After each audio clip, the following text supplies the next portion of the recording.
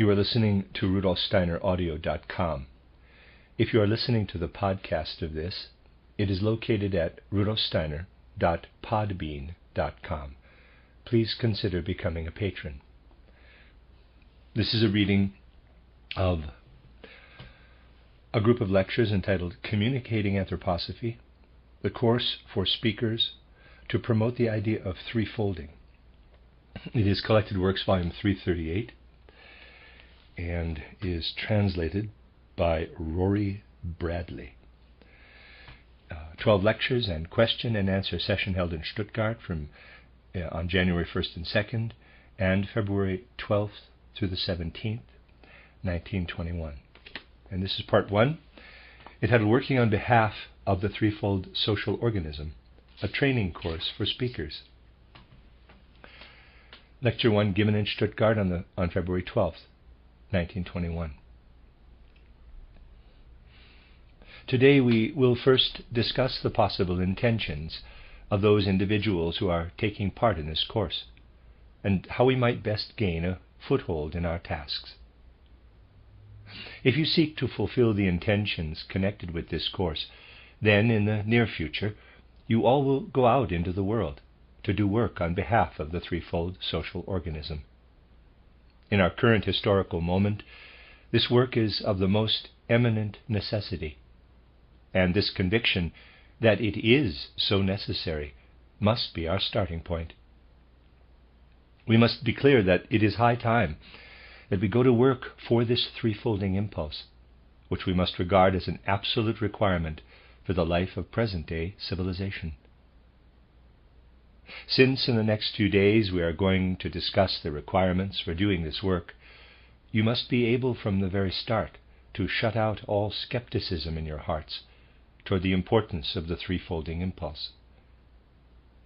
You will not be able to do this work if you are skeptical about this at all.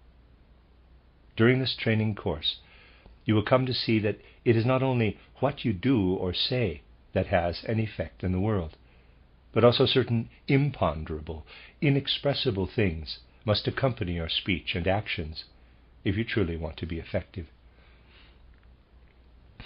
Furthermore, you must be clear that all of the old forces of civilization to which this decadent age clings are rebelling against this threefolding impulse, forming oppositional groups.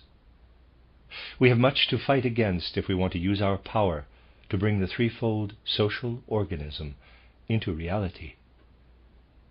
And the more success we have on one side, the more we will have to fight on the other.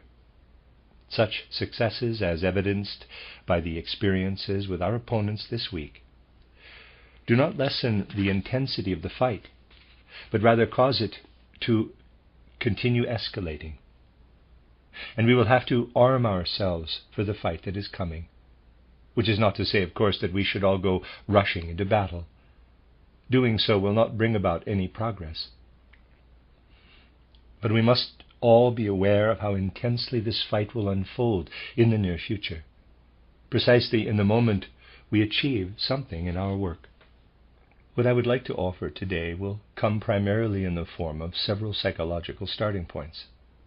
Obviously, it can only be a matter here of describing the functional foundations of your work. I would like to emphasize from the start that it is not possible to offer some sort of handbook for speaking about political social matters, or about anything else. What is important is that we create a positive foundation for working on behalf of the threefolding impulse. And for this reason, you may feel at first as though I am being far too general when I begin by introducing several very general rules. Nevertheless, if we truly think through these rules concretely, they will prove to be of exceptional importance to us. In the work that you intend to do, you will get somewhere only when you work out of two foundational forces in your soul. Since we are dealing, currently, with a more than ordinary degree of seriousness that must infuse these matters, must ensoul our work, we should first make ourselves aware, totally aware, that we will not progress at all if we do not develop these two fundamental soul forces. First of all, we must speak out of a genuine love for the subject. Second, we must speak out of a love for humanity that is filled with insight.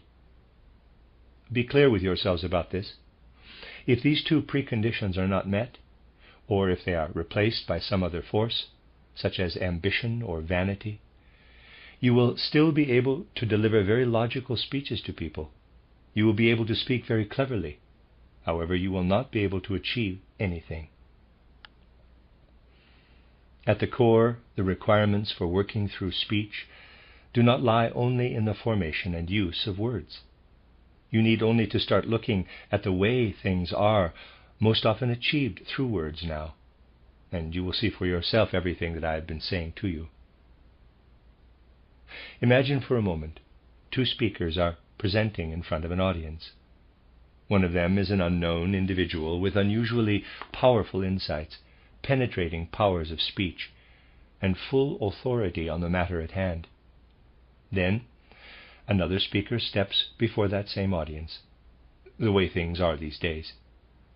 This man has held some sort of public position for a long time, whether it be as deputy of such and such, or statesman from somewhere or other, the great industrialist, well known in one place or another, or the great scholar of X.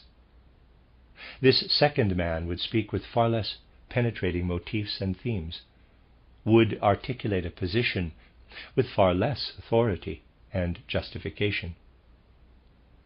The efficacy of a work in the world is necessarily dependent upon the content of spoken words. But we certainly cannot establish our work on the sort of rhetorical flourishes or authoritative positions that I have just described. There are also two soul conditions that must characterize our speech. Those are the soul conditions that I just mentioned: the genuine love of the cause, which is the only thing that can support the necessary inner conviction, and the love of humanity. It is self-evident that these two soul forces cannot replace the content of the spoken word. That this content must also be indisputable goes without saying. But the content of our words will have no effect when it is not supported by the two soul forces of which I have spoken. For that reason, it is absolutely necessary in our time to say, since we are more inclined to, shall we say, dismiss such technicalities, that we must all examine the extent to which we have both of these forces within our souls. If we discover that we do not have them, it would perhaps be better that we do not take part in the important actions that are to be undertaken, because all that we bring to them, all of our work, will be wasted.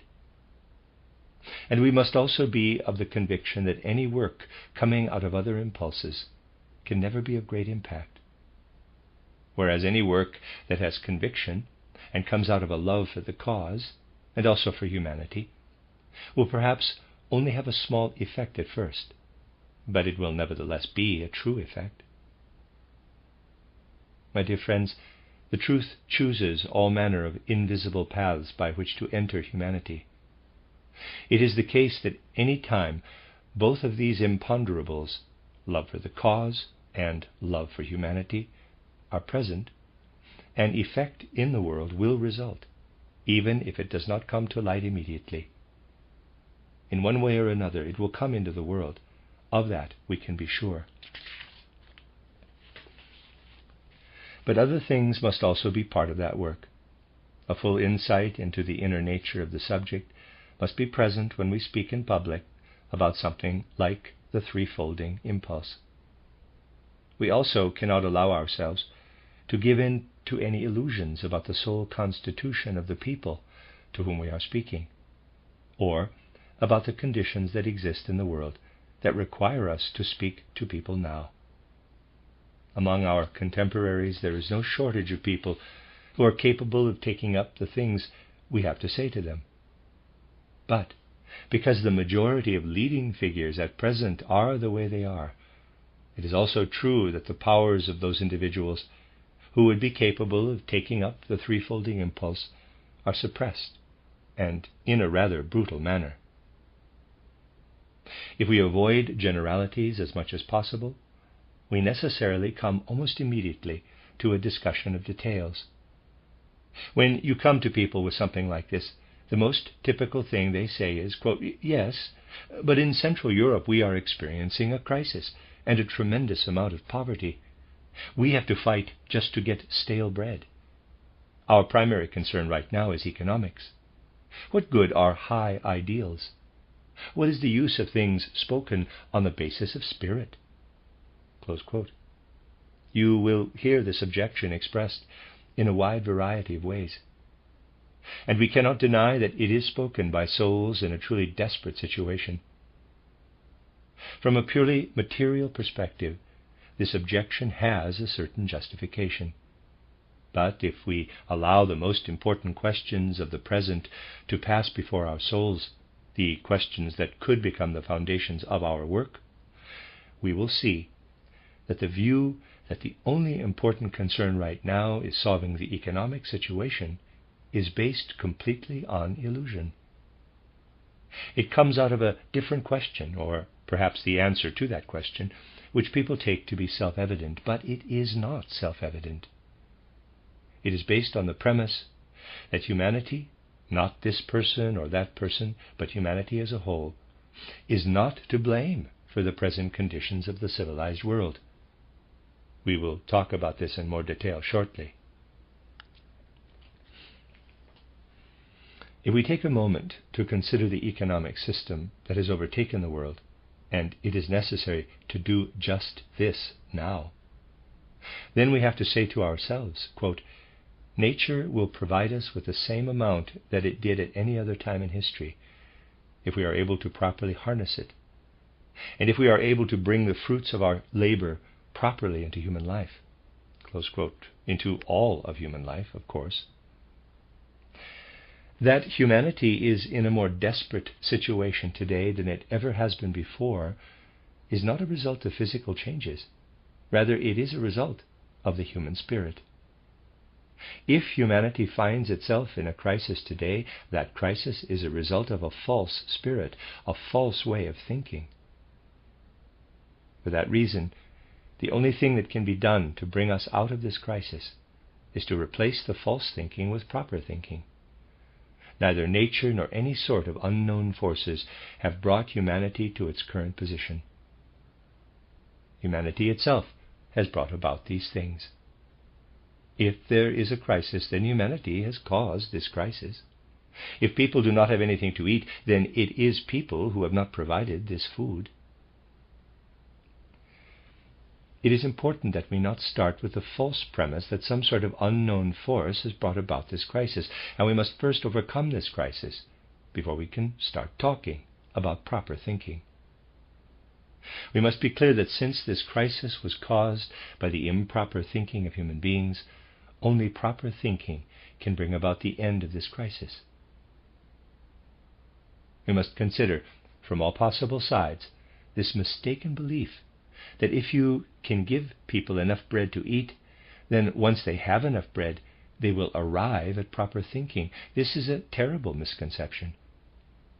And nothing that will actually bring about salvation can penetrate in today's civilized world if we do not all decide to turn away from this misconception, to replace it with a correct conviction that a reversal, a reformation of thinking about the nature of the world itself must enter humanity now. This is precisely the conviction that must gradually find its way into a sufficiently large number of minds. We, however, will find ourselves able to speak to these people only if we do not have any illusions about two things. The first of these is the fact that generally at present there is no awareness of the productivity of spiritual life. The nonsense that resulted in the saying, quote, "competence is all you need," close quote, the saying is not nonsense, but the way in which it was used. This nonsense must, in light of the things that are happening out there in the civilized world now, be altogether banished from the human mind. For the events of the civilized world show that a certain select number of altogether incompetent people are always carried to the heights of leadership by some aspect of their nature. We are living now in an era that particularly values incompetence. We will also speak in some detail about this, and we'll have to seek the forces that led to this selection of so many incompetent people at this moment in history. I would, however, ask you please to remember that for as long as we are speaking here among ourselves and creating the necessary preconditions for our work, we must all stand firmly on this conscious foundation, that the threefolding impulse is altogether correct, that we are not at all skeptical toward it, that we see in it the only power that can lead us out of the confusions of the present. Only by standing on this foundation will we be able to avoid taking the things that I am about to say as presumptuous, or something of the sort. These things are said because they are intimately related to creating the preconditions for our work. Take my book titled Towards Social Renewal.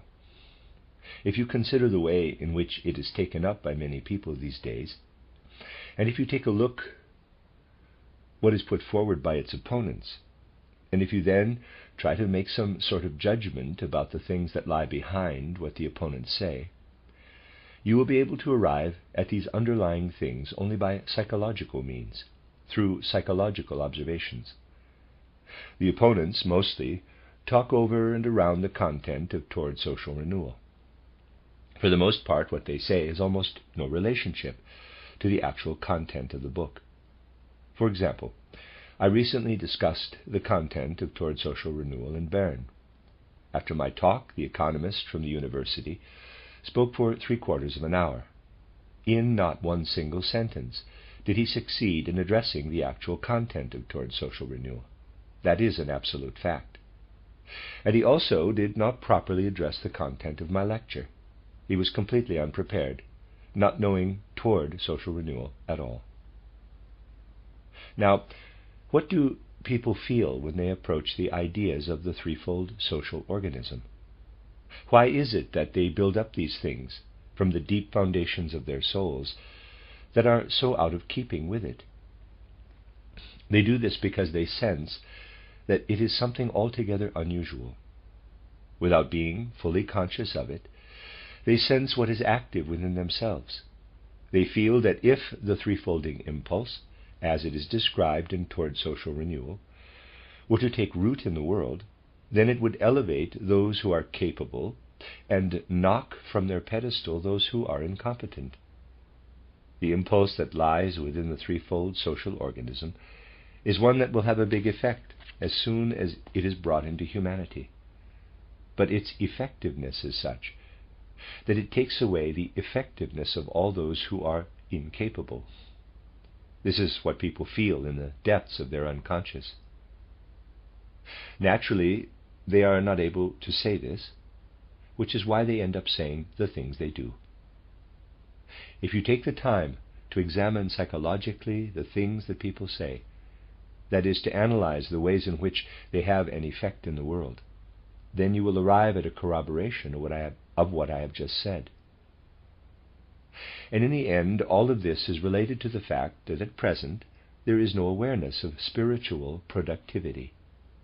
People have grown too accustomed to allowing the spiritual life to be borne by impersonal things, or by people who are not in the least bit spiritual. That is, by the state or by state figures who do not have their own living spirituality at all. You need only take these things one by one. Need only ask yourself, what do the people in theology departments want? In theology departments, at present, people are far less interested in delving into the secrets of the primal spiritual forces of the world than they are in producing religious bureaucrats who are useful for the state or for hearing confessions. In jurisprudence, it is not about seeking the foundations and the essence of law. Rather, it is about teaching people what is customary in one state or another, about things that were established by people who also had no interest in the essence of law, but who wrote laws on the basis of one set of interests or another.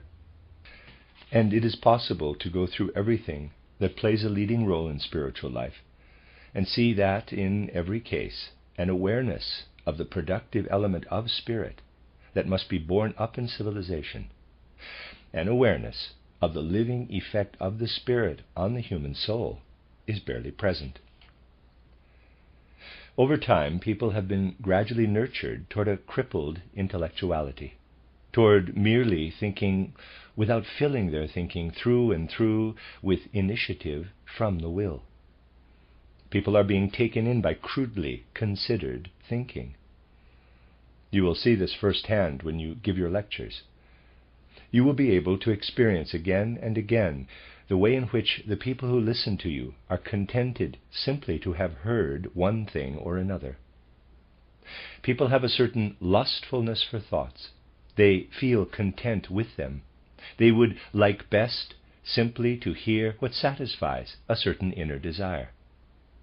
But they actually become inwardly furious if you suggest to them that words should not remain merely as words, but rather, if the words are to truly have any results, that the entire being of every individual should be filled by them, and that those people should then take part in life from the perspective that the words open up to them.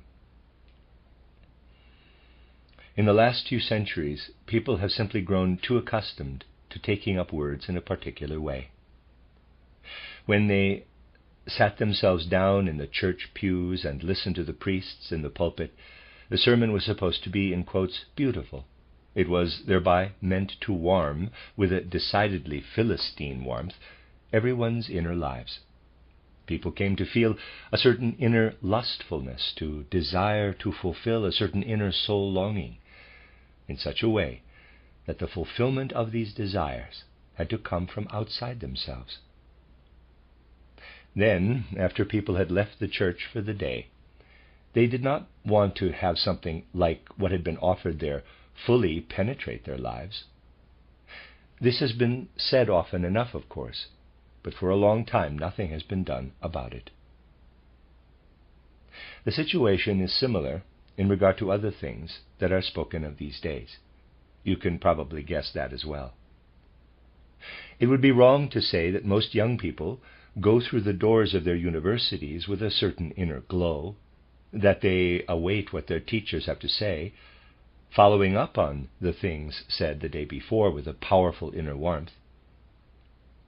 In a far greater number of cases, it would seem, people sit through their lessons simply because they are obligated to do so, or maybe many of them do not go to their lessons anyway, and they are happy if they are able to cram enough to pass their exams.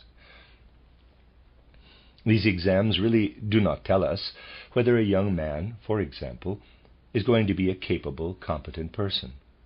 Instead, they tell us whether he has within himself the things that will make him a good theological or juridical bureaucrat, meaning that he will be able to integrate in a prescribed way into the state structure. We will see that under these conditions, which were active during the last few centuries, and particularly during the 19th century, the understanding of the effect that the spirit has in human existence has been gradually lost. Think for a moment about how truly effective religion would have become if it had not moved away from this understanding for living spirituality. All the religions that have now become official religions did not originate in the place that official religious life now sees as its foundation. That is, in the idea that everything we carry within our spirit is just an ideology, a collection of abstractions. Religions originated in the understanding that an objective spirit present in the world revealed itself through certain individuals, and that in this way it had its effect upon the world. That spirit is something actual, a genuine power. Most people who are part of contemporary religious life understand nothing about this. Recently it was very interesting for me to experience the following. I spoke out of the thoughts that are at the basis of the first chapter of Toward Social Renewal. That is, from a spiritual perspective.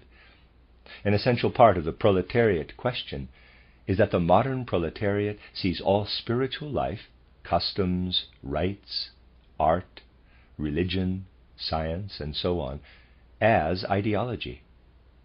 And that in this understanding of the spiritual life as ideology lies the basis for an obliteration of the soul, which instinctively brings us, more or less, to the contemporary social movement. I outlined this in my book, Toward Social Renewal. Recently I spoke about it in a lecture, and a professorial discussion participant understood the matter so well that he said something like, quote, "Now you have said that in regard to spiritual matters, the proletariat live in a kind of ideology. But one cannot say that because people in all classes, all life situations, the whole of humanity, are constantly living in ideology. It goes without saying that everybody lives in ideology." Close quote. The gentleman had absolutely no concept of what I meant, because any concept of the reality of spiritual life had already been lost to him. For him it was entirely self-evident that our spirits and our souls are filled with nothing more than ideologies. As a good citizen, he thereby could not see any alternative, except to say that we all live quite justifiably in ideologies. If the proletariat are living in an ideology, it cannot be the reason for the social impulses of the present. You see, these things are so fundamental in our time, even in those who are, in quotes, educated, that we have no choice but to say that people have absolutely no understanding of productivity in spiritual life. Above all else, we must give people some concept of this productivity in spiritual life, of the creative spirit, of the Spirit's power. This is of the utmost importance. This is the one thing about which we may have no illusions. If we do, then we will not understand how we can speak to people now. Another obstacle that is important to know is that because of the particular form of social life that has appeared in the last few decades, any awareness of the needs of others has been fundamentally lost. Without this awareness of the needs of others, there can be no true form to economic life. Economic life can be truly formed only by people who, in their thinking about economic life, are capable of looking beyond their own needs, and who have a feeling for the needs of others, through which they learn to feel a part of the whole of humanity. An understanding that is full of insight for what we can call humanity's collective consumption, this is what is needed in economic life. Economic life consists of production, trade, and consumption. But controlling production, assigning to production its proper power, this is not primarily an aspect of economic life. You will see it in Toward Social Renewal. Capital is brought into circulation primarily by the spiritual branch of the social organism. The manner in which things are produced is thus a spiritual question. The question of consumption is, in essence, an economic question. Naturally, those who are a part of economic associations need to have the possibility, which comes from spiritual life, of controlling and organizing production. But the intensity of production, the means of production, can be truly recognized only when you have an awareness of the needs of other human beings, not only for your own small group. But what has appeared in recent life? All over in those Schwätzanstalten that we call parliaments, this is a literal translation and so entirely justified. Today we will, without falling into chauvinism, use this German translation for parliament. Everywhere in these Anstalten, there has been a move toward the formation of interest groups, the Association of Industrialists, the Confederation of Countrymen, and so on. In the now collapsed Austria, there were 4 economic interest groups at the root of the chin-wagging, Schwätzismus. Thus, precisely the opposite of what leads to true economic understanding has actually been active in recent history. Interest groups, meaning people who were there and saying from the outset, quote, "I'm going to decide what I think is right based on my interests in the matter," close quote. In economic life, decisions can be made only when we are able to distance ourselves from our own individual interests and be aware of others' interests. Several years ago, I wrote about this in a series of articles that appeared under the title Theosophy and Social Questions, German Theosophie und soziale Frage. There, with a certain assertiveness, I formulated the things that I am saying now. But you see, when it comes to such things, I was not just speaking off the cuff, otherwise I might as well have said it in Parliament, in the Schwätzanstalt. I always meant to communicate something that found greater resonance, something that spoke to all of humanity.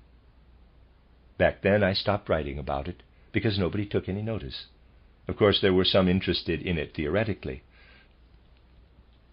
But for a long time now, it has not been enough to have merely a theoretical interest. The active social forces that appeared naturally in humanity in earlier centuries are gone now. At present, we need words that can also translate naturally into new active social forces. What I mean by this will perhaps be clear to you after I say the following. Take the most radical socialists, the communists, the Lenins, the Trotskys, and the others. Take them all. Do these people start with some sort of primary principle of social life? No.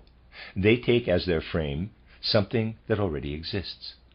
Even Lenin and Trotsky do not use anything even remotely objective as their foundation, but rather the pre-existing state. Even the communists do not make use of anything objective, some field within a self-contained economic life or something similar. Instead, they take existing frames and go from there, because they do not trust themselves, no matter how radical they might be, to create altogether new frames. They do not trust themselves actually to begin at the beginning. Just take a look at another area of society. Great numbers of people now, even educated people, are converting to Roman Catholicism. There is a young Catholic party forming, and it will probably take on very strong dimensions. Why? Because people today do not trust themselves to seek the beginnings of spiritual life in their own souls. Because they do not trust themselves to begin with something that is truly original. They want to lean on something that already exists. They want to take shelter within something that is already there. Strong inner activity created out of something truly original is not something that people want. They do not trust themselves enough to pursue that. This inner activity, however, is precisely what we need. We must awaken an awareness of it in others. This is what we need now. It is high time that a sufficiently large number of people in European civilization come to an understanding of this. This is what we need, to begin with truly original principles, and not to lose ourselves in abstractions thereby.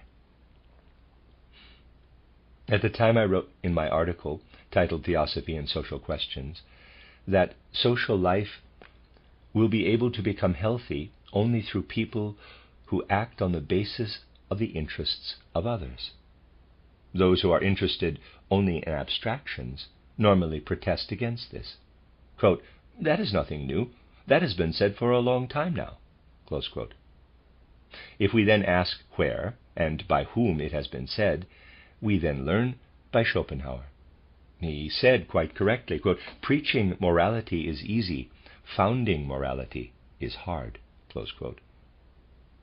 Morality must be founded upon empathy for others. Yes, you see, here you have the abstraction. In Schopenhauer you find an empty abstraction, which, such as it is entirely correct. If you wanted to be abstract, you could say, quote, "Having an awareness of the interests of others is what it means to have empathy for them." Close quote.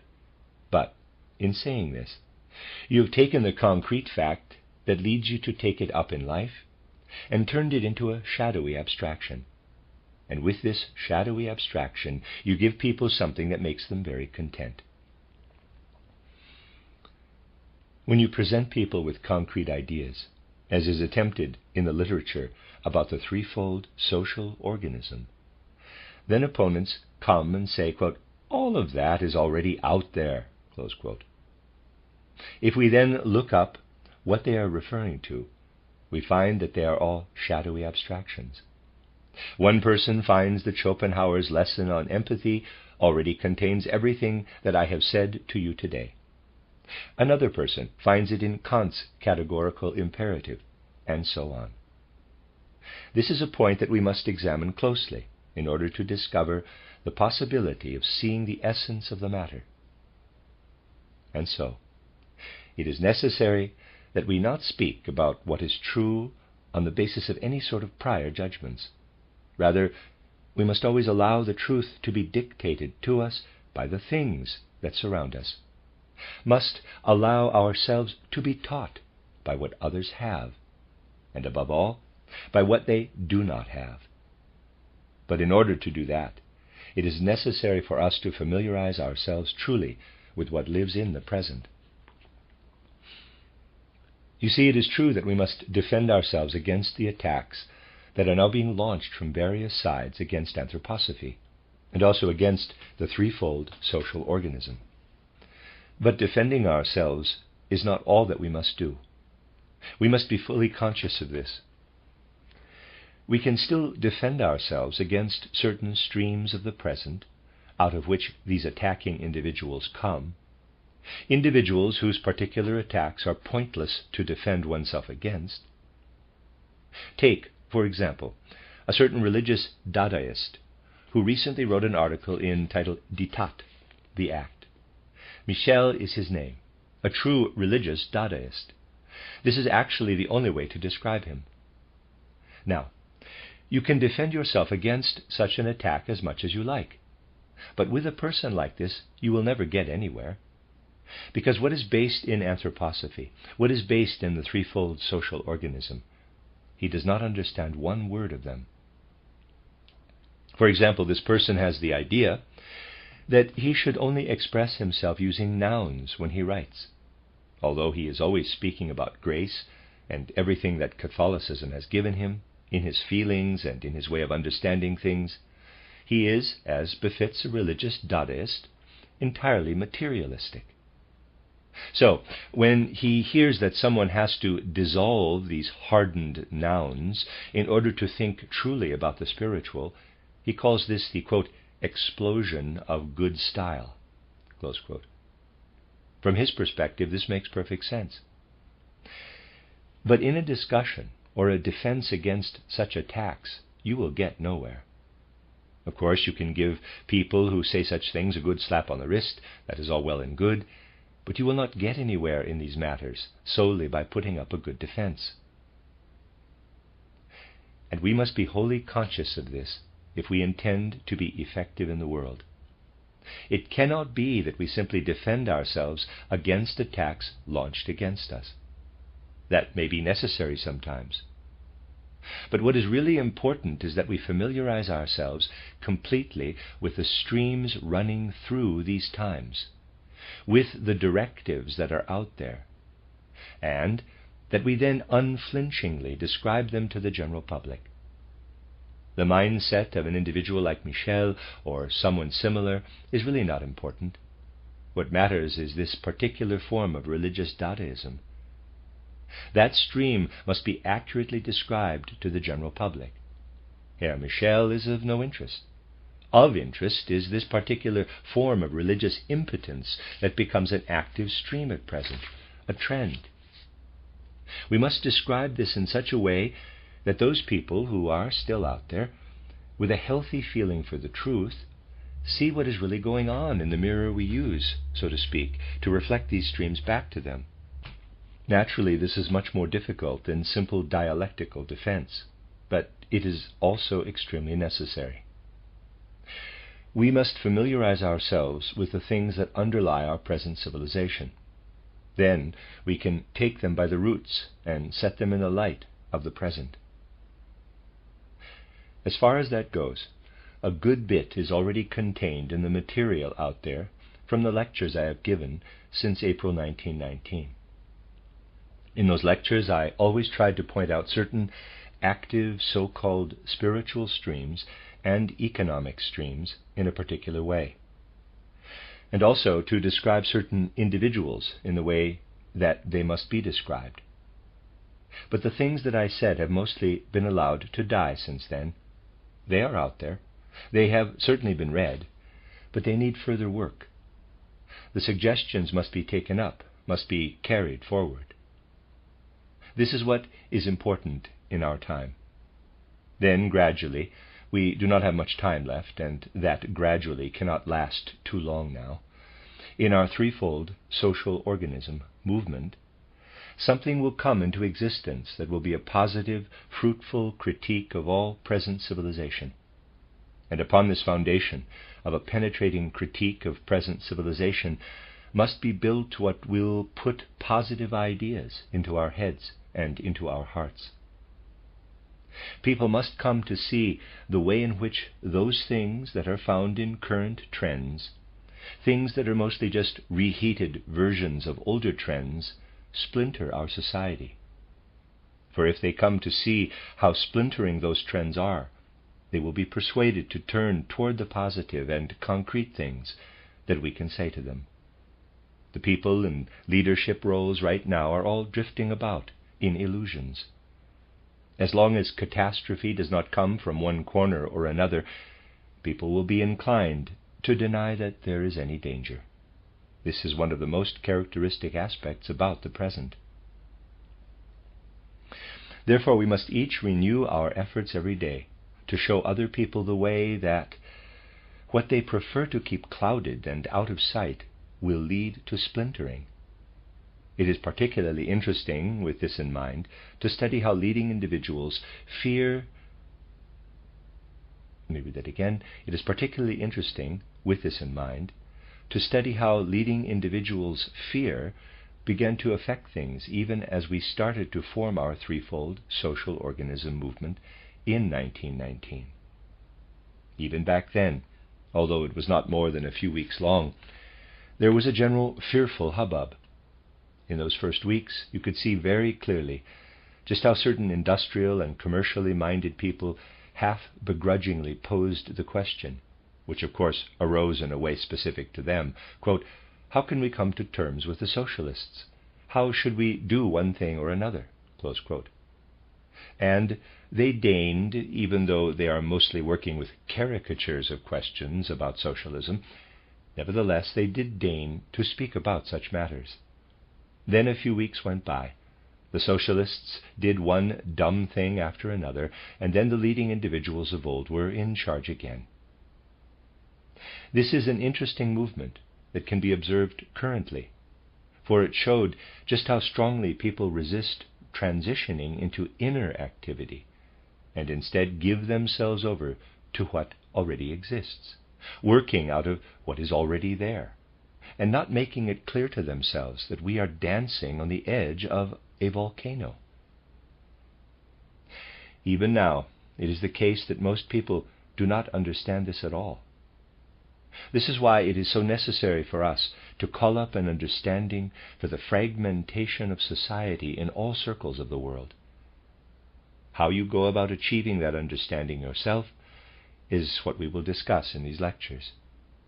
Today I wanted to highlight some of the formal aspects of our work and show you where we should be directing our thoughts. You will not come to represent a cause effectively through anything external alone. For a long time, human education was necessarily a theoretical one, and now all students have theoreticians breathing down their necks, including those supposedly learning something hands-on, since their practical experiences are really nothing more than routines. They each have some set of theoretical phrases that are then to be, quote, implemented in reality, close quote. This is why so-called hands-on teaching, practical experience, is so ineffective now. It is completely ineffective because people are being taught to be theoreticians. Our entire school system has been constructed in such a way as to intellectualize people, to make them into theoreticians. And this is what we must come to, that when we act on something, we stop doing so in a purely theoretical way. Every word must be an inner action. It is extremely interesting to immerse yourself, for example, in the debates that are going on in national economics about the fact that only physical work produces anything good, and that spiritual work does not, that spiritual work is wholly unproductive. In the national economic literature, you will find this said in many different ways. And indeed, two of the most influential leaders in national economics in the 19th century took this statement as an axiomatic basis for their work, Karl Marx and Rodbertus. Both supported the view that spiritual life does not produce anything worthwhile, that only physical labor produces anything worthwhile. This perspective should be understood as historical. But the way in which it is presented is based on a thinking that goes something like this. The portion of the physical labor that has been engaged to produce something is used up, and the exhausted power of that labor must then be compensated and recouped. An idea, on the other hand, is not exhausted when you have discovered something, when thousands and thousands more things can be based upon that model. This argument is often made, but it is nonsense. If you really were to calculate how much energy is required to discover an idea, you would quickly see that the exhausted powers that must be recouped are no less than those used up in physical labor, because in fact everything that is carried out in thinking is as dependent upon the will as those things carried out by the hand. It is not at all possible to separate these two things. It is absolute nonsense to differentiate between head and hand labor in reality. But these have, over time, become empty phrases, because there was a tendency in the last few decades to make what was once factually real into empty phrases. If you have experience in these matters, you can follow this process every step of the way. I remember, for example, hearing a lecture given by the socialist leader Paul Singer to members of the proletariat. There were a few people there who had just begun to speak a little bit about those with a, quote, writerly soul, close quote. You should have seen the way in which old Singer, in his corpulent state, rebuffed them, and responded that he would not stand for having the practice of spiritual work put on the same level as other labor. That was back at the beginning of the 1890s. Since then, it is possible to observe how reality has moved toward empty phrases in the general character of socialism as well. Such observations depend upon your finding your way into life, and then speaking out of life itself. Naturally, not everyone can do this between now and tomorrow, but it is possible for us all to have an understanding of this idea. And if you have this understanding, then certain imponderables will find their way into your speaking, and then your speaking will already turn into something that bears fruit. This is what I wanted to say to you as a kind of formal introduction today. The end of Lecture 1. You are listening to RudolfSteinerAudio.com. If you are listening to the podcast of this, it is located at rudolfsteiner.podbean.com. Please consider becoming a patron. This is a reading of a collection of lectures by Rudolf Steiner entitled Communicating Anthroposophy, the course for speakers to promote the idea of threefolding. Collected Works, Volume 338, translated by Rory Bradley. This is Lecture 2, given in Stuttgart on February 13th, 1921, in the afternoon. As of right now, we will move forward only if we are able to provide a satisfactory basis, meaning one that is illuminating for people, for what will heal present-day civilization. And in regard to the various questions before us, much depends on whether we begin with a valid starting point. First, a healthy understanding must be communicated of the actual reasoning behind the kinds of statements found in Toward Social Renewal, and everything connected with them. This is simultaneously a matter of social relationships and the formation of socially oriented judgments. When exploring these sorts of judgments, we are always dealing with the following. If you make judgments about actual relationships only on the basis of logical reasoning, relationships that involve people's feelings and will forces, since this is of course always the case when it comes to social relationships, then you will only come up with never-ending debates. This must also be kept in mind during discussions. When it comes to the unstable reality in which human beings participate, you must take experience as your starting place, a particular experience of one sort or another, rather than logical reasoning, because it is always possible to say a lot both for and against anything that you might consider. Only from the perspective of experience is it possible to make a judgment about something. The reason that so many different and contradictory socio-political perspectives have emerged recently is that the people who proposed them did not take experience, the observation of relationships, as their starting place, and did not form their judgments on the basis of it. This is, in fact, exactly what was attempted in a comprehensive way in titled Toward Social Renewal. And we must make it intelligible to others that everything found at present in science and education has no foundation for these sorts of judgments, apart from the one found in anthroposophical spiritual science, which does not take logical reasoning alone as its basis, but rather begins in comprehensive experience. And in our spiritual science, you nurture in yourself the capacity to judge on the basis of experience, whereas the way that contemporary scientists beat the drum of experience is only posturing. Contemporary science speaks a lot about experience, but makes its judgments solely on the basis of purely abstract intellectualism. Our spiritual science does not do that. In that way, it fundamentally nurtures the capacity to judge on the basis of experience.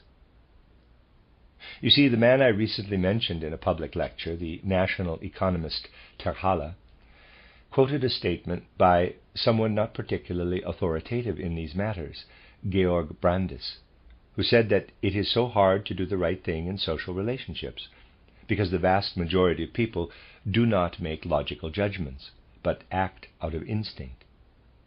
It is easy to have the impression, if you believe that you stand on a certain infallible basis in all of your decisions, that everything occurring in the soul of a social group comes out of instinct and not out of reason. In a certain sense, it is even correct to say this. But it really does not get you anywhere. If, when considering the formation of judgments, you consider groups of people, whether nationalities or classes, rather than individuals, it is never possible for a judgment to arise from reason. The things that form a judgment do not come solely from convergences in what people think, but also out of what they feel and want. Thus a one-dimensional judgment can never exist, absolutely never.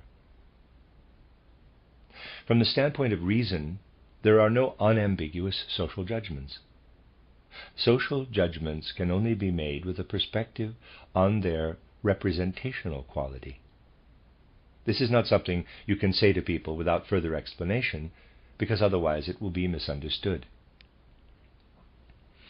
But in our times you must know that when a person intends to develop and deliver a social judgment, this act is possible only if there is some recognition of its representational quality, which is to say, that a judgment allows itself to be bent and formed, that it very much has a kind of artistic structure, though the word is frowned upon, and not merely a logical structure. Only those judgments that have this kind of malleable form can be applied to social life. This is something that I had to say in order to give our intended subject its proper direction. In addition, it is necessary these days to accustom people to having a certain breadth of horizon. We are worlds away from those who make judgments by looking at the smallest possible horizon, and then hold to those judgments with the belief that they are absolute, are infallibly correct. They see only what is directly in front of them, but they make judgments about everything. This is the character of our age. From this you will see that in the case of everything that I have attempted to present, this was true even earlier, since April 1919, I did not strive to offer finished judgments, but rather to demonstrate certain things that would allow individuals to make judgments of their own. Ever since April 1919, my striving has been toward the creation of a basis for independent judgments made by each individual.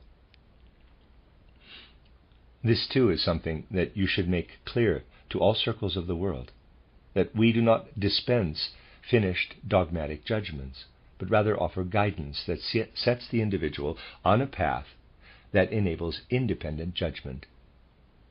And you will improve your effectiveness, your speaking, by not setting much store in finished dogmatic judgments. Rather, your primary task, above all else, must be to see to the creation of a basis upon which one person will arrive at a judgment by one means, another person by another. Only when there is a convergence of these sorts of judgments will we have something that we can actually use in reality.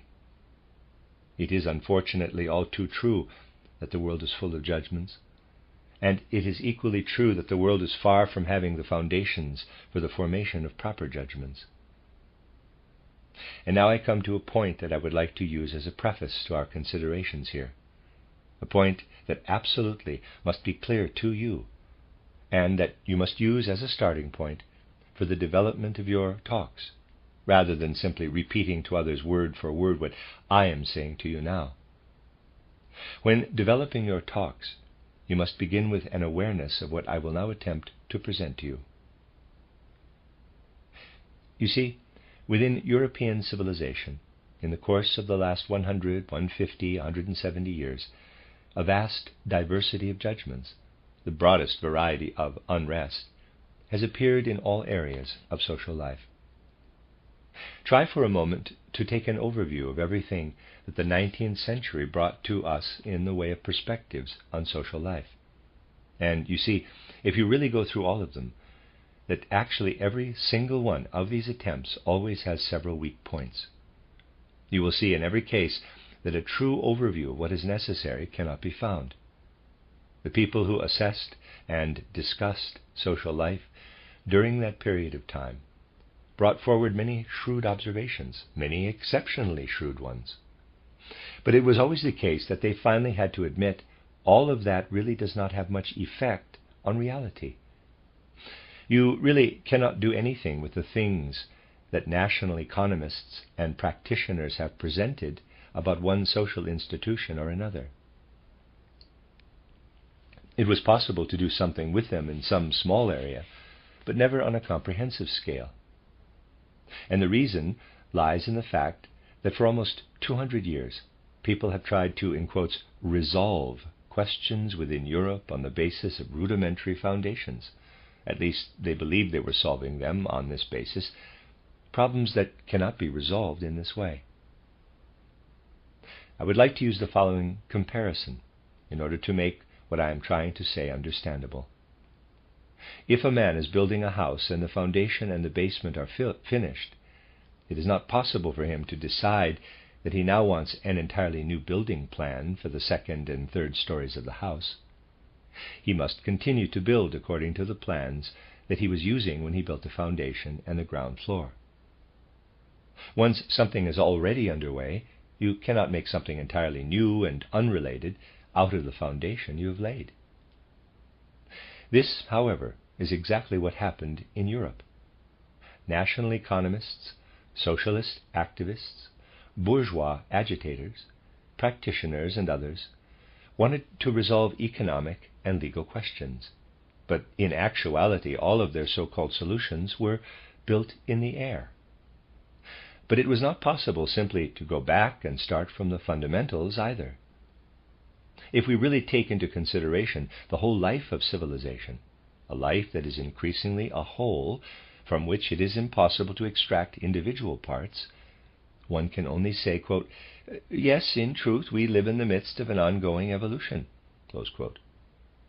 We cannot ask ourselves at this point, what are the primary fundamentals of legal relationships in the civilized world?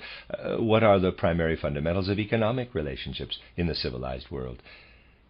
This is something that people of our time always forget to bear in mind. Things are rather curious in Switzerland, for example. The belief is that it is possible to consider distinctly, quote, Swiss affairs, close quote, separate from those of the rest of the world, and then to think about legal and economic affairs in that bubble. This is what people there have done for more than 200 years.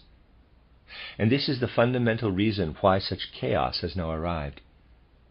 You see, people tried to resolve, I always have to say resolve with quotation marks, questions that, to make use of my earlier comparison, had already been built up to the ground floor by the 18th century. You can only build the next story of that building on top of what has already been built. This all goes back to the fact that within European civilization, people have lost the ability to have a proper feeling for historical experiences, particularly for those historical experiences that have laid the foundations for the life that springs forth from them. And the most important historical experiences must be properly judged if one intends to make judgments later. You cannot always make judgments by going back to the fundamentals. And by that, I am pointing toward two important experiences that, although they lie in the distant past, must now be carefully considered. Our spiritual life, as well as our rights political life, as well as our economic life in Europe, are based on such experiences. And you cannot think about modern civilization unless you are clear about what was brought into Europe by these occurrences. The first of these is from 1721. It is the Treaty of Neustadt that ended the Great Northern War. The second is from 1763, the Treaty of Paris, which brought an end to the conflict between France and the North American colonies and England. These two occurrences are, actually, in the world of factual reality, very much part of the life of European civilization. You can see their effects everywhere. But Europeans have completely forgotten to think about these events in the correct way. As a result, they all make incorrect assessments constantly. The facts that I have presented to you are hidden within all of them. I would put it this way. The way we eat breakfast every morning has come about as a result of these events.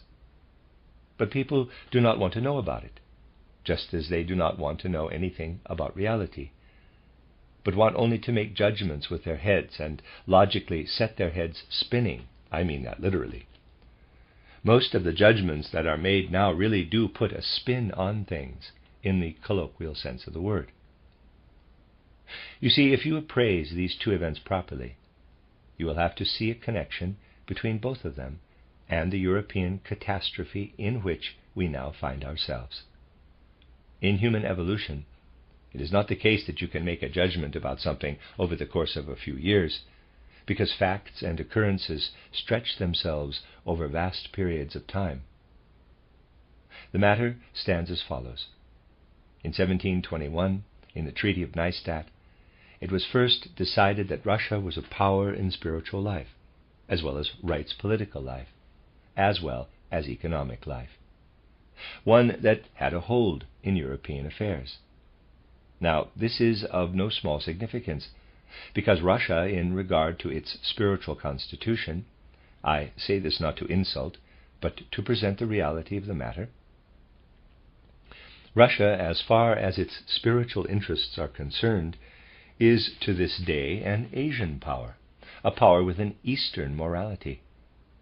Its soul life is in a form that is familiar to us only through its similarity to the Eastern soul life. Inserted into this Eastern soul life is an exception, that which was brought about by Peter the Great, which in turn led Russia to expand into the Baltic Sea region. With that, all later things were already decided, and this too is something characteristic. Europe had discussed whether Russia should come to Constantinople or not, and this question was decided in 1721 at the Treaty of Neustadt. And this is one of the essential characteristics of European discussions, that people are always trying to answer questions that have already been more or less resolved. The question was already answered to a certain extent back then, and yet people continue to start over without paying attention to the fact that these things happened. What did this bring about?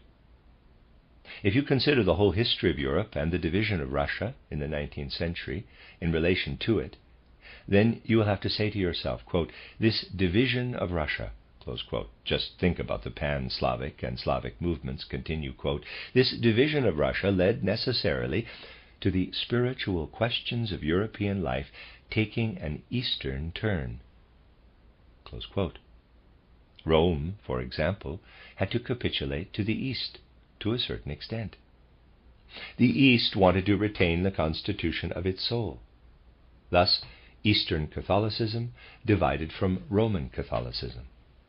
This is a wholly different world in regard to soul constitution.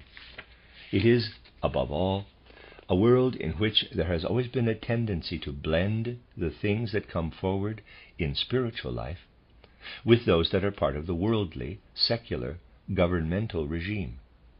There was, to some extent, a desire to seek religious leadership in the state leadership. So it was through this that European civilization's relationship to the East arrived at its current configuration.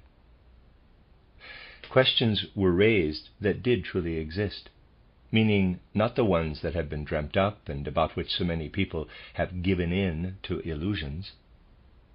Simply consider the constant stance the Czech Slavs and the Southern Slavs had toward Russia, to which Russia responded with something that of course was, in the external realm of political power, nothing more than an empty phrase, but that still had an incredibly misleading effect on the hearts of the Russian people: freedom for the people of the Balkans.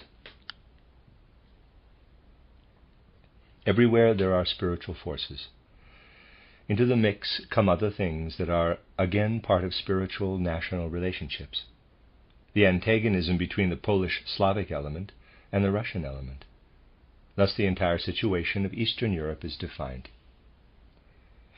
And everything that was reflected there in the spiritual realm is dependent upon the life of the collective civilization.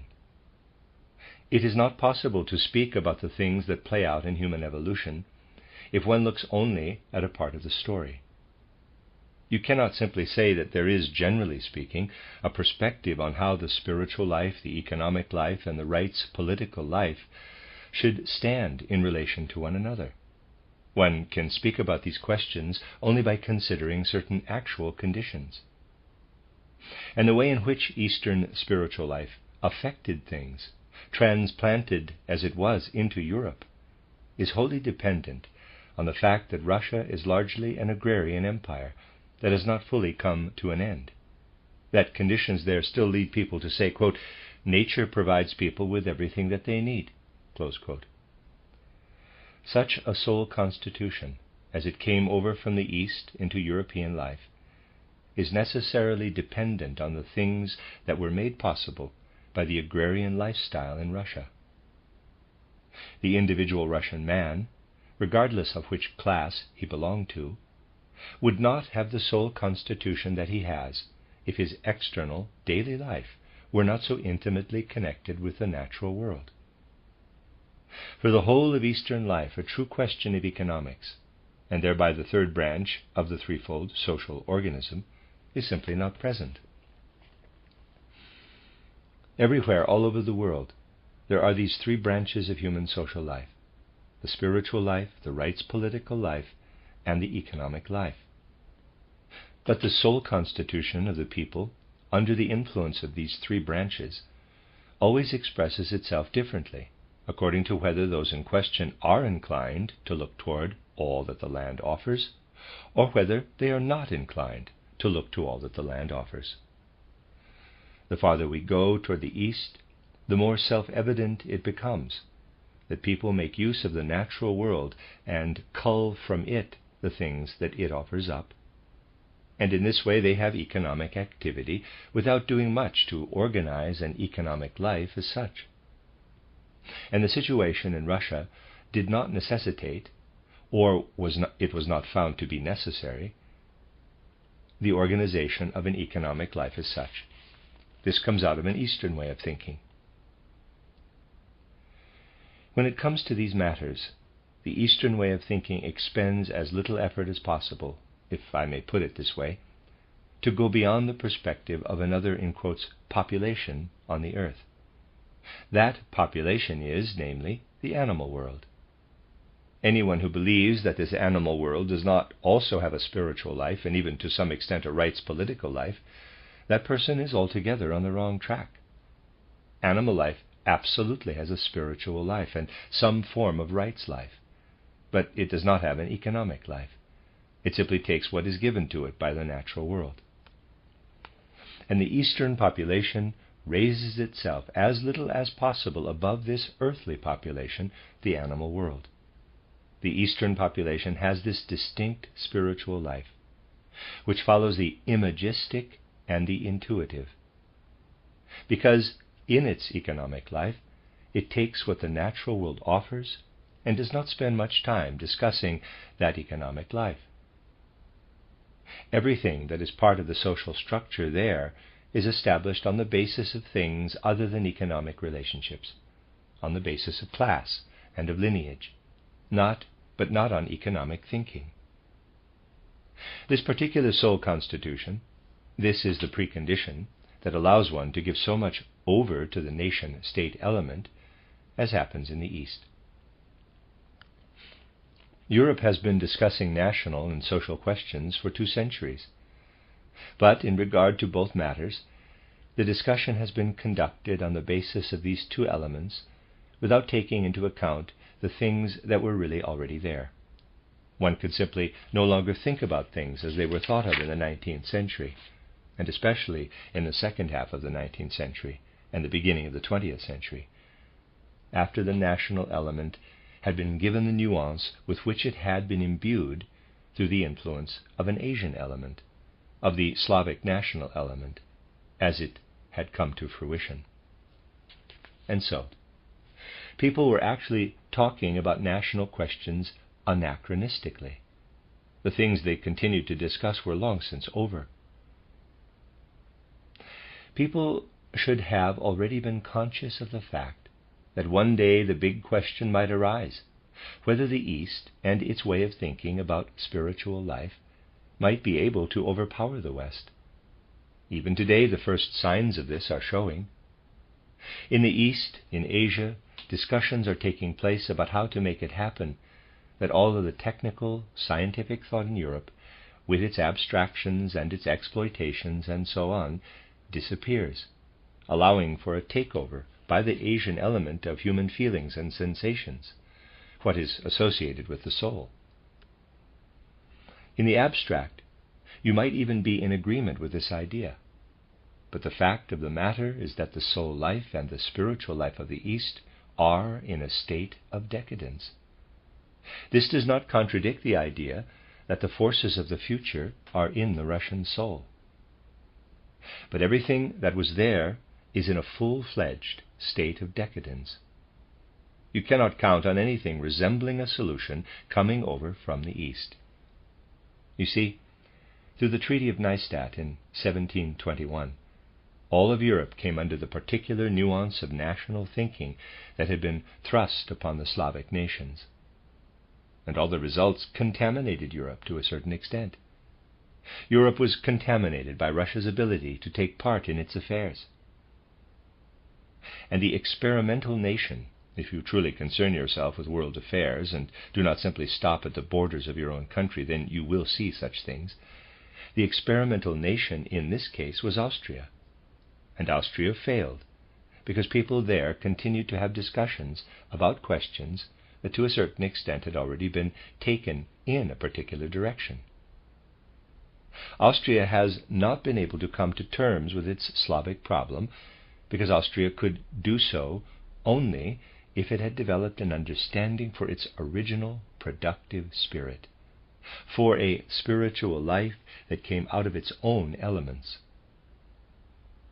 It is true that you cannot talk about such a spiritual life to the liberals, for example, them least of all. They would only always respond, and in countries that are republics, this was always the response. These liberals would always say, quote, well, if we turn our schools over to a free spiritual life, then Catholicism will take over these schools, and we will have resigned ourselves to clericalism, close quote. This is their argument.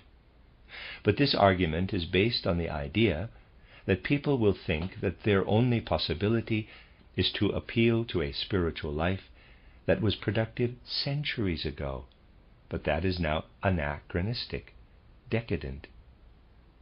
In the moment that one becomes conscious of the need for a freely created spiritual life, then one finds it to be self-evident that this must, of course, be given to the life of our schools.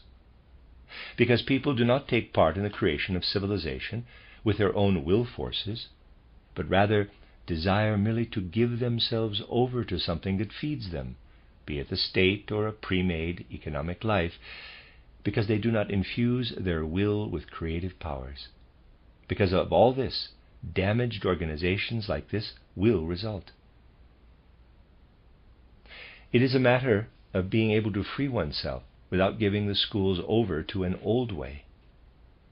The people who talk in the way that I have mentioned also say, but we will not ever bring about a new spiritual life, and so the old one will simply overrun everything, close quote. In that case, you can easily become a follower of Spengler and his book, The Decline of the West. There it makes no difference whether we do anything at all, or whether the Catholic Church takes over everything. But a new spiritual life must be there. It was not wrong that at one time the Church ran the schools, for everything that we now have in scientific life came about in one way or another from the old Church. That the Church ran the schools is not what is wrong. What is wrong is if the traditional Church were again to run schools when in fact we are standing before the historical imperative to achieve a new spiritual life. So, it was only Europe's inability to imagine a new spiritual life that brought about the discussion of national questions. It would have been necessary from the perspective of productive spiritual life for Central Europe to have an effect on the East. This would certainly have frozen in their tracks all the things that came about in the pan-Slavic and Slavic movements. This spiritual life was there in its beginning stages. Around the turn of the 18th century, people had begun to create a new spiritual life, and it was called Goetheanism. But the people did not have the courage to hold to it. This is one side of the story. On the other side are the issues that people discuss and understand as social-economic. Since 1763, ever since certain territories had to be given to England by France, thus deciding that North America would be Anglo-Saxon and not French and Spanish, the economic social question has been directed down a very specific channel. There were many decisive moments in the 18th century.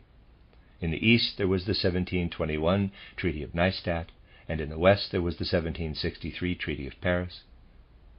These two important decisions, hidden within the whole spiritual and economic life of Europe, must be kept in mind, because you will never arrive at any judgments unless you do. And you see, you cannot make value judgments about the things that come up in world history, as so many people do, from entirely subjective perspectives. Sometimes you can do nothing other than make use of certain radical words and descriptions. The East had at one time a great and powerful primal wisdom.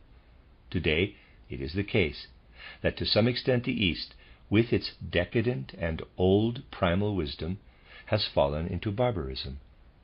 For, in quotes, barbarism, in Schiller's sense of the word, is nothing more than the rationalization of primal human instincts, the directing of those instincts through understanding and mere thought life. If, however, we call the East barbaric, and speak of the barbarism in the East, and particularly in Russia, then the further west we move as we pass England and cross over into America, then, by the same token, this Western civilization must be called not civilization at all, but rather savagery. This is the opposite of barbarism. The barbarian tyrannizes the heart and the feelings with the head. The savage tyrannizes the head with all that comes from the rest of the human organism, with the life of instincts. And this, in essence, is the Western life.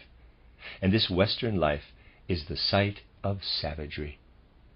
If you look past the gilded layer of European culture that you find in America, you have to ask yourself, quote, what is the American culture at its core? Close quote. It is, to put it radically, savagery. But there is no chauvinistic agitation hiding in these words. If you truly want to recognize this American life for what it is, then you have to say, quote, the Europeans have not actually conquered the Native Americans there inwardly, externally certainly, but inwardly the Europeans have immersed themselves in the Native American life.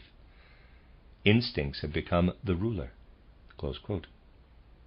And this is what lies at the core, the altering of Europeans by Native American instincts. It is not only the case that the Europeans, after they have lived over there for a while, have longer arms and so on, this has been anthropologically confirmed, the constitution of the soul is also changed. It is not a matter of what people have as concepts and mental pictures, but rather what, as a whole human being, they possess as their constitution. And in that regard, one has to say that the farther west one moves, the more the essence of the Anglo-Saxon being crosses over into savagery. This savagery definitely exists, and it is once again based on the fact that the economic question is actually not a part of the discussion. In the East, the collective social structure, due to the particular situation that I described to you, becomes absolutist. In the West, it becomes anarchistic. Just take a look at what happened in the West. People were banking on the inexhaustibility of economic life. They were simply feeding off the colonies. They were working on the basis of this inexhaustibility without thinking through this economic life. The Western economic life was absolutely built on the principle of taking as much as possible from the colonies, regardless of whether the colonies lie within or without. It is quite telling, if you follow the way, that during the 1880s and the 1890s, more and more territories were gained in America for the purpose of growing wheat and other crops. People took from the natural world. It was not particularly necessary for them to think about economic life. Consequently, it made no difference to them what it meant to have associations in economic life, because the economic life there operated on the basis of inexhaustibility. But all the same, something happened. An economic structure was formed. England's structure is based on the fact that it controls India.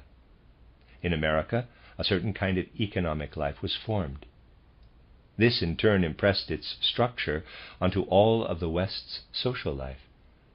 Something came into being that has led to a way of conducting economic affairs arising only from the principle of inexhaustibility. In the East, the decadent social life that pays no regard to economic life tends toward absolute dominance in all areas of social life. In the West, what I have just described to you developed out of the Anglo-Saxons' ability to assimilate. In this opposition between East and West, modern civilization was erected.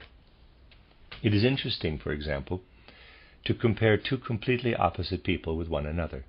Rodbertus, the German national economist, who, despite being a fairly open-minded man, could one day end up in the ministry, which many people are claiming, and, let us say, Karl Marx. A person like Karl Marx was possible only because he first learned to think in Central Europe and afterward witnessed economic affairs in the West. Karl Marx could never have achieved what he has achieved for the proletariat if he had never spent time in Germany. All of that came about only because he learned to think in Germany, then became familiar with the way people conduct themselves on a daily basis in France, in Paris, and then became familiar with the economic life in England, based on the principle of inexhaustibility and all that comes with it. And it was upon this final piece that he could begin to build his work. In the same way, it is characteristic of Rodbertus, this is why we are comparing here two people, Rodbertus and Karl Marx, that he assessed things like, and this is of course an exceptional case, like a Pomeranian manor house lord who had suddenly become socialist. This was how he looked at things, and it is interesting. For when you take a look at two extremes, like Rodbertus and Karl Marx, much of interest comes out of it. But Rodbertus must be understood thus, as a suddenly socialist Pomeranian manor house lord. Such a person knows well that one can never fully dispense with agriculture. He knows what significance it has for the national economy. Others say all sorts of nonsense that is pleasing to those who in their youth did not learn to tell the difference between barley and wheat, because they grew up in the city. But a man like Rodbertus knows better. A man like that knows the significance of agriculture being overstressed by mortgages. If he still has any socialistic pretensions, as he once did, then he does not allow the one to contaminate the other very much. Something questionable does indeed come to the fore, but one side corrects the other, and the result is something halfway brilliant, revealed in the person of Rodbertus. And so, compare this with what Karl Marx said, and you will say to yourself, quote, the members of the proletariat today, in the broadest sense of the word, find that what Karl Marx said is immediately clear to them. Close quote. Why do they find it so? Because it was thought of in the context of a purely economic life, and the proletariat find themselves solely within economic life, and also because it is particularly astute thinking, since Karl Marx learned to think in Germany. But a German could not form any concept of the way that economic life would be if everything was thought of only economically. Germans today cannot do it either. A contemporary German would do this only by saying, quote, I must create a reality in which it is possible to think purely in terms of economics. Close quote. This is found within the threefold social organism. Everything else that appears in the West, take Darwinism or men like Spencer, Huxley or one of the American scientists, or even Emerson, Whitman and the others, all of it in the spiritual life has a fundamental quality that leads us to say, quote, the thinking head begins in the stomach, close quote. Everything is a transformed, transplanted instinct. Everything is actually just thought of as economics. They think only through what they eat and drink. This is the case all over, and to a very high degree. Certainly a lot of people do not notice it these days, and if you say this, then they take it as an insult. But it is not meant as an insult. It is, in fact, something of great significance.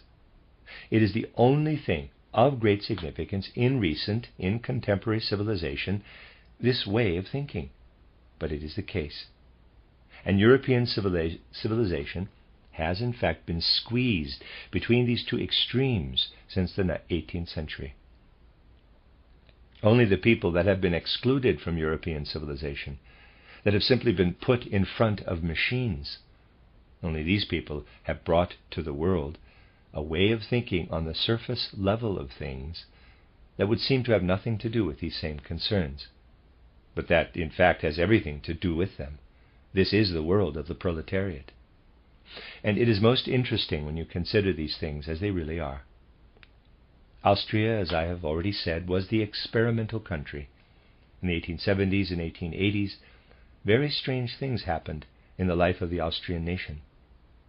On one side, there was much discussion about the Slavic question. Some called it more accurately, quote, Austrian federalism, close quote. The entire spiritual life in Austria, spiritual life being one branch of the threefold social organism, was given its structure entirely on the basis of these discussions about the Slavic question. On the other side, terrible fruits were born.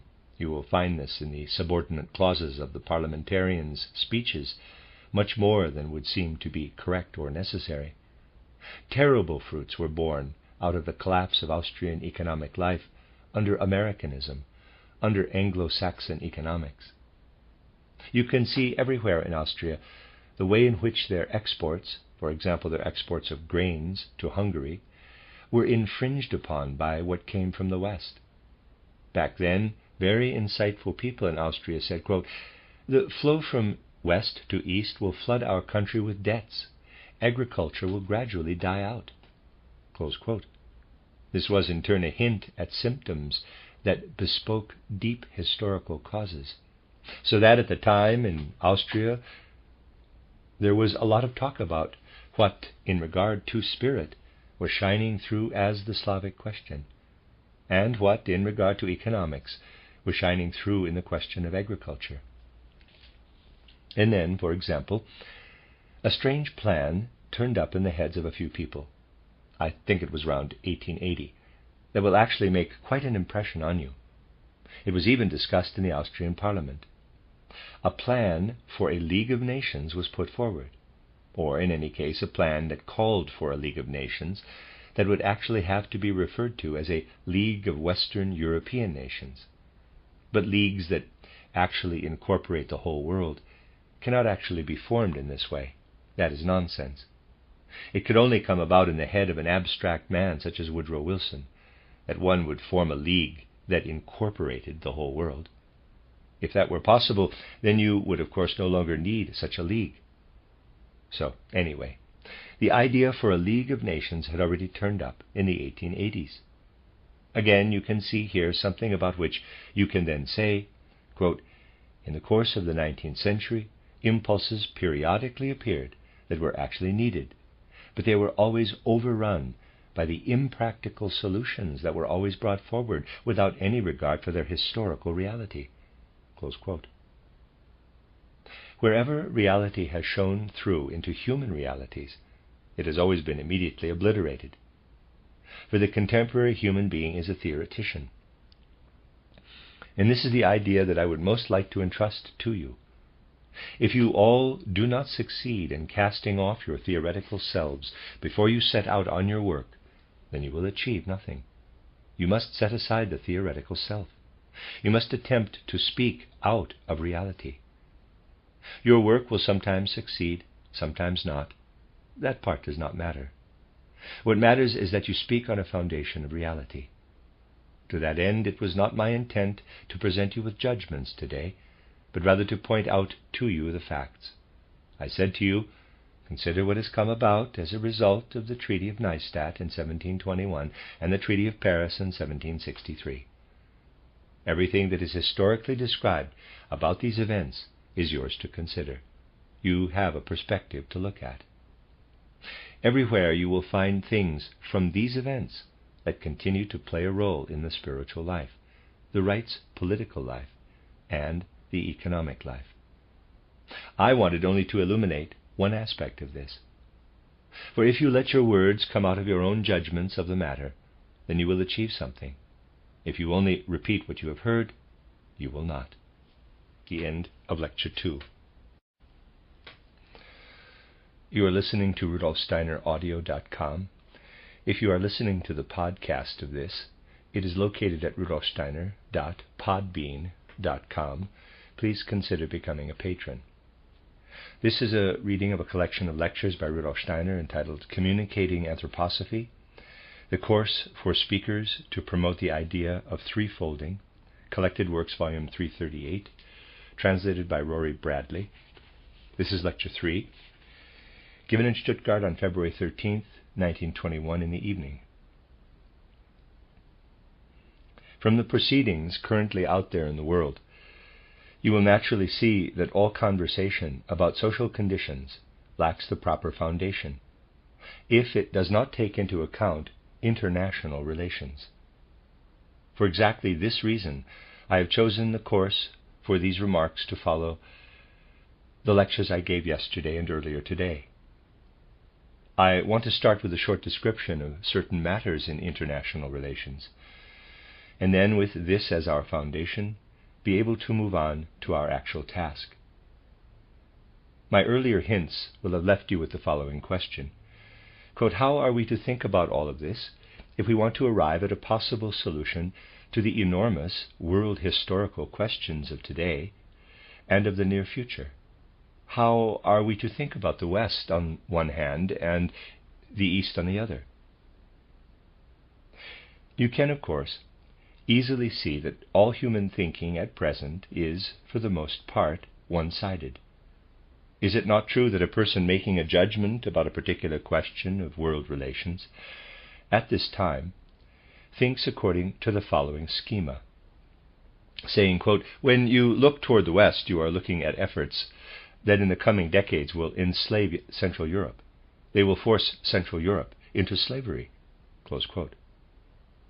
And the only response to the threats over there is to take the same orientation, meaning more or less the same orientation that the West takes toward us in Central Europe, to take the same orientation toward the East, meaning that we should form economic ties with the East and seek replacement sources in the East for all of the things now produced in Germany. Because everyone has gotten used to considering things only from an economic perspective, they simply extend this schema onto the East. Actually, considerations of true reality speak against doing this. And for that reason, I want to begin by expressing exactly how the East and the West are involved in the life of modern civilization, so that a way might be created by which this judgment could be made. The question is it prudent for the leading economic figures who have integrated into a configuration that, under the influence of the only genuine economic life, is supposed to embrace something still being called the German Empire, is it prudent that in this situation economic relationships, meaning economic relations as such, be directly established with the East? Anyone who thinks about these matters in the way people currently think will say yes. But anyone who pays attention to what the spiritual life, the rights life, and the economic life of the 19th century, and the previous era generally, taught us, will probably arrive at a different judgment. For just think about the real facts that lie before us here. We have many opportunities to see how devotedly and gladly Eastern Europe takes up the spiritual life of Central Europe, if we look at the relationships that played out in the last decades of the 19th century. For if you turn toward the spiritual life of Russia and ask yourself, quote, how did this actually come about, close quote, you will see that something with a dual nature is living in this Russian spiritual life.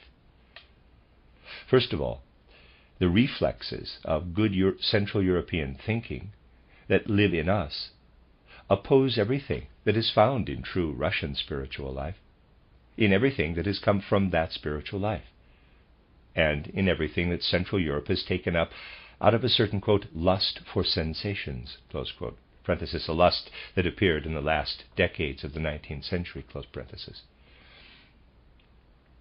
With great willingness, more than is to be found within Germany itself, German intellectuals and everything connected with German thought were taken up in Russia. Already in the first half of the 19th century, Germans were being appointed to permanent posts, directing Russian education. Everywhere you can see how what is to be found in the form of concrete thoughts and institutional goals in Russia have come about through the influence of Central Europe, and of German individuals in particular. This was an influence that came into being long ago with the legendary Rurik brothers, which you always hear repeated. The Russians have this and that, and everything is possible for them, but they lack order. For that reason, the Russians turned to the three brothers and asked them to help create order. This was more or less how it was throughout all of the 19th century in regard to all the spiritual sources for life in Central Europe. Anytime someone needed to take up something concretely, they always turned to Central Europe or Western Europe. But the reaction to these calls from both regions was completely different. Central European life entered into Russian life with a certain self-awareness, although nothing substantial resulted from it, and it continued to live its own life. But when Western European spiritual life entered into Russian life, something substantial did result from it, something that took on a certain concrete, sensational quality, something that lived there with a certain pomp, with a certain decorative flair. This must absolutely be taken into consideration. Consider for a moment the significant Russian philosopher Soloviev. Such a philosopher has an entirely different significance within the context of Russian life than he does within the context of Central European life. Everything that you will find in his thinking is Central European, Hegelian, Kantian, Goethean, and so on. We find only the reflexes of our own lives in all of these philosophers when we turn and look at their concrete thinking.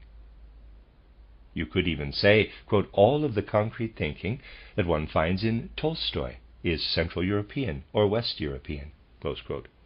But with all of the differences that I have just mentioned, even for Dostoevsky the same is true, despite his stubborn nationalistic Russian chauvinism. This is one side of the story. But at this point, at the end of the 19th century and the start of the 20th, we are seeing protests in Russia, and I would like to suggest that they are nearly unanimous, against the influence of the economic machinations of Central Europe. Just think about the way in which certain aspects of business contracts and other similar things have been taken up. And think about how much the Russians, apart from all the yelling, how much the Russians have acted like a shrinking violet in their protests against what has turned into an out-and-out economic invasion or takeover. All of this must be taken up as guidance. All of this must prove to us that if you try to base a relationship with the East solely on trade or other economic relationships, it is like trying to shake someone's hand with broken fingers. Despite the great difficulties connected to these matters because of the Bolshevik opposition, what must be achieved is, above all, to bring the spiritual element, one resulting from a productive spiritual life, into Russia. Everything that comes out of a productive spiritual life stretches across all worldviews and sentiments related to the spiritual life itself, as well as the rights life and the economic life. All of that will be taken up well by the Russians. Because the second of the two elements, aside from the first, which involves only the adoption of concrete, namely German thoughts, the second element of Russian spiritual life is one that, how shall we say this, one that is undifferentiated, vague. This is not meant to stir up bad feelings. Again, it is just terminology. A vague blend of thoughts and feelings. This is precisely what can, for example, be characteristically observed in certain typically Russian philosophers like Soloviev. His thoughts have German origins, but in Soloviev they turn up in altogether different forms than in the German thinkers. Even the Goethean element turns up in an entirely different form in Soloviev.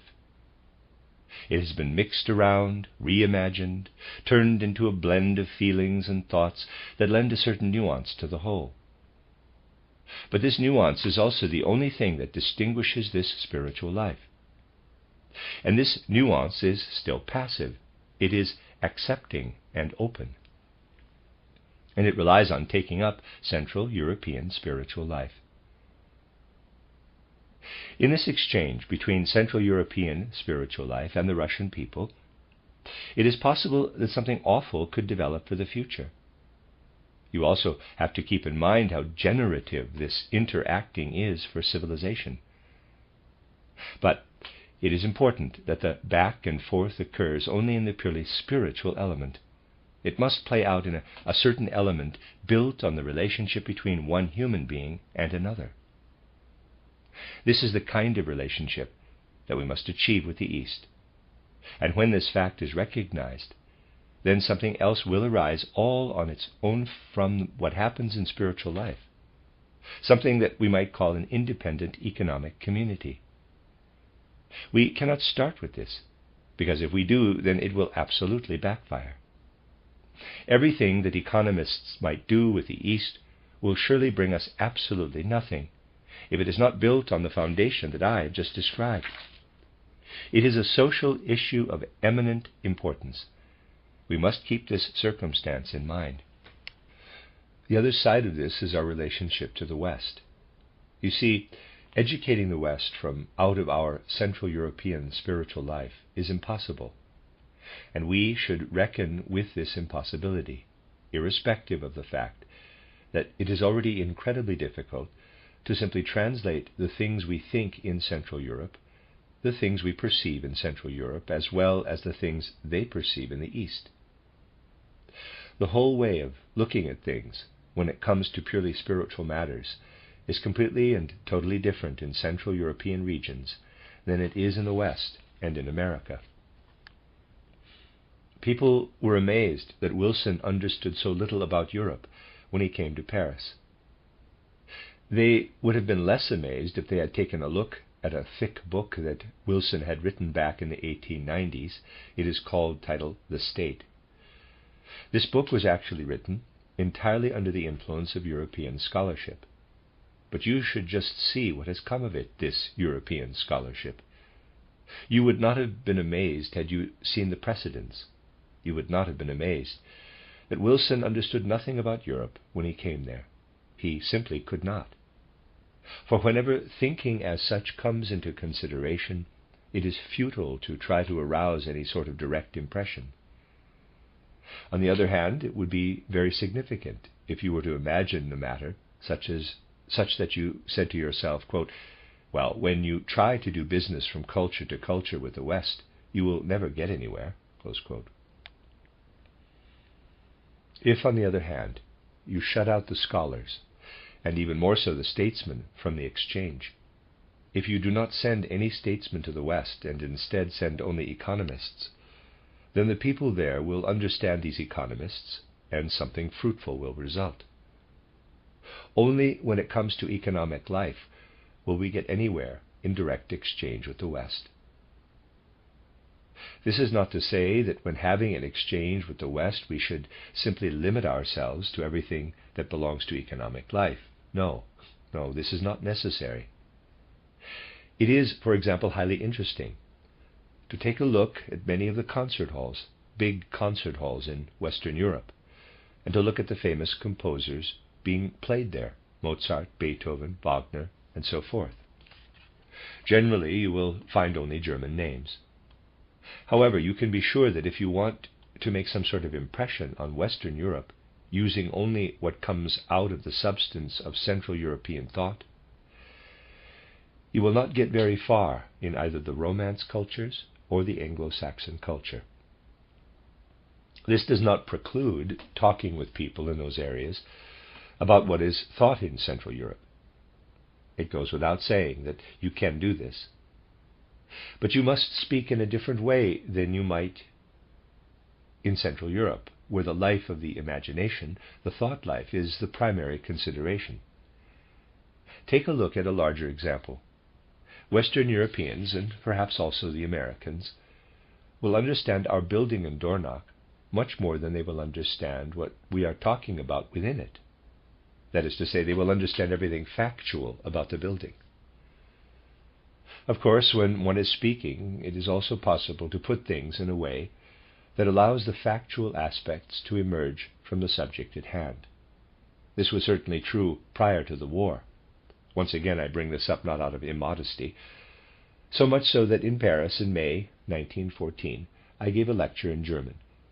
It had to be translated word for word, but all the same, I was able to give it in German. And this lecture, this is simply a fact, was more successful than any lecture that I had ever given in Germany. We have come that far.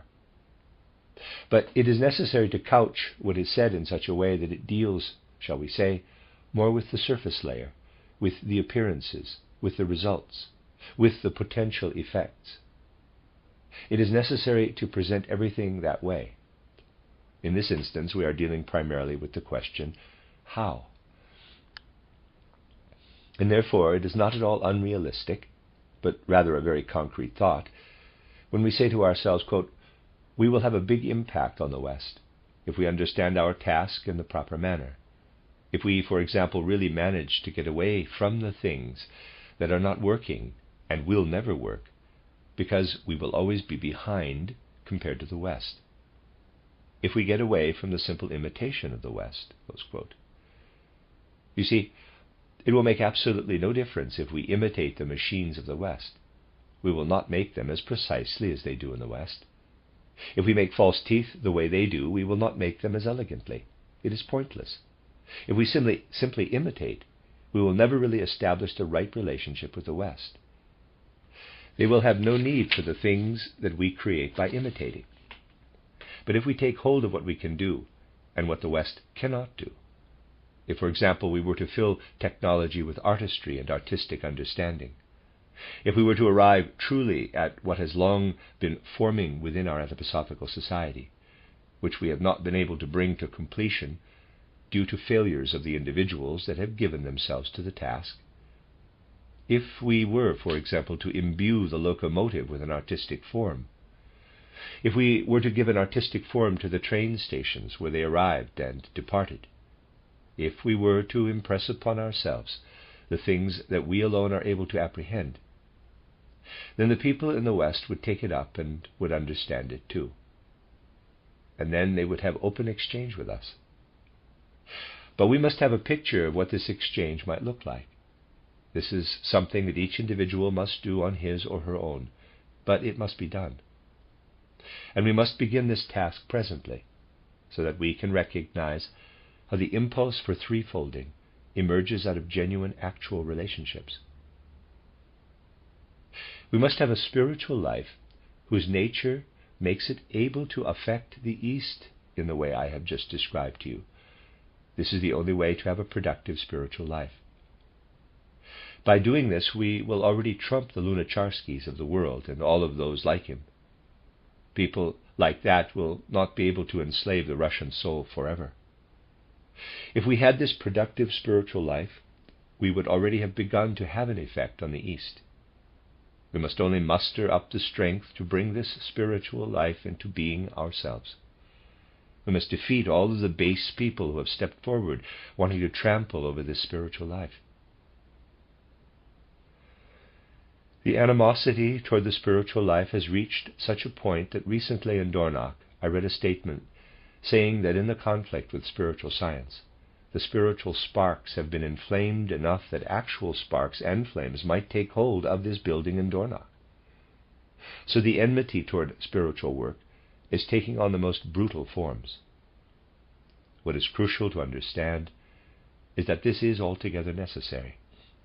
We must bring into reality this productive spiritual life, this wholly concrete, productive spiritual life, paying no mind to how life might sneer or push it around.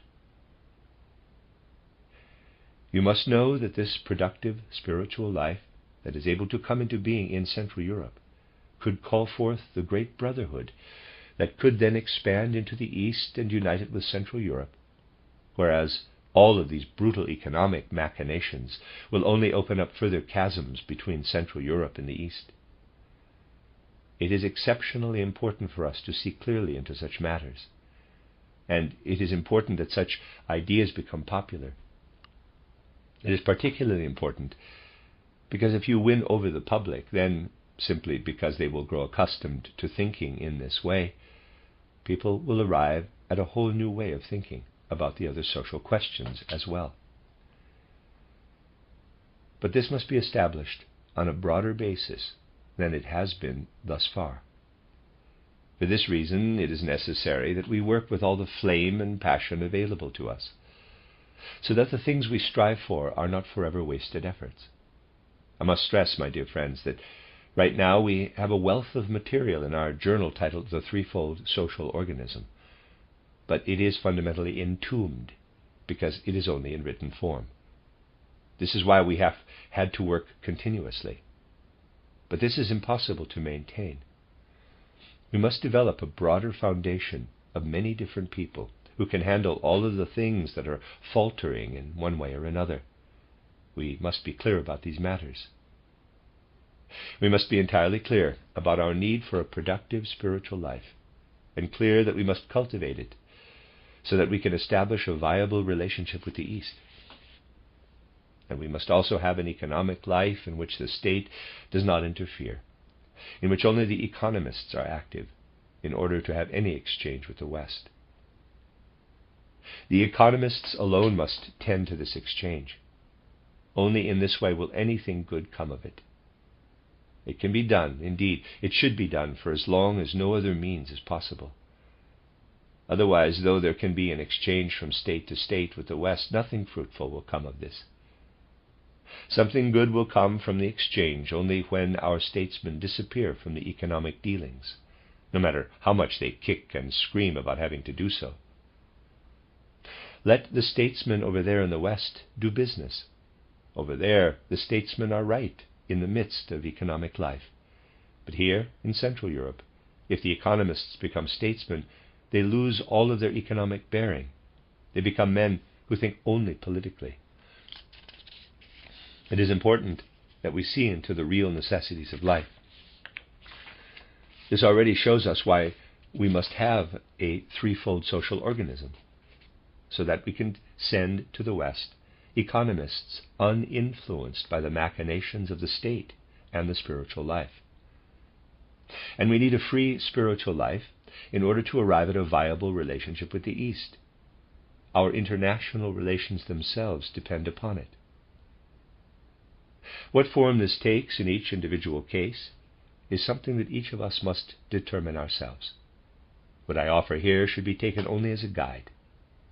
It is, however, a guide that comes out of real affairs. And you must take up these things that are so often said in a deeply serious way. It is not true that today's practitioners truly understand anything about practical life. In fact, they basically understand next to nothing about true practical life, and it is precisely because they are practitioners.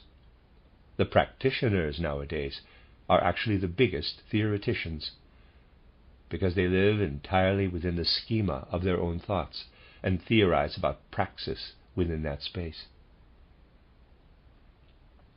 This is precisely what must be examined in the deepest sense of the word. And this is what we must wholeheartedly place at the foundation of our so-called agitations, that we work out of an understanding of actual affairs. You see, we must above all be clear that modern economic life necessitates threefolding. And this is because this economic life is chaotically intermingled with the impulses of the East, the impulses of the West, and the impulses of the center. And the following is true. Economic life consists fundamentally of three elements: everything that nature provides, as I discussed in the previous lecture, everything created by human labor, and all business conducted through capital. Capital, human labor, and natural resources, with everything that can then be furthered through production, these are the things that figure into economic life. But you see, it is the same within the social organism as it is within the threefold human organism. which consists of 3 parts, but which also has a threefold structure within each part. In our head we have a human organ that is primarily an organ of the nerves and the senses, but the head also carries out processes of nourishment. It is, in a certain sense, filled with organs associated with nourishment. In everything that makes up our purely metabolic organism, in the midst of metabolism, of everything that serves the metabolism, we likewise have something from the nerve and sense organism, the sympathetic nervous system. The same is true in regard to the threefold nature of the social organism. In each of the 3 parts, the whole is once again repeated. But currently this repetition within each part is wholly inorganic. It is inserted into each part in a way that destroys life, rather than building life up. First of all, nature is tucked in there, and production is, of course, only a furthering of nature. And insofar as nature is inserted, a whole way of feeling is introduced that is wholly Eastern, that comes entirely from the East. The people of the East will not understand that it is possible to incorporate human labor into economic life. And even if we go back to our earlier economic relationships, infused as they are with Eastern affairs, you will nowhere find that human labor figures into the economic life. It is also impossible for this human labor to figure into economic life. You see, it is possible to compare apples and apples. You can get something from those calculations. You could also compare apples and pears by counting them both as fruit. You can get something from those calculations. However, I do not know how you would ever compare, for example, apples and eyeglasses. Now, what is within a useful object, what is found in a commodity, is fundamentally different from human labor, which, to use a Marxist phrase, quote, is congealed within that commodity, close quote. That is total nonsense. But it has become popular these days to say it, that which, quote, is congealed within the commodity, close quote. To take human labor and then equate it with everything contained within a useful object, within a commodity, is as nonsensical as trying to compare apples and eyeglasses. But modern economics has done just that. It has accomplished a great artistic feat in economic life. It has, so to speak, made eyeglasses edible and turned apples into ocular ornaments. This is not something that you will notice in human life. You notice it in the secondary natural realms. It sounds paradoxical to say something like this, but in reality it happens constantly. Insofar as you have any money at all in economic life, and insofar as that money carries a certain value, which is found again in the price of the commodity, as though this somehow occurred naturally, in this transaction you have effectively compared apples and eyeglasses. It is impossible. It is unthinkable. Although the 3 areas of the social organism, spiritual life, rights, political life, and economic life, were indeed ordered around old relationships, the economic life in an Eastern way, and although people produced only on the principle of inexhaustibility, without giving it much thought, I suggested in the previous lecture that they thought little more about it than animals, who also take only what nature offers to them. In previous times, people did not necessarily try to compare commodities and labor, even in our regions of the world. Work was organized in a different way. A man was a landowner, a noble landowner. He inherited this social position from his forefathers. If he did not have such blood in his veins, then he was a bondsman, a serf, a slave. In other words, people had a legal relationship to one another. Whether you had to work or could just tend to your belly and watch from the balcony as others worked was not determined by issues of price or money. Instead, these matters were based on legal relationships. Work was ordered around entirely different fundamental principles than the trading of goods. The 2 things were necessarily separated from one by rules of older relationships that we can no longer use. In the East it was twofold, commodities and human labor. For that reason, It has always been thought that legal work relationships are shaped by different fundamental principles than the ones that shape the movement of goods. This resulted from these old legal relationships, to be sure. But back then, work was not somehow quantified. Rather, a person was established in a post and then did the work, and the work that was done is what circulated. But some aspect of that human labor did not flow into the product. So you can see that the right's political life is already hidden in what has come about in economic life, specifically through labor, which has such a share in it. If in economic life we speak of what is purely economical, we must speak of goods, of commodities. Insofar as we speak about the evolved economic life, meaning the economic life that touches on the participation of work, we must add to this a legal element, such that the regulation of labor is something rights political. It thus crosses over into another branch of the social organism, and capital is in fact fundamentally a part of the economic life, insofar as it carries this economic life spiritually. Capital is what generates the economic centers, what generates the activity. It is the spiritual element of economic life. Now, it is the case that in modern materialism, this spiritual life within economic life has taken on a materialistic character. But it is, nevertheless, the spiritual element of economic life.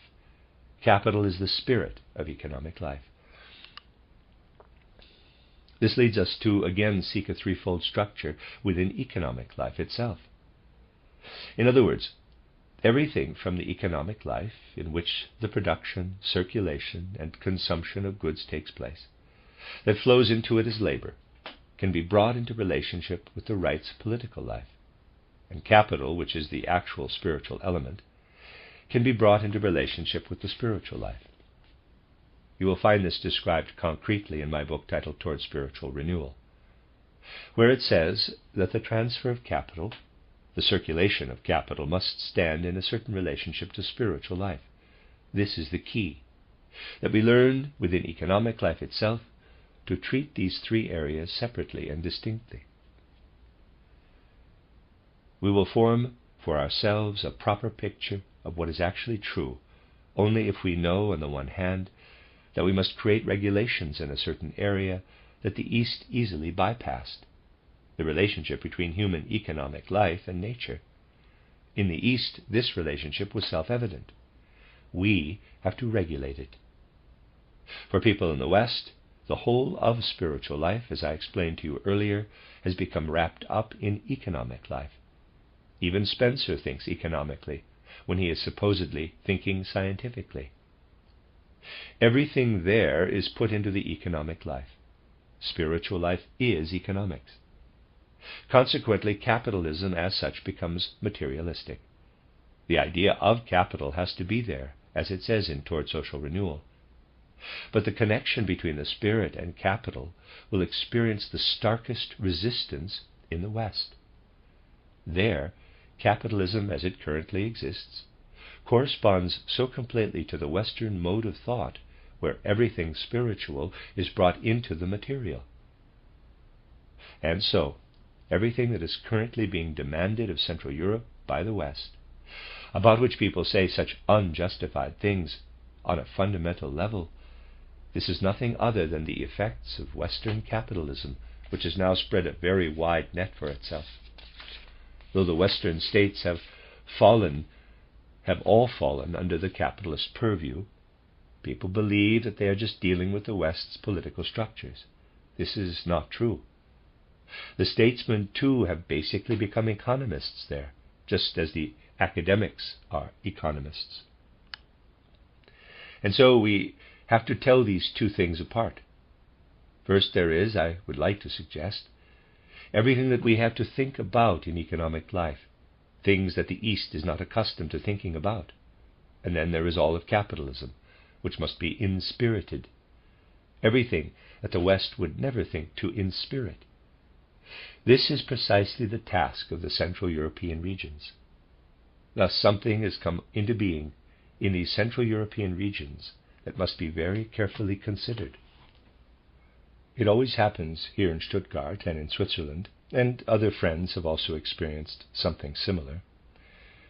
It always happens that you encounter people who say something like, quote, "Yes, well, if one were to agree with the need for a free spiritual life and a free economic life, then there would be nothing left over for the right's political limb." Close quote.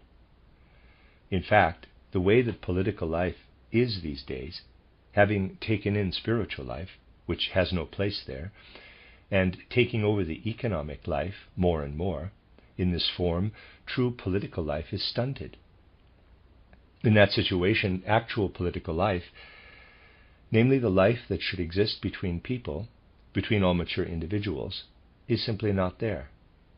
And so, naturally, people like Stammler can only manage to stammer out something like, quote, "The essence of political life is that it gives form to economic life," close quote.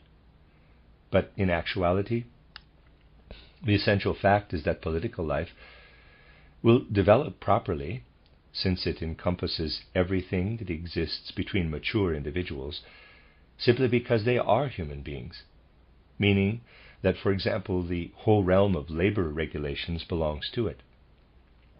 The essential point is that political life will develop properly only when the two other limbs have been separated from it. Only then will a truly democratic political life be able to form. It is no wonder that no one has any true concept of this political life. For these days, no one has any true concept of an independent democracy because they only think abstractly. And then they use their abstract thinking to define a democracy. One can always define things, right? Definitions bring to mind that old Greek example that I have often mentioned, in which someone defined the human being very concretely as, quote, "a living being that walks on two legs and has no feathers," close quote. The next day someone brought a plucked goose to the man who made this proclamation and said, quote, "This must be a human being then, for it walks on two legs and has no feathers," close quote. With definitions, anything is possible, but the key is not to have definitions, but to find reality. Take the concept of democracy as it currently exists, in the form that originated primarily in the West. How did this concept come about? You can follow the development of England, trace it through the older English lordships, and you will find there a striving to escape from bondage. But all of this has a religious character. And then this striving took on an entirely religious character under Cromwell. Something developed there out of the Puritan theocracy, out of the concept of freedom of belief. That was then taken out of the context of theocracy, of faith, and became the concept of democratic political freedom. This is what people in the West call the democratic sensibility. It was derived from a sensibility for religious independence. This is how one arrives at a true concept of democracy. And a true concept of democracy will exist only once there is an organization put in between the spiritual and economic organizations, one that is based on the relationship between people and on the equality of all mature individuals. Only then will a true political relationship result. But you see, it is telling that primarily in Central Europe, without already having arrived, a concept of the threefold social organism, people have already started to think, quote, "How should a state really be established?" close quote. It is extremely interesting that working with certain concepts from Schiller and certain concepts from Goethe, Wilhelm von Humboldt, who might even have become a Prussian minister, that is a strange thing to think about, wrote this beautiful essay in the first half of the 19th century, quote, "The Limits of State Action," close quote. In that work he wrestles with the possibilities for establishing a state structure, a true state structure. He attempts to sort out everything from social affairs that can actually be solely political and legal. Wilhelm von Humboldt certainly did not succeed at this in an unbiased way, but this is not the question. Such things would have to be improved upon. And we will get no further until we come to create something real and actual for the things that are political. And meanwhile, Stammler keeps stammering about political life existing only for the formation of economic life. These things must absolutely be brought before the public at large in a far-reaching way and as quickly as possible. Only by bringing healthy thinking to our contemporaries and spreading these thoughts as quickly as possible will we be able to move forward. For the opposing forces are strong. They scoff and assert their will to destruction from all corners of the world. And we should not give in to any illusions about the powerful will forces amassed on that side. If the venture on which we are currently embarking is to have any meaning, then we must say to ourselves, quote, "We have tried to gain a social impulse out of anthroposophical spiritual science." Close quote. Is it not true that everything that makes up anthroposophical spiritual science has the advantage of time, that it can go slowly, that it can pay attention to what people can tolerate in a given moment? This could lead to the formation of cliques. These cliques exist only in the physical world. The spiritual movement supersedes them. Everything that lies at the root of the pure anthroposophical movement in the form of life force, that has significance, holds content in the spiritual world. And so it does not really matter whether cliques form, whether there are different sects and the like within that movement. These are the details that naturally come under dispute in our current serious age. But this is not as terrible as it will be if the proper things do not happen in practical areas, where calls for immediate action have been made to the anthroposophical movement, as is the case, I would suggest, in the groups that do work pertaining to society. In this case, there is no time for waiting. In this case, we cannot establish leagues for the threefold social organism organized to be merely copies of the old branches of anthroposophy. In this case, we must be aware that if we only begin work on it tomorrow, then no matter how good that work is, it might be worse than whatever we manage to do today. In this matter, it is crucial that we begin to be effective in a strong way immediately, in the present moment, because the next day it might be too late. And in fact, the things happening around us demonstrate just how, from week to week, it might suddenly be too late. Thus this initiative has been introduced, and it is for these reasons that so much significance has been placed upon this initiative, because it is essential that these things happen quickly. Europe has no time to lose. The necessary thing is to bring into people's heads the possibility of thinking such that reality plays a role in their thoughts. Humanity has developed in such a way that, generally speaking, an unreal way of thinking has become the predominant way, even in regard to practical life. It is unreal thinking when, for example, people come forward and say, quote, "We should cultivate the law. We shall somehow make progress in social life by way of an ethical standpoint." Close quote. This is a very beautiful thing to say, of course, but it is very abstract. The spirit has value only when it takes hold of material life directly, when it is able to bear and to subdue material life. Otherwise it has no value. We must not let ourselves be somehow captivated by the kinds of tirades that people like Förster and others are speaking to the world. They are certainly beautiful words, but those words do not penetrate through to material life, because the people who speak them do not actually understand material life themselves, but rather believe that the current material world can somehow progress simply through preaching.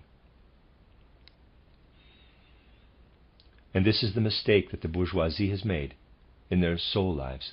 They have retreated further and further into a realm of luxury. For 6 days in the week they sit in offices. In front of the account books they write, quote, "in the name of God," close quote. But then on the following pages, everything is done with little interest in God, one way or the other. That "in the name of God" is entirely abstract. But then, after they have worked in that all too familiar manner throughout the whole week, They go on Sunday to hear a sermon, spoken so as to fill a soul with soulful longing, about eternal salvation and the like. In other words, they make spiritual life into a luxury, and then try to spiritualize material life. The bourgeoisie has progressed far in this direction. They have driven themselves toward this more and more, so that in the end the whole of spiritual life has truly become an ideology.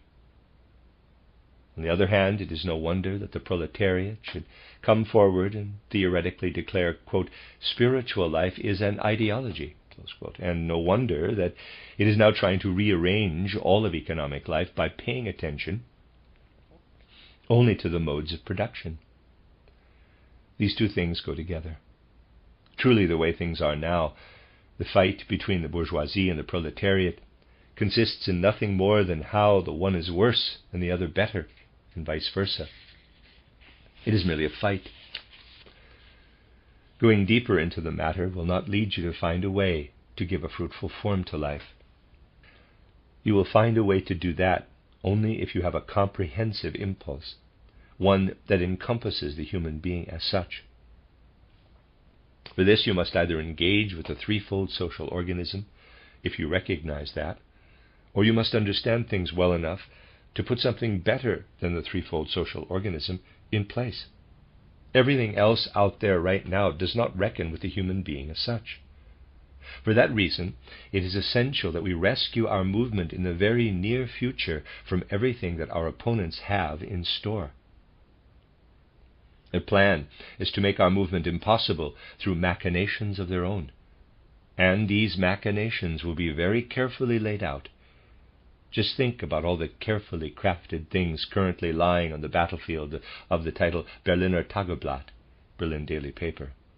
Is it not the case that the Berliner Tageblatt printed a fabricated article in which all manner of idiotic occultists are mentioned? Included among them is Anthroposophy, which has absolutely nothing to do with all of that. But people spare themselves the trouble of dealing with Anthroposophy by simply putting it under the same heading. Of course, everybody can understand all of that nonsense printed in the paper. When you have something like that, then you do not have to bother with Anthroposophy at all. In fact, that sort of thing is happening all over the world. You encounter it everywhere, in English newspapers, everywhere. This is just one example. In the near future, we will see the beginnings, it has already begun actually, but it will develop even more, of a war of annihilation against our entire movement. So we must familiarize ourselves right now with all that is to be done. And if some sort of drastic action does not occur in a far-reaching way, then, my dear friends, then we must say to ourselves, quote, we might have a concept of something that could happen in society from the perspective of anthroposophical spiritual science, but we are not bringing the proper force to bear on seeing it through, close quote. Indeed, if we see the consequence of what the opposing side is working toward, sometimes resulting in wickedness, then we must say, quote, we must all see to it that the will forces of our movement come forward, close quote. Those in the wrong have the will for it. Why should those in the right be unable to bring forward the same powers? Why should we allow it to be justly said, quote, an intention existed to bring about something healing for humanity, but the enemies were of a different stripe. They had decisive wills that drove them forward until those intentions were extinguished, close quote. My dear friends, if we do not stand our ground until our will forces too are extinguished, then it goes without saying that we will be able to accomplish nothing for the present.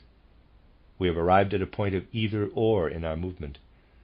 For that reason, this initiative has been undertaken. I urge you to think of this. I urge you to take this up in your will forces before we go into further description of what we will be using these will forces for. The end of Lecture 3. You are listening to RudolfSteinerAudio.com. If you are listening to the podcast of this, it is located at rudolfsteiner.podbean.com. Please consider becoming a patron. This is a reading of a collection of lectures by Rudolf Steiner entitled Communicating Anthroposophy, the Course for Speakers, to promote the idea of threefolding, Collected Works, Volume 338, translated by Rory Bradley. This is Lecture 4, given in Stuttgart on February 14th, 1921, in the afternoon. This is the first theme recommended for your speeches, the great questions of the present moment and the threefolding of the social organism. It is necessary for us to select these particular themes so that you have an opportunity to familiarize yourselves as precisely as possible with what is presently necessary, and also with what the impulse for threefolding the social organism has to offer in response to the great questions of the present. Furthermore, to allow for an opportunity to point out that anthroposophical spiritual science must provide the foundation for the kind of social thinking brought into the world by threefolding, and finally, so that the organizations like Der kommende Tag, English The Coming Day, and others always have the opportunity to participate. Their work must extend into our movement as a whole, into spiritual as well as practical activities. On the one hand, they have the task of making the spiritual world into something plausible, because it is necessary now to cultivate a truly productive spiritual life. On the other hand, they have the task of reckoning with practical matters, because as a movement we must move into social life, into economic life, and to that end we simply have to become stronger financially, as much as possible, not for our own sake, but for the sake of the progress of economic life. Today I would like to present a few things relating to the themes prerequisite to our broader considerations. It would also perhaps be best if I name a second theme along these lines, the freedom of education and its development, and its relationship to the state and to economics. And then we will take up something like this as our third theme, the economic system of associations and its relationship to the state and to free spiritual life. By taking up these three themes, we will then have the opportunity in the next 2 weeks of laying out before the world in an effective way everything that collectively belongs to our movement. Now, I shall begin by saying something fundamental about the first of these themes. It is important here that you show people that actually the demand for the three limbs of the threefold social organism already exists, that we are actually not suggesting anything other than putting what is already there into its proper form.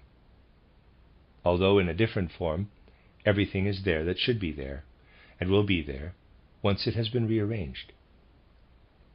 A demand for three different things exists, but they are chaotically intermingled, and inwardly at odds as a result, like some kind of disastrous birthing in which the head ended up in the stomach and the digestive organs ended up in the heart, a birth in which the three systems of the organism have gotten all mixed up with one another. And so the proper form should simply be given to everything already present, everything that already wants to have an existence. In order to make this more apparent, let us begin with the third limb of the social organism, the economic life.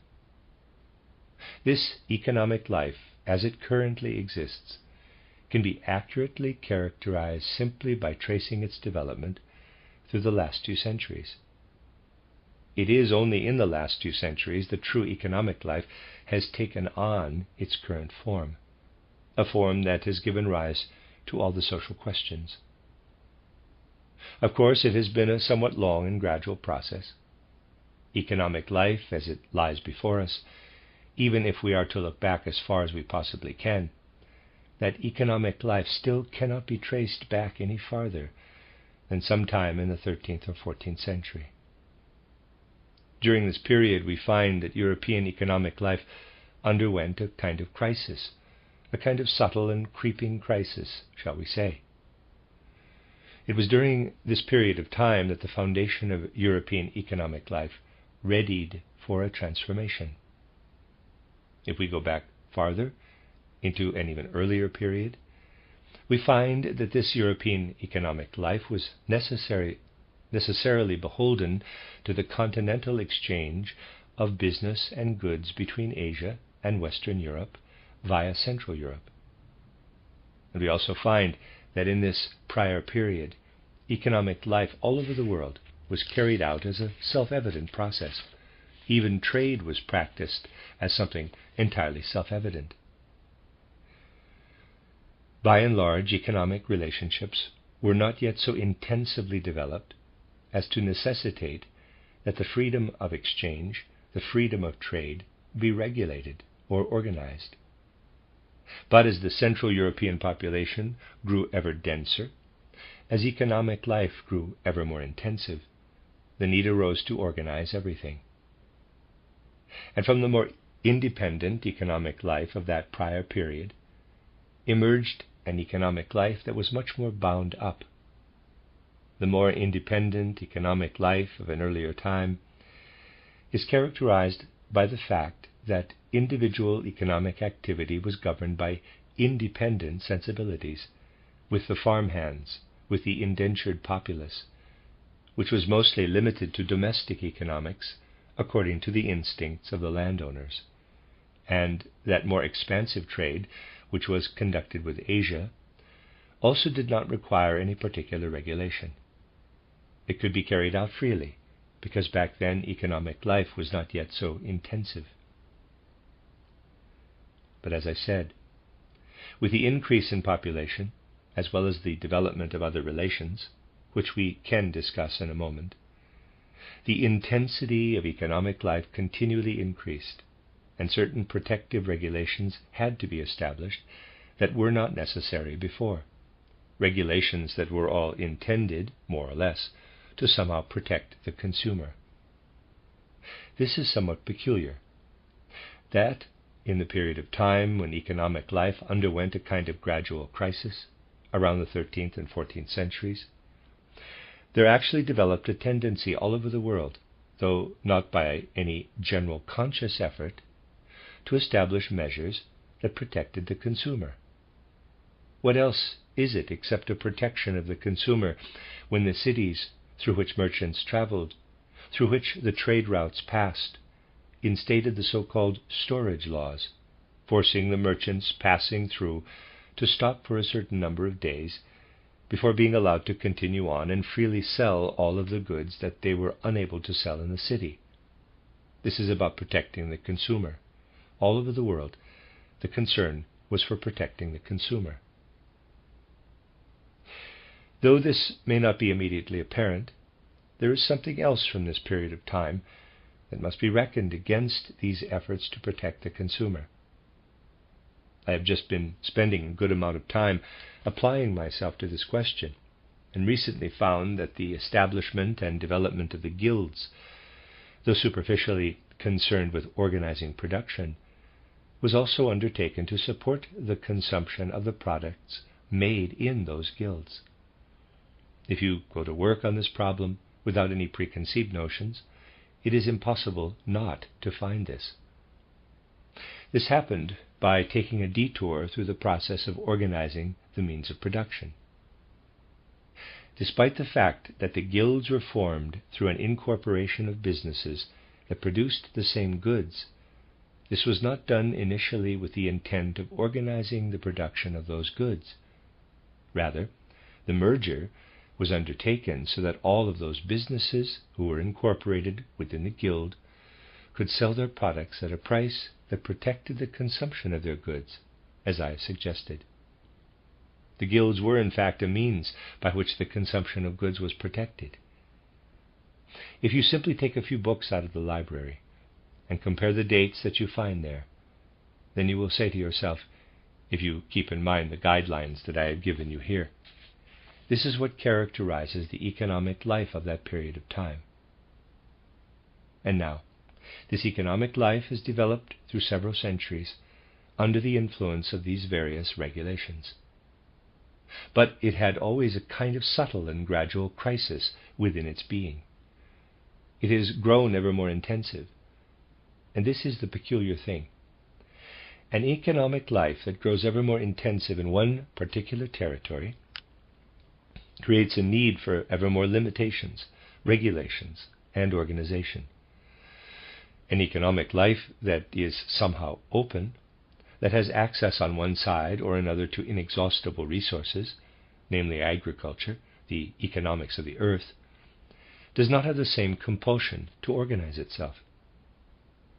An economic life that is closed on all sides, one that becomes ever more intensive, feels the drive to organize in this way.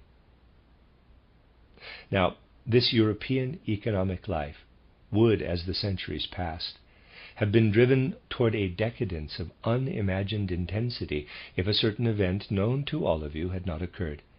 What staved off this decadence was, on the one hand, the opening of the world seas, and on the other, the discovery of America. This opened up economic life again to the West. We cannot accurately say, can we, that this was akin to the opening of a release valve, because the opening that was created was simply too large. That would be a very big valve. But it is this event that steered economic life down an entirely different course. Now the opening of this path to the West also happened to coincide with the arrival of modern technology. But the expansion of this modern technology was made possible through an entirely different set of relationships than the ones that enabled the opening of economic life to the West. With simply these two things, the opening of the seas and the discovery of America, you have everything that gave to modern economic life its basic configuration. To that can then be added what I presented to you yesterday as the most significant political events of recent history. Within this European economic life, we then find two separate tendencies. The first tendency developed under the influence of the intensive economic life of the second half of the Middle Ages and beyond. And since then it has taken on a particular manner of economic thinking. People learned how to think economically under the influence of the relationships that developed, let us say, from the 13th century through the 16th or 17th centuries. During that time, people began to take up the task of thinking about how one should practice economics. It was during that time that the now current economic ideas developed, first in trade, then more slowly in industry, and finally even in agriculture. These thoughts were all more or less established during that era.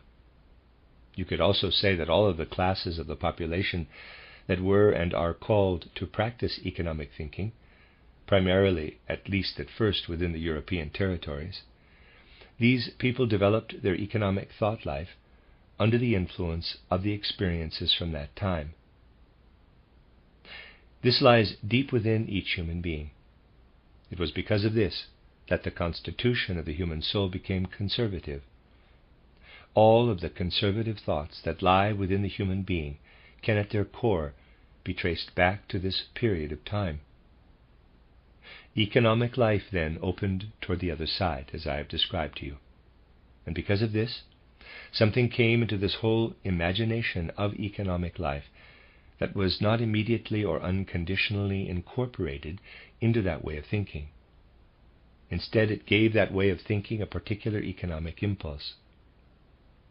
I mean by this the connection with the West, with America, with everything that came about through access to the seas. This made economic life powerful.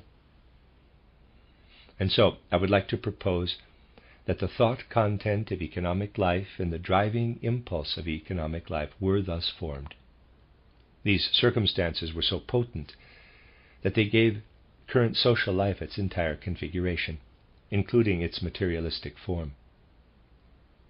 And this modern civilization took on more and more the character that necessarily resulted from these same two factors. So now, we have an economic life that preponderates and dominates simply due to the force of historical events, one that has a profound impact on human beings and on human evolution. Economic life takes on the character that only it can, for it is naturally the case that each of the three limbs of the social organism takes on its own lawfulness according to its nature and being. In the economic life, commodities and prices are the guiding forces. This can, however, lead to a disruption of social relationships. If the economic life is intermingled with the two other limbs of the social organism, in that case each limb simply follows its own laws in conflict with the others. And this is what has occurred. Because economic life predominates, it has drawn the other areas of life, other social limbs of life, into its system of lawfulness. And this leads to the appearance of other relationships that have subsequently led us to the great questions of modern society. If we look back into the history of our evolution, we see that the whole proletarian movement, in the form of a movement specifically demanding better pay, a movement against the enslavement of labor, simply did not exist historically. Yesterday I said to you that the division of labor, whether one was a lord or a serf, was established out of a rights political perspective in olden times. Now, economic life has arranged it so that everything takes on the character of a commodity. Everything became a commodity. And for the first time, human labor became a commodity. Prior to that, it was service, voluntary or compulsory service. But only in this modern period did it become an actual commodity. And economic life can do nothing other than turn everything that falls under its purview into a commodity. And in this sense, I think, we have actually always had a threefolded society. We must only actualize it. We must only take what exists in a false form and establish it in the world in its true form. In the false form, it does us harm. It will lead to our downfall. If we are in the position to give it a true form, then it will lead us forward. But it is not only the labor force that was turned into a commodity. The materialistic spiritual life was also turned into a commodity in the form of capital. At some time, please take a look at the capital market, at the accumulation and use of capital in modern times, and compare it with the treatment of capital in, say, ancient Greece. In ancient Greece, the man who had the power to make something happen was the one who held political power. He had the power to build this or that. On a political basis, he was able to find those who would carry out the task, and his capital was based on the fact that through his earthly relationships, he was the ruler and could give orders to a large number of people. That was what capital looked like in ancient Greece. In modern times, which we are now considering, everything that results in any sort of undertaking has also been fundamentally transformed into a commodity. What else are you doing when you buy or sell products on the market? What exactly are you dealing in? At the core, you are dealing in the spirit of an enterprise. Everything that we can call the spirit of enterprise has been essentially transformed into a commodity. You do not have the specifics, the particulars of an undertaking before you. You have no idea what you are buying or selling, but in reality you are buying or selling the spirit of an enterprise. You can observe this yourself in the redistributions of the capital market. To put it briefly, wherever the economic life predominates, everything is invested with the character of a commodity. Everything becomes commodity. The labor force becomes a commodity. Spirit itself becomes a commodity. This has been the course of recent evolution. Now, something entirely different is happening at the same time. The modern state has been formed on a political basis.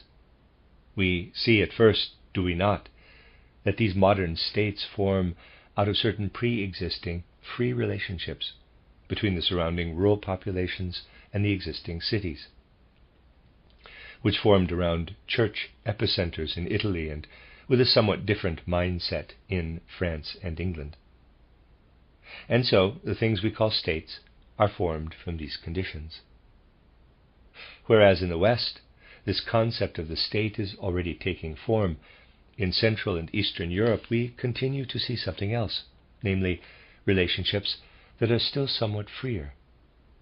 As a result of the older relationships, we see that the existing cities, which formed around churches or something similar, become market epicenters. And as these old cities gradually turn into markets, new cities are simultaneously forming.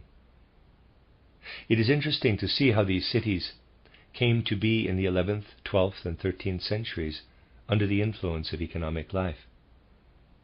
First, in present-day southern Germany and in Western Europe, they started to form about 5 or 6 hours' journey from one another. In Northern and Eastern Europe, they form about 7 or 8 hours apart.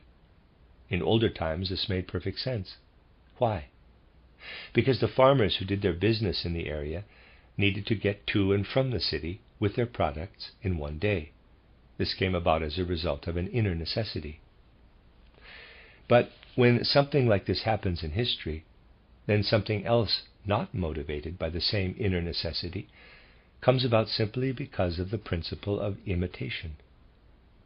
First, there comes the need to have cities that lie about 5 or 6 hours from one another, or perhaps even 7 or 8 hours. And then afterward, people look at that and say, now there's a good idea, and they imitate it. This brings about things not motivated by necessity. It compromises some people's ability to think about these things healthily. The historians treat one city as though it were just like any other, meaning they treat those that arose out of economic necessity in the same manner as those that did not arise out of economic necessity. Everything then starts to get confusing and messy. You must have a feeling for the difference in order to look at this properly. People might be able to argue very convincingly that this city or that city did in fact come about due to economic necessity. But to be sure, this is not always true. Some cities did not come about due to economic necessity, but rather because of the principle of imitation. The general rule is correct, regardless. This circumstance, that cities formed as marketplaces, was the case for much longer in Eastern Europe than in the West, where centralized states developed and then sought to incorporate everything into their established frames. Historically considered, it may seem fundamentally uncomfortable to claim that the territorial regions, as well as a certain federal system, developed out of the spirit of the patriarchal togetherness felt by rural and city populations in Italy, whereas a different system developed in France, Spain, and England. And whether or not it is uncomfortable, as I have suggested, for you to think in this way, it is nevertheless true that as you move toward Central and Eastern Europe, the formation of the countries, as was true of the cities earlier, occurred more through imitation than anything else. And here we arrive at something that you cannot say to people yet, because it would result in fourfolding rather than helping toward threefolding. But it is the truth regardless. The fact that the Western countries developed into unified states was, of course, an economic necessity, but it was also something that emerged from the dispositions of the various peoples living there. But the Central and Eastern European countries actually developed only because of imitation. For them, there was no historical necessity. The German and Austrian empires finally fell because their inner organization was based on imitation. There was no historical necessity for them. And North America, which is entirely dependent upon incorporating into economic associations, is yet another outward imitation that has not even arrived inwardly at what the Central European countries have achieved. Anyone who takes a proper look at the economic relationships of North America will be able to definitively predict the course of events there. Now you see, beside everything that developed primarily from the original system of economics, the modern configuration of trade arose under the influence of the kinds of relationships that I have described to you. And this was where the fusion of political life and economic life occurred, not in industry, but in trade. Industry was only just getting underway. It is cheap and easy to argue against what I am saying now. One need only protest, quote, "But industry had to be there first, because only then could people start trading things," close quote. This is not the point. Even if you consider some of the most developed industries now, most of these have not yet grown beyond the commercial sector. People simply create their own products for the trade that they engage in. We have not yet gone so far as to find the bridge that will carry us from original production, based in nature, through trade, which prefigures business, to what currently predominates. For in the moment that business becomes predominant, associations become a necessity. The structure of present-day commercial trade is still determined by the principles of trade. Even industry comes from the principle of trade. In essence, industrialists are tradesmen, different only in that they produce the goods they trade. Even in their industrial establishments, their perspective is always directed toward simple commerce. These are the predominant principles. In the moment that business takes hold in simple commerce, associations become a necessity. The fusion of the state and economic life has actually occurred via a detour through commerce. And on the other hand, each of the three limbs of the threefold social organism has its own laws, and fights against the others if they are not properly detached from one another. As you can see, the right's political life has been fighting with the economic life for some time now, over matters like economic regulations, pension funds, and so on. What else can this mean except that people are trying foolishly to separate labor from economic life? It would be a clever thing if anyone were actually able to detach it fully.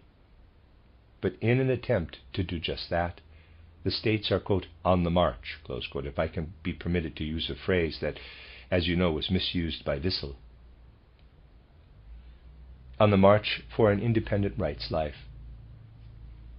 By creating things like workers' protection laws or laws regulating pension funds, they take the organization and regulation of labor and the working day away from economic life. Now, we see here that the second limb of the threefold social organism is on the road to emancipation from economic life. The matter of spiritual life is a bit more confusing. All true spiritual life is, at its core, an outgrowth of the ancient theocracies. You need only to study university life in the 12th and 13th centuries to see this. This university life developed entirely out of the church, and it was an emancipated spiritual life. Only gradually did it grow together with political life. A large part of the European wars consisted of nothing more than the movement of religious institutions into the political realm. And regarding these ancient times, you must say to yourself, quote, the freedom of educational institutions was much greater under the old church system than it was and is under later political systems. Close quote. For these institutions are developed and with full consciousness out of the spiritual life. For example, it was with full consciousness that at the Ecumenical Council in Constantinople in 869, the Church disestablished the Spirit. That is, they elevated to the level of dogma the assertion that the human being does not consist of body, soul, and spirit, but rather only of body and soul, and that the soul has certain spiritual qualities. At the time, this was done with full awareness. Now, philosophy professors preach that the human being comprises body and soul, without knowing that they are only proselytizing a bit of church dogma. What we call philosophy has developed out of older church life, and so, consequently, Herr Wundt in Leipzig is merely a scion of old church dogma, even though this might no longer be apparent in his manner of presentation. But the same is true of other things that developed out of the older theocratic mode of spiritual life. The theology departments, well, just take a look. They have really grown apart from earlier spiritual life, so that they really present only a caricature of that former state of being. The same with the law departments. Anyone who looks around will find the shell of older theocratic existence in modern civilization. I do not even want to talk about medicine. It is blatantly obvious that it has grown out of other connections with the older spiritual life that developed in churchly religious ways. We have there a stream, a branch of spiritual life that grew entirely in relationship to a church life free from state influence, which was precisely the one true spiritual life in a previous era. This brings us to something I would like to suggest that develops not out of spiritual life, but parallel to it: modern natural science and technology. There, spiritual life has grown in its own ground and merely taken on some resemblance to what previously developed out of the church.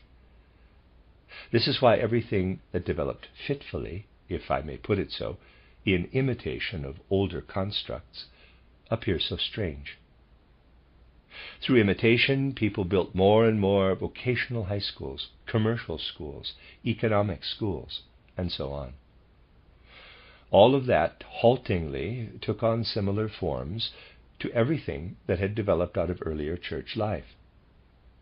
And this is why the structure of higher education is so unnatural, something that in many ways has a kind of braid-like, pleated quality. The actual essence of the university instead displays its antique churchly inheritance.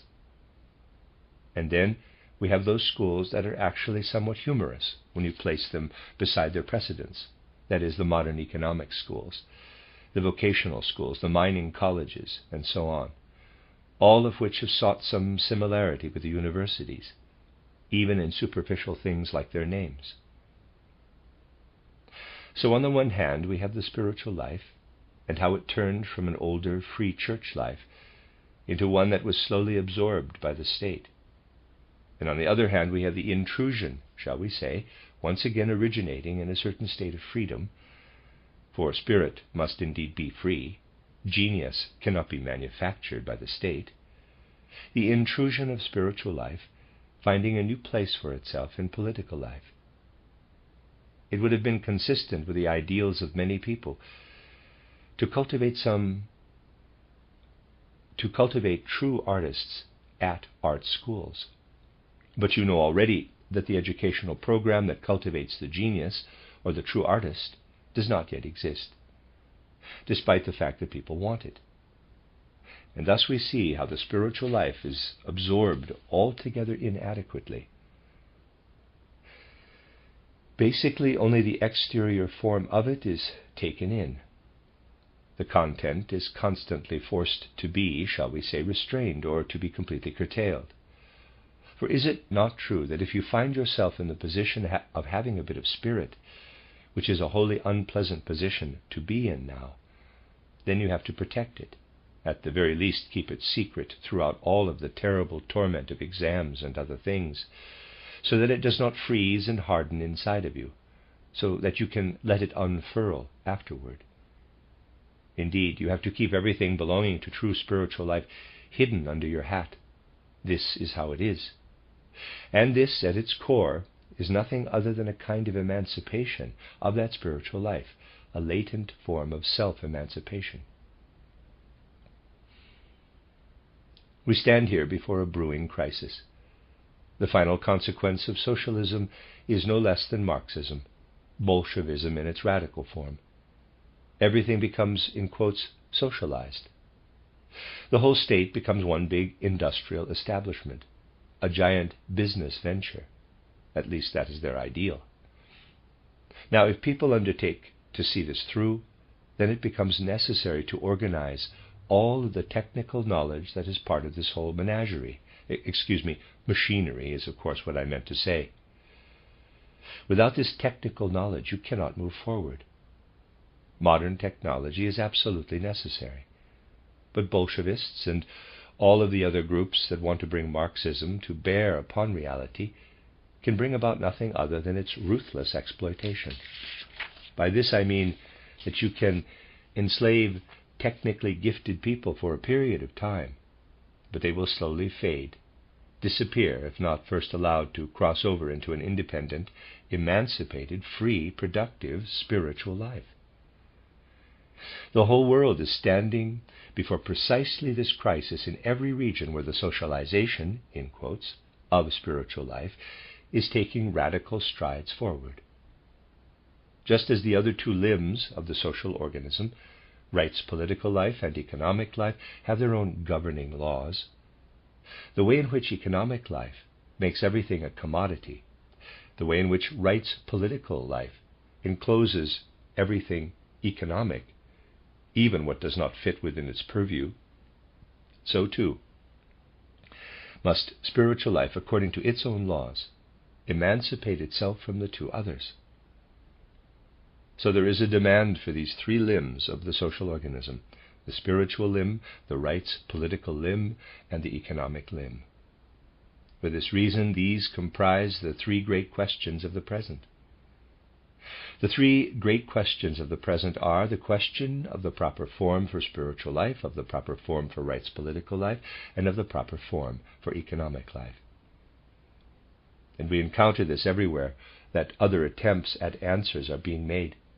Simply take a look at, for example, what is coming out of the various denominations in Central Europe and Germany, where people in the evangelical unity movements and in the young Catholic movements, among others, are trying to galvanize the older generation, to squeeze something that still has life out of that older generation in the hope of having some sort of spiritual life, because they do not have the courage for a truly productive spiritual life. You see, everywhere these clumsy attempts at bringing to birth a new spiritual life. Naturally, the attempt to squeeze something more out of an old lemon cannot really lead to any true spiritual formation. The only thing that can lead to that is a turn toward a productive spiritual life. But we are seeing these sorts of clumsy attempts being made everywhere. We are seeing how the Americans are turning out for a renewal of Christianity because they believe that humanity cannot recover on the basis of old state principles. But nowhere will you find those with the insight to see that producing a new spiritual life must come out of its own original sources. Everywhere people are cobbling together the things that are already there. This proves that people are already instinctively on the right path, but that they have not yet found the courage to establish a truly independent spiritual life in a pure form. On the other hand, we are seeing how the old state principles that have developed in Europe since the 15th and 16th centuries are dying in their sleep.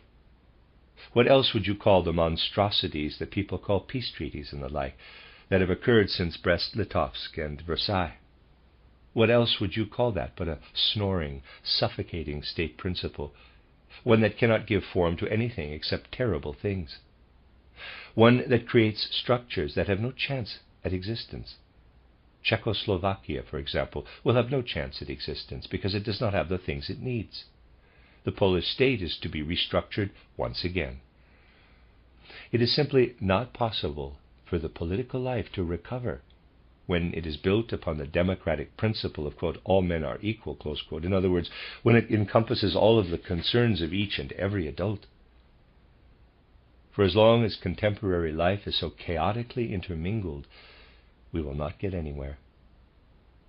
Here we see that in fact the political life is dying in its sleep on one side, while trying to prove on the other that it absolutely must take worker regulations under its purview. And so we can say that we have the spiritual question demonstrated by the fact that clumsy attempts at moving forward are being made, for example, in the evangelical unity movements and the young Catholic movements. We have the rights political question, demonstrated, for example, in the peace treaties. And we have economic life, standing before us as the third great question of the present. out of which, at its core, the great war against the West really arose, and which readily invites itself into groups discussing revolutionary impulses and other similar things. This matter must therefore be addressed from all sides of the problem. You will find among the lectures that I have given here one that addresses these things directly.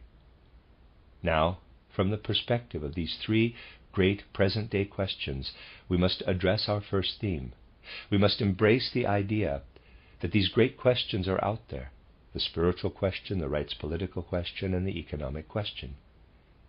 And therefore the threefold social organism is not something that has been invented, but rather something that has been read and derived from these three great questions of the era. And on the other hand, we must also embrace the fact that everything that has been prepared through anthroposophical spiritual science is a foundation for a truly productive spiritual life. All spiritual life from earlier periods, found in the religious denominations, of which the branches of the present-day university are simply descendants, this old spiritual life has outlived its time. The other, new spiritual life, meaning the one that has grown out of natural science and technology, has not yet been able to begin its life. It has not been able to spiritualize itself. It must be driven toward spiritualization by the same kind of thinking that led to the development of the older spiritual life. Spiritual science will eventually become as productive as earlier spiritual life, which is now in a state of decadence in the religious denominations. This is what gives spiritual life its content, its purpose. And when you can see into the matter thus, you will properly recognize that the question, quote, "Where is free spiritual life supposed to come from?" close quote, can be answered in full confidence by saying, quote, "We have to speak not only of the demands of free spiritual life, but also of something that can be placed within the framework of this free spiritual life, something that produces spirit, something that is in fact living spirit," close quote. You will then be able to point to the anthroposophical sources related to this. In that moment you can develop something that, if you want to bring it to the public at large, must be brought forward with a certain enthusiasm, so that our interior lives turn outward, so that really everything that you are as a person, everything that has brought you together, enters into the public. This must be the only tone that you strike in your lectures. You must be clear about this, that Anthroposophy gives to free spiritual life its content and its sustenance.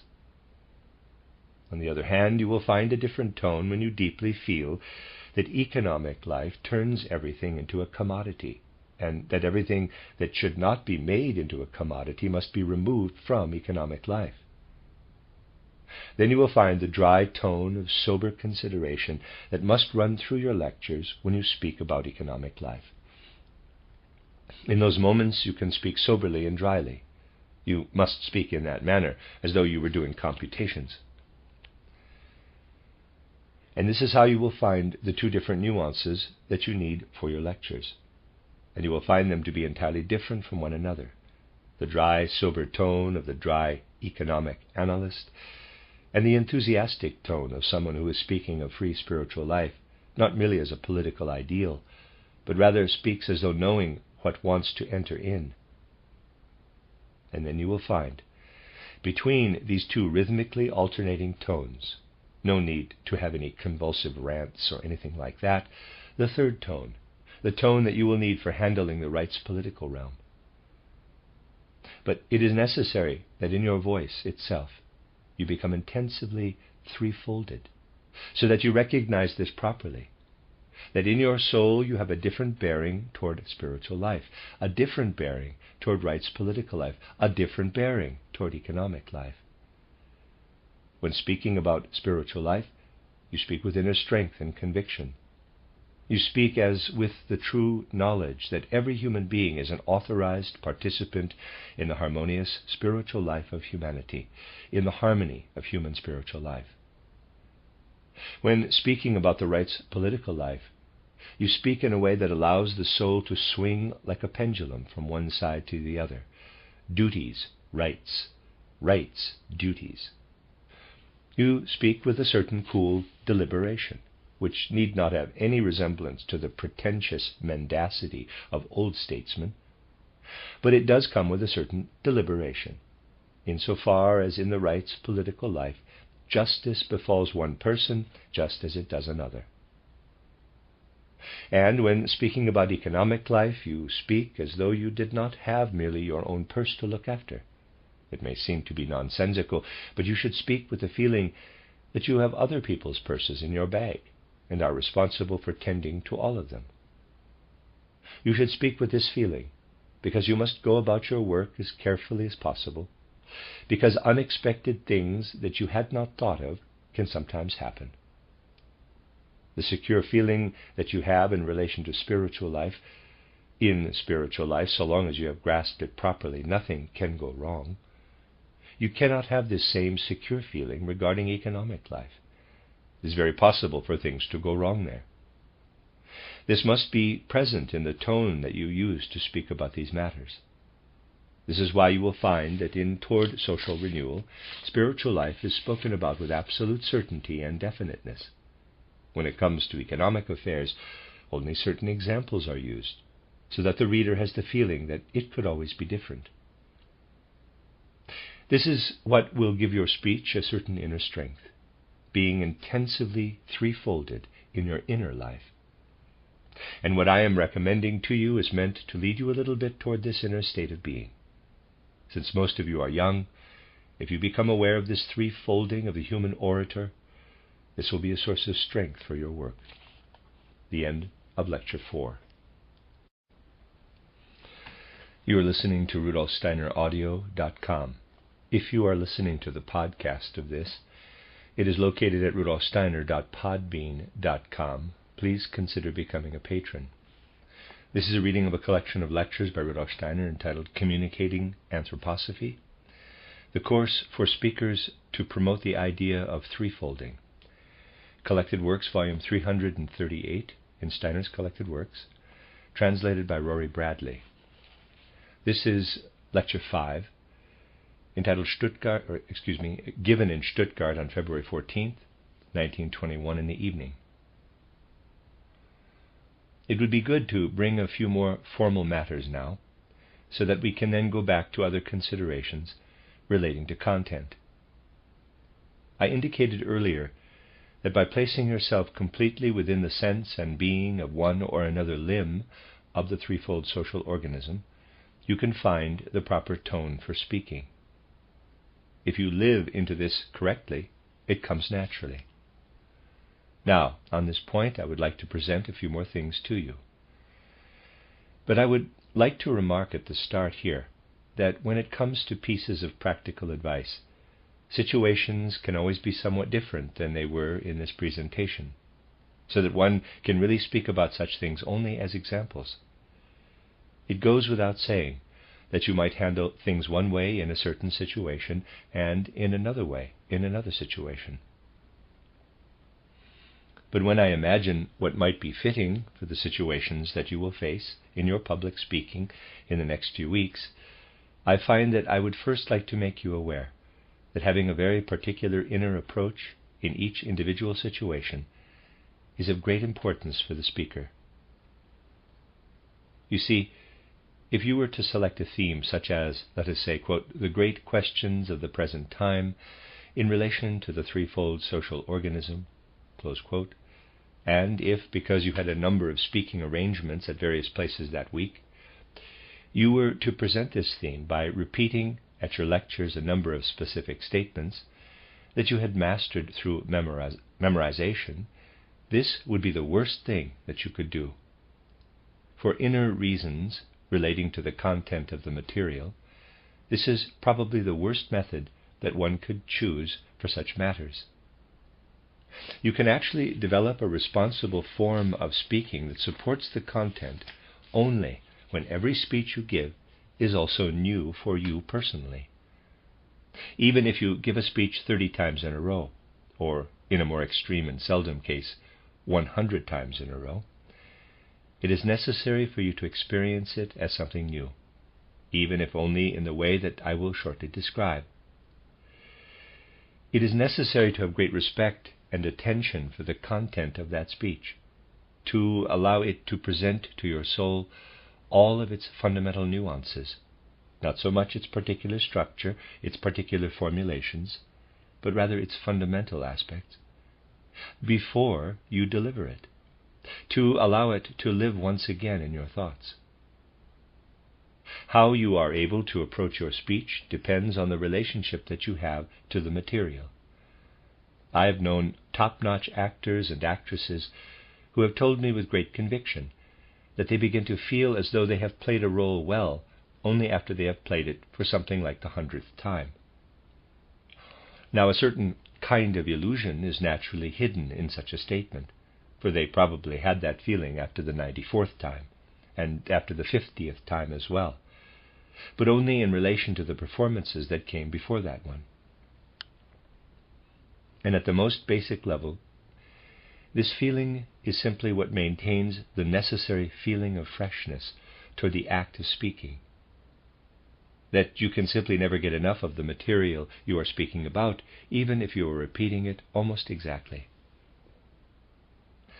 Someone who must give a speech, and who feels that it already bores him, or that the act of giving a speech bores him because he has talked about the same material so often, seems to me like someone who has eaten for a whole month, and on the first day of the next month says, "I am bored with eating, because it is just a repetition of all the eating that I did for the last 30 days. I do not want to do that again." In its most basic functions, the human organism does essentially the same monotonous thing every day. At most you vary the food that you eat a little bit. You can give the same nuance to the way you think about a lecture, so that a change is brought into it much in the same way that you vary the meals you eat day after day. But basically that monotonous pairing of hungry, eating, thirst, drinking, and so on remains, and at the root it never seriously becomes boring. In encounters with the lively growth of the natural, even spiritual forces present in the deteriorating world, our intellect, our whole soul life in fact, turns away from this fact. It turns away out of a belief that to receive something once is then to, in quotes, have it completely. If you progress in soul development, then you return to things found in nature and in the original spiritual elemental forces, the rhythm, the repetition of the self. And we must participate in this particular return to everything that stands near to these original creative forces, nearer than our deteriorating intellect and our soul life, if we are to work in the spiritual world, in the sphere of the spirit. The religious denominations have already taken this up at a basic level. They do not have different prayers for every morning and every evening, but rather the same prayers. They take it as given that this is not boring, that it has the same relationship to the entire soul development of the human being as eating and drinking has to physical development. We can relate to everything that we do in the realm of the spirit, particularly in the case of something like public speaking, in such a way that we go through the content of our work with the same inner interest again and again before presenting it, even if we have already done so countless times. Only then, when we have run through the content in this way, even if only for a few minutes, only then will we achieve the proper relationship to what we want to say. We will also achieve the proper feeling of responsibility only through this method. This feeling of responsibility is something that you will need when you find yourselves in a position like the one before us in the coming weeks. You must make yourselves conscious of the fact that in your talks you are not speaking merely to the people who are present. Rather, you stand in the midst of a world historical moment, and your talks hold something of meaning for this world historical moment. You must hold up before your soul the weight and significance of what you are doing. You have to say to yourself something like, quote, I have something to bring to people that, if it strikes a chord with them, will truly serve as the only means of elevating the world, while all around us are the forces of its downfall. Close quote. If you stand in this relationship to the matter, then you will also be able to properly assess all of the opposition coming toward us from every corner of the world, shouting loudly on all sides of the path that you are now planning to tread. Within our movement, most people, including many members of our society, will pay no attention to this opposition. They do not like to worry themselves with it, and this reflects a lack of interest in history. But we must speak and do our work out of an interest in history. Only then will our words take on enough weight for us to work with them. We may not take this opposition lightly. It is actually quite horrifying sometimes to see how people within our movement remain so impassive when faced with the terrible attacks that are made on Anthroposophy, on the threefold social organism, and even on the Kommende Tag. In this regard, the opponents are, if I might be allowed to say such a thing, a beast of a different stripe. Some of them are truly ruthless rogues, but their roguery is filled with an incredible zeal, and they find words that are motivated by a certain enthusiasm, often by the enthusiasm of wickedness, even most of the time, or even by the enthusiasm of inability, an inability that protests because it cannot come into being opposite what is being brought into reality. But there is vigor in it to some extent. Even in their complaints there is vigor. You do not find the right words when you just set them down with artistry, but you find the right words if you can arrive at them through your whole bearing and feelings toward the subject. This is what we must move toward, both in written and in oral practice. We should not turn away in fear from the very harsh criticisms that are shamelessly being levied against Anthroposophy and the threefold social organism, and we must become conscious of the fact that the shadowy outline of something positive emerges from this experience. Also of relevance here is what we bring into our positive speeches against our opponents. The fact that we talk about these things is done with no consideration for defending ourselves. You must certainly defend yourselves sometimes. I have done it in the past. But what does a defense really mean against an individual like Max Dessoir and others like him? In an instance like this, it is very significant to point out what damage is done to German educational and university life to have such persons as instructors. Putting this general cultural phenomenon in the proper light is something for which we must find the proper nuanced words. And in that case, it is definitely a good thing to, shall we say, paint a particular picture of these things. You then have to seek in your life experiences the right shades, the right colors with which to paint this picture.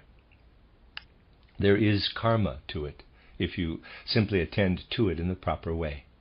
This karma will hold for you the necessary nuance. In my book titled The Riddles of the Soul, I refer to the unusual fact that Max Dessoir mentions in that thick book he has written that he is one of those people who, due to some particular bearing in his soul, has to pause sometimes in the middle of a thought, unable to go any further. This can even happen to him when he is giving a lecture. He is suddenly so filled up with the power of what he is trying to express that his mind just stops dead in its tracks. He does not say it quite this way, but it is as though this happens. I brought this up in my Riddles of the Soul.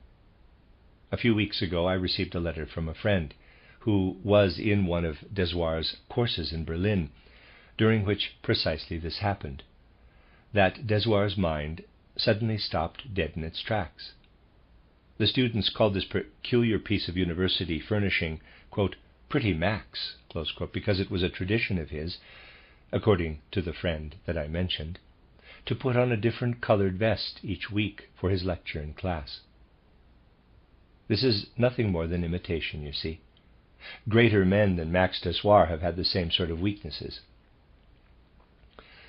For example, it happened once to the famous philosopher Kuno Fischer that a young student went over to the barber shop that was right next door to the university buildings there in Heidelberg, and this barber was quite understandably interested in the university and the young men who attended it.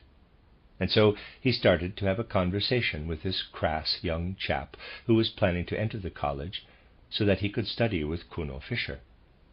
The young man confided in the barber that he wanted to study with Kuno Fischer. Quote, "He is writing on the board today," close quote, said the barber. Quote, "How do you know that?" close quote, asked the young student, astonished. Quote, "He was here just before and had me tidy his hair in the back. He always does that before he plans to write on the board. He has to turn around to do that, you see." Close quote.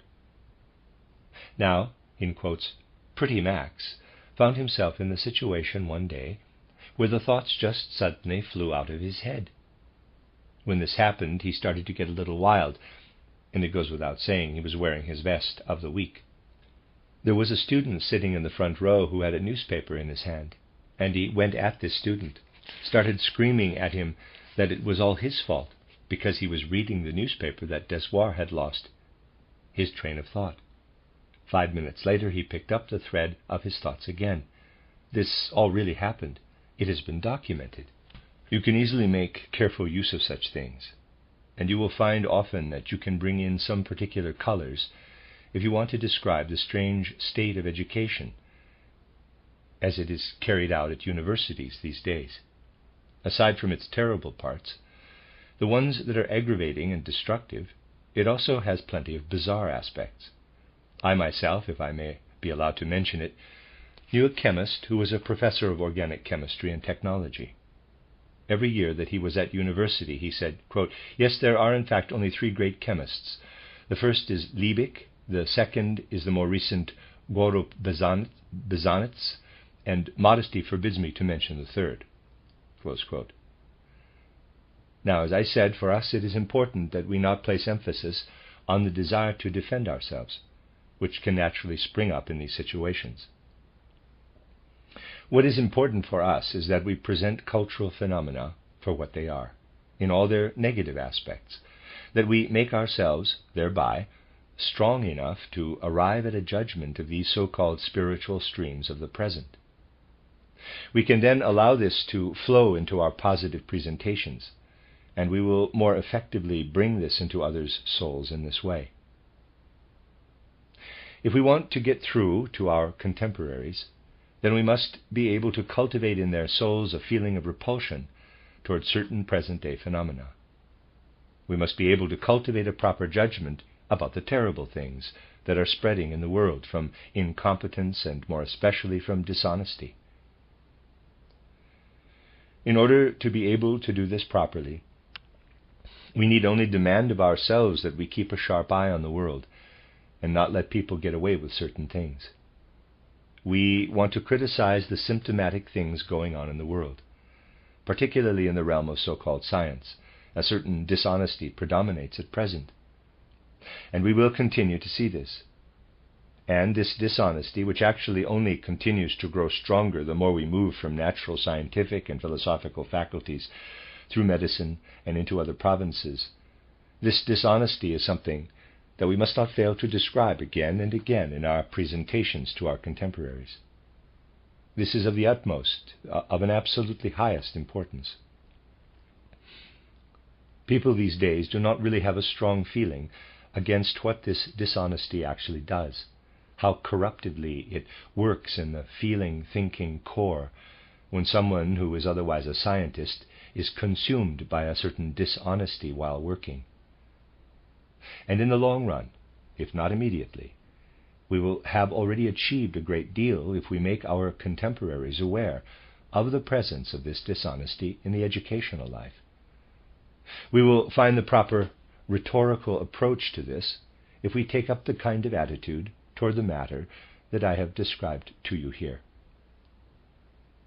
Particularly when you find yourself in a position like the one in which you will be during the next few weeks, one thing seems important, that you live actively within the material that you intend to present, that you actually always struggle with it to a certain extent while speaking, that you allow your preparation to be such that the intentions, thoughts, and subject come before your soul, but not the specific wording, because you must always struggle to arrive at the right words only once you are standing before the audience.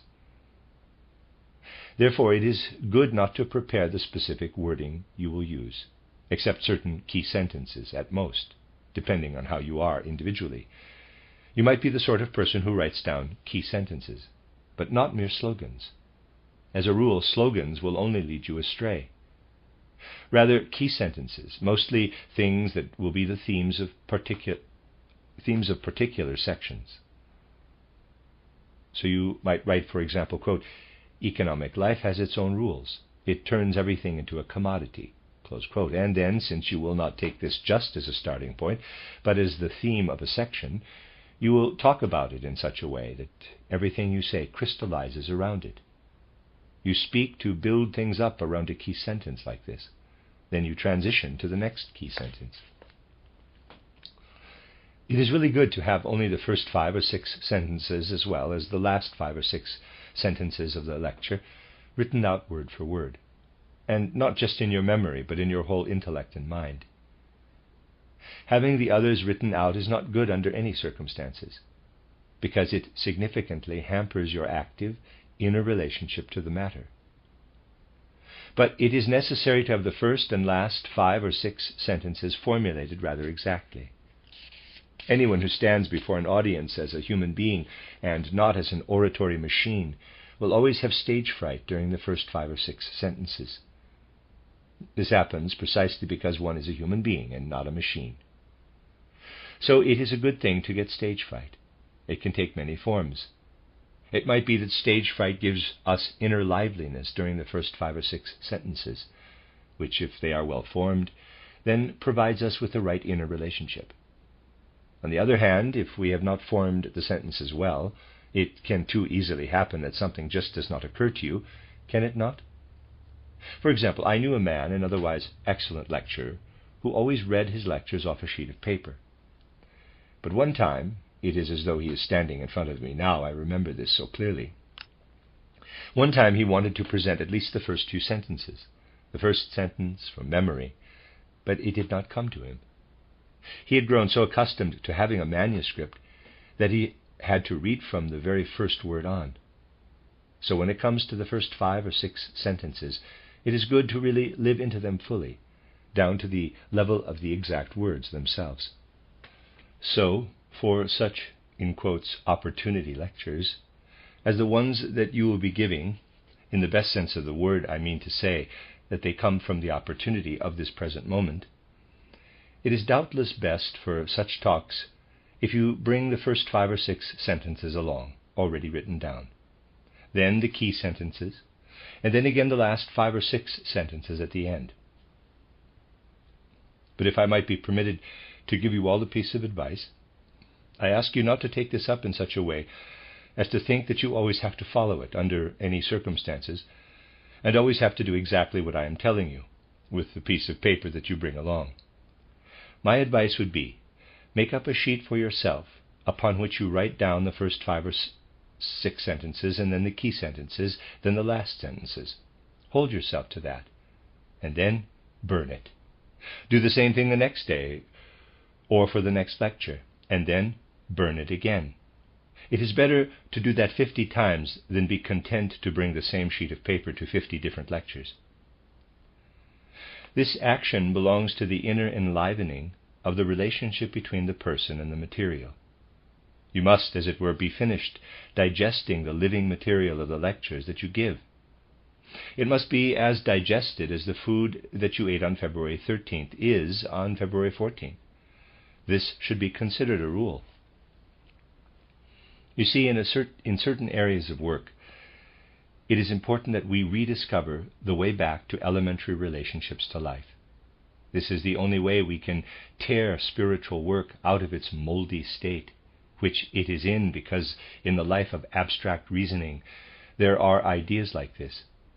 A person wants to experience something only once, And once a person has experienced something, then it no longer produces a sensation.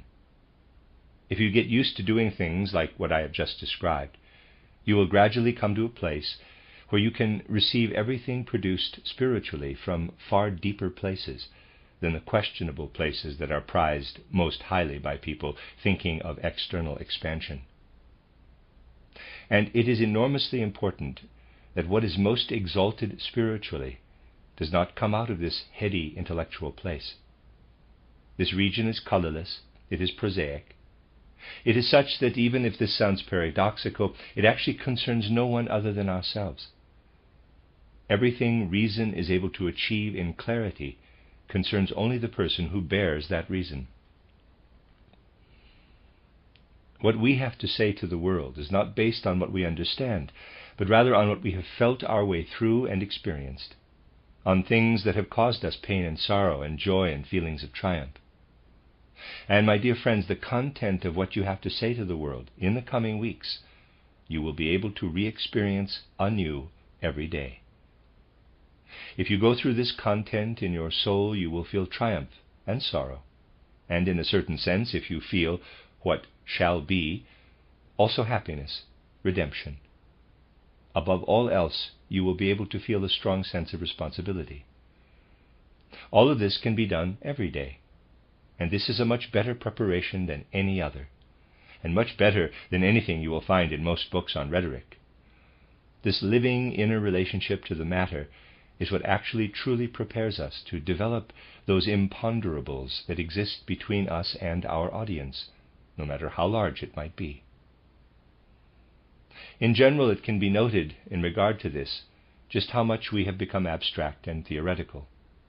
I once heard a lecture given by Hermann Helmholtz at a large gathering. He took out his manuscript and read the whole lecture from the first word to the last word. Afterward, a theater director with whom I was friendly came up to me and said, quote, "What was that? The lecture has already been printed. He could have just handed a copy personally to everyone who was listening. And if Helmholtz, who was certainly very prized and honored, just went around and shook everyone's hand, that would have been a much greater pleasure than listening to something that you could just read yourself, since it is printed." Close quote. We actually need to hold this fact up before our souls. The printed word, including everything you read out in a speech that you wrote down earlier, is something entirely different from the spoken word. And even if it has already happened often, for reasons other than purely artistic reasons or something similar, that the spoken word was then written down, that this aramonic art was practiced, and then the written word was read again, we should not conceal the fact that the whole procedure is, in essence, a whole lot of monkey business. For certain reasons, this has to be done, but it is monkey business all the same. For those who take up these matters artistically, what is spoken is not the same as what can be printed or written down in the same moment. So I was deeply sympathetic when that theater director said to me that it would have been better if Helmholtz had just shaken everyone's hand and had his printed lecture passed out.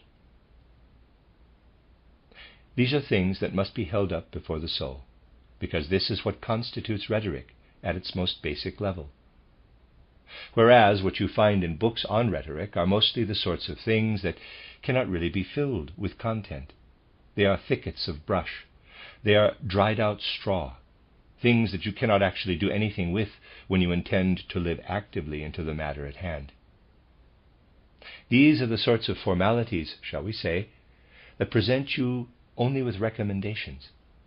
You nevertheless can, I do not want to say think through, you can sense and feel through these recommendations. And if you do this, you will be able to prepare yourself in the best possible manner for your task in the coming weeks. Out of the feelings that you will develop toward such recommendations will grow a vision of how you should actually approach the material that you will be working through in the coming weeks. And in regard to this, I want to add the following.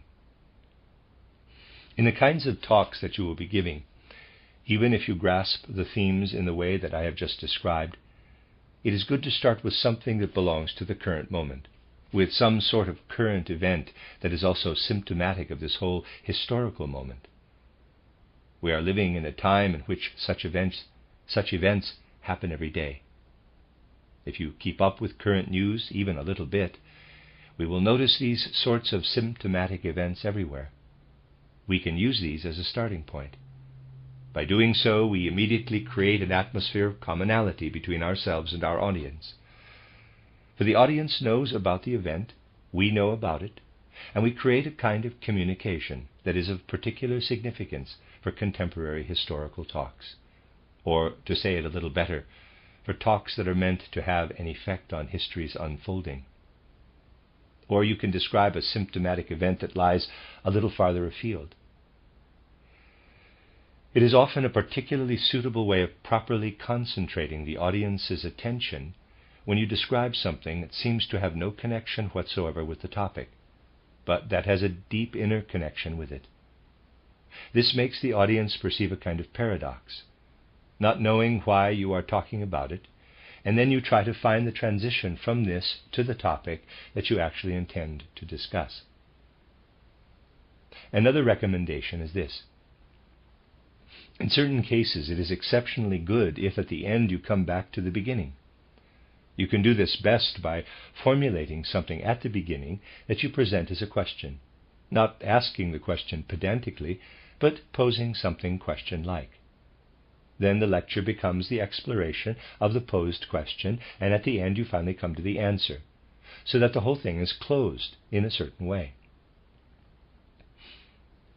Doing this often has a very, very positive influence on the souls of the audience. They will retain everything more easily than they otherwise would. With certain things, it can even be good to have a kind of motif that you return to after certain sections, albeit in a different form. If you formulate something in the same way every time you say it, you will not be very effective. But if you return to something in a different form, you could thereby achieve something quite good. Then we will also have to effect a kind of reforming influence on the audience through the structure of our talks. I could also say a kind of pedagogical influence, if it did not offend people to hear the word pedagogical. You can have a reforming influence through the structure of your talk. You see, people will demand of you nowadays that you define things as much as possible. But we want to limit ourselves when it comes to defining things. We do not want to make the concession. There are other concessions as well that we do not want to make, but least of all do we want to give people pedantic definitions. Instead, we want always to characterize things. Indeed, we want to characterize some things from two or more sides, in order to bring forth a sense of how any particular thing can be characterized from multiple sides. We have to put forward the impression that everything that comes from a spiritual foundation, everything that stems from spiritual science, must come forward also in a different form before our contemporaries than what comes out of materialism. Everything that comes out of materialism will be materialistic, even if it is saturated with apparent religiosity, even if it is colored by the religious. It will speak in hardened, fixed nouns. What comes out of the Spirit cannot speak very well in these hardened nouns. For the Spirit does not work in that way. It is in constant motion. Spirit is necessarily comprised of action words, of verbs. It dissolves the noun form. It prefers to form clauses rather than making use of fixed nouns. In this way it avoids treating beings like pieces of wood. It avoids placing them next to each other like pieces of wood or stakes. Placing things next to each other like stakes, that is materialistic. What is grasped in the Spirit dissolves the hardened noun.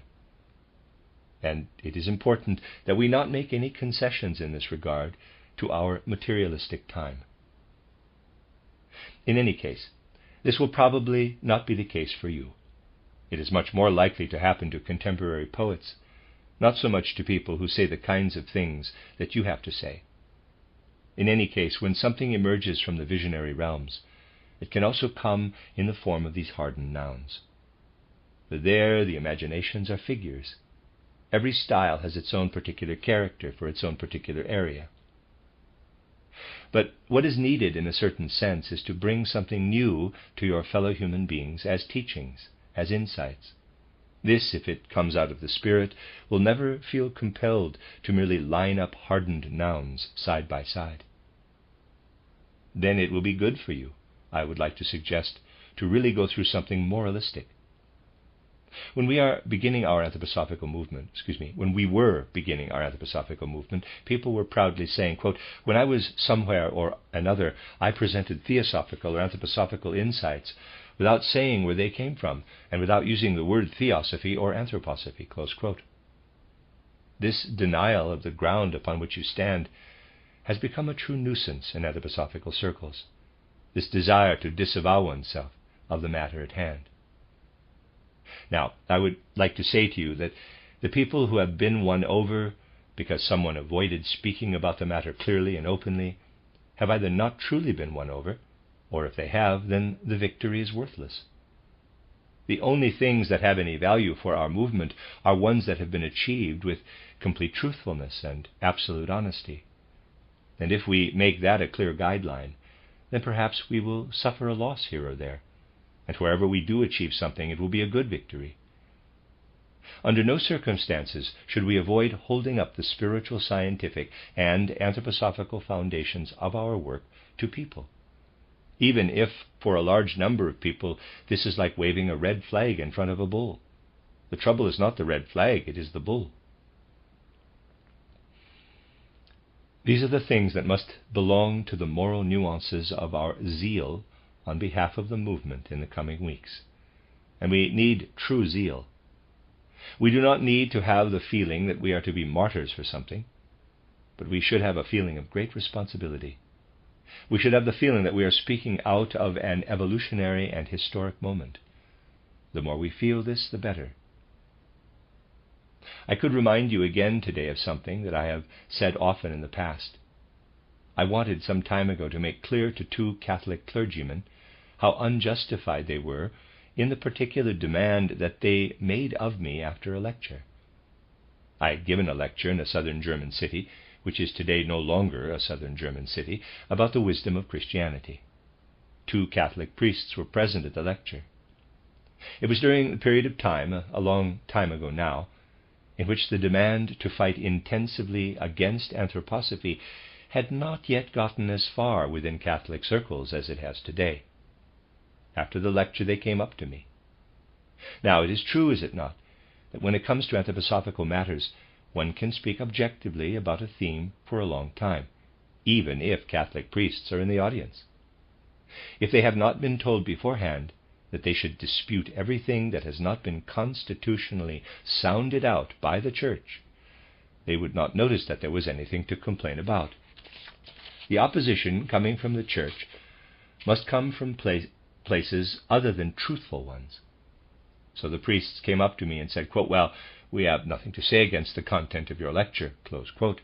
At that time the cry from Rome had not yet gone out, quote, "But the way in which you speak is no good, for we speak in such a way that everyone understands us, but you speak only for a particular circle of people who are already prepared," close quote.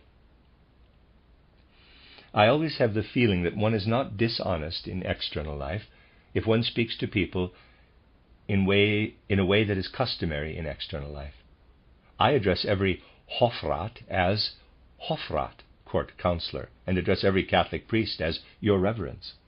So I said, quote, "Your Reverence, it is not a matter of whether you or I think that something is for everyone. It goes without saying that you and I think that subjectively. This is not the point.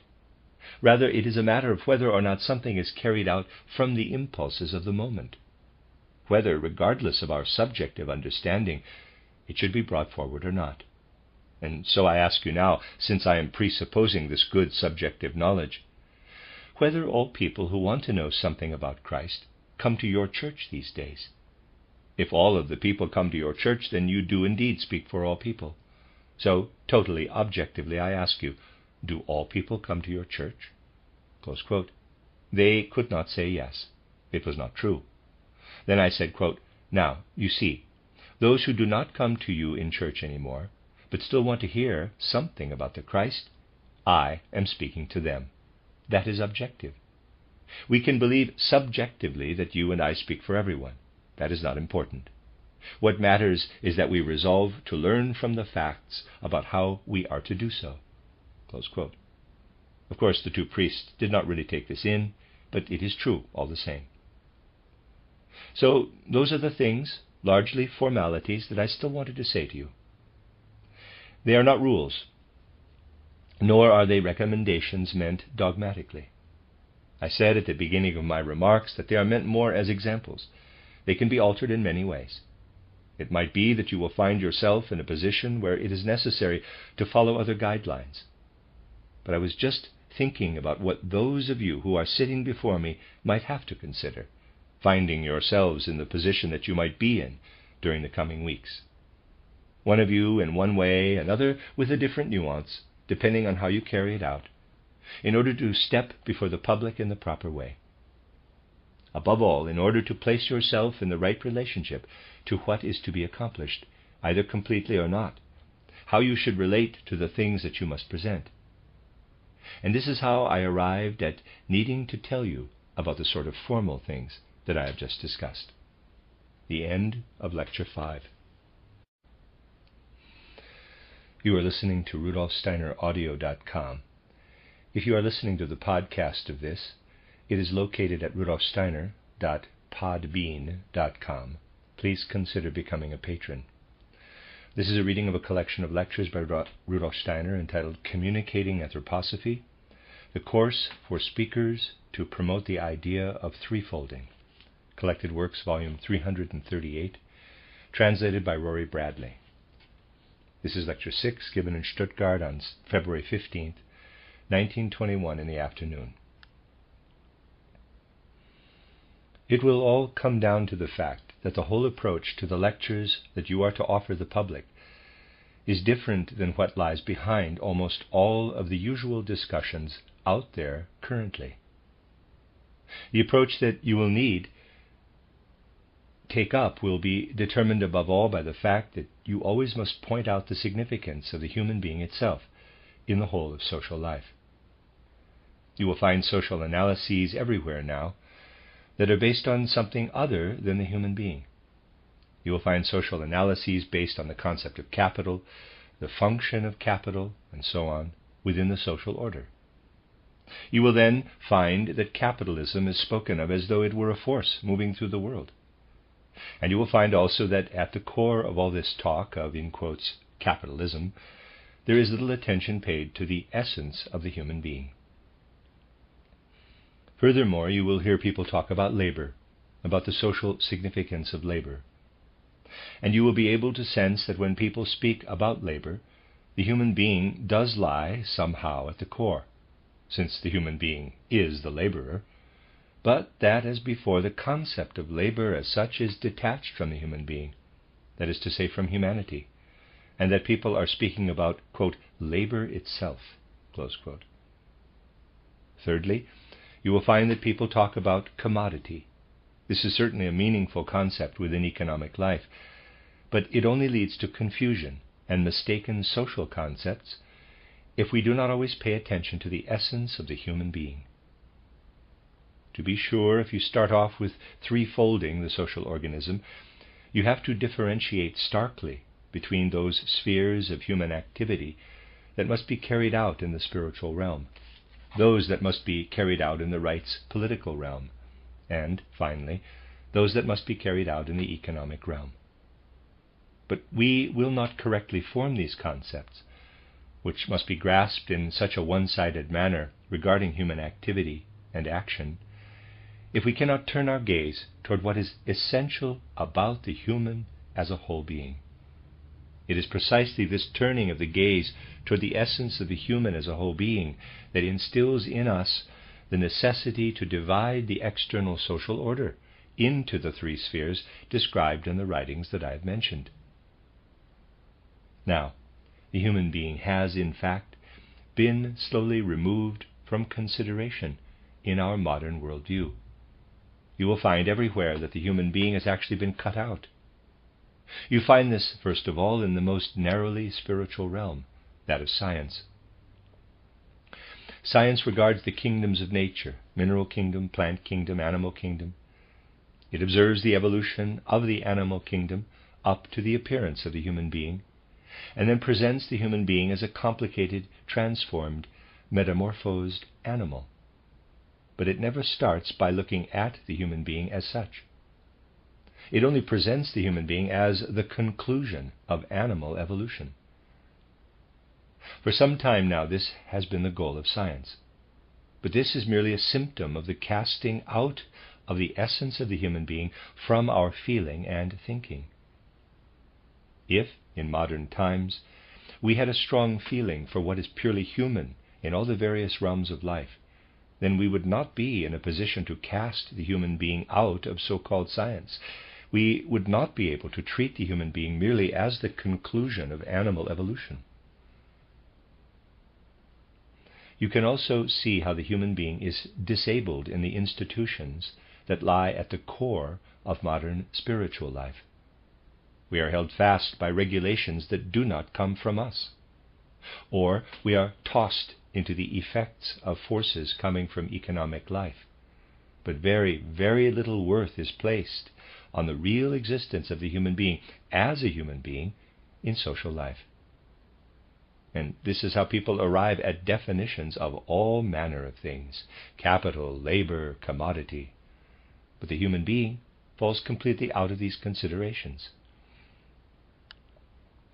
In Central European countries, it is quite strange how the feeling was very recently lost for how everything comprising the state or other community exists because of human will, rather than the human being existing due to the will of the state. How all institutions arising in this community must ultimately have as their goal the development of the human being into a full human being, into a full individual, insofar as that is possible. How often have we heard repeated recently that the human being must sacrifice everything to the interests of the collective? My dear friends, if this were actually to happen, though at first it sounds quite beautiful, quote, the human being must sacrifice everything to the interests of the collective, close quote, this would only lead to a stark atrophy of communal life. Nothing would lay a better foundation for a community than having the individuals within it develop in every way, and in the fullest sense of the word, into unique human individuals. All those who say the opposite usually do not take the main issue into account. Those who develop into full human beings, who are able to bring their human individuality fully into being, are directed by this development of theirs to give as much as possible to the community. They lay the foundation for community in the very best way through everything that lies within them. What can be developed in a human, provided it is led and directed properly, does not therefore result in egotism. Egotism is actually generated from without, not from within. Egotism is generated primarily by the community itself. This is too little considered when it comes to social questions. And, consequently, a true misunderstanding has developed recently between the natural lack of egotism and generosity in spiritual matters, and the egotism and greed in all matters material. When it comes to everything that human beings bring forth spiritually, they are, according to their natural disposition, not at all greedy. They only want to give as much of that as possible to everyone. Someone whose inner self is a poet would like most to give away everything he or she produces, generously and not egotistically, and not hoard it. People do things differently when it comes to external material goods. They want to keep those things for themselves. But this drive never comes from within. Rather, it is created by everything that surrounds us. A truly social art would consist in taking everything that surrounds us externally and gradually transforming it in such a way that we could treat other human beings in the way that we treat those things that belong to us inwardly, what flows from our individualities. To this end, however, it is necessary that people make this way of thinking, which I have indicated now in a few abstract sentences, into their own sentiment. They will never be able to do this within the context of modern spiritual life. For present-day spiritual life tosses the human being into the external, rights political, and economic orders, and does not take as its basis the need to develop in each human being everything that flows from the individuality. In pedagogy, it is only an abstract guideline when people say that everything that is taught or used in training must be based on the human being. This abstract guideline helps nothing. And those who most often preach this guideline are, in the actual practice of teaching, for example, by and large, the ones who sin against it most. What will fill a person with a sentiment that is oriented toward the human being as such can only be anthroposophical spiritual science. This spiritual science leads us in the direction of recognizing the essence of the human being. It places the human being in the absolute center of all its considerations. Take, for example, my book titled An Outline of Esoteric Science. You could just as well use something else as a foundation too. There, the evolutionary development of the Earth is followed through its pre-earthly stages, through the Saturn stage, the Sun stage, the Moon stage, and so on.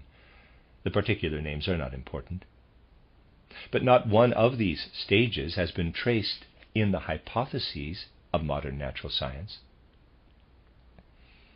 And what has modern natural science found? First of all, there was some kind of a nebulous stage back in the impossibly distant past. There was nothing resembling a human being there. And for a long time, throughout the various evolutionary stages, according to the thinking of natural science, there was no trace of the human being. Then, one day, the human being turned up, after the other beings had consolidated for a while. Someday in the future, the human being will vanish, and the earth and everything will vanish with it. And finally, the whole of evolution progresses toward a dead and empty space. This is what science thinks about the world, about the cosmos, dehumanized. And if science were not otherwise obligated to slip the human being into this picture of the cosmos, which it is, since this two-legged animal is now walking around on Earth, and since, after all, it does manage to do this rather inconsequential thing called thinking, if it were not therefore compelled to do so, science would simply lay the human being aside, because there would really be no need to have the human being there at all. But now, consider my title, Outline of Esoteric Science, from the very beginning. The human being is there. Nothing in the cosmos is considered without simultaneously considering the position of the human being within it. Considering things in relation to the human being is the only way it makes sense, and simultaneously the only way in which we have a foundation for our knowledge. The human being is never excluded. This anthroposophical spiritual science leads our consideration of the world back to a consideration of the essence of the human being. I am touching here upon a few thoughts that will be important to you as you get ready to go out and give your lectures. They should prompt you to pursue a line of thinking that will shift the human being into the center of the social process. And I hope that you will color your talks in such a way as to shift the human being into this central position and avoid excluding the human being from this central place. You see, the theoretical considerations of recent years have from the start left out the human being. They consider the human being only as a kind of luxury object for knowledge. Even the national economic considerations of recent times have taken a similar path. Simply go back. Marxist thought, as well as others, go back to this. Go back to Adam Smith. You will see that two things have been placed at the center of his considerations. First is economic freedom. Second, private property. The human being is nowhere to be found among these central points. The human being is incidentally a part of the considerations, but first and foremost, it is not there. The human being is not placed in the center. But of course, economic freedom is not something that the human being can have. Economic freedom is not something that you possess as a human being, but rather as the owner of some sort of property or goods. As the owner of property, you move within a set of social processes, and insofar as you own that property, you can, in a certain sense, possess the thing that Adam Smith calls freedom. But you do not market these processes as a human being. Rather, you set the property in motion. You undergo processes with the property. And these processes, the plowing and harvesting, if you own property, and whatever one does in industry, these are free, independent. But the human being as such does not play a role in these considerations at all when you are speaking about economic freedom. And private property? Here we must remember that this property has to be acquired in some manner, whether through theft or conquest or inheritance, or what have you. So this means that it has had something to do with human beings. But Smith does not consider the ways in which human beings develop a relationship to the things they possess. Rather, he considers private property as a kind of absolute given. This is how the human being treats all private property. The human being, too, might as well be a herd of pigs. People consider the human being as though they were not really directing the main part of their attention toward the human being as such, but rather toward the property as such. This is how national economic thinking has tossed the human being out of its considerations. But this does not come simply from what one might call a poorly developed knowledge or a lack of knowledge. Rather, this comes fundamentally from the fact that economic life itself has taken on this form. Under the influence of current abstract ways of thinking, economic life has developed automatically. The human being has progressively removed itself, has gradually given itself over to something that takes on a non-human form. You could quite easily consider this yourself in the following manner. Simply choose, shall we say, some lordly estate, and then follow its history, disregarding everything that external forces of technology brought to it during that time. Follow its history purely in regard to the human realm, which has, of course, been excluded, through a series of generations. Start with the owners at the end of the 19th century, then go back to the owners during the middle of the 19th century, then back to the beginnings of the 19th century, and so on. In so doing, you will be able to follow this history as this process is completed, as the estates get taken into the economic process. You will be able to follow it without having to pay much attention as to whether you are looking at the owners at the end of the 19th century or the beginning of the 19th century. They go for walks through their property, do the things that one would expect them to do to make their mark in the world. But it makes no difference. You cannot distinguish the owners at the end of the 19th century from the owners at the beginning of the 19th century. What you are seeing here is the non-human process at work. The objectiveness of the process has already developed to such a point that the human being is excluded from it. The human being is excluded only on one side, but this is precisely where we arrive at the current disastrous state of affairs. The human being is not excluded, however, from a certain area of spiritual life, the technological, natural, scientific realm. The human being has taken hold there, but the two things do not fit together. One has simply shoved its way into the other. The human being has also taken hold in a number of other ways, due to the fact that, as a result of the disregard of the human being, more and more people have become proletarianized. All that is proletarianized, which has no other aspect than the human being itself, all of this has come to the forefront. And thus, in recent evolution, the significance of the human being in the economic process, indeed in the whole social process, has not undergone a unified development. Instead, the individual areas have worked inorganically upon each other. One realm shoves its way into another mechanically. It would be accurate to say that nowhere and at no time has technology, for example, evolved in such a way that those who owned property were the ones who had the technology in hand. Rather, I would say that technology pushed its way into the workings of property from the side. The result was naturally not something organic, but rather something that finally had to stand in stark conflict with itself. Everything that battles with itself in our time can be traced back finally to these facts. In your lectures, you must now bring this around from precisely the opposite side. For the effect of this is that people progressively lost sight of the connections in the economic process and directed their attention more and more toward sub-processes. For example, the way in which capital comes about and functions, or how labor plays into the national economic process, or how goods are produced and circulated. But the ability to see the connections is simply not being developed. You see, if we want to consider the unified process, the process of social life as a whole, we can do this only by placing the human being at the center, by relating everything back to the human being.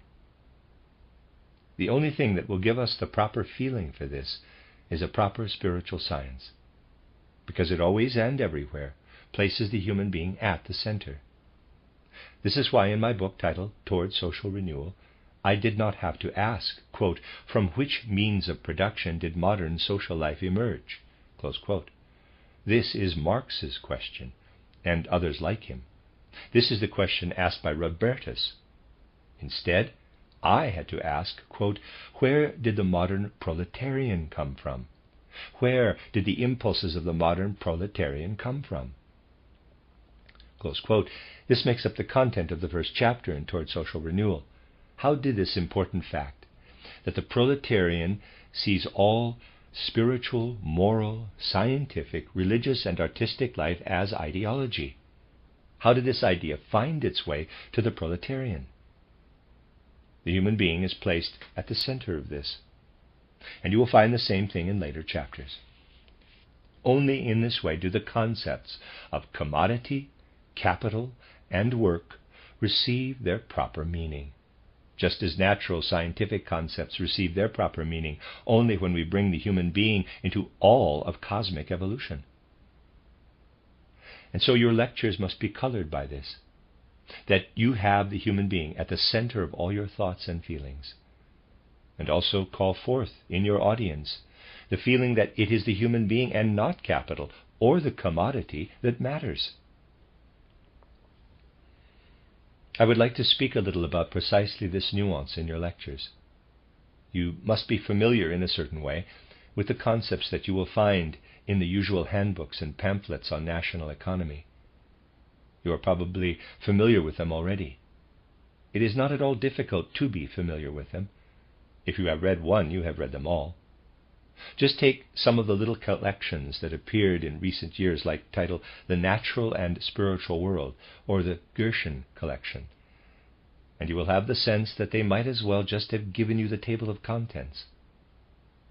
If you want to become familiar with the national economy, and if you are not too weak up in the top floor but have some grasp of concepts as they have evolved, then you really do not need to distinguish between one collection and another. You can just pick one.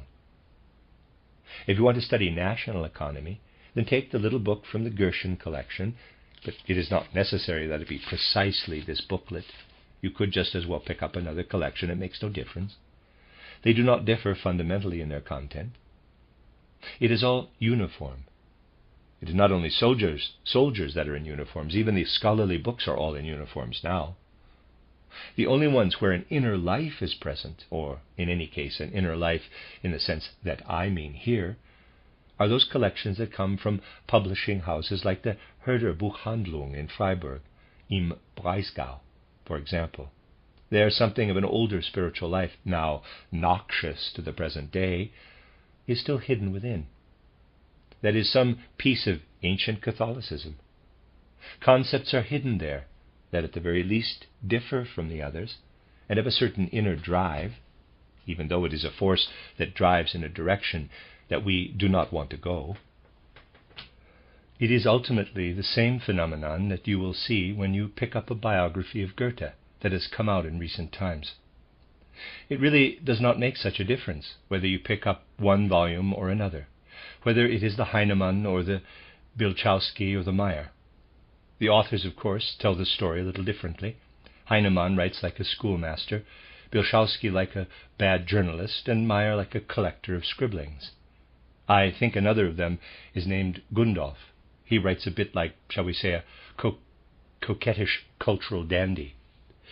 But you will not find anything new that is not in the other biographies. Not once, I think, do you really learn anything consequentially new in Emil Ludwig's volume. But he nevertheless distinguishes himself substantially from the others, insofar as the others write like Philistines, who grew up indoors, whereas he writes like a street urchin. But this also does not really affect the actual foundations in a substantial way.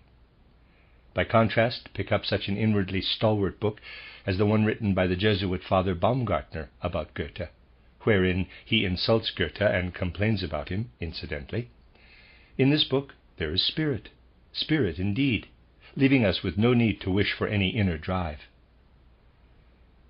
And so we can say that we must absolutely become aware of what is being produced during this present age. We must know how people are thinking about labor and capital and so on. But we must become aware that we will always have to turn the matter around and place the human being in the middle of our considerations. You might well be saying to yourself, quote, all of this could really make a person nervous. Now we are supposed to get out there and give talks and do everything that has been said here. Close quote. But this is not how it is. It is a matter of having the right attitude, and not a matter of sitting here and thinking long and hard about how to bring the human being into the center. Now is the time for us to set about doing the things that have been indicated here. And consequently, the important thing is that you leave with the attitude described here, and try to do what you are able to do, according to where your development has brought you at this point. I must, all the same, present things as they would be ideally, at least according to me. And you can take from that all of the things that you are actually able to put to use. Now, if you direct everything toward the human being, if you go forth anthroposophically in this manner, if you sometimes weave into your speech what comes out of anthroposophy, then do so without bringing in so much that you make your audience dumbstruck. When you are dealing with economic life, you do not need to talk about the division of the human being into physical body, etheric body, astral body, and capital I. People cannot follow all of this these days. We have to try to put things into the language of the modern individual.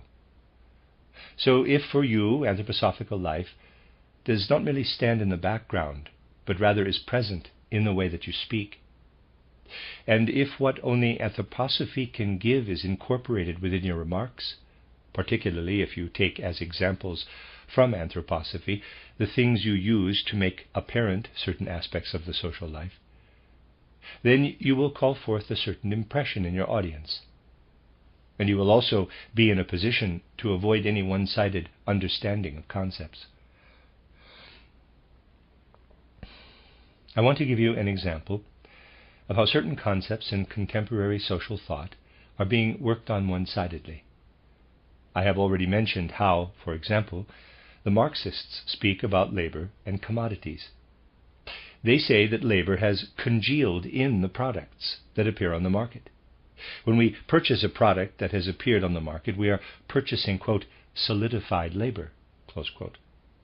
The time contained in this object is also mentioned, but this is not important here.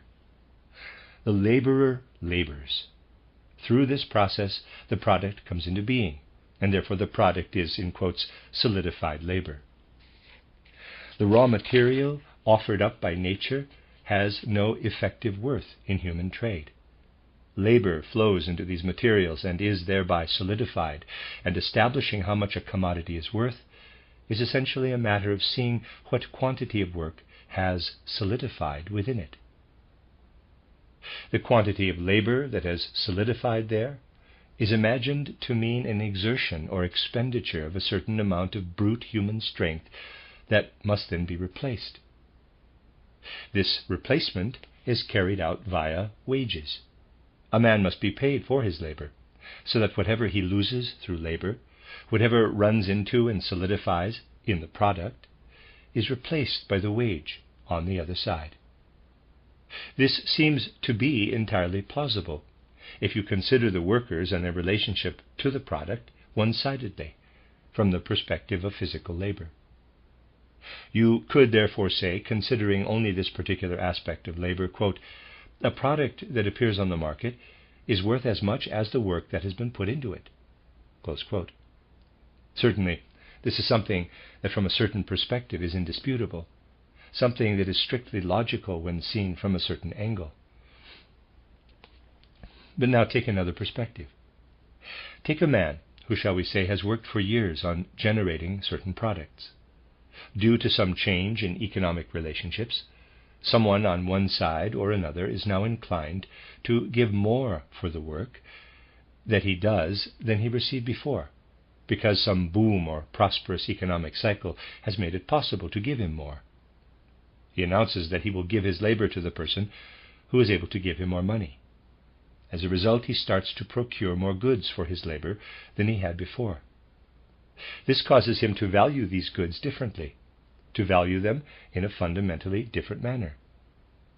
He stops looking at things from the perspective of the commodity's value being equal to the labor that goes into it. Now the opposite perspective becomes more compelling.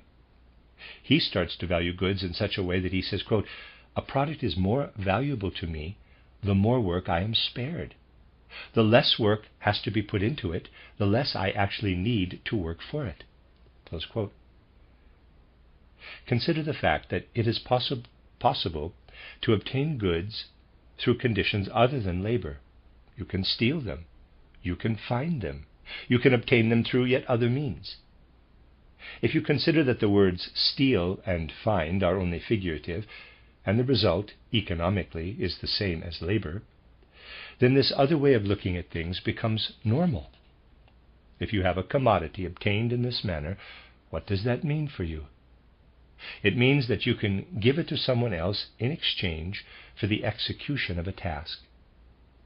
You have done no work to acquire it, but you can give it in exchange.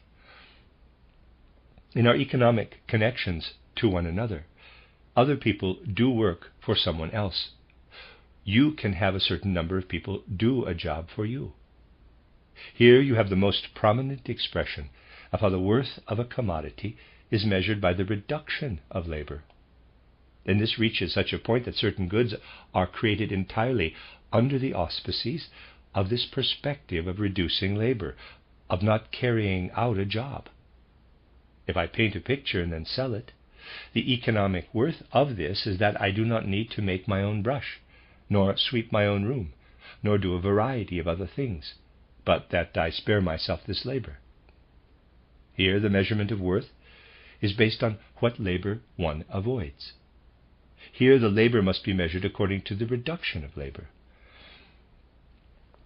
And so I can say that there are two perspectives with which you can define the relationship between labor and goods, between labor and commodities, or at least with which you can define the value of that relationship. You can say that a commodity is worth as much as the labor that is put into it. You can also say, however, that a commodity is worth as much as the lack of labor in it, as much as it makes it unnecessary to put labor into it. And the first definition, which deals with solidified labor, is more applicable the more one deals with purely physical labor and its products. The other definition is more applicable the more one deals with goods in which thinking, speculation, or other valuable spiritual forces are a factor. Both of them can be applied to life as a whole, the one just as much as the other. But it is important that you not be fooled by the fact that one definition is correct in certain instances, because then you might try to contest the other. In life there are two opposing views for everything. We must therefore try not to look at life by starting with concepts. For if you have some really great and correct concept, and then you try to reach life from there, you will discover only one part of life. If, on the other hand, you take life as your starting point, then you will find that it is always possible to describe things from opposite poles. Just as you can photograph a human body from the front and from the back, from the left and from the right. Proper contemplation of knowledge really does not differ at all from the process of artistic creation. And we must replace the theoretical perspectives brought into humanity in recent years with a view toward life. But when people have a certain viewpoint, they take all of their cues from it. And people have for the last 300, 400, 500 years relied on perspectives that originate in concepts, and according to these perspectives have established our social life. People create social life. As a result, we have not only one-sided imaginations of the world in our human concepts, but in life itself we also have one-sided institutions that do not fit together or agree. For example, the proletariat has a way of working in which the relationship between labor and commodity truly is one in which the commodity represents a certain quantity of solidified labor. But if we then turn to the capitalists, we see that the essence of the commodity value is based in how much it reduces and spares one labor. As a result, we have within the real processes of social life two things that cannot be compared. The capitalists work in a different manner than the proletariat. The proletarian not only thinks but also labors in such a way that the results of the labor are valued according to the work put into them. The capitalist works in such a way that the work is valued according to the principle of labor reduction. The one must expend labor in order to generate wages. The other spares labor. And these two links intermingle and skewer each other. And in this skewering lies the social grievances of the present moment. And there is no other salvation than to see into the real underlying process, to understand life as such, and to admit to oneself that it is necessary in the social process that there be human beings. You see, here we come to the human being. Human beings who work in such a way that their labor runs into and solidifies in the product. And people who work in such a way that labor is reduced and saved. An act of labor cannot serve others unless this principle is followed. It is not possible to be a leader without following this basic principle: do less work. It follows that it is entirely impossible to integrate the regulation of labor into the economic process. Regulation of labor must happen in the social sphere, which is the right's political life. If you follow such lines of thinking, you will see where it leads. It is crucial that we clarify all concepts, since the world today is filled to the brim with unclear, nebulous concepts even in practical areas, so that people can get things right again in their institutions as well as their thinking. If we do not have the courage to cry out to the world, quote, "You may no longer think in the way that you have up until now because you are ruining the external world with your thoughts. You must put the human being at the center of your considerations and not commodities or capital." Close quote.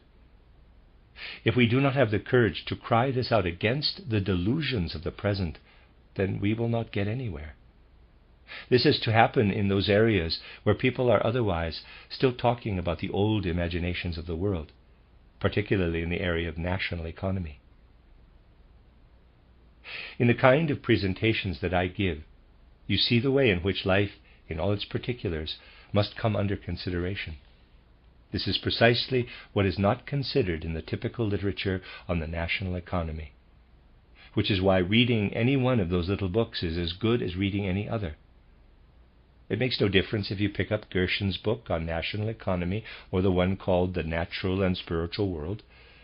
In all of these books you will find what you need, along with the possibility of schooling yourself in how not to think.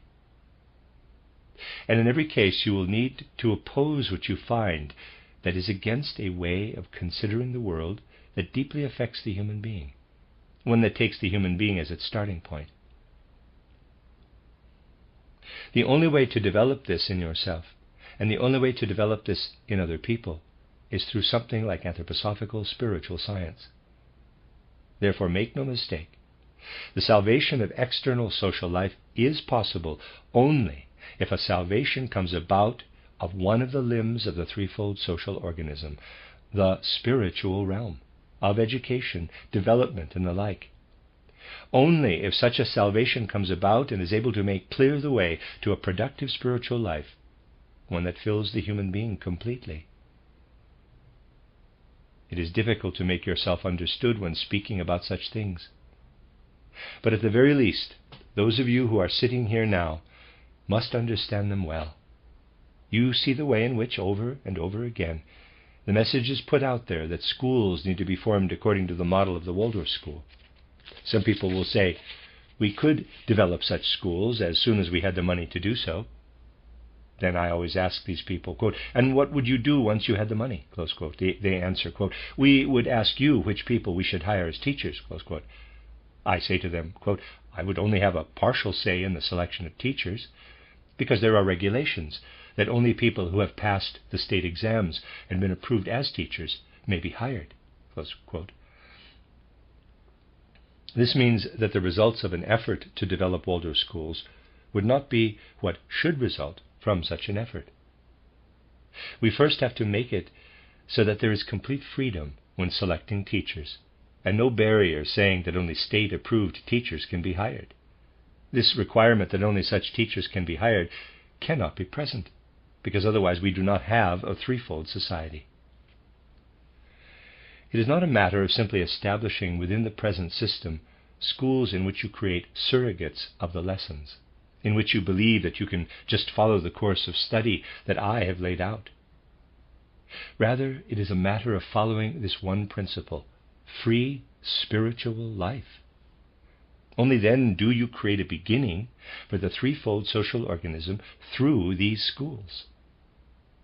So do not call up false imaginations in people, leading them to believe that they can carry on in their old way of doing things and still found Waldorf schools. Instead, call upon them to understand that in the school in Stuttgart, a truly free spiritual life exists. There is no program there and no course of study, but only the teacher and his or her ability. Not an edict regulating how much the teacher should be able to do. We are dealing with genuine, real teachers. It is always better to have a bad but genuine teacher than a teacher who is within the regulated establishment but is not genuine.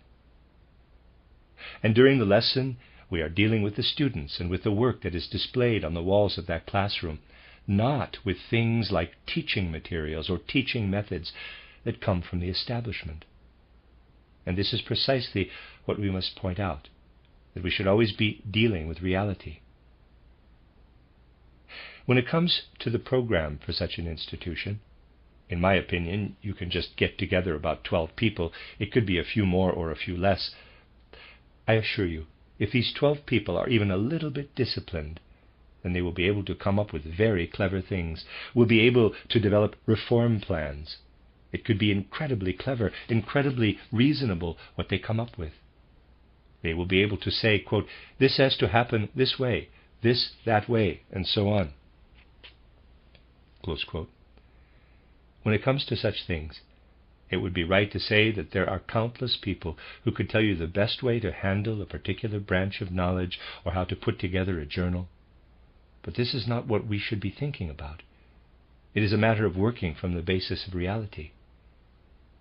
What is the use of having beautifully arranged school regulations, and maybe even a set of teaching materials that is somewhat liberated from these things?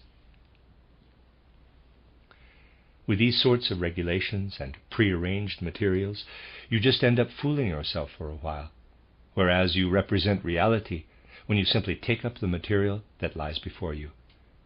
You have to reckon with reality, and avoid such statements and programs if you really intend to create something. This is very hard for people to understand nowadays, and it is therefore necessary to make this point very strongly. By working so much with programs in every area of life during recent years, people have fundamentally contaminated life. For example, if you look at the development of social democracy from the Eisenach platform to the Gotha platform, you will see a kind of flattening. The Erfurt platform is worst of all. It prescribes the way in which everything should be organized. For example, the socialization of resources. But this is brought about through the exclusion of any consideration of life. And this was started by someone whose founding principle is something like, quote, "What do I care about life? I care only about the Marxist program. Life can end as long as the Marxist program is fulfilled. As far as I am concerned, thousands and thousands of people could go to the gallows in a single day as long as the Marxist program is fulfilled." Close quote. This man is Lenin. He would be capable of sending thousands of people to the gallows daily as long as the Marxist program was fulfilled. Of course, this is all said radically, but it is a proper characterization of the situation nonetheless. And where does this man come from? You see, the unrealistic way that this man looks at life comes from something that only individuals with genius say. Lenin is, of course, a genius. Though he is a pig-headed genius, a genius that is stubborn as a bull, it is genius all the same. In his manuscript titled State and Revolution, you will find that he says something along these lines. Quote, "Of course, the fulfillment of what is to come will not follow from the Marxist program. But my Marxist program will ruin everything that is currently in place. Then a new humanity will be cultivated. It will not have a Marxist program, but will live according to this precept, each according to one's needs and abilities. But a new humanity must first be cultivated." Close quote. Our programmatic life has become so incompatible with reality that we now have an individual who, with the help of his accomplices, is establishing a vast empire not on the basis of life, but on the basis of a program professing that the very establishment of this empire is fundamentally pointless. For healthy conditions will come about only when those human beings who are currently here are no longer here, but are replaced by other human beings. I would like to suggest that in this we encounter the current state of our mental imaginations and emotional life in a very palpable way. We must not underestimate such things, but rather look them full in the face. The end of Lecture 6. You are listening to RudolfSteinerAudio.com. If you are listening to the podcast of this, it is located at RudolfSteiner.podbean.com. Please consider becoming a patron. This is a reading of a collection of lectures by Rudolf Steiner entitled Communicating Anthroposophy, a course for speakers to promote the idea of threefolding. Collected Works, Volume 338, translated by Rory Bradley. This is Lecture 7, given in Stuttgart on February 15th, 1921, in the evening. Earlier, I described to you how the human being must be placed in the middle of the considerations to which you will be applying yourselves in the near future. If this occurs to the fullest possible extent, then it might be able to put right a number of things in the current worldview that will lead to catastrophe, as I also showed you in my last lecture. Now, we must turn toward a few things that, at least by way of example, will illustrate what is connected with this claim, that the human being must be placed in the middle of our social considerations and the actions to be taken in the social realm. We have among us now a huge number of slogans and catchphrases and the like. What people express to their fellow human beings is filled ever more with these phrases. We are living in an age of empty phrases. And a reality that is guided and directed by empty phrases must quite clearly collapse in upon itself. This is connected to the basic phenomena of our present evolutionary moment. From the great number of things that are present in social life, let us take one particular example and consider it, as it is discussed quite often now. We are hearing from several people who want to participate in discussions of social questions that the proletarian movement is revolting against unemployment income, against unemployment benefits. Now, it is certainly the case that something real lies behind such a claim, but by and large that something is entirely different from what the people who make such claims think. You must first be clear about the fact that you have to get behind the scenes through observation of social events and not through concepts, until you see what, quote, unemployment income, close quote, and, quote, unemployment benefits, close quote, actually are. People have talked about these things in a great variety of ways. There are people, even Bismarck is among them, who spoke about this quite differently. They spoke of productive classes, but meant working classes. They were, however, of the opinion that farmers, tradesmen who work with their hands, for example, and people in other similar lines of work are productive people, but that teachers, doctors, and the like, for example, are not productive people, that what a teacher does, therefore, does not count as productive work. You know, perhaps, that Karl Marx made an economic discovery that has been much talked about precisely in the interest of setting this productive work in the proper light. Karl Marx's discovery is, of course, the famous, quote, Indian bookkeeper, close quote. This is the man who, somewhere in a little Indian village, where the other people worked with their hands, sowing and reaping and picking fruit from the trees, in this village his job was to keep the books for all these various activities. And Karl Marx decided that all the other people in this village were doing productive work, and that this bookkeeper was deriving the means for his unproductive life from the, in quotes, surplus value taken off the top of the output from the other's labor. And from the case of this unlucky Indian bookkeeper, many conclusions have then been made that have now become fairly typical of a certain kind of economic thinking. It goes without saying that the activities of a teacher can be categorized within the social process as, quote, unproductive activity, close quote, just as Karl Marx categorized the activities of his unlucky Indian bookkeeper.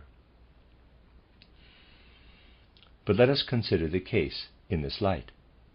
We have a teacher who is an able man, as able as any full or complete human being. He teaches and nurtures very young children, elementary school age. And to make things simple, our theory will not be hampered by this, let us say that all of the children that this teacher nurtures and teaches become cobblers, and he enables them to be even more clever through his expertise, through the fact that he is able to develop the capabilities in his students that allow them to think cleverly and move neatly into their life of employment as cobblers, through his practical use of all manner of educational techniques. And now they become such terrific cobblers that, let us say, they are able to produce in 10 days as many boots as others produce in 15. Now, what do we have here? You see, all of these cobblers who were taught this way are doing productive work in a true Marxist sense. If this teacher and his expertise had not been present, if he had been an incompetent teacher, then the same amount of productive work would have been done in 15 days rather than 10. If you count up all of the shoes made by these now grown children during those 5 extra days that were spared because they had a skillful teacher, then you can rightfully say, quote, all of these boots were in essence made by that skillful teacher, and at the very least in the economic process, in everything that belongs to this economic process, which is to say everything from it that supports human beings. In all of this, the teacher was actually a productive element. His being lives forth in all of those boots produced during those extra 5 days. Close quote. What is happening here is that people have taken such a short-sighted view of things that they identify Marxist, in quotes, productive work only with the work of the cobblers, and see the work of the teacher as unproductive work, meaning work that supports itself on the surplus value of others' labor. But reality is rendered false by this way of considering things. We can take up another consideration that does not tend one-sidedly in one direction or another, but rather takes up the whole process of social life. If we think about it economically, purely economically, then we have to ask, what actually connects the teacher to his physical livelihood?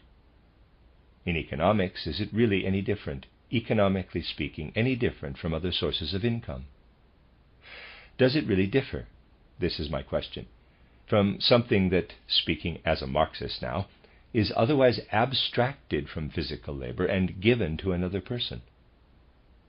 Economically speaking, it is absolutely no different. We are dealing with the following here. Let us assume that something that is called surplus value is spent on teachers. This value circulates productively, in the manner I have just described, into the whole economic process. Let us assume that it is given then to a financier, to a man who we call a pensioner in the truest sense, who actually does nothing more than what we typically expect of a coupon clipper. Well, is the economic process depleted by the fact that he clips those coupons? Is it not the case that this person eats and drinks and clothes himself and so on? He cannot live on what is given to him as surplus value alone. He lives on the things that other people do and make for him. He is simply a site where work, where the economic process is transformed. If we consider the matter objectively, then we can really only say the following. Such a person, living somewhere as a well-financed pensioner, this transformation point of the economic process, is a part of social life, the way in which a still fixed point is part of a scale, of the scale's arm. This point has to be there, this fixed, still point on the scale's arm. All of the other points move. The one fixed point on the arm of the scale does not move. It must be there, though. For things must be able to go through this process of transformation. In other words, from an economic perspective, we cannot say anything definitive on the matter. At most, we can say that if the number of these fixed points, these coupon-clipping pensioners, grows too large, the others will necessarily have to work more, work longer hours. But in reality, this is not the case anywhere, because the number of these pensioners in relation to any population as a whole does not approach that point, and because little more than nothing can result from an attempt to change anything on the basis of the current state of our social life and process. So, we cannot really think about things in this way. And if you go through the Marxist literature, you will see that the demands laid out there to find something that is responsible for all the so-called ills of social life, such as so-called unemployment benefits, that these demands lead to a slew of conclusions, to conclusions that are not justified. They do not prove anything. They would be able to prove something only if somehow the economic process were altered in some fundamental way, if the pensioners were to suddenly not receive their pensions. But this might never be the case, so we cannot get anywhere near the real issue with this way of thinking. What we really need to be doing is making sure that we see clearly that such fixed points must necessarily exist in order to bring about the needed transformations, the turnover of economic life. There is, in fact, a surplus value that is economically consonant with all of the definitions that Karl Marx gives of surplus value, one that is also consonant in all of its functions, insofar as one thinks purely economically, with the functions of surplus value in Marx, namely taxes. In both its origins and its functions, a tax is exactly the same as Marx's surplus value.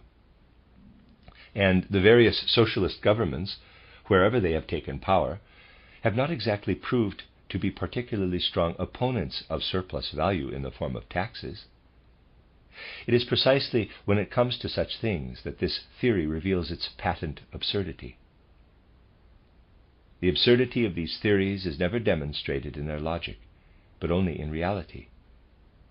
Anyone who strives to assess things from the perspective of reality must say the same.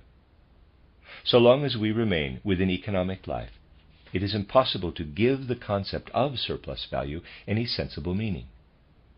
For as long as we remain within the realm of economic life, we are always dealing with the turnover of economic processes. And this turnover can occur only because there are fixed points of transformation. Whether these are found in the state or in individual pensioners is of secondary importance when we are thinking about things purely economically. Therefore, it is necessary to point out that everything connected to a concept like, quote, unemployment income, close quote, or unemployment benefits has nothing to do with economic thinking, but is simply a question of resentment. You look at someone who is receiving unemployment benefits and see them basically as nothing more than someone who is lounging about, not working. A legal or perhaps even moral concept has been smuggled into economic thinking. That is the originating phenomenon here.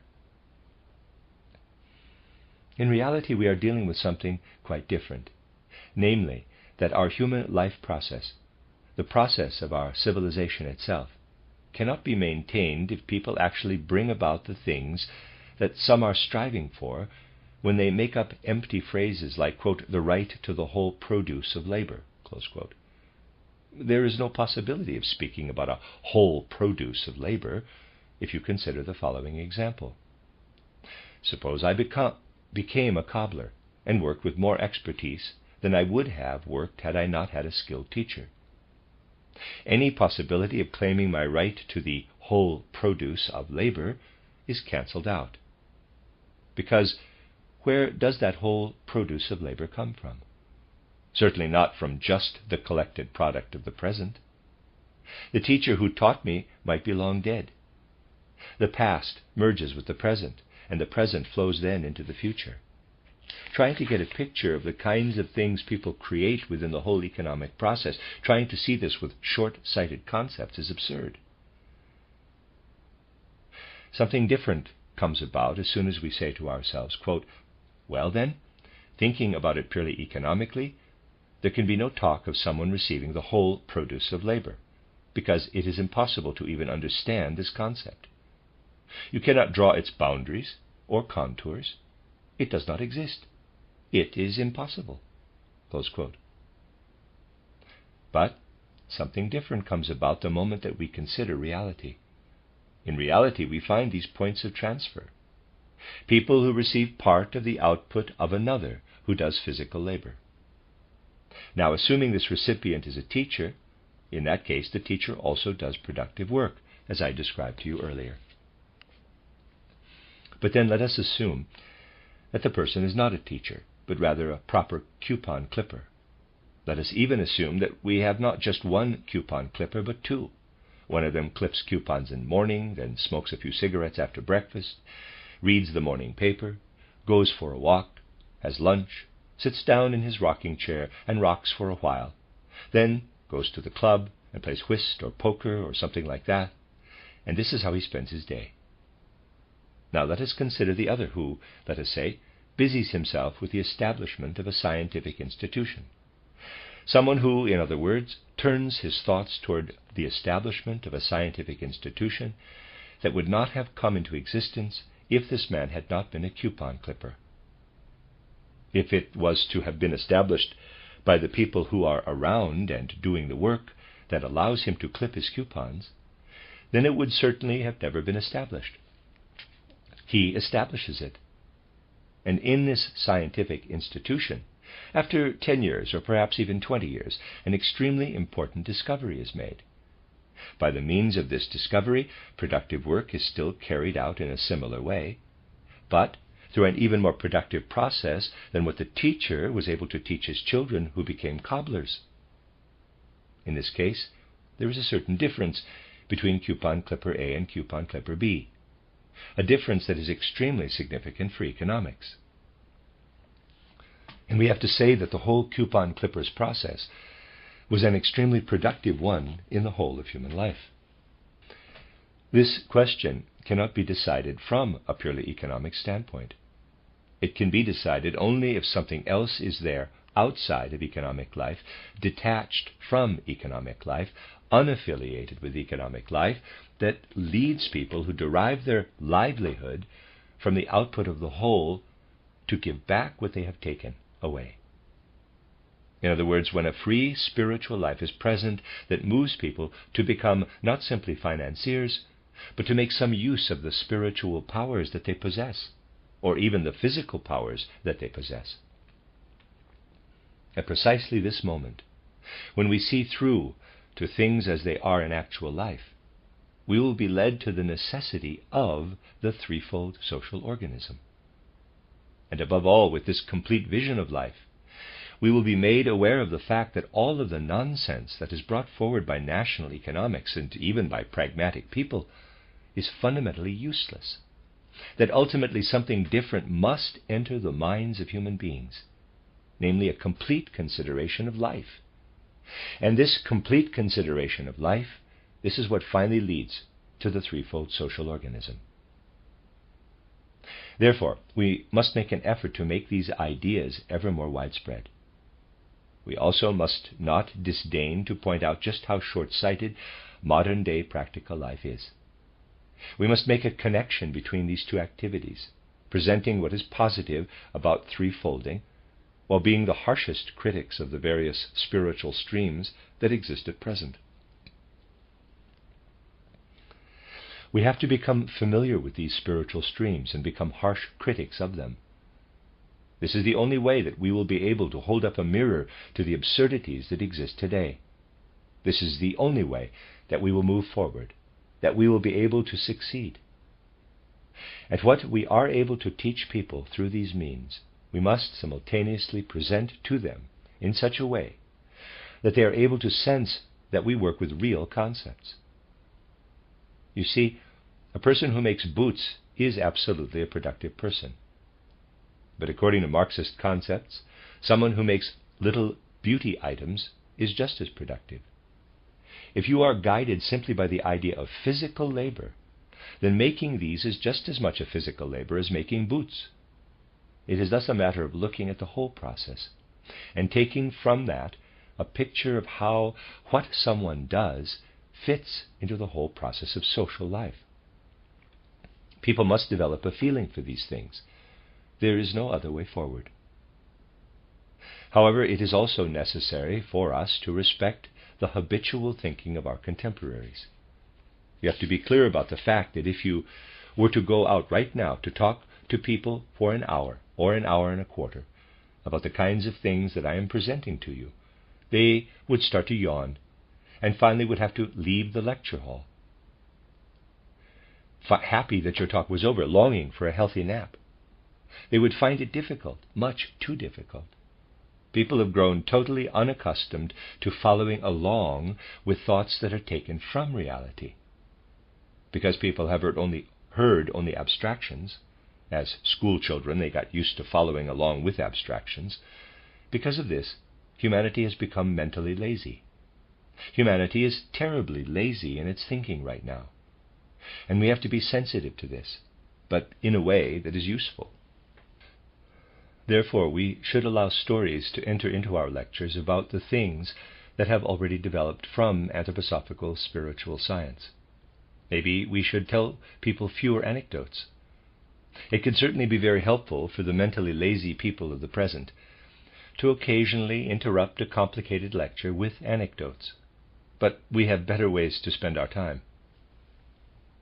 In those in-between moments, being careful to introduce it properly into our train of thought, let us tell them about our Waldorf school, about eurythmy, about our college-level courses, about the Commendatag. These are things that interrupt the course of thinking, which is first and foremost a pleasant diversion for people. They do not need to think as much. And then, is it not true that the essence of the matter can follow from this? We can spend some time describing how the Waldorf School came about, how it was established. We can describe how 30 instructors in Dornach in the collegiate level courses attempted to fructify science in the ground of spiritual science. In this case, when you say to them that science should be fructified, people do not have to think about how this would specifically happen in chemistry or in botany, but they can have faint imaginations about it while you speak. And so then they have a little time to put their thinking to bed in the midst of the thoughts that you are presenting. We have then reclaimed the possibility of talking about somewhat complicated things for the next 5 minutes. And the other topics are extremely useful anyway. If, for example, we explain to people how we did the evaluations in the Waldorf School, how we tried not to simply write, quote, almost satisfactory, quote, close quote, barely sufficient, you really cannot tell the difference anyway between whether someone has done something in a barely or hardly sufficient manner, but rather wrote something like a short biography of each child, along with a personal adage or saying for life. People do not need to think very much about how hard that is, which is to say they can see very easily how hard it is to find an adage appropriate to every child. But if you just tell them the results, then it is quite easy and painless for them to receive that. And in the same way, we can also tell people something about the founding of the Waldorf School, how the building slowly proved to be too small, how we had to build sheds because we did not have the money to build a proper building. It is useful for people to hear sometimes that we did not have enough money. This could have fortunate results. If we introduce such things into our considerations, it will first of all be necessarily material, for these are all relevant things. Their presence will be clearly justified. But this is also a way in which we can create a pleasant break and diversion for the audience. Then we can tell them about the college-level courses in Dornach, in Stuttgart. We can weave in the fact that all of that currently must be led by overworked Waldorf teachers, that very few people have so far gathered together who are able to read something out of anthroposophical spiritual science. The fact that the Waldorf teachers are working 3 times as much as they should, this is something that people can understand pretty easily, can they not? Each of them then fancies that he or she is also working too much. In this way, by speaking about something that is already out there in the world, we can show people something that they will perhaps be happy to hear about, while at the same time communicating something that they should know, that they need to know. And then we can talk to them also about the Kommendatag. We should try to give them a picture how this Kommendatag is organized. You can see this organization clearly in the leaflets that have been distributed. We should introduce people to the concept behind the Kommendatag with these leaflets, and say to them, quote, of course, you will find that this Kommendatag does not yet conform fully to the idea of an association, close quote. We will talk more about associations tomorrow, quote, that it is still formed on the basis of the present economy, close quote. But we should say to people at the same time, quote, even though we know this, it shows us even more how necessary it is that this economy change, because even with the best intentions, it is not possible to form an ideal association on the basis of present-day economic life. Close quote. It is also necessary for you to grasp our movement as a whole in your lectures. You should not feel embarrassed about presenting one side, the spiritual side, the anthroposophical orientation of our work, then going into the practical matters of the Kommendatag, and presenting all of that to people. In the lectures that you give, you need not go straight to asking for money. I say this to you parenthetically, but that can be done by another person who comes along and approaches people for the first time after the lecture. It goes better that way. And although I say this to you parenthetically, that is nevertheless how it should happen. As I said, you need not directly advertise for our movement in your lecture, but you can indicate that in order to meet the demands and intentions of threefolding, without there being any self-serving interests in the background, what is needed is, first, money, second, money, and third, money. And whenever one or the other of you finds the right situation in which to say this, you might, when repeating that word, money, 3 times, emphasize the first iteration more, and then speak with a falling or rising tone on the second iteration. This is something that can in some way bring something beneficial to the inner formation of it. I say that to you only as a way of indicating that you must pay attention to the way in which you say something.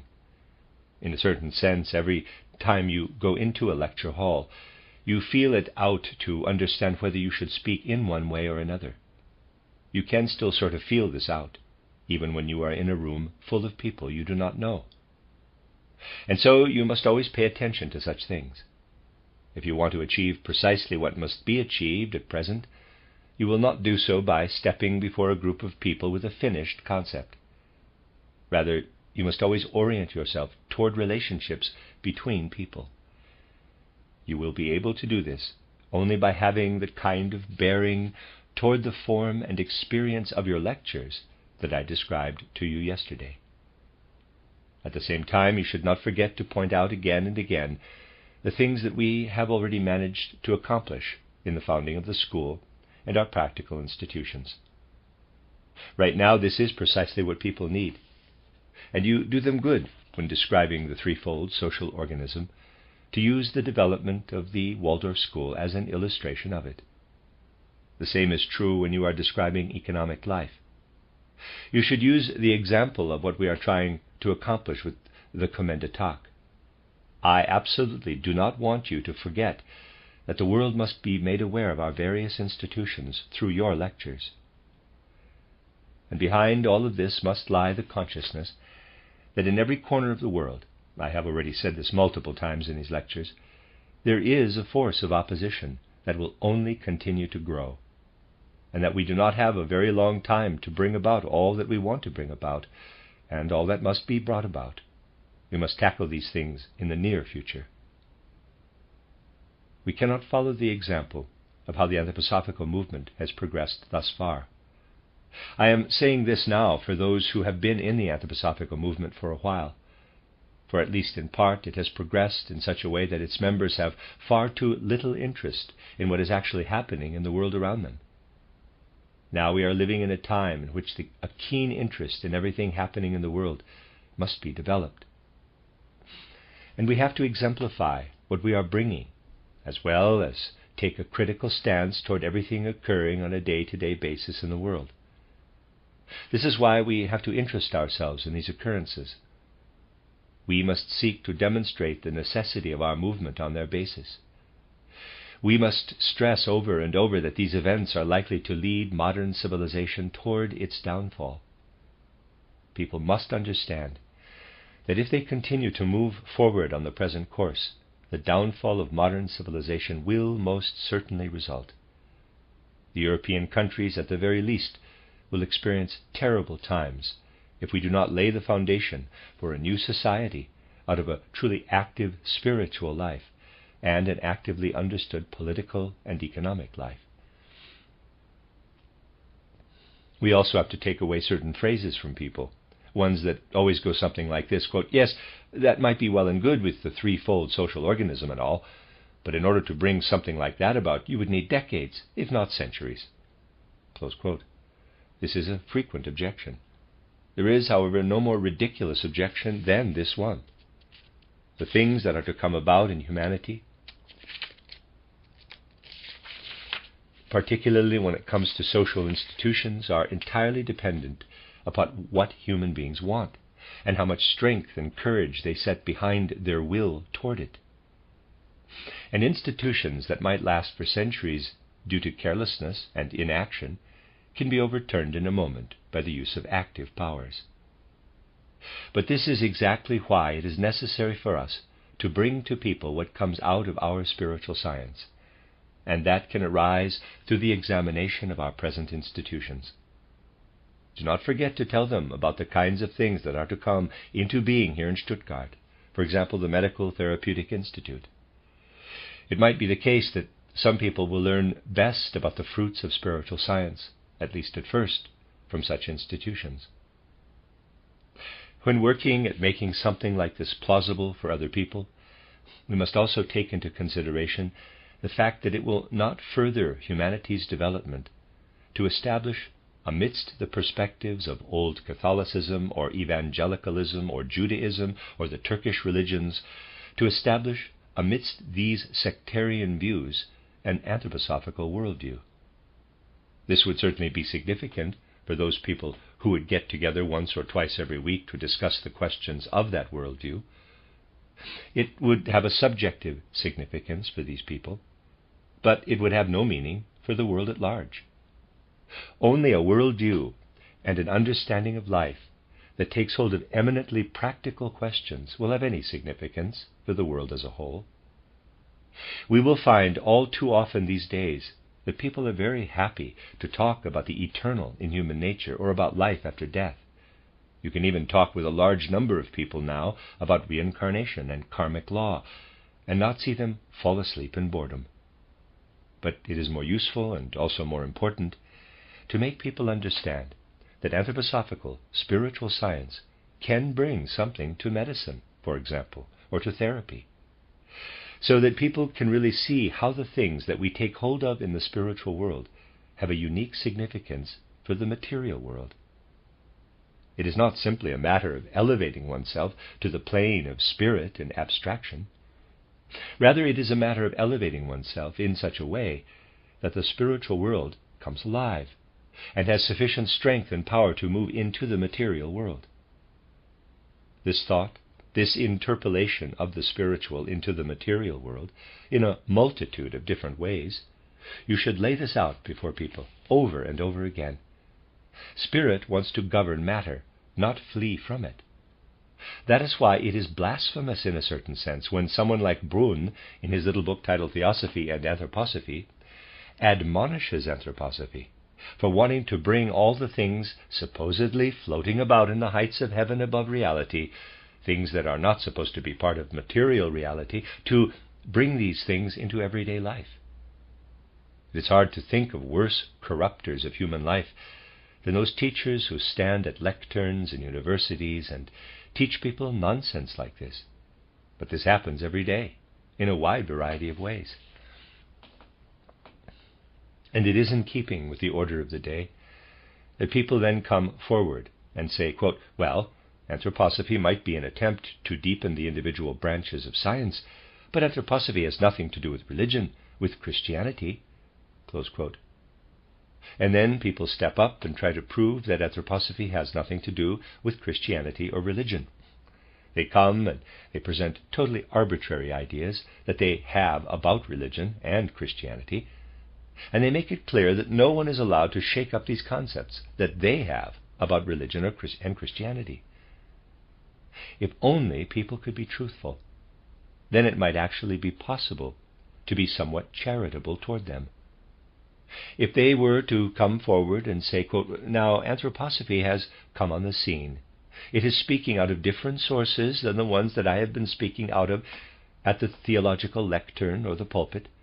I have to choose between giving up my job, but then I have nothing to eat, which would be terrible, and continuing to do my job while denying anthroposophy, close quote. You would not be able to take people like this particularly seriously when it came to our cultural life. But they would be speaking truthfully, just like the law teacher in Graz spoke truthfully when he proved the existence of human free will to his students by saying, quote, human beings have free will, because if they did not have free will, then they would not have any responsibility for their actions. And if they did not have any responsibility for their actions, then there would be no punishment in penal code. But I am the teacher of penal code. If there were no free will, then I would not be holding a lecture on the penal code. But that is precisely what I have to do. And since there must be someone like me at this university, then there must be a penal code, which means that there must be punishments, which means that people must be responsible for their actions, which means that human beings must have free will. Close quote. This is more or less how this law teacher in Graz proved the existence of human free will to his students for years. That is basically what he said. And theologians, among others, would say something similar if they were being truthful. They too could present the other side of the issue, and then we might be more charitable toward them. They might say, quote, I could possibly take on the uncomfortable task of founding religion and Christianity anew, close quote. For university professors, it could happen that if the theology faculty was large enough, some of them might have to move over into the philosophy department.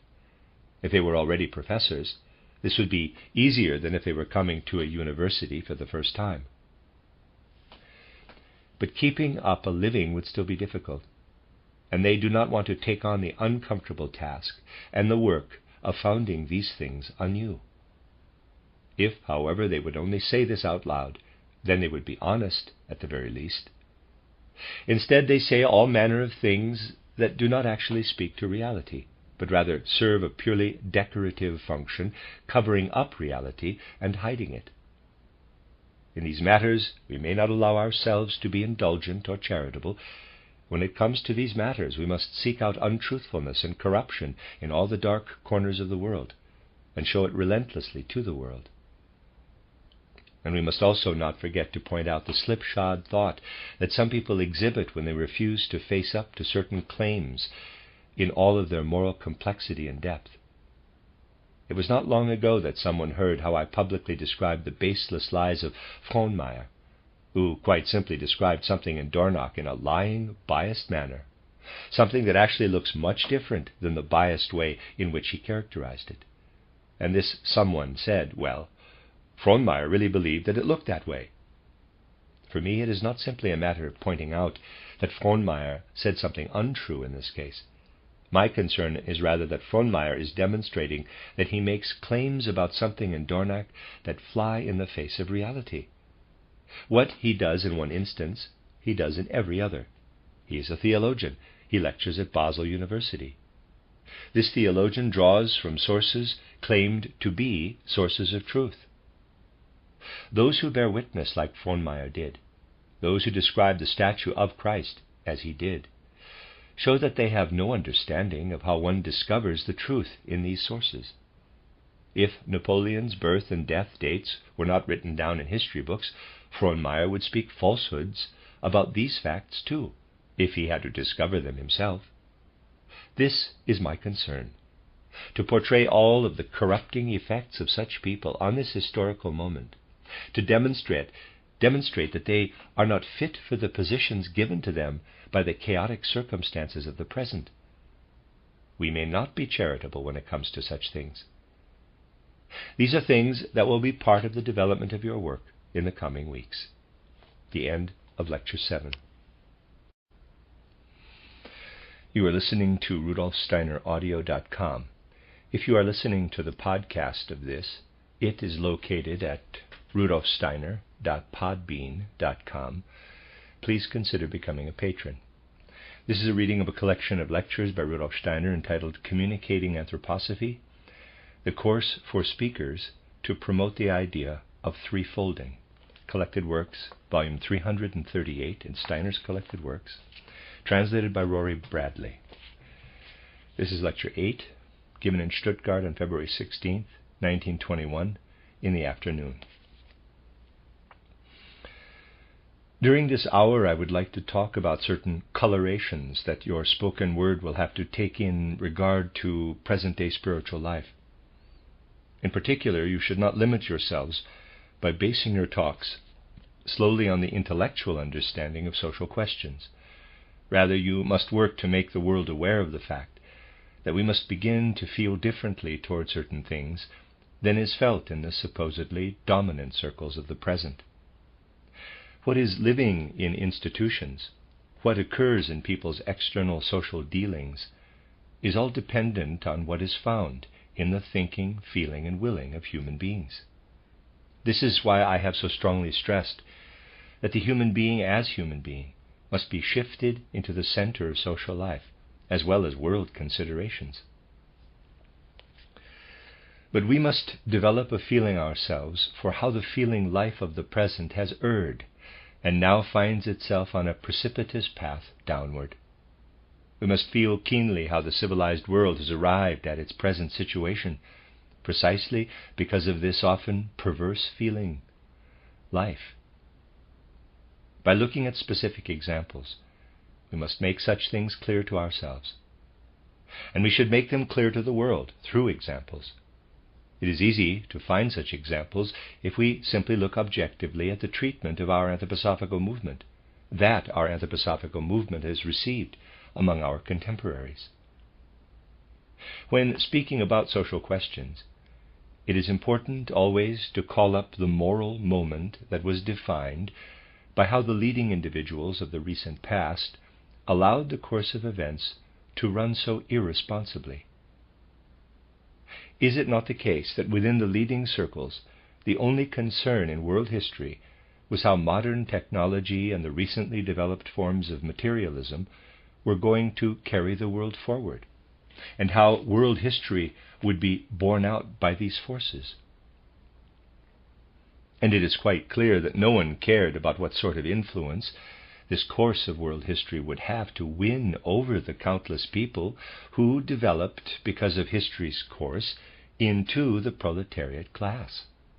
They simply allowed this to come about with a carelessness that has proven to be tragic, and that must now be brought sharply to their attention if any sort of improvement is to result. A crude example of this carelessness is something that I have often mentioned in the past. At the end of the 1860s in Austria, there was a minister of police named Giskra. At the time, there were also individuals who were indicating that an important social question was looming on the horizon for modern civilization. And that minister of police, responding to individuals who posed this social question, gave the answer, quote, "Austria knows of no such social question. That question stops at Bodenbach." Close quote. Now, this head-in-the-sand approach, this kind of ostrich politicking, is rampantly widespread in the leading circles of recent history. And this, my dear friends, is something that we must see through. We must make the present strongly aware of this. You could say that this lack of consciousness is gradually moving more and more from the external world into the thinking realm. And sadly, without the awareness of many people, it is taking hold there. This leads directly to a certain crudeness of thinking.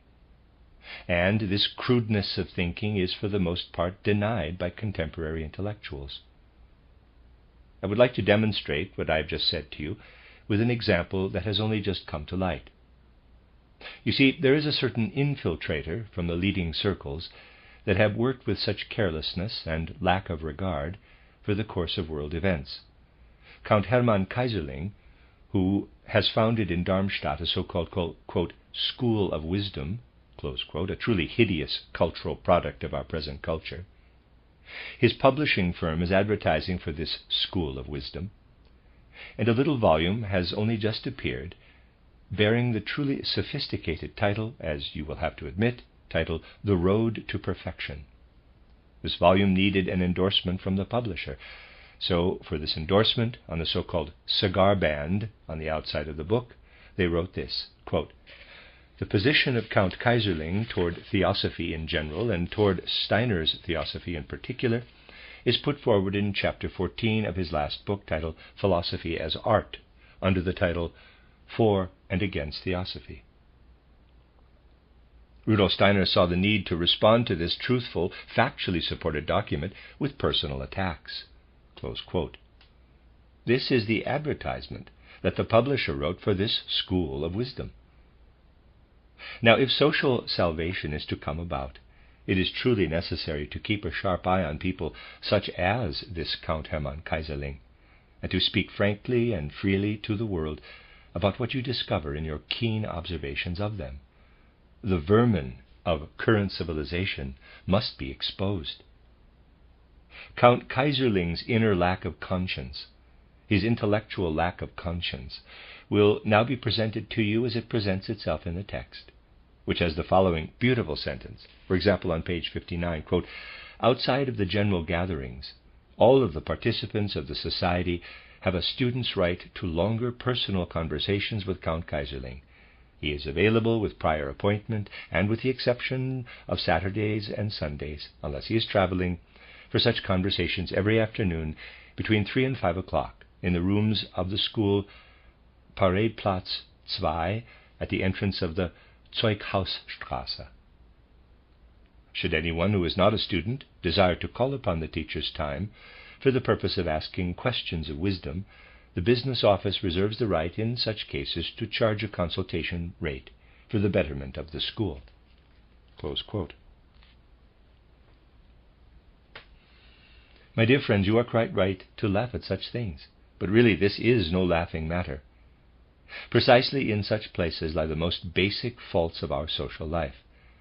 You find then on page 47 the following sentence. You know that I have already talked in a public lecture and with a certain recklessness, but that is necessary in such cases, and it was deliberate, about the untruthfulness of Count Hermann Kaiserling regarding his claim that I rely heavily on Haeckel. Kaiserling there writes the following sentence regarding that characterization, quote, "And instead of correcting a possible error on my part, which I would gladly put up with, for I have had no time for a special research in Steiner's sources, Steiner accuses me of a flat-out lie." Close quote. So, this man actually had the nerve to present the possibility that someone would write down any old lie and then receive merely a tap on the knuckles for it when someone else is able to correct him. Think about the intellectual ruin that this will bring about. A person can write down whatever he or she likes, and the other is obligated to correct it. If we were to work in this manner, we would sink into a social swamp. And then to write something like, quote, "I have had no time for a special research into Steiner's sources," close quote. What is that saying in reality? In reality it says, quote, "I have not taken time for an exact examination of the things that I am writing down," close quote. And such a man has claimed this as his right. My dear friends, we must have a feeling for the perverse, intellectualist feelings of the present moment. And if we do not, if we are not able to come forward with the revelation of this social swamp, then everything else that we say is in vain. Therefore, I must say it again, simply defending yourself helps nothing. We must consider all of the attacks that come toward us as symptoms, in order to then be able to characterize the intellectual ruin that exists. People must know how they are actually being led today in their spiritual lives. A university professor from Basel, who was always springing out like a little poltergeist or Heinzelmann in the night with these things, maybe that is where the name Heinzelmann comes from, has been working recently on a response to an impressive denunciation. Dr. Buss has indeed struck back in a particularly strong manner with an answer to certain attacks.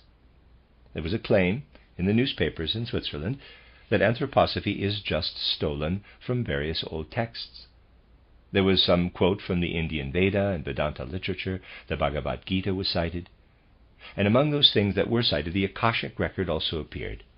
Now, you see, Dr. Buss then said quite rightly, quote, "To make such a claim simply means that you have proven that you speak falsehoods consciously.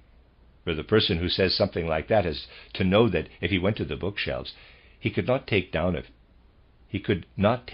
few of the books of the Veda, the Bhagavad Gita, and then the Akashic record. This is, however, the way it is being described. Therefore, they must know that they are writing down falsehoods." Close quote. Now, Heinzelmann, that little puck in Basel, writes, since I have described the matter in the same way that my description is a, quote, "wholly new definition of conscious falsehood," close quote, that I had, on page such and such, forwarded the definition that an objective falsehood exists whenever someone falsely claims something that the person must, in actuality, know. This contradicts the formerly common definition of conscious falsehood, which defines it as something that someone claims, quote, "in contradiction to better knowledge," close quote. So this university professor claims that on that page there is a definition. However, there is absolutely no definition there. I only said that what he claimed about the Akashic record is a claim made in contradiction to better knowledge. So it is simply a lie that any definition is to be found on that page. Smoke is being blown in everyone's eyes, insofar as this turns them away from the actual facts. The heart of the matter is that a claim was made in contradiction to better knowledge. You see, this is all apparently pedantic. In reality, however, it is not. Rather, it belongs among today's most urgent matters in regard to moral relationships. We must assert to the leading figures our views on how morally swamp-like thinking has actually become. And this moral swampiness has, at a basic level, spread over all of spiritual life. Now, it is of course true that this swamp stems from two sources. First, from economic life itself, and second, from the world of journalism. But this cannot stop us from seeking out these things in the areas where they have asserted themselves, and bringing them over and over again into the awareness of humanity. And if we want to make clear to people at present, who are so hard-pressed for any understanding whatsoever, how necessary it is for the spiritual life to become independent, then we can do so by pointing out what has become of spiritual life under the direction of political and economic life. It is entirely self-evident. We must simply present these things through pure description, without being any more polemical than that, and I would suggest with the same tone that we would strive for when describing any other objective fact. This, of course, assumes that we pay attention to such things in the first place. And this is something that we absolutely must be able to have, a free, open view of what is happening, of what is occurring around us. I have already stressed this in other ways. It would not be at all difficult, I would say, to present the various things that appear in this brochure from Count Kaiserling in all of their perniciousness. Is it not the case that in this brochure, in a section where they speak of the beneficial atmosphere of the School of Wisdom in Darmstadt, sentences of this caliber appear? Quote, "This," that is, the atmosphere, "will soon exert such power that a mere sojourn in its rooms will be enough to allow the receptive neophyte to grasp intuitively what is being striven for there." Close quote. It goes on, quote, "Yet the creation of a certain elevated cultural atmosphere is not the primary intention behind the School of Wisdom. The atmosphere is the fundamental precondition for striving after something more important. The more important thing we are striving after is assisting competent individuals in intensive private sessions, rather than leaving them alone to be guided by the arbitrary, unconscious influence of a particular lifestyle or reached by leading personalities." Close quote. And then it goes on, quote, "Whatever worldview one ascribes to, whatever political program one follows, whatever religion one confesses to, whatever interests one pursues, whether young or old, man or woman, in the School of Wisdom, you will learn to relate an arbitrary sort of existence back to a deeper level of being." Close quote. In another passage it is emphasized further how wonderful the School of Wisdom is, because there it does not matter, for example, whether the people who speak about Freigeld are right or wrong, or whether other similar movements are right or wrong. The School of Wisdom in Darmstadt considers it to be just a silly detail, whether someone who is part of this or that movement is right or wrong. Instead, all of these movements are supposed to come together on the parquet floor of Darmstadt. All of these various interests, these arbitrary systems of belief, these different human constitutions will there be induced, quote, "to relate an arbitrary sort of existence back to a deeper level of being." Close quote. You see, at its root, this is only the shadow side of something that actually cannot get any better unless spiritual life is established on a completely new and totally free foundation. If you want to speak of the healing of social relationships today, you must absolutely be aware of the fact that we stand in the midst of an important world historical moment of human evolution, that certain things are being striven for because they work out of the deepest parts of the human soul life. And one of the most important impulses working out of these deep parts of human soul life is the impulse to overcome the old arrangements of compulsion in human relationships. Pay close attention to this phrase, quote, "the overcoming of the old arrangements of compulsion in human relationships," close quote. we look back into the social relationships of humanity, we find that in ancient times there was an arrangement that organized social levels purely on the basis of blood relations. Based on birth into one lineage or another, into one family or another, one man was made into a lord, while the other became a farmhand, one an indentured servant, another a slave. The farther we go back into the evolution of humanity, the more we find that social life had been built upon such blood and hereditary relationships. They even took hold, at least in part, in human consciousness. What remains of the class consciousness of the aristocratic classes to this day is based in those ancient times, and is essentially a continuation of those social claims that were based upon blood in older periods. Now, in the more recent times, a different stratification has been inserted into this social ordering, and this one is based on economic power. All those who were once recognized as lord or servant on the basis of other criteria, namely on the basis of blood relationships, now find themselves in the midst of everything that modern economic relations have brought about, the stratification of society through economic power. The person with economic power belongs to a different class than the one who has nothing, the one who is economically powerless. This has inserted itself into the old system.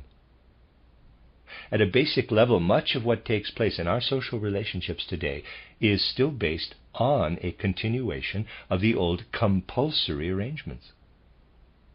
Current human consciousness has risen up in opposition to this, and at a fundamental level, a large portion of what we call social questions is based on this democratic opposition to the old compulsory arrangements. Therefore, the question has to arise, quote, how am I to conduct myself in relation to this movement? Close quote. And right there, you must make it quite clear to yourself that without the separation of the free spiritual life from the other limbs of the social organism, on the foundation that I have just described, a sustainable social condition cannot be created. If spiritual life is really established on its own footing, then within this spiritual life, any sort of compulsory social relationships will not be able to exist. Rather, only relationships built on free recognition. And this free recognition will unfold all on its own within social life. To put it plainly, you would never hire someone as a music teacher who had never played a musical instrument. And democratic feeling would never demand that absolute equality should be the dominant principle when choosing who to hire as a music teacher. Instead, someone who knows and can perform what is necessary for the job is hired to be a music teacher based on an entirely independent, free recognition. And if there were nothing anywhere that was practiced out of compulsion, then this recognition of the person who knows and can perform these things could not fail to occur. It would come about entirely of its own accord. At the moment, there are many, many things in free spiritual life that are similar to structures built on authority.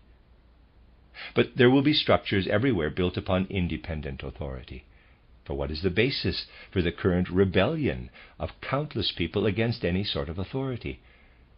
This rebellion is based on nothing other than the fact that people can discern the following. Economic relations place us under compulsory subordination. And we do not recognize that these systems of compulsory subordination are laid on us by economic relations. Just as little do people recognize that similar systems of compulsory subordination are laid on us by political or blood relations. Against this feeling rises the historical being, which I described as the democratic feeling that comes out of the deepest parts of humanity and appears now on its surface.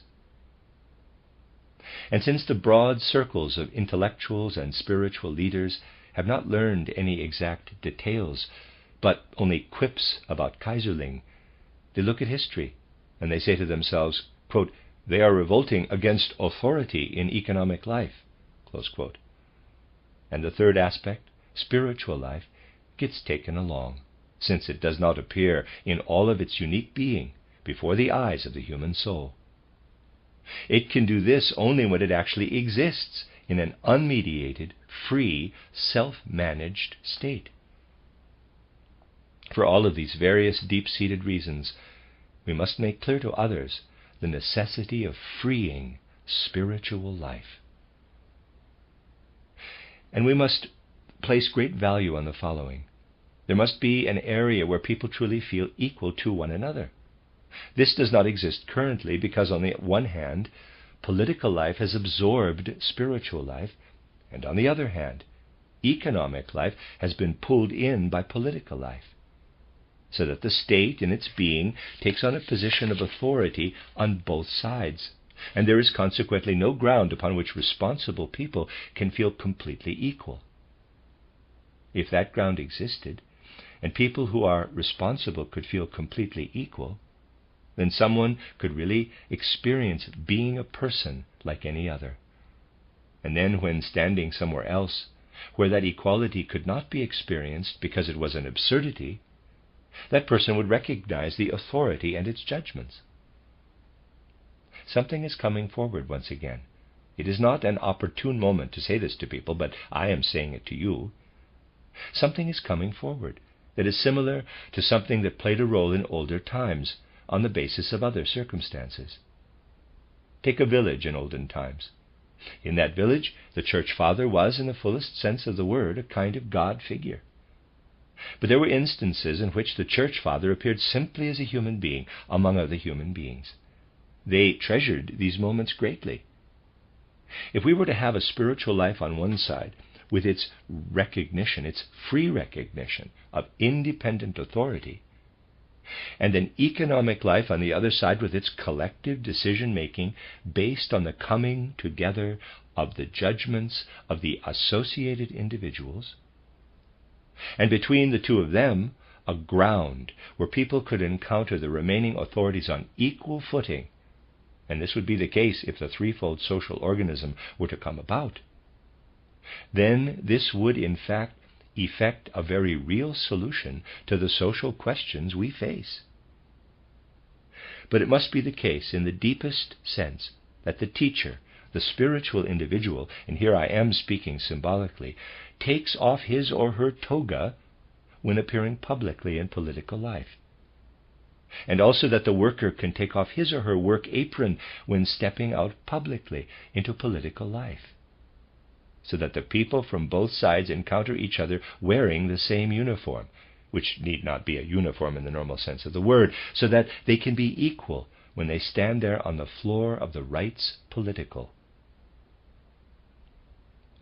We must place great worth on this, so that such, I would suggest, moral impulses, which also live externally, can truly enter again into human society. Wildness and barbarianism will doubtless enter the world if the true Marxist ideal of social order comes to pass. But on the other hand, we can be quite sure that if the wide swath of European populations can, after the experiences that they managed to create in Europe in the last few months, listen long enough and properly, not swayed by their leadership, to the sense of the threefold social organism, and finally a light will go on for them. But parallel to this action, the other must occur, that is, bringing to consciousness the moral decline of judgments, which I have only just described to you. We have to demonstrate very plainly all the ways in which human judgments have fallen away from morality, as is the case with Count Hermann Kaiserling. For that man is a champion at throwing sand in people's eyes, and we must, in the proper manner, present such an example to the world. Then we will have done something extraordinarily moral.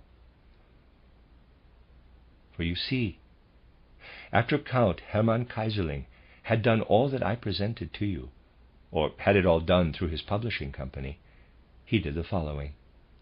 In the book he says, quote, "I touch upon this case only so that through its example I can make quite clear how starkly one must differentiate between being, in quotes, and ability, in quotes.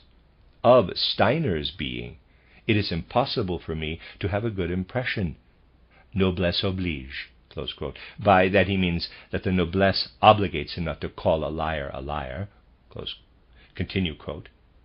But as someone able to do something, I find him now, as ever, to be worthy of attention. And I advise that every critical mind, capable of psychic research, take advantage of the unusual situation wherein such a specialist exists, and learn from him. I am familiar not only with the most important of his accessible writings, but also the lecture cycles, and I have won from them the impression that Steiner is not only extraordinarily gifted, but also that he does in fact have access to unusual sources of knowledge. When it comes to, in quotes, sense, he is missing that delicate organ, and for that reason he has to find all wisdom abstract and empty, unless it relates to phenomena.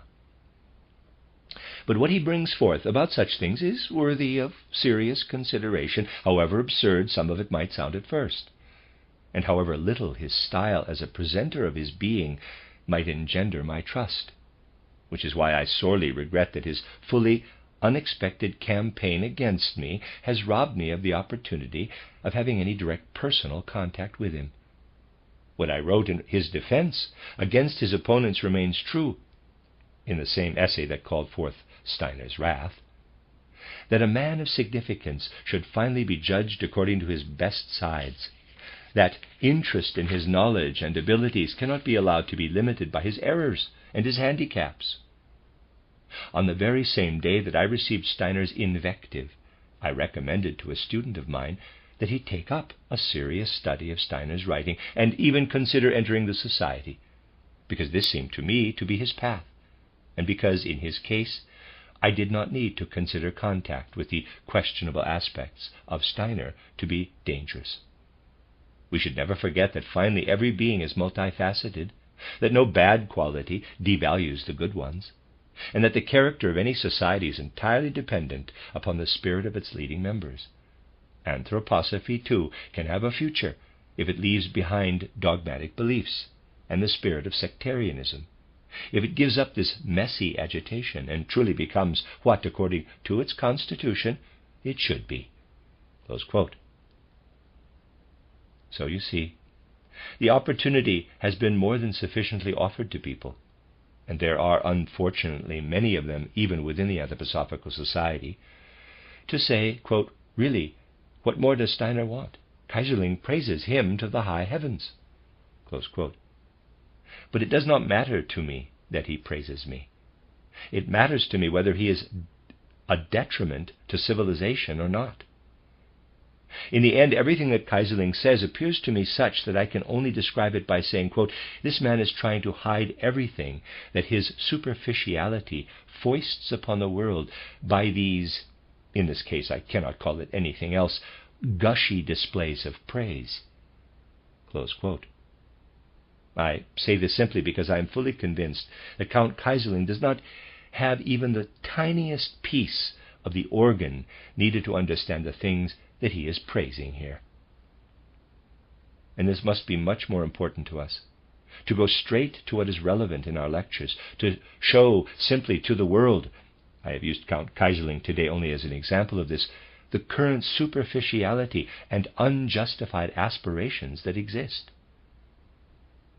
If the world were to see what sort of people are leading the way, it would come to an understanding of the liberation of the spiritual life. It would be impossible, by and large, for such heroes to be at the helm of a free spiritual life. It is certain, my dear friends, that the earthly life we live between birth and death will never manifest a throng of angels. And only a person like Professor Rhein in Jena can make the strange claim that anthroposophical morality is actually meant for the angels, as he did once in an article. But even if all sorts of strange old fogies are clearly there in the free spiritual life, they will never make up the majority. The majority of people will, through the inner power and impulses of the spiritual life, develop into something new.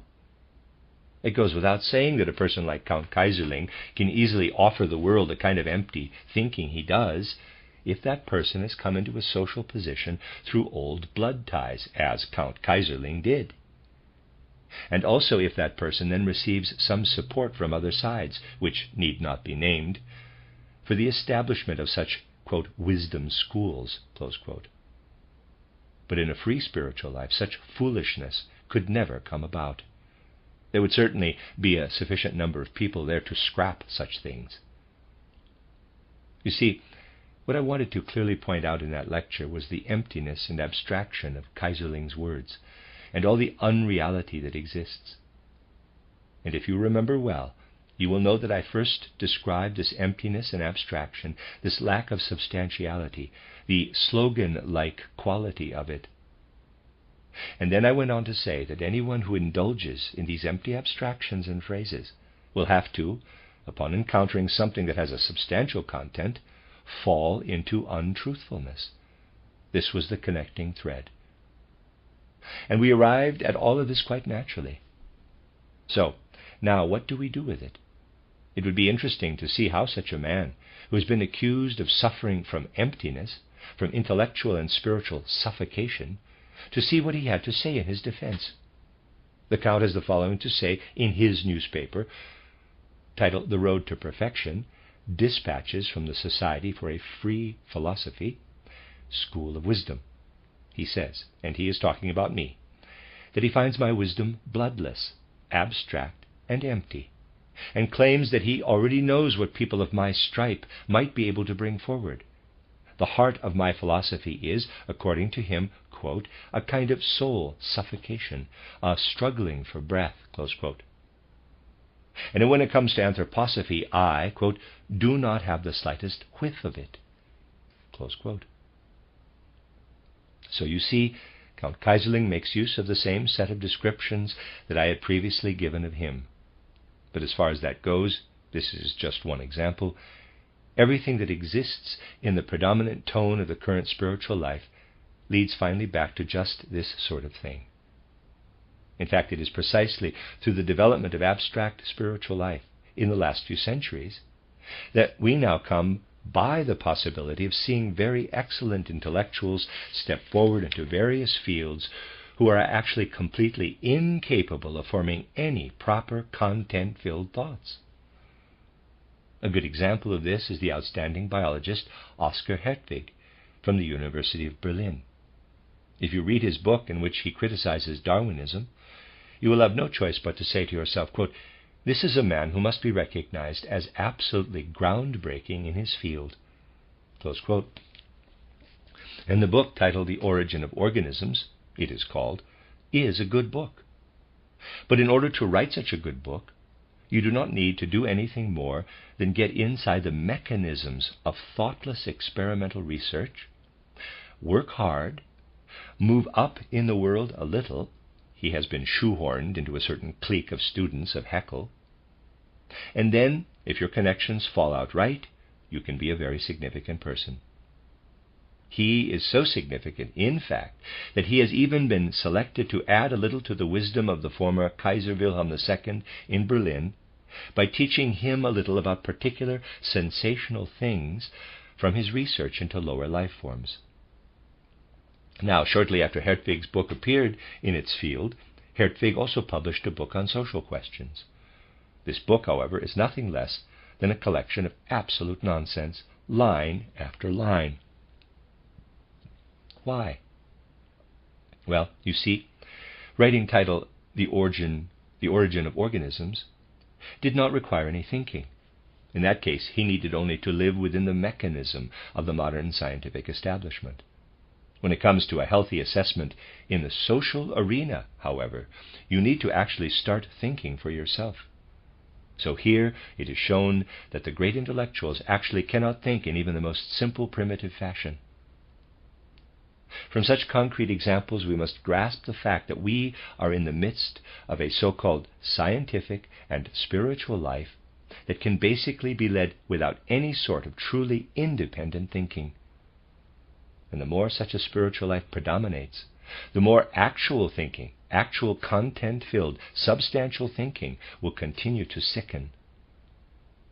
And then there is the strange fact that people want to test the capabilities of children through experimental psychology, by having them absorb a set of randomly selected words into their memory in the interest of assessing it, or by doing some other inane activity that is then put forward as, quote, exact science, close quote.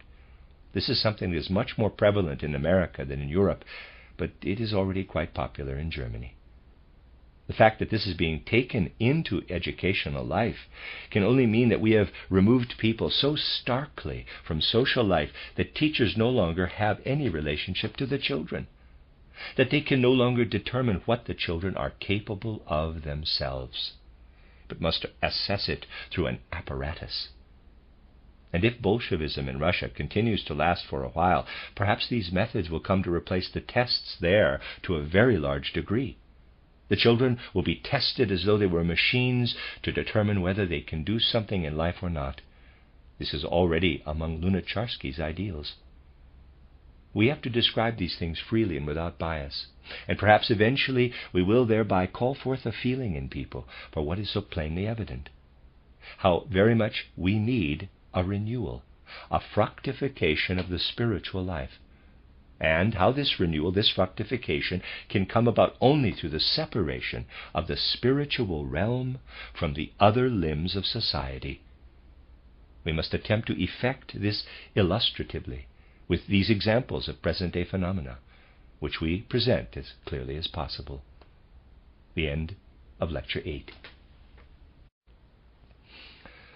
You are listening to RudolfSteinerAudio.com. If you are listening to the podcast of this, it is located at rudolfsteiner.podbean.com. Please consider becoming a patron. This is a reading of a collection of lectures by Rudolf Steiner entitled Communicating Anthroposophy, the course for speakers to promote the idea of threefolding. Collected Works, Volume 338, translated by Rory Bradley. This is Lecture 9, given in Stuttgart on February 16, 1921, in the evening.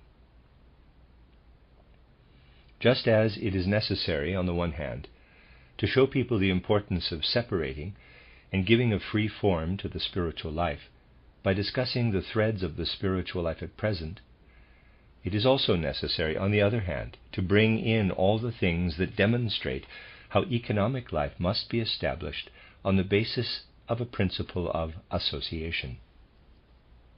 Above all else, we must call up in people the certain judgment that the individual human being is not in a position to do anything in economic life that might actually bring something productive into it. In the spiritual life, it is certainly true that in the end the judgments must come out of individual human beings. This is why a free spiritual life for each individual person must come into being. The conditions must be created that allow each individual, according to ability, to come fully into being. In economic life, this would serve no purpose. On the contrary, it would be detrimental, because the economic judgments of an individual have absolutely no value. They can never truly take root in reality. You will see this clearly when you stand on an anthroposophical basis. All that is part of the spiritual life flows out from within the human being. As a human being, you must bring out of yourself everything that you have brought along from birth. Of course, you give all of this its form through exchange with the surrounding world. You gain experience, whether it is external, internal, physical, or spiritual. But the process that you go through must come out of your own individual capabilities. Now, if we want to take part in economic life, we have no more effective guide in our humanity than these individual human capabilities. These individual capabilities generally enrich human life, if a person makes use of them. If someone even merely uses them, the collective life is enriched. In economic life, as such, that is to say, whenever you are dealing with exchange and valuation of commodities, the only thing that emerges out of the human being is his or her needs. An individual person knows nothing about economic life and its necessities except by way of individual needs. One knows that one must eat and drink, that one has one's own individual needs. But these individual needs have meaning only for oneself. Finally, only for one's own self. Everything that someone produces spiritually has significance for everyone. Everything that someone produces spiritually is from the start of social significance. Your needs, and they are why one must in fact desire the existence of economic life, have significance only for yourself. Economically, you can know only what you have to do to take care of yourself. This does not, however, produce any sort of social standard, nor any sort of foundation for social judgment. The very thing that should be active in social life is excluded if your only standard is what you need for yourself. This is why a social judgment will never find its basis in the knowledge taken from individual needs. The individual human being has no basis for social judgment. If you conduct business solely as an individual, paying attention only to your own needs, and making use of your own reason and capabilities not to produce something for the collective, as in the case of spiritual life, but rather to satisfy your own needs, then you are working, no matter what the circumstances, as an anti-social being. This is the same reason that all forms of cleverness do not help anything when it comes to economic judgments. Again and again I find that I must put forward the example of the defense of the gold standard during the 19th century. If you read the parliamentary reports and other things, for example, what some of the pragmatists in various countries wrote in defense of the gold standard, you will actually find everywhere a great display of individual mental keenness. Everything that was said was actually extraordinarily clever, you might say. You gain a lot of respect for human capabilities if you go back and read the speeches that were made about the gold standard. But what the cleverest of these people said always culminated in the idea that the gold standard would necessarily bring about free trade the world over. And the reasons they were presented so to solidify this assessment are actually incontrovertible. But precisely the opposite has happened everywhere. Following the move to the gold standard, the need for protective duties and the like has come about everywhere. All over the world, free trade has been limited. And this example demonstrates quite clearly that individual human cleverness is of no help when it comes to economic questions, even when it appears as strongly as it did in the 19th century. We err as individuals when we try to conduct ourselves in economic life on the basis of individual judgments. From this we can see with apodictic certainty the necessity of associations.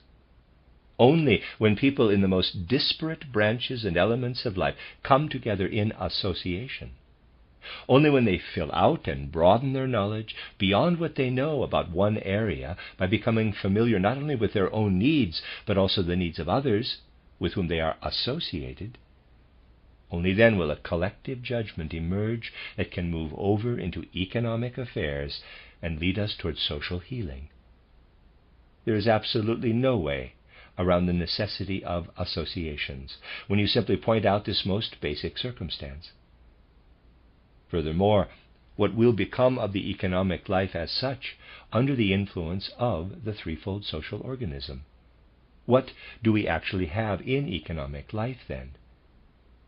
We have three factors.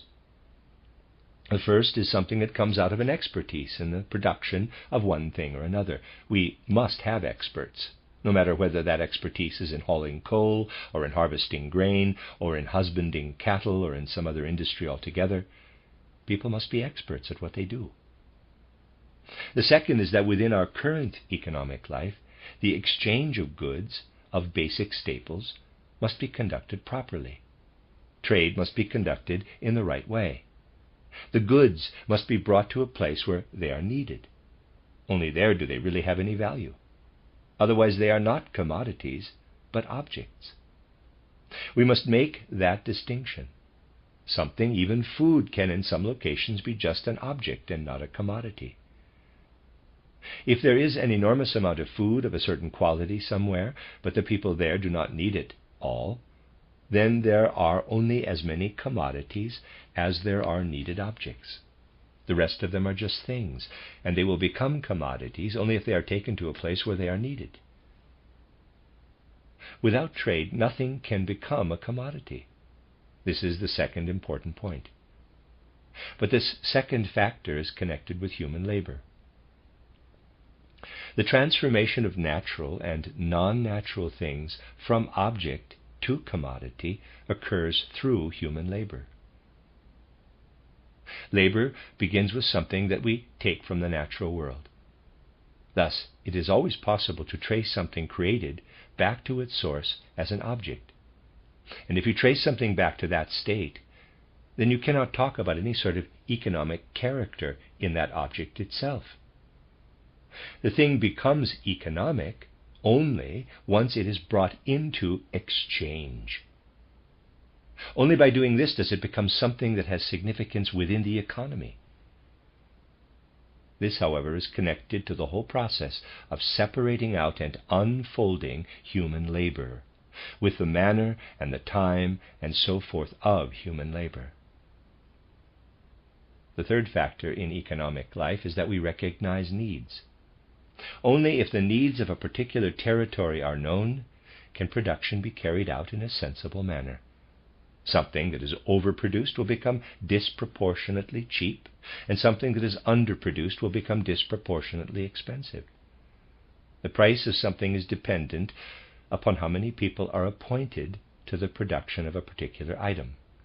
This is the basic condition of economic life, that the satisfaction of needs, and specifically the free satisfaction of needs, be the starting point.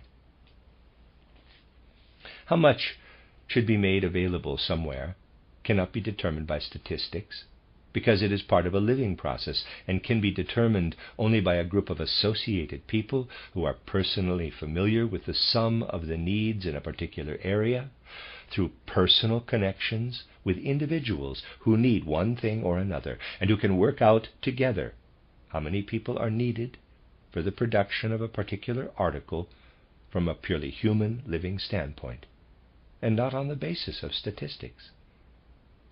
So the first thing that you have within an associative life are people who go out into a particular territory, constituted on some sort of economic basis, in order to learn about what people there need, and who then develop the will to direct negotiations about how many people have to undertake production in a particular branch of the economy so that those needs can be satisfied.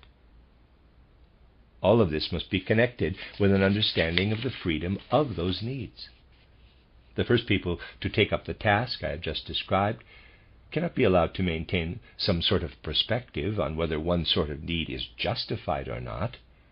Rather, there must be a concern, finally, for the objective statement of needs.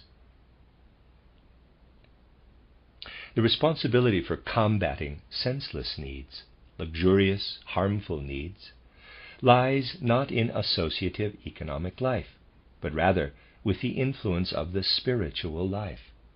Senseless, harmful needs must be driven out of the world by teachings from the spiritual life that lead to the refinement of desires, of feelings. A free spiritual life will necessarily be in the position to do this. Simply put, movie theaters cannot be forbidden by the police, but people must be informed in such a way that they have no taste for them. This is the one healthy way of fighting harmful influences in social life. In the moment when, for the sake of economics or politics, we start to tax our needs as such, then we no longer have a threefold social organism, but instead a chaotic intermingling of spiritual, economic, and other interests. Threefolding must be taken seriously in the deepest fabric of our society. There is no freedom when one or another group of censors exists, when one thing or another can be forbidden that lies within the realm of human needs. You can still fulminate in the same way against movie theaters if you have a fanatical opinion about them. This does not hinder free social life. But in the moment that you call the police, when you cry out, quote, "This should be forbidden," close quote, in that moment you hamper free spiritual life. This must be firmly grasped, and we may not shrink back from that fact out of a certain radicalism. So, first of all, we are dealing with people who inform themselves about the needs within a particular territory, and then lead negotiations, rather than making laws, about the necessary production there. You see, it is possible to describe the matter somewhat differently, and then it might even be taken as, shall we say, a little more mundane.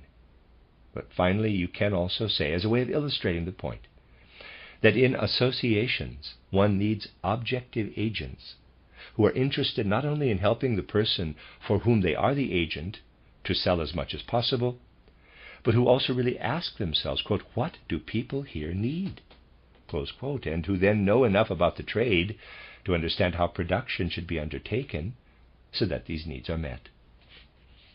With that, we have what I would like to call the first branch of the association. The second branch is then made up of the people who tend to the distribution, the ones who are to ship a product once it has been manufactured, who follow the negotiations and ship the product to the place where it is needed. So we find, in effect, experts on consumption, experts on trade, and experts on production. But these come out of a free spiritual life, for it encompasses everything that comes out of the Spirit in the form of human capacities for productive life. What I have first named, expertise, flows through teachings that come out of the spiritual life. You see, in the associations of economic life, representatives of all three limbs of the social organism will be there. But the associations themselves will be limited to the economic limb, and will deal only with economic matters, with the consumption, distribution, and production of goods, as well as the resultant determination of price. In the threefold social organism, it is therefore important that there be corporations that are competent simply within the bounds of the appropriate limb. In economic associations, only economic questions are dealt with. But naturally, there are people within the associations who have capacities and competencies for dealing with what comes out of the spiritual and the right's political realms. Thus, it is not a matter of simply setting the three limbs of the social organism beside one another schematically. Rather, there must be administrating bodies, corporations that have competence in particular areas. This is what is important. You will find this presented clearly and in full detail in title Toward Social Renewal. First of all, it is important that the following appeal be made regarding the relationship of capital to spiritual life. That those who have brought together the means of production through their capacities remain at the task for as long as these capacities are present. Making this decree is an important matter for the spiritual life.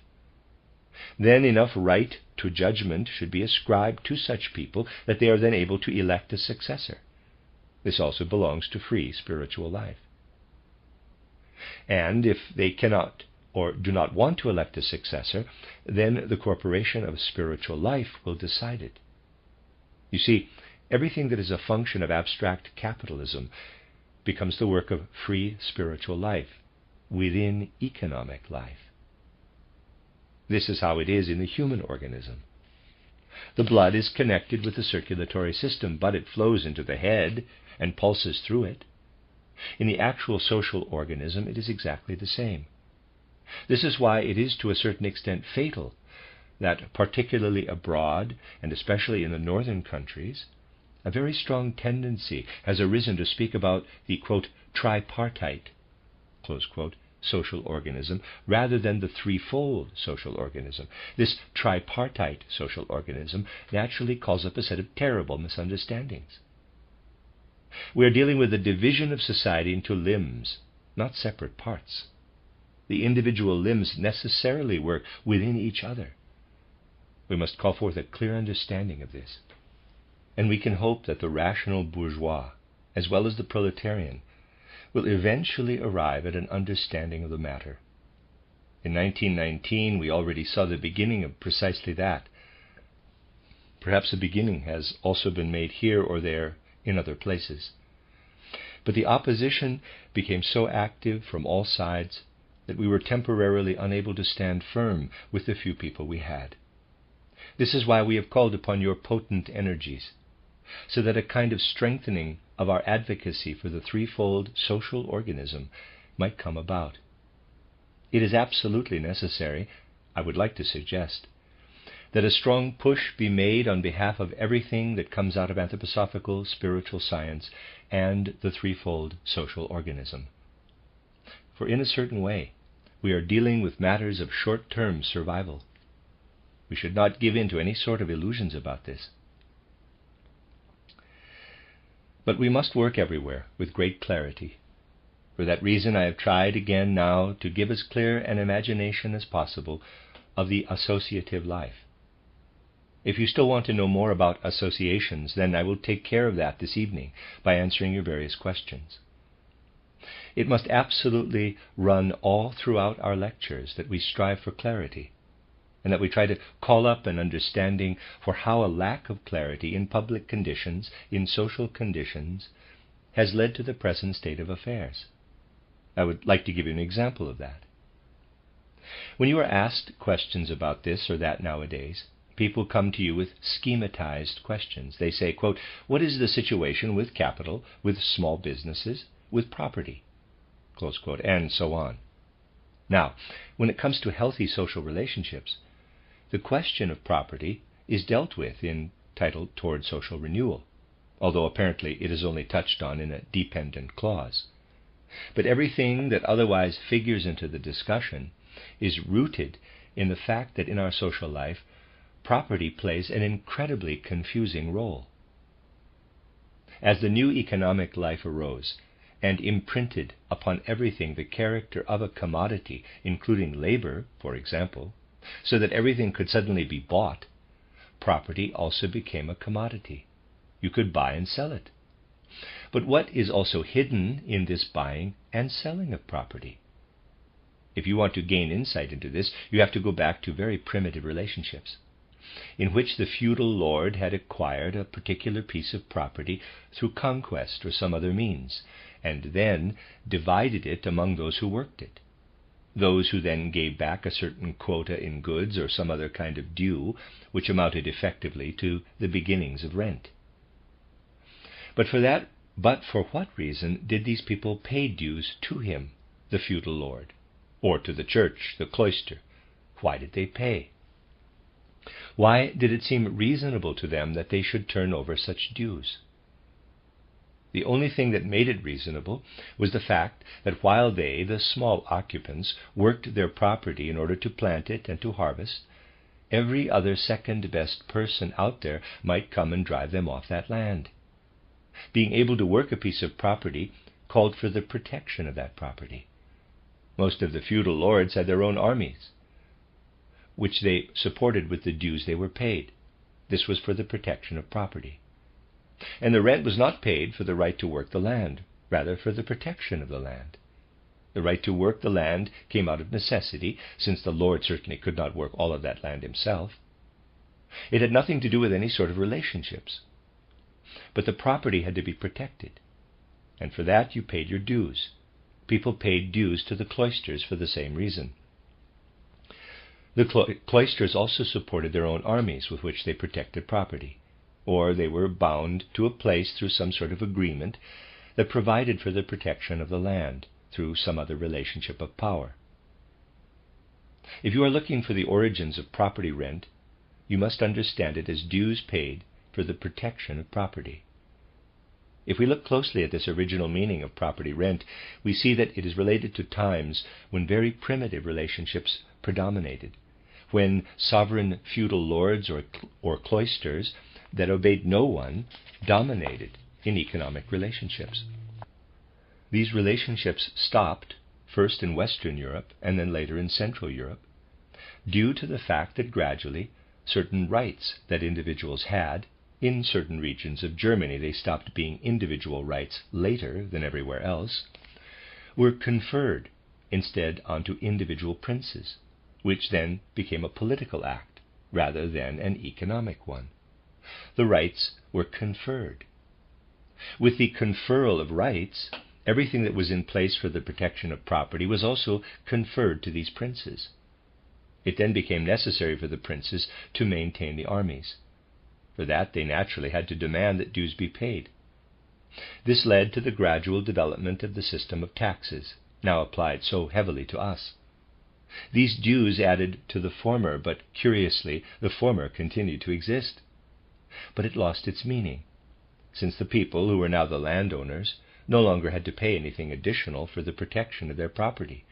The territorial prince and the state were there for that. But property rent remained. And with the new economic life, it crossed over, gradually, into the everyday circulation of commodities. Because the connection between property rent and property lost its meaning, property was able to become simply an object to be won. It is absolute nonsense, turned into reality. Something exists with the circulating process of value that at the most basic level has completely lost its meaning, but is nevertheless dealt with every day as though it were a commodity. Such things can be detected everywhere in our economic life. They have come about for some sort of justified reason. These justified reasons have now been replaced by something else, but the old things remain, and thereby some sort of new process has taken hold and installed senselessness into social life. If you simply take economic life as it is, for example, you are a professor of economics and have thereby the task of thinking as little as possible in the manner that I have just described, then you define property rent exactly as it says in the books. Then it figures into life as something just as senseless. So you can see how much we have to do in order to make people understand that we have nonsense, not only in our systems of thought, but also all throughout our economic life. And if somebody sighs at the economic life, it is actually for precisely these underlying reasons. What is important is that we now arrive at a more solid, more unbiased, more comprehensive thinking than the one that can be developed by sitting in contemporary educational institutions. For in the end, what sort of thinking does one develop there now? You develop the kind of thinking that could perhaps be represented mathematically, but it is developed in such a way that it stands far away from all reality. So you develop thinking that can be learned through experimentation, that can be learned systematically. You develop thinking that in the case of people like Poincaré, Mach, and others, has finally become a mere formality, something that they call simply a, quote, recapitulation of external reality, close quote. To put it briefly, you develop absolutely no thinking. And because you do not develop any thinking, you cannot really begin to take up the national economy. Of course, over time, a national economic method has been established. Lujo Brentano wielded it in a particularly clever way. A reader's aside, I'm pronouncing L-U-J-O as Lujo. I might have that wrong. Lujo Brentano. And a reader's aside. On the basis of understandable conditions, a theory has developed that one should not think about how economic life should be, but rather just observe it properly. Now, just imagine how one is supposed to arrive at a science of economic life merely by observing it. It would be like recommending to educators that they simply watch the children. No real activity can ever come out of that. This is why our national economic theorists are so terribly sterile, because they have this method that demands passivity toward external reality. And the opposite side of this shows itself when people really begin to join in economic life. On the one hand, they develop a science that only observes. But then, when the war came to Central Europe, suddenly one was supposed to get involved in economic life to the point of influencing price formation. What was the result? The national economist Terhala has summarized the results of that, and for this furnishes all sorts of supporting documents in his book entitled Free or Bound Price Formation.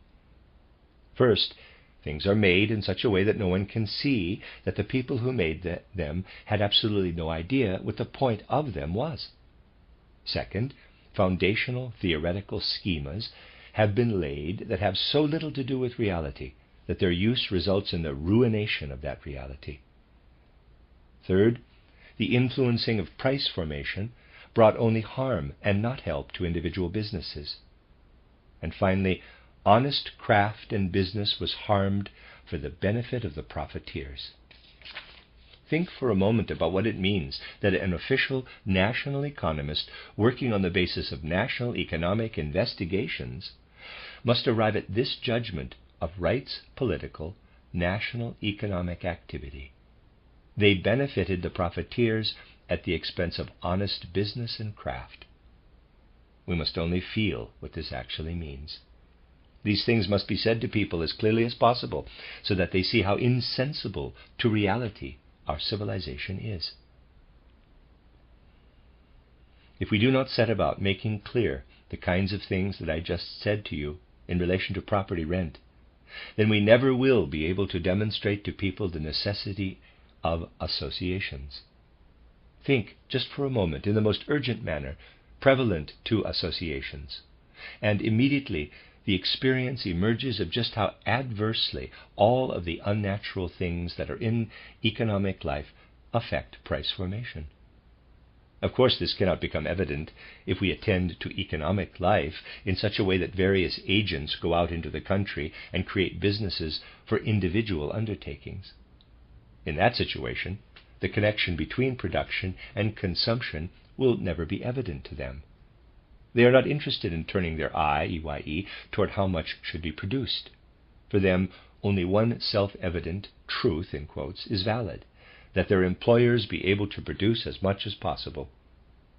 This interest in maximizing the employer's production must be replaced by the positive knowledge of how many producers are necessary because the need for a particular article is at such a level and must be attended to in such a way that neither too few nor too many people are working on that product in a given area. This kind of fact-based knowledge must replace the interest for the individual business person. This is the important point when it comes to associations. Now, we must demonstrate to people how the economic life demands a unification of the separate limbs of life due to the fact that it has so many absurd elements within it. Aside from property rent, there are many others as well. The nature of the cartel, with all of its rationing of earnings, deposits, distribution, the mergers, the consolidations, where does this actually come from? In Europe, this more often takes the form of the cartel. In America, the form of the trust. It comes from the fact that because of the many absurd elements present in economic life, the individual can no longer produce anything. Think for a moment of how different it is today, where everything demands a large-scale undertaking, from how it was when individual producers existed as small-scale operations in economic life. What question can a person ask currently if he wants to put himself forward as a producer? His only question is, quote, what is the market situation for this article? Will there be a demand for it? Close quote. An article for which there is a demand looks promising.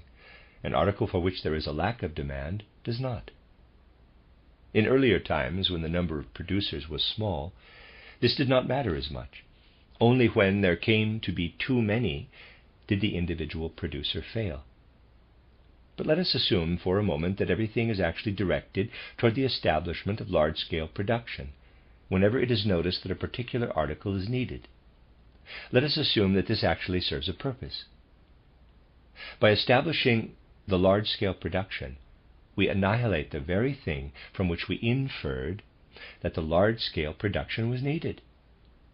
Insofar as everything tends toward large-scale production, we no longer follow the same standards that guided the earlier small-scale producers. This is why the necessity for consolidation arises. And so then we have cartels and trusts and so on. But the leading circles were entirely careless in relation to consumption. Because they did not attend to this, the mergers and incorporations are based solely on the interests of the producers. Consumption is not considered. This is the essence of what is demonstrated, that we will not get anywhere in economic life without associations. Therefore, the one-sided associations of cartels and trusts, which come about solely for the interests of the producers, must be overhauled so that they are instead oriented toward an understanding of consumption and an insight into the needs of a particular territory. This is how the trusts and cartels, in that they are caricatures of what must finally be created, demonstrate how necessary it is to move in a particular direction, in the direction of associations. All that is left to do now is to seek out how these associations should be created. Wherever we go, we must describe things that come out of real life. Only then will we perhaps be able to make it understandable for people how necessary associations are for economic life. And thus the important thing will be that you direct the lectures that you will give toward the clearest concepts possible. The guiding assumption for this must necessarily be that everything put forward entitled Toward Social Renewal is at its core a kind of axiom for modern social life. No one will ever have to prove the truth of the Pythagorean theorem by applying it to every object in existence, but proof of it must be shown in a few individual cases. Similarly, you do not have to prove in every possible instance the insights into social relationships as they are one. Through their content they are proven in much the same way as the Pythagorean theorem. And all that is left then is to show how these things must be incorporated into life. This must be attended to. And I would like to add that we should consider our activity in such a way that it connects to all that has already occurred. This is why I said yesterday that it is necessary for us to consider our movement as a whole, and not to feel embarrassed about presenting to people what we have done, or about saying to them that it is out there. It is the case that the following experience happens more and more, and it is actually quite alarming. Whenever I go somewhere and give a lecture, there is always a table full of books at the entrance to each lecture hall. If I do not mention any of the books, this is always seen as very non-materialistic and spiritual. If I mention one of them, then it is purchased, and usually there are not enough of them there. But people just, in a way, non-materialistically overlook the others. Now, I always regret that there are so many books that you cannot mention all of them in the course of one lecture. But we must also move about in the present with a realistic sense of what can be done. Thus I recommend to you that you take the opportunity to recommend our Threefold Social Organism newsletter when you can. For we must eventually reach the stage where it is distributed daily. But we will not get to that point if we do not make it more popular than it is now. And do not forget, at the same time, to recommend other publications. Otherwise they will be sent back in large numbers, not purchased. It does seem strange to say such things in the midst of serious lectures, but if I do not say them, then most of the time they do not get done these days. And we have, after all, come together in order to understand the things that should be done, for we want to make something happen in the near future. The end of Lecture 9. You are listening to RudolfSteinerAudio.com. If you are listening to the podcast of this, it is located at RudolfSteiner.podbean.com. Please consider becoming a patron. This is a reading of a collection of lectures by Rudolf Steiner entitled Communicating Anthroposophy, the course for speakers to promote the idea of threefolding. Collected Works, Volume 338, translated by Rory Bradley. This is Lecture 10, the last lecture in the first part of the book. There will be two lectures after this and then a question and answer period. This last lecture in the first part, Lecture 10, was given in Stuttgart on February 17th, 1921, in the afternoon. If you take a look around in some of the more sophisticated literature today, you will nevertheless, at least in many cases, be able to notice that all of the authors somewhere put forward an observation that goes something like this. Economists do not have to concern themselves with how people are educated, or how they will fare regarding their needs. Such things must be left to the ethicists, the hygienists, and the like. I have already presented this to you from another perspective. If you take an observation like this seriously, it is nothing less than a proof of the necessity for the threefold social organism. For what are they really saying? They are saying that when you think economically, nothing results that might lead to ethics or hygiene. Rather, what leads to ethics and hygiene must come from elsewhere. If you think through the practical implications of such an observation, which until now has really been intended only theoretically, it tells you that economic judgments should be truly economic, meaning that the economy should be organized so that only those things that are actually and simply economic play into its judgments, refraining from all ethics, all hygienic concerns, and the like. And meaning also that actual institutions would exist alongside the economy and provide for the hygienic formation of an ethical social life. Those things would lie within free spiritual life. And for you, this will be an important pedagogical and didactic perspective, that you show how the foundations are really everywhere for what will lead to results, when utilized properly, in the threefold social organism. You can say, quote, if they really are thinking economically, the economists can think only as one must within the associative limb of the social organism, except that what is thought of in this manner will not be in books. Rather, events will occur that will carry economic thought over purely into the economy itself. Close quote. Since I want to provide more indications about methodology, I mention this today as precisely an introductory methodological remark, to make you aware that when speaking about the threefold social organism, you can always start with what people have already thought of themselves. No one today has the courage to follow through the consequences of these thoughts, but the essential thing for us is to show the necessary consequences of these thoughts for social life. By the same token, you will have other questions to deal with if you direct yourself toward social life. If you familiarize yourself with the development of economic thought, you will find that in recent times a plethora of utopian ideas have appeared. As far as these utopian ideas go, we need look back only as far as the 18th century. The previous centuries are less significant for the present. But since the 18th century, a sizable number of such utopias have been thought up. Why did these utopian ideas come about?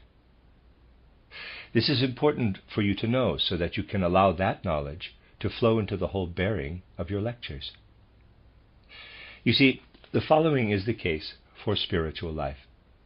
Fundamentally, it all leads back to ancient primal wisdom and the customs associated with it. Just take, for example, the kind of totally decadent spiritual life that we have in Europe. Catholicism, on the one hand, and on the other, the incredibly watered-down modern life of Bildung, which is still flavored by old religious concepts. They are everywhere within it. You can follow those traces even into the materialistic parts of modern medicine. And in philology they are there, these offshoots of theocratic or theological thinking. So, when you really confront just how much all of modern thinking is infused with this element that leads back to ancient primal wisdom, you will understand the whole way in which spiritual life, I must now say it this way, governs itself. For it has become downright anarchic, at least when it has not been bound up tightly in the political life. You will notice that within this kind of governance, traces can be seen of things that were part of the constitutions of the territories in which this ancient primal wisdom dominated. In the church, you see it in the structure of the hierarchies. This can be traced back to the perspectives of that ancient primal wisdom. In the area of jurisprudence, you can perhaps see it only in the fight that manifests externally as the battle between materialism and the life of the spirit. In the fight being carried out now by lawyers and judges against wearing robes during judicial processes, those who support wearing the robe act out the remainder of the old thinking. Those who argue against wearing the robe display modern materialistic thinking. And this has a much greater significance than people think. And if you consider the formalities that are attached to getting a doctorate in some of our universities, you will very easily detect the traces of the old theocratic element. In all of it, we have something that has been lost to people, but that points backward to previous time, recalling a period when people actually knew how spiritual life was to be governed.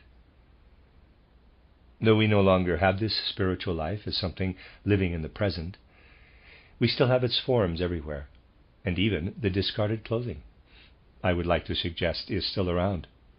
We need new forms, and we need them everywhere. They will be found in a free spiritual life. Another thing is this. In England, for example, the political democratic element developed out of the democratic element in the church. This came about in England simply through a process of stripping down the church-centered past and building up the democratic form from that. The result is that everywhere the rights political has been born out of the theocratic religious element. One simply does not notice it as much in other places. For example, there is a secret connection in the whole bureaucratic existence at whose head one can think of the absolute leader being appointed, quote, by the grace of God, close quote. This clearly betrays its origins in theocratic religious element, for an appointment by the grace of God occurred only through an appointment by spiritual authorities. The whole body of the bureaucracy is simply the secular version of church hierarchy.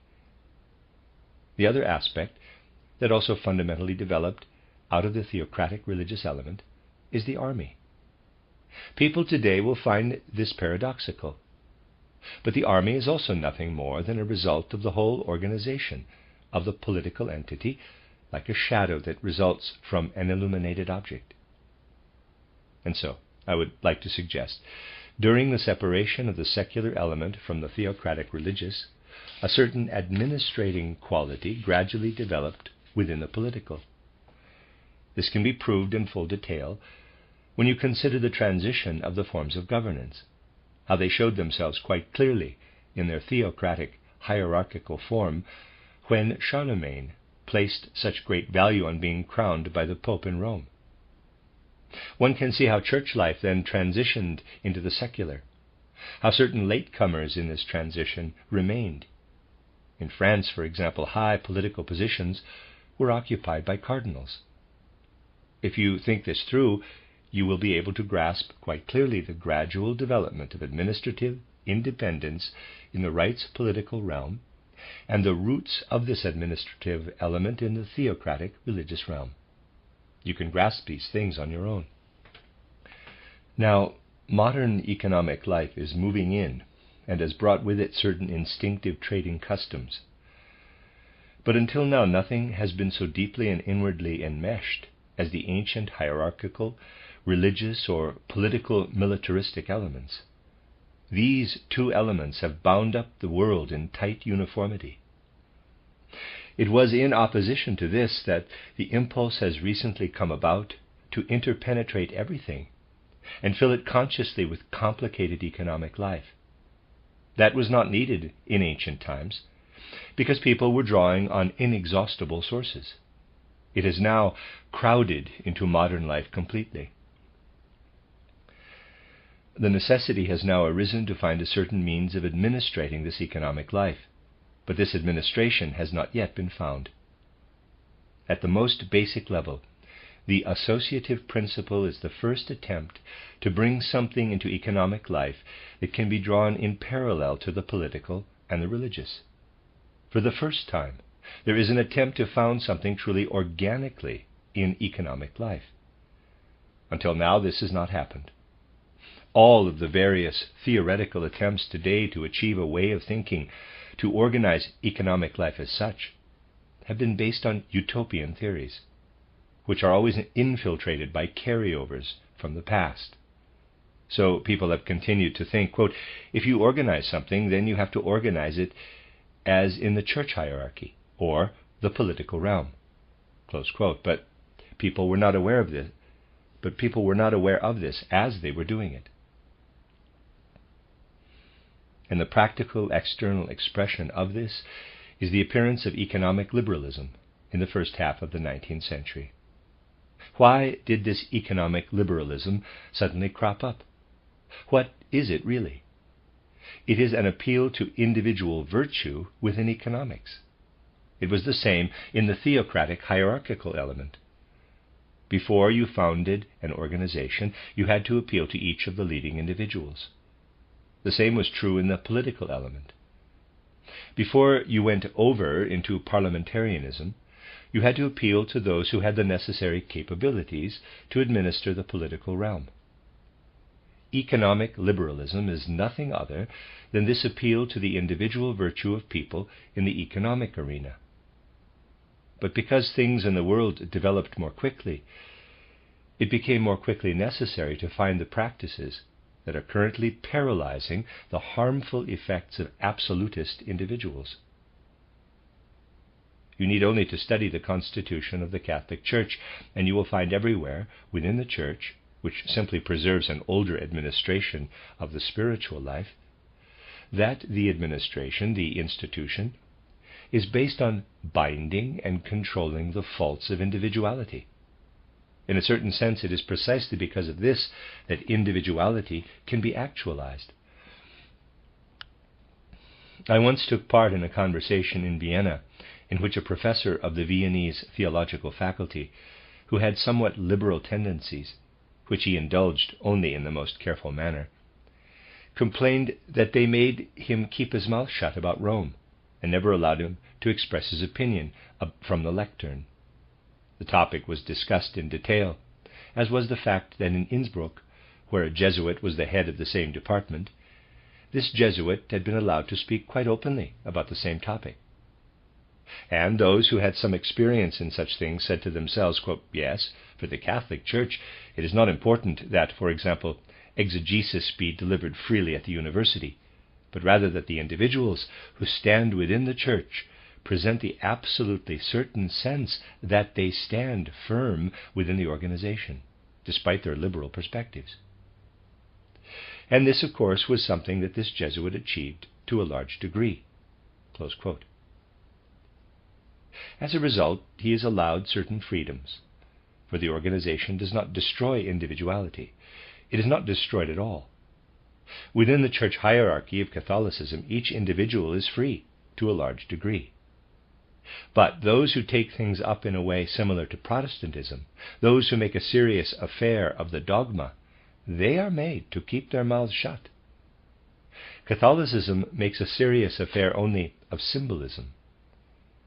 There is always the danger that these questionable individuals will throw away their robes, but this cannot happen. Everything can occur within the boundaries of the Church, but no one is allowed to stand outside of it. Naturally, something like this cannot be imitated, but it can lead us to discover something characteristic of the other side. Older times appealed to the individual, but had an organization such that the individual could never be harmful to the organization. In political life, the time has already passed in which people are aware that both aspects need to be present. In economic life, it is a matter of finding the transition from economic liberalism to the associative principle. We thereby put ourselves right into the midst of what has to happen. In regard to these matters, this is precisely what the being of this world historical moment contains for us. The associative principle in economic life is nothing other than what must necessarily follow the degeneration of economic liberalism. And in modern times, because thinking is in a certain sense inactive, people have not found the courage to move into activity, to transition from liberalistic thinking to active thinking. But everywhere the attempt is being made. If you pay attention, you will have interesting experiences of this. Recently, I picked up the little economic pamphlet from the Gershon collection.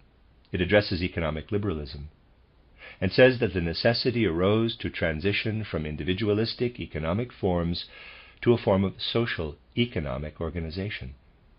And it was thereby necessary for the individual institutions to move ever more into the hands of state administration, state socialism.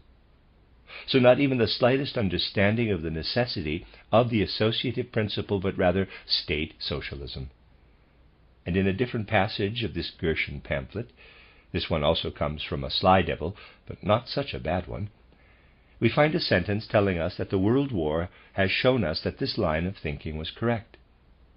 He means the line of thinking that said we should gradually take everything that had previously been undertaken by individuals and give it over to the state.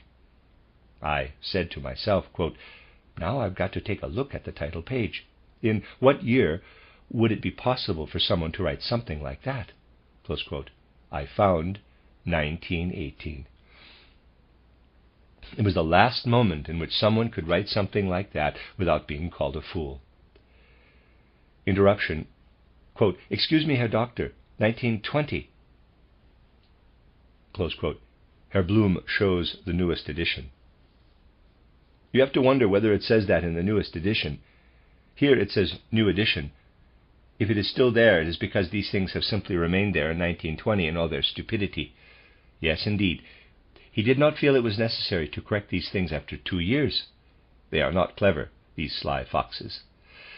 I opened to the title page, 1918, and said to myself, quote, could things have been such that anyone believed that having national economics, or even city-based economics, take over the world economics of the old system was absolutely the right thing? Close quote. I remember that at that moment the communes were teetering at the brink of ruin and would all collapse in the near future. What I want to point out is that modern thinking has not found the real proper transition from liberalistic economy to associative economy. It would perhaps be altogether impossible to really grasp the associative principle if one did not simultaneously come to know the principle of threefolding in the fullest sense.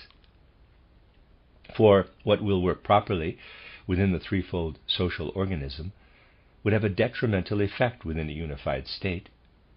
And this must be strongly emphasized, at the very least in the nuance that you give to your lectures. For example, a person has nothing to do with threefolding who says, quote, well, we will just leave spiritual life to the state. We do not want a threefold social organism. But a twofold social order, something similar was even suggested in the Weimar National Assembly. Yes, a twofold order is good. That is good. Separate out economic life. Close quote. But this will never do, for the simple reason that a separate economic life, associatively organized, would necessarily have associations that are entirely dependent upon the state, and not upon people who have developed with a free spiritual life. And so economic life would always be influenced by the political. The whole of economic life would be taken over by the mentality of the political realm. By the same token, we will never, in reality, establish free schools like the Waldorf School if we allow the teachers to be taken from political institutions, so that we are always forced to have political approbation for teachers when we hire them. If someone says that we can establish a free school, but can do this only if we find state-approved teachers, this demonstrates that people have no real understanding of the situation. For this means nothing less than standing by the old, but making it look like the new. It throws sand in people's eyes. The moment is too serious for such things. What should come about in the true sense of the threefold social organism is precisely what true threefolding contains within itself, despite the danger that the resulting practical institutions might not immediately achieve success because of people's resistance to them. The most important thing today is that the idea of threefolding enters into as many people's heads as possible. Only in this way will we arrive at the quickest practical actualization of it. And now to say something about the method behind this. You cannot lecture on the idea of threefolding without laying a foundation of anthroposophical spiritual science, presented, of course, in a tactful way that is didactically and pedagogically proper. This follows necessarily from how thinking has developed in social life recently. Is it not the case that all sorts of utopias have cropped up, and that a certain system has developed which has gained widespread popularity among the proletariat, the Marxist system?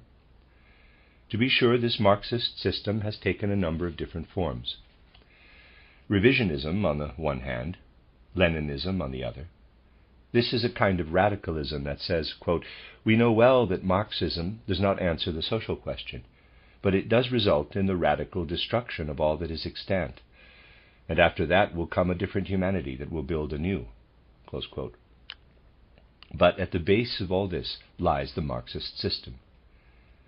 Karl Marx understood well how to find a way into the souls of the modern proletariat. In a certain sense, we must even admit that this Marxism, not so much in the theory as it lived in Karl Marx, but much more in the form that it has taken on in the perspectives of the proletariat, as far as its worldview is concerned, is the most modern form of conceiving the social life. All of the others, whether they are supported by practitioners or university professors, are always somewhat backward-looking. Precisely because Marxism is the most modern form, all those who really want to do something that penetrates into society must consider it closely. It goes without saying that you cannot speak to the mass of humanity today unless you have a clear understanding, or at the very least emotionally intuitive understanding, of Marxism's significance. The core of the matter is nothing less than the fact that Marxism is the worldview and life concept that best speaks to the whole social position of the modern proletariat. And if you fight Marxism on a purely theoretical level, then you are doing something ill-suited to reality. You end up fighting Marxism without considering that everything has been allowed to get to a place in reality where the proletariat has become what it is. This can be traced back to the carelessness of the rest of the population. But as it got to the point where the proletariat became what it is today, the proletariat could do nothing other than take up Marxism as its worldview and life concept. Marxism necessarily contains within it the threefolding of human social life for the proletariat concept. By becoming a Marxist, the worker takes from Marxism the perspective on threefolding social life that is appropriate to that class. This idea is contained within it. For you see, in modern times it is becoming increasingly customary to turn away from consumption and the ability to see through it, and to turn one's sight toward mere acquisition. With that, the only necessity that one has is to leave behind enough from these acquisitions to allow for the administration of the social organism. Regardless of whether one has an aristocrat or a bourgeois, the acquirer was interested only in the yield of the acquisition as it related to what was received, and to how much one had to give up so that the whole could be kept together. What form did this take for people who stood in the midst of the real social organism because of old privileges or other such circumstances? They tried as much as possible always to act out of the principle of acquisition. Consumption was disregarded and taxes were agreed to, albeit with grumblings, for the sake of all that was necessary for maintaining the whole. What did the modern proletarians do? They merely stood at their machines, outside of capitalism. They disagreed with certain taxes on principle, provided they did not collapse, for they had no interest in the reality of the old social organism. They were also interested only in what was left over after acquisitions. Because they did not stand within the administration of capital, This leftover became for them merely an object of criticism, what they call surplus. The relationship of the proletariat to surplus, criticizing it, is the same one that the bourgeoisie has to taxes, which is allowed under protest. When the bourgeoisie allows taxes, it does not penetrate into what lies behind them.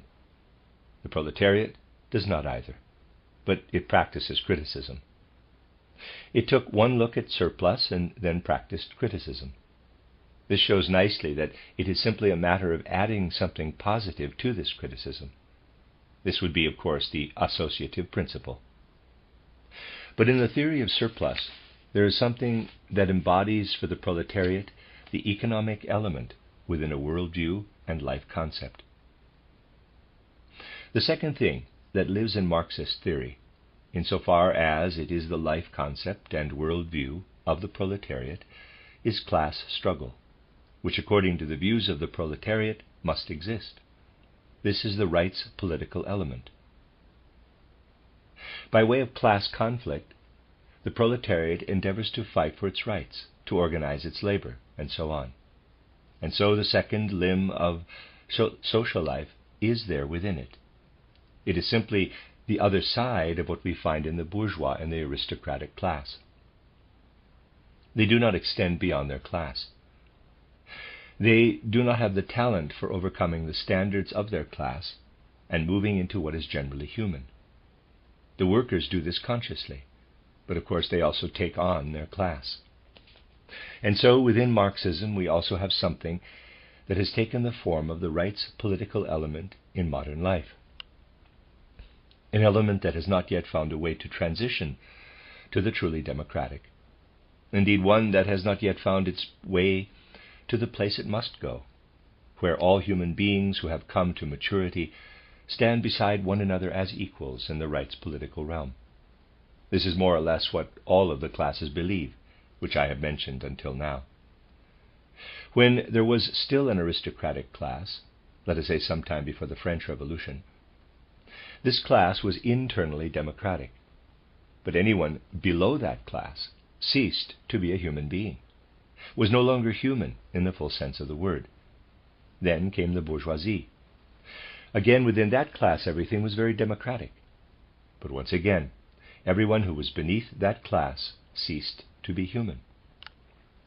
Everything in modern times is tending toward universal democracy. All of those who stand outside of the social organism, such as the proletariat, constitute their own class, opposing the others at the site of the universally human, which can be defined as the place where all people, no matter what they believe, all people who have reached maturity, conduct their affairs with each other as equals in everything that should be the concern of democratic parliamentarianism. And so in the phenomenon of class conflict, we have something that I would like to suggest must be characterized as follows. The proletariat knows that it must, insofar as it is modern, must arrive at something other than what has been there until now. But it has not learned universal humanity. Thus it takes its own class instead of universal humanity as its basis. And the Marxist worldview and life concept of the proletariat also have something for the spiritual element. This is precisely the materialistic understanding of history. In the materialistic age, and in the whole education of the modern proletariat, which deals only with the mechanics of life and not with the psyche or the spirit, it is quite understandable that spiritual life, from the perspective of the proletariat, became the materialistic understanding of history. But this understanding illustrates the spiritual element in accordance with its worldview and life concept. So, in proletarian Marxism, you have the most radical living expression of what modern humanity actually wants, and also why it does not know how to help itself. And you have to present something as an alternative to this that seems just as well grounded for the proletariat as proletarian Marxism. What is the core of this proletarian Marxism as a worldview? Its core as a worldview is skepticism toward human beings. In the era of humanity's ancient wisdom, this skepticism toward humans was justified. For back then, godly forces resided within human beings and directed human actions. People knew that what came unconsciously out of the depths of their souls could be recognized as the revelations of the gods, as the directive forces for their lives. Back then, you had skepticism toward human beings and faith in the gods. When the political, administrative, the bureaucratic, militaristic elements were assembled from the older theocratic religious element, this skepticism toward human beings continued to exist. For what came about was the belief that the human being as such cannot be responsible for directing fortune. That must be done by the state. The state became a false god, an idol. And this led to the individual human being, who was now bound up in that system, to skepticism toward humans and faith in the external idol. Naturally, as the concept of God continued to decline, it became more and more idolized. Proletarian Marxism is the third and final stage of the skepticism toward the human being. The proletariat, in its materialistic philosophy of history, says, quote, "It is not the human being who directs fortune, but rather the forces of production do it. As human beings, we stand in history with our ideologies, powerless. The development of the processes of production determines the course of history, and what human beings are within these forces of production is only the result of those forces of production." Close quote. Skepticism toward humans and true faith in tangible totems. There is no fundamental difference between the African native who has moved into decadence by other means and prays to an actual chunk of wood, makes it a fetish, and the European proletariat who sees the means and processes of production as what directs the course of history. There is absolutely no logical or principal difference. It is our fantastical superstition. And we must really see this. Human beings have moved into decadence in various ways. In Africa, there was also an original ancient wisdom. Then this came under the auspices of administration. We can see this in Egypt. Then it decayed. Fetishism is not something that exists from the start, but rather something that appears in decadence. At the start, pure faith in the God exists, and only in degeneration does fetishism come about. Within civilized regions, instead of praying to physical chunks of wood, the forces of production are worshipped. Of course, the worship of them takes on different forms. But the forces of production and the process of production are made into false gods. It is the last phase of skepticism toward human beings, the phase of an economically superstitious way of thinking. There is also principally no difference between an African native worshipping an idol with an incantation and someone participating in a gathering of the modern proletariat and ranting with Marxist phrases. The prayers sound different, but we must be clear about the inner core of the matter. What must oppose this now is not skepticism toward human beings, but rather faith in them. And in the end, it is all a matter of finding this faith in people, the faith that within human beings the directive forces for life are revealed. As human beings, we must come fully to ourselves, to full self-consciousness. We must find the ability to say to ourselves, quote, "Everything external is superstition. The one and only thing that exists within us is the directive forces that must take hold in life." Close quote. For this, it is necessary to have the courage to overcome merely passive prayer and to actively pray for taking hold of the godly in our will. This transition to active prayer, to any sort of inner activity, this transition from skepticism toward human beings to faith in human beings, this is the zeal that must lie within your hearts and souls. We must feel that we are the ones who stand at the historical turning point, when human beings will be led from skepticism toward human beings to faith in human beings. You do not need to say this to people, but you must step up to the podium with full consciousness of this, with the awareness that, quote, I have to communicate to humanity that the directive forces of life must be actively grasped in our interiority, that life in the future must be so administered that people say to themselves, I must be the one who does things, close quote. It was the final superstition of civilization that people did not have faith in themselves, but rather that they believed that the forces of production directed life. And out of this superstition came about the terrible sort of false religious ceremony in the East, where an attempt was made to take what is not governed by the soul and nevertheless to have the soul absorb it.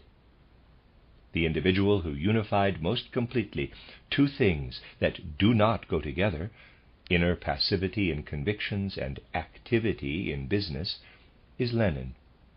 Lenin is the person who most purely crystallized in modern times everything from the past. He crystallized most purely actualized incapacity, an actualized drive toward destruction, toward downfall. What will lead us to develop, what will lead toward a re-infusion of social life with true life forces, is finding the ability to create in people a faith in humanity out of the current skepticism toward it, a faith that finally expresses itself as follows, quote, what I will experience as good fortune or bad, or as a social institution, or as something in external life, all these things I will do myself, close quote. You cannot bring this to people without simultaneously strengthening them with your words. You have to bring people to a place where they have trust, where they have belief in their own being. And this is precisely what you must strive for in your hearts at the most basic level. How you do this at the moment will perhaps depend on your own capacities. But if you devote yourself with goodwill to these matters, then soon it will no longer depend on these capacities. Instead, your capacities will be seized by the necessity of these times, and you will outgrow yourself precisely by bringing this faith to people, so that faith in humanity will have to replace skepticism toward humanity. This is what I wanted to say to you before you go off to give your lectures. Feel the strength that lies within when you say to yourself, quote, my task is to effect the transition in others from the final superstition, the final skepticism toward humanity, to faith in humanity, faith in the inner activity of the human being, close quote. When this is your guide, you are striving toward true advancement. Everything else will lead only to a furthering of the state of decadence. There, you say to yourself, quote, everything in a state of decline should no longer be supported and held upright, close quote. Instead, as far as I am concerned, look to Nietzsche, quote, you push it forward so that it will collapse all the more quickly, but you love not what comes from yesterday and today, but rather comes with tomorrow, close quote. My dear friends, I would like you to go out into the world as people of tomorrow, and to imprint your words with the consciousness of people of tomorrow. That is the end of Lecture 10 and the end of the first part of this book, and there's another part 2 coming up. End of Lecture 10. You are listening to RudolfSteinerAudio.com. If you are listening to the podcast of this, it is located at rudolfsteiner.podbean.com. Please consider becoming a patron.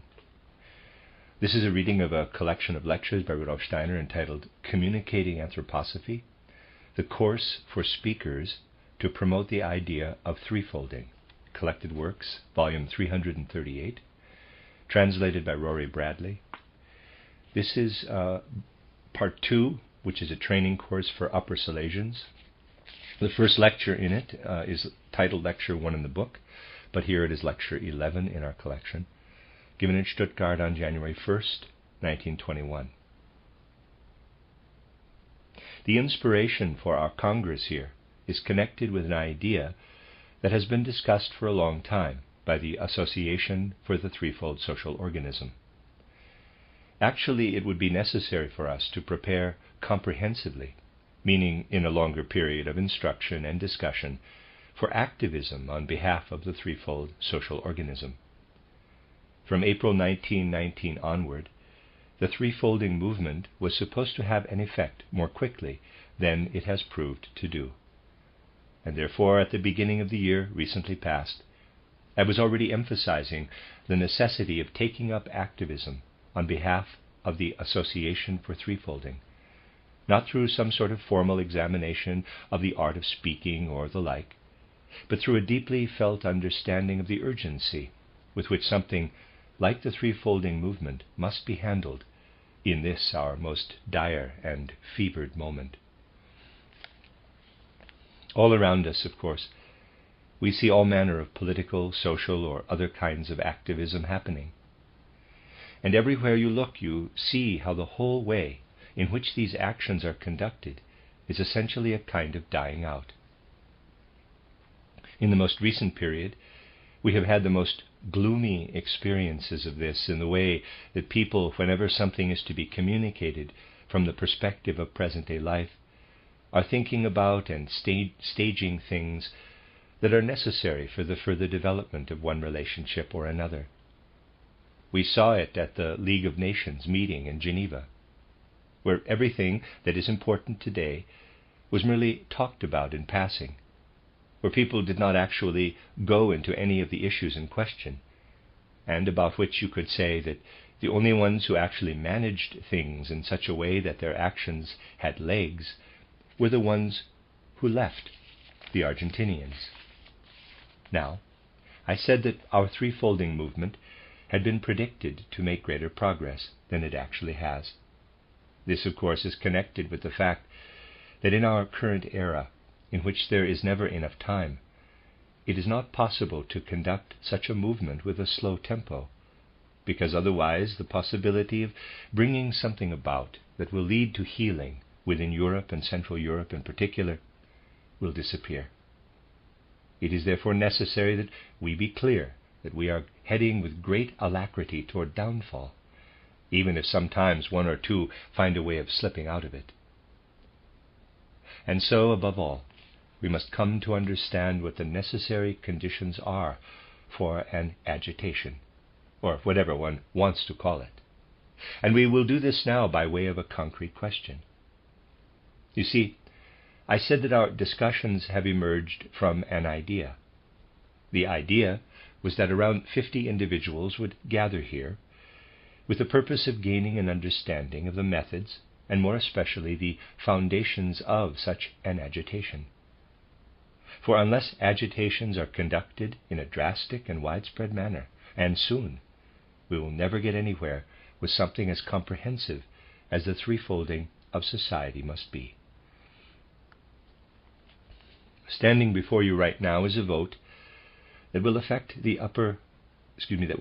fate of Upper Silesia. We can discuss something of what actually must happen with all intensity in the near future. We can discuss this only generally in the few days that are granted to us for this particular question. First, what is necessary now is the conviction that we cannot link any of the things that will actually bring civilization to salvation to the old configurations of public life. You cannot, if you hope to be effective, say this to the public in the words that I will speak now. But you must have this in the background when choosing your words, when choosing the materials that you will present.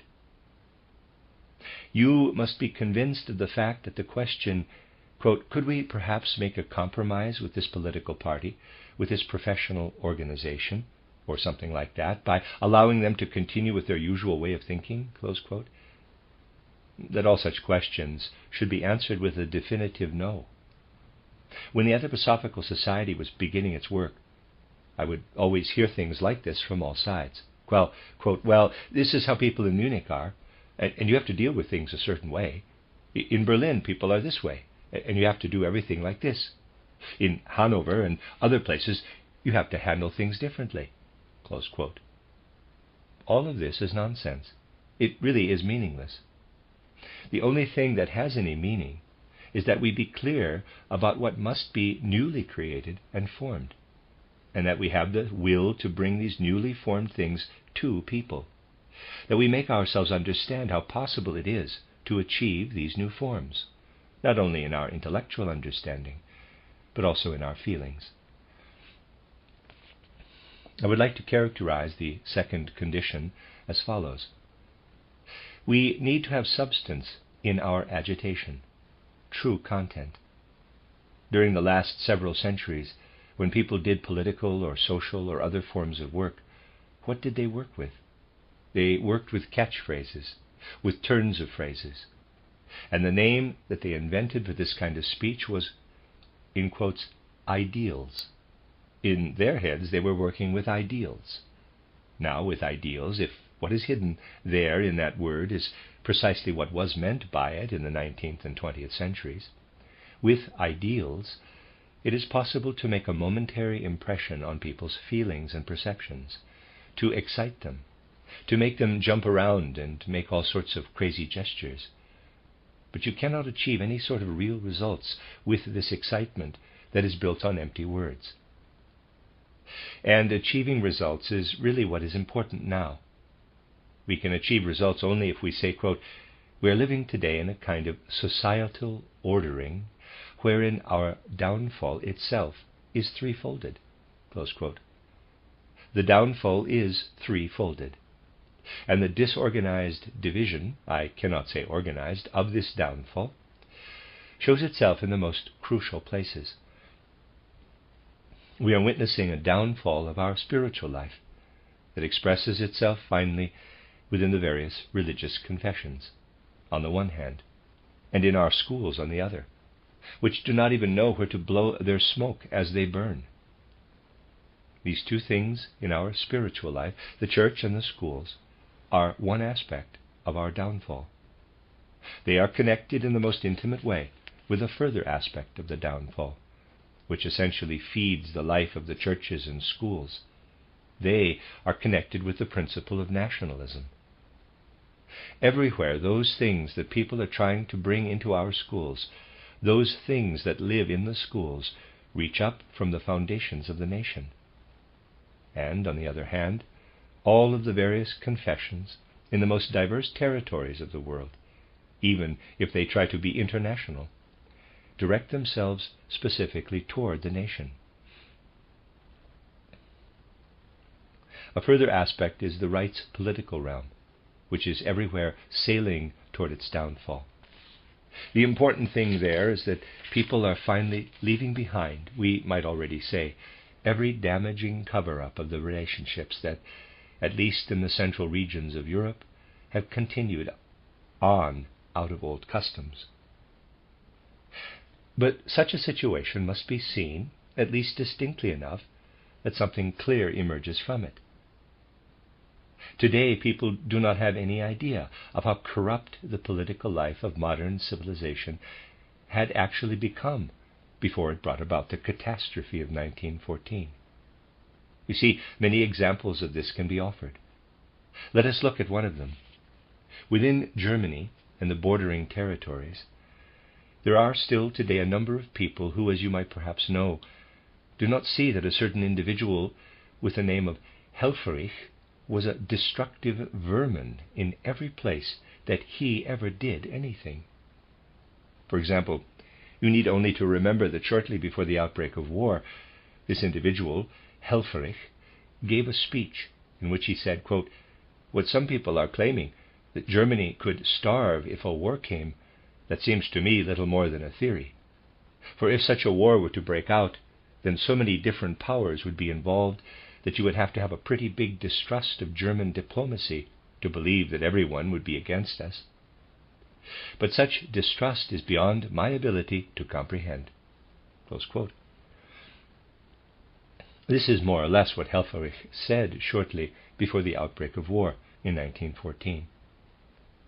Now, there is so much intellectual ignominy in this. I say ignominy because it is simultaneously intellectual and moral, that it is precisely things like this that must, when we look hard at them, make clear to us the level of corruption at which modern civilization finds itself. Just think of all that is really said in these words from Helfferich. Quote, if the thing that so many people are predicting comes about, that Germany would be blockaded from all sides if a war were to come, then one can have no trust in German diplomacy. But we must have precisely that trust. Close quote. Just think, a man like him says that we must have this trust.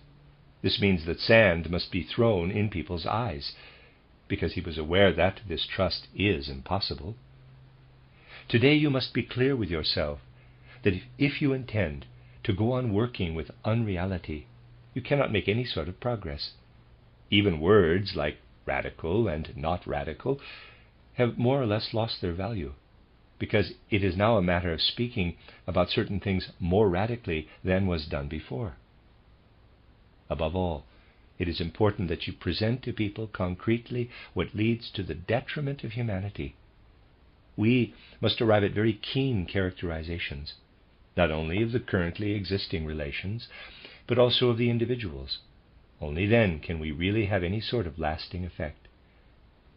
And if we then consider such a question as the question of the Upper Silesian vote from this perspective, then we will have to be seized by an idea, by the thought, quote, how should one relate to the vote itself, German or Polish? This is the first question that presents itself, German or Polish, close quote. In this time, we must actually bring ourselves to consider such questions also from a certain objective, human-oriented perspective, not from a perspective that simply comes out of old ways of thinking, even if they are those that we call nationalistic. Such questions must be considered from an objective, human-oriented standpoint. And within the masses wherein this happens, within those masses, we will make progress.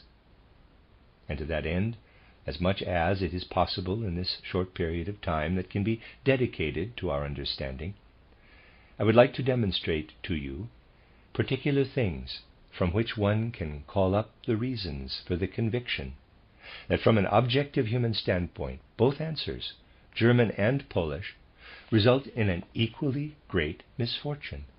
A great misfortune for the population of Upper Silesia, a great misfortune for Poland, a great misfortune for Germany, a great misfortune for Europe, a great misfortune for the entire world.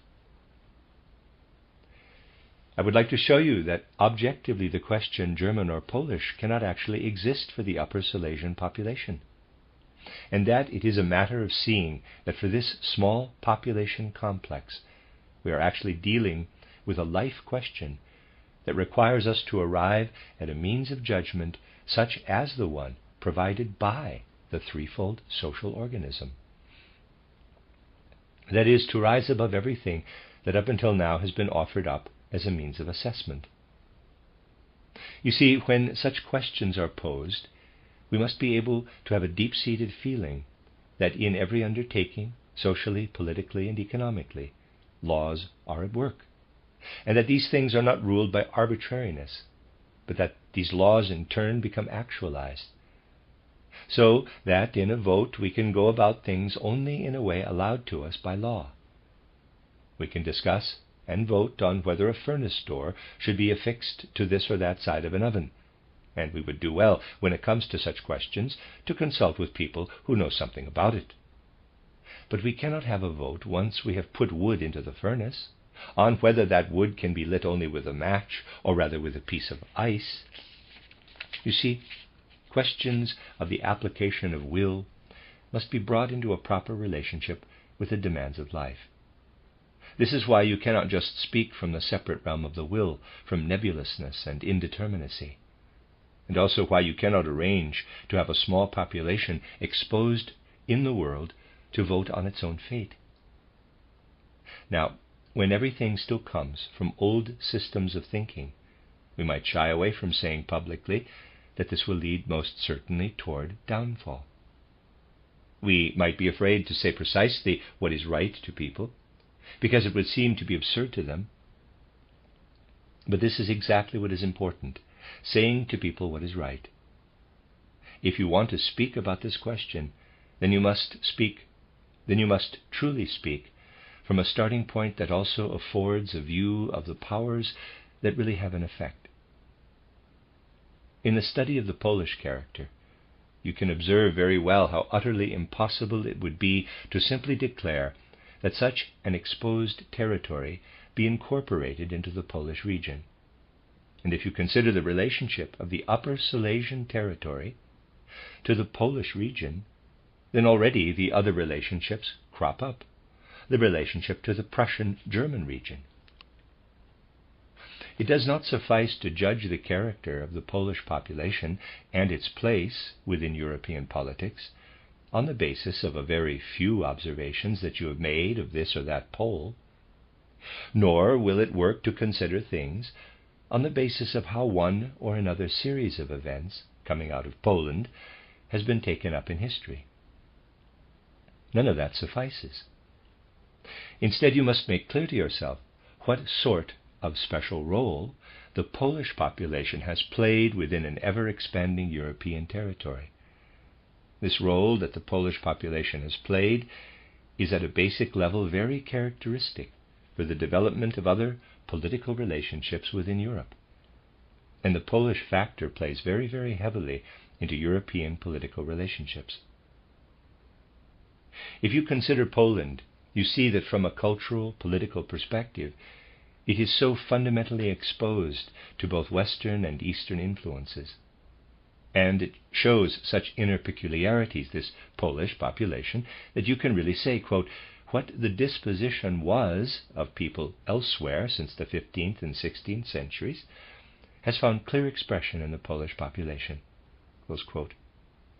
We cannot consider Poland except to see how, on the one hand, the cultural, political, and spiritual traditions of the East can be found in the Eastern regions, and how now, even though Poland has experienced all manner of fates, the modern Russian character has gradually moved in.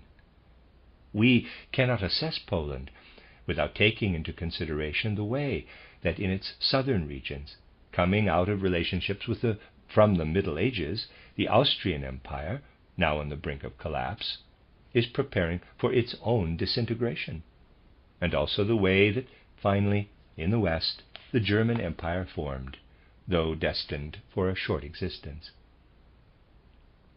You see, what lives within the European life of Poland is actually connected with all of these things. If you look at the end of the 15th century and the beginning of the 16th century, relationships appear in the German regions that actually did not find any sort of direct continuation. You need only to remember names like Götz von Berlichingen, Franz von Sickingen, Ulrich von Hutten, and so on. And you can see certain relationships that existed then, but then did not find any sort of continuation. What were these relationships built on? There was a feudal caste there, a feudal caste that understandably was able to produce such strong and, in a certain sense, remarkable people as the ones I have named. But this feudal caste was built upon an ignorant, more or less uncivilized mass of peasants. And the fact that this feudal caste worked in such a way that the great lords always lived among the others, who were ignorant peasants, and that these lords also were the active practitioners of the administration, and also fundamentally ruled over the spiritual life, this is what gave the social life in Central Europe its structure. But right around the end of the 15th and beginning of the 16th century, this structure was abolished in Central Europe. It was abolished in such a way that one can say that within the German-speaking regions, the underlying sense of this structure had rotted through and through. And in place of this structure stepped something that had been initially worked through in the territorial princedoms, now gathered together into the German Empire. That is, the military and bureaucratic organization of the social organism. And so, out of the feudal aristocratic element, which could be built up only on the broad foundations of an uncivilized peasantry, territorial princedoms expanded with militaristic and bureaucratic foundations. Within this, Central Europe, most especially in Prussia, this became the ethos. It did not become something that was merely imposed upon the social order. It became the ethos. Here, is it not the case that we can perhaps think about two opposites? One would be a man positioned within the old knightly Götz von Berlichingen society, who keeps himself busy with something or another. How does he busy himself? He busies himself, for example, by using his knowledge to arrange things, by setting up schools on the basis of what his religious world pictures provide, by thinking about how one speaks of proper human understanding to a particular parish that is not so large. Into the 16th century, this is how things were organized in regions that spoke German. Then such things were reorganized. Then came bureaucracy and the military. And if we think of the one person who could not have existed in the Götz von Berlichingen society, we would think of the lieutenant of the Prussian Reserve. So, the possibility for the existence of such a soul is created only after the start of the 16th century. And is it not the case that the reserve lieutenant is a combination of bureaucratic and military existence? This came into being in Central Europe, not only in the regions where it could be understood, but also in regions where it could not be understood. Our history, for example, is written in such a way that this ethos is alive within it, and our history is taught in school in such a way that this ethos lies within it. But because of the fact that due to the character of the German population, this transformation could not take hold in the deepest, the most inner parts of the soul, because of this fact, territorial princedoms came into being, and not a full Kaiserdom. That was attempted for the first time in the 19th century during the war in the 1870s, but was not able to succeed. Because of the most disparate historical relationships, the full elaboration of which would be too much for this occasion, a great wave swept everything toward the state, toward the rights political, and led to the imprisonment of the economic life within the political element. A great wave swept over Central Europe, and it is because of this that Central Europe is the way it is. Now, if you take a look at Russia, there you have, in the social structure, what was suddenly created in Central Europe at the beginning of the 16th century. You have a widespread, uneducated, uncivilized peasantry that is somehow supposed to be regulated, that is somehow supposed to be incorporated into a social organism. The situation at hand is just the same as it was in Central Europe when it moved into the 16th century. But in Russia, the solution in individualism was not to be found. In Russia, everything was being very quickly incorporated into Tsarist centralization, so that the middle point that existed in Europe between Kaiserdom and the uncivilized masses was not there. Everything was moving in a direction wherein each person, regardless of whether suited to it or not, was being made into a bureaucrat or a military person, with the central authority giving the directives. In various ways, in Germany on the one hand, in Russia on the other, what was being annihilated was any sort of true Volksorganisation, any sort of organization of common humanity. On the one hand, it was being driven into Kaiserdom, and on the other hand into territorial princedoms. And a third, then, is Austria. Austria, which grew up entirely out of patriarchal relationships that lived on as a kind of family tradition within the lineage of princes. This Austria was being gradually compelled to bring together the most diverse populations under the auspices of Roman centralization, which wants to govern. It takes on a kind of democratic allure, but nevertheless wants to rule the populace in the manner of the Spanish Middle Ages. In the midst of these three streams you find the Polish factor, which is bracing itself fundamentally against all three of them, and which I would like to suggest has determined itself in a rather strange manner against all three streams out of a sort of inner position. The Polish factor does indeed take on all of those misleading elements from the West, parliamentarianism, the school system, and so on.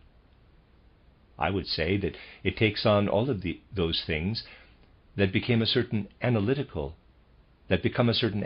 aspect of life, all that develops into the element of judgment, of discernment. From the East, it takes the element of synthesis, life in the form of big concepts and ideas. But you see, within the Polish factor, analysis becomes sloppiness, and the Eastern impulse toward synthesis turns toward fantasizing. These two elements are always definitely there: sloppiness from the Western stream, from ordered analysis, and from the Eastern stream, the fantasizing and also the lack of truthfulness. This lack of truthfulness is just the shadow side of Eastern synthesis, and the sloppiness is just the shadow side of becoming pedantic. If pedantry goes so far that it becomes impossible to follow it, then it collapses into its opposite, into sloppiness. In Austria, there was never a lack of penetrating regulations on all aspects of life. The essential point is that no single one of them could be followed. First of all, they all contradict each other, and second, there are so many that no one can really pay attention to all of them at once. How did it happen that this Polish being came about in Europe, when all around it was something entirely different? How did it happen that Poland continued tenaciously to develop its own nature? This happened because, as the great Russian wave, with its inherent plans for conquest, came crashing over Europe, it was necessary for the others who also came under consideration — I cannot describe all of this in detail, but one could do so — to react to this Russian being in the way described. Above all, it was necessary for the Prussian and the Austrian Empire in the 18th century to react to this Russian element. From a certain standpoint, it is easy to reproach the Prussians and the Austrians for dividing Poland with Russia. But when we do this, we forget that if they had not divided it, Russia would have simply taken it all for itself. You see, these things have to be considered objectively. Prussia and Austria took part in the division of Poland because they could not allow Russia to take over all of Poland itself, which surely would have happened otherwise. And so Poland was divided up. But within this divided population, that from which there had been a break in Europe in the German element at the beginning of the 16th century, the feudal nobility continued to live on, with its broad foundation in the uncivilized peasantry. That from which a similar break had been made, at least outwardly, in Russia, all of that continued to live on in Poland. The Polish being essentially preserved The Polish being essentially preserved what had lived within the European social structure of the 15th century, which always had a kind of antique element in it, a Greek element within it. We marvel at Greece, but the greatness of Greece is due to the fact that it was the most highly developed of what we say was taken over by Europe in the 15th century. If we were to be clear about it, we must realize that we marvel at Greece rightly when looking at what history has made of it. And on the other hand, we can also realize that we took a tremendous step forward when the effort was made to overcome gradually what could only be built on the basis of a rural proletariat. The evolution of Europe into the 15th century was still oriented toward Greece. We can say of this, in quotes, Greek Europe, that it is something that does not provide for any truly human state of being. A certain upper class, the one that was dominant in Poland, this upper class retained this Greek ethos. That is, the ethos of living within an upper class of nobility, with a simple, uncivilized peasantry beneath it, and not one differentiated into bourgeoisie and proletariat. And such was its disposition, this Polish population, when it was divided up. For is it not the case that those within this upper class were the only ones doing any thinking, any true thinking in Poland? They began to hate Russia, Prussia, and Austria. But then, within this Polish aspect, there were these people upon whom nothing really depended. Precisely this whole uncivilized lower class, with no political or other kind of intelligence. And you see, some of them went to Russia, some to Austria. In Russia they went where the Polish element was within Russian relationships, and in Austria, wherever the Polish element was within Galicia. And some of them came to Prussia, where the Polish element was in Silesia and Posen. The Polish class did not change, but simply acquitted itself within the existing relationships as well as it could, considering that it was completely ill-suited to them, particularly the political ones. In response to this, the lower class integrated itself in a most unusual manner. Of course, what has risen up from that lower class must be sought these days as a new fermentation, precisely as what has risen up from the lower class that was beneath the top layer of the Polish nobility. You see, it is curious that this lower class has actually retained a particular structure within the context of the relationships that emerged from the division of Poland. Because of the structure that existed in Russian Poland, this lower class has taken on a spiritual element in the most eminent sense, a spiritual element directed toward a deepening of thinking and a deepening of the sciences through a certain religious element.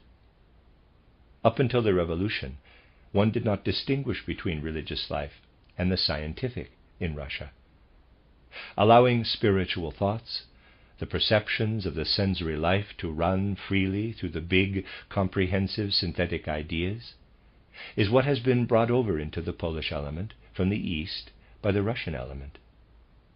Without the influence of the spiritual side of social life, people like Slovaky and Dunajewski are, I believe, unimaginable. In contrast, the section of the Polish being that went over to Austria, where this lower class took from Austria the state's rights political, and this is why the most refined political minds and speakers, such as Hausner and Wolski, have come out of Austrian Galicia, essentially out of Poland. This people could never have come out of the Polish being if it had not been absorbed by the neighboring areas, where comprehensive synthetic ideas could be learned from Russia, and the necessary standpoint for constitutional political thinking from Austria. Such a man as Hausner, who played such a large role in the 1870s and 1880s, was an assemblyman in a Polish Galician city. Such a figure and his parliamentary colleague Wolski, they are what we might call political minds, through and through. Not people who can necessarily rule, but who can see through these relationships in a wonderful manner. You see, this is what is being said everywhere now about political relationships, without there being any substance to the words. We must concern ourselves with what has happened. When considering the course for activists, I did not think that individuals would be instructed how to speak, but rather I thought that materials on activism should be distributed, and it is from this perspective that I am speaking now. Everything that happened in the year 1918, that has happened throughout the events since 1914, you could have prophesied it in the previous century, at the end of the 1870s, within the Austrian Parliament. It is true that at that time, such people as Hausner and Wolski spoke about the downfall of Austria, about the inability to really confront the proletarian question, and other questions. In short, everything that had to be said was spoken about in the Austrian Parliament. The people then had just about all of it right, except for two things: the timing of it all and the possibilities that exist in the present. As far as the timing goes, they saw things in all sorts of warped, fantastical ways. Take a man like Hausner. He once said very grandiosely in a speech that in the moment Austria marches into Bosnia, the ground is laid for collapse. The things that came about for others later, Hausner has already brought up in the 1870s. But he got the timing wrong. He thought that it would happen within 10 years. This is due to the influence of the Eastern element. It existed even in level-headed Hausner, the fantastic.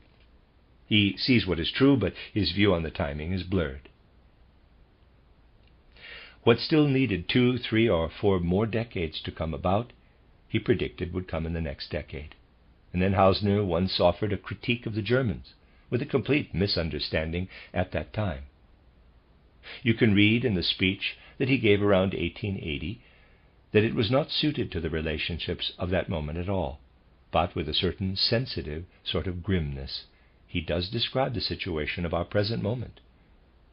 So these people make mistakes, but it is nevertheless the case that one can say that Poland has been particularly pushed by the East toward big, comprehensive thinking, and pushed by Austria toward the political state life, which was largely dominated by such people as Hausner and Wolski. And therefore we must also believe, this is absolutely true and shows itself to be so in reality, that the parts of Poland that came over into Prussia have received their particular stimulus toward a development of the economic life, and that this must become the fulcrum point for the dealings of those parts of civilization that came to Prussia from Poland, the handling of the economic life. Poland has been particularly endowed with economic life from Prussia, political life from Austria, and religious spiritual life from Russia.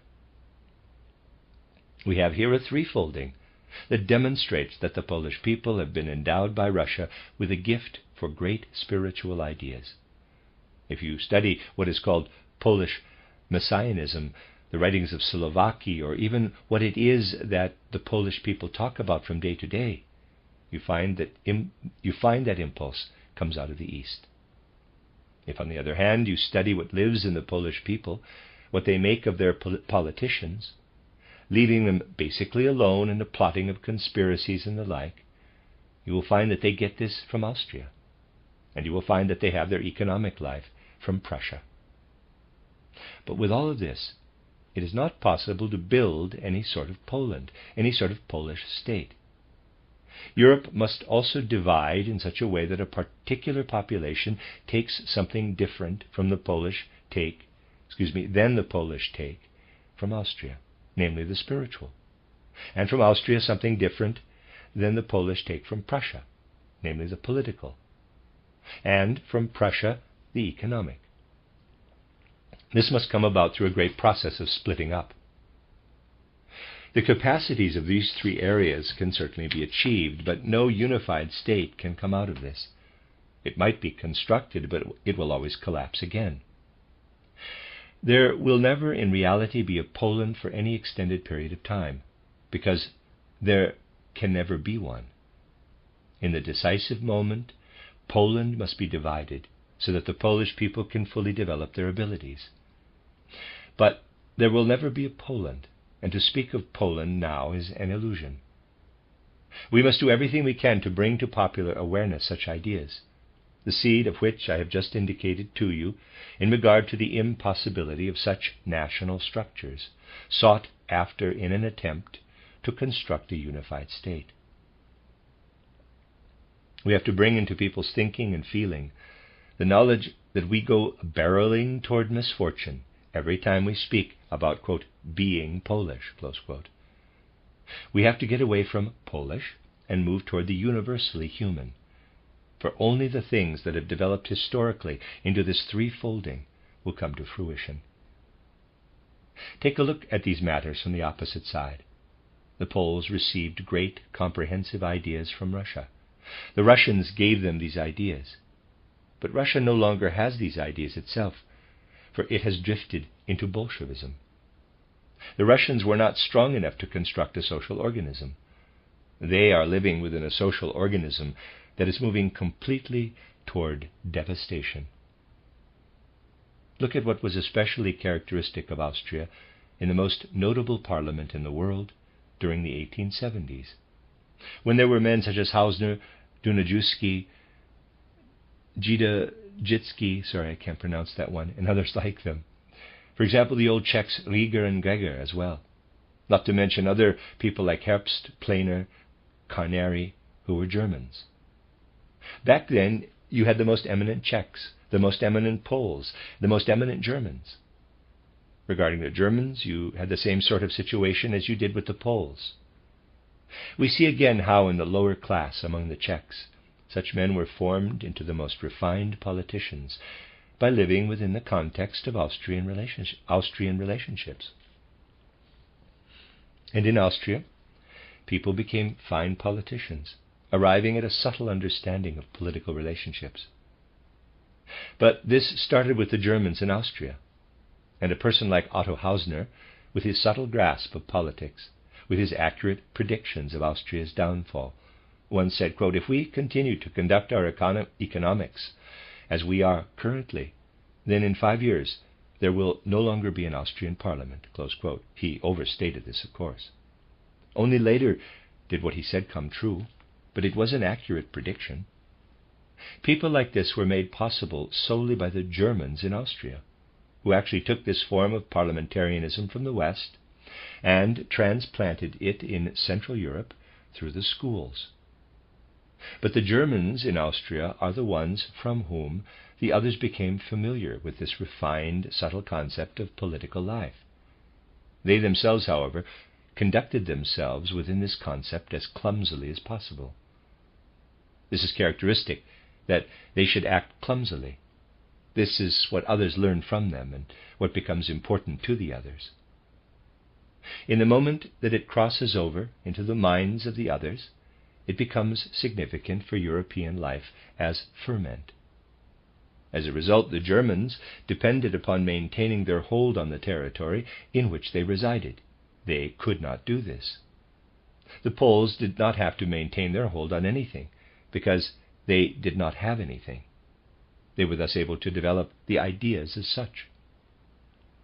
The Germans could not do anything with the ideas.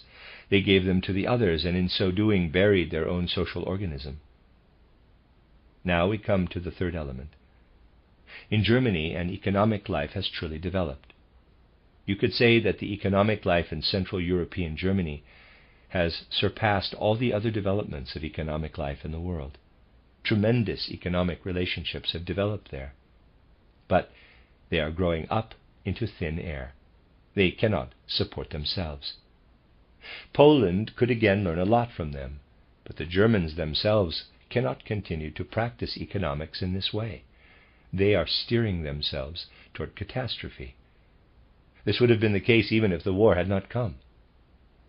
So again we see a threefolding of the European downfall, from the spiritual side in Russia, from the rights political in Austria, from the economic in Germany. The only way to oppose this is through a threefolding assent, which is to say, having a fully conscious grasp on the idea of threefolding. And now we have to imagine that there is a territory that has to decide whether it wants to belong to those who are unable to really form a state, to Poland, or whether it should become a limb of that threefolded Europe that has brought together all the elements directing it toward downfall, Austria, Prussia, Germany, and Russia. In other words, it has to decide whether it will belong to one of these three limbs, in this case to Germany. Such a decision must induce us to think about wherein the healing lies when we say, quote, "We are not concerned with what has come about in Europe, but we want to put into these moments of development precisely what must come anew." Close quote. It might be possible to speak cleverly and to show that everything that I have presented here today is not clever, but the conclusions that one would draw from this sort of talk will never lead us to a rational Europe. Therefore, it is necessary that we base ourselves on positive, real relationships. This is what I wanted to say to you today. The end of Lecture 11, which is Lecture 1 in Part 2 of the book. End of Lecture 11. You are listening to RudolfSteinerAudio.com. If you are listening to the podcast of this, it is located at rudolfsteiner.podbean.com. Please consider becoming a patron. This is a reading of a collection of lectures by Rudolf Steiner entitled Communicating Anthroposophy, the course for speakers to promote the idea of threefolding. It is Collected Works, volume 338, translated by Rory Bradley. This is the second lecture in part 2, which I am numbering lecture 12, and the last lecture before the question and answer final section. This lecture 12 was given in Stuttgart on January 2nd, 1921. I am sorry that we do not have more time to talk. Right now I can only present to you certain suggestions regarding our particular problem. This afternoon I will turn to the questions that you, friends, wish to pose. Yesterday I attempted, in the context of a certain historical sequence, to make clear to you the hopelessness that exists in regard to the question of Upper Silesia in the context of present-day relationships. But this hopelessness can also appear to us from various other sides. It is the case now that people who continue to think with old presuppositions give themselves over to terrible illusions about the future of European life. Indeed, such people live exclusively on illusions. And those friends of ours who have resolved to work truly for the betterment of world relationships must make clear to themselves that within the masses we can make progress only insofar as we are able to bring about enlightenment, and relatively quickly. And not only enlightenment about local affairs, but enlightenment also about world relationships in general, which actually are playing into the relationships of the smallest territories now. We will not be able simply to build on the institutions that already exist. We must first have recourse only to those people who are inclined to take up our ideas, so that we have an ever greater number of such people. And then with these people we can really start something. And we must try to make it clear to these people that even within the context of present-day relationships, they must act in a way that is in keeping with the sense of our ideas. For you see, yesterday we established that from both the German and the Polish side, there is essentially no future, either in the old or the newly hoped-for relationships. We can also make it clear to ourselves that, on the other hand, this hopelessness also has other foundations. Obviously, Upper Silesia is integrated into all of European relations. What is unique about its position is that it has to make a decision about its fate in a particular manner. This must be considered. Wherever decisions are to be made at this time, the larger perspective must be factored in. Let us look for a moment at European relationships from a different perspective than we did yesterday. You see, economic relations in Europe are such that in Central and Eastern Europe, in regard to everything that has developed out of the old relationships, things are headed toward a rapid decline. We in Europe no longer work on the old economic foundations that are there, even less so when it comes to the political and spiritual foundations. The people who are concerning themselves now with public affairs have some picture of the terrible threat of this downfall, but their images of it are illusory. The main illusion that we see in the people of Central Europe, and in Eastern Europe the same is true, is that they believe an understanding with the Anglo-Saxon element, or with the West in general, is possible under the standards of the old relationships. But such an understanding is actually not possible. And a vote like this one on the question of Upper Silesia will always stumble on precisely the impossibility of such an understanding. It has to stumble upon this possibility. One cannot simply cast a ballot in these relationships currently being created by the statesmen and economists. What kind of imagination can someone have who even half thinks, and hardly anyone thinks even that much, what imagination can someone have for a possible rehabilitation of European economic conditions, among other things? It could be said that the first thing that would be possible would be a big loan of currency, a big advance that would come from America. You know, of course, such things are being talked about now. Major advances, credit, which could come only out of America, would be given to the Europeans, perhaps guaranteed by the independent states that want to consolidate themselves, and economic life could then be elevated by such a loan of currency. Europe could then buy raw materials and food, and perhaps in the course of 30, 40, or 50 years, European economic relationships would be improved. This imagination bespeaks a kind of half-thinking.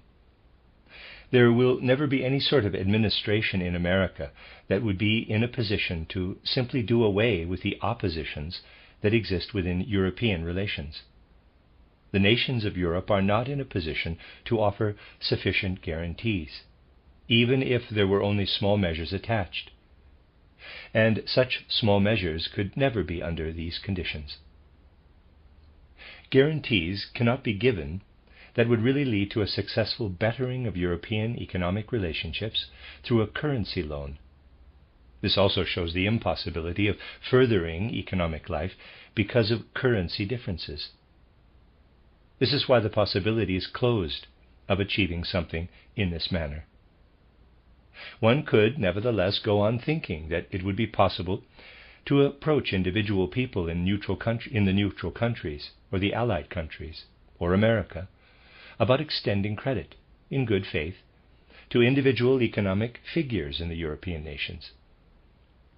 This action alone, within the context of current relationships, could move only within a very small frame.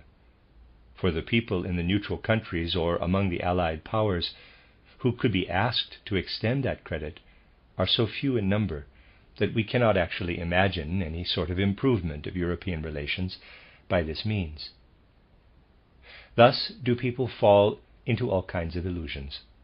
They skip over any sort of middle step and think immediately about some sort of world economic organization, which is somehow to develop out of the idea of folk economics.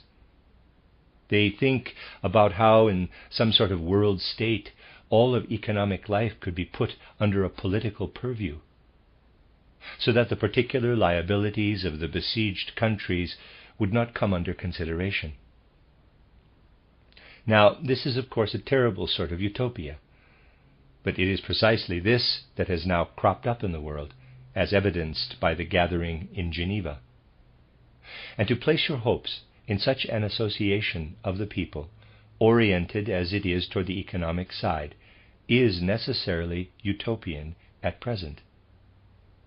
What is truly important now is that we look more deeply into the evolutionary forces of humanity, and that the attempt is then made to arrive at regulations that will really be able and required to help.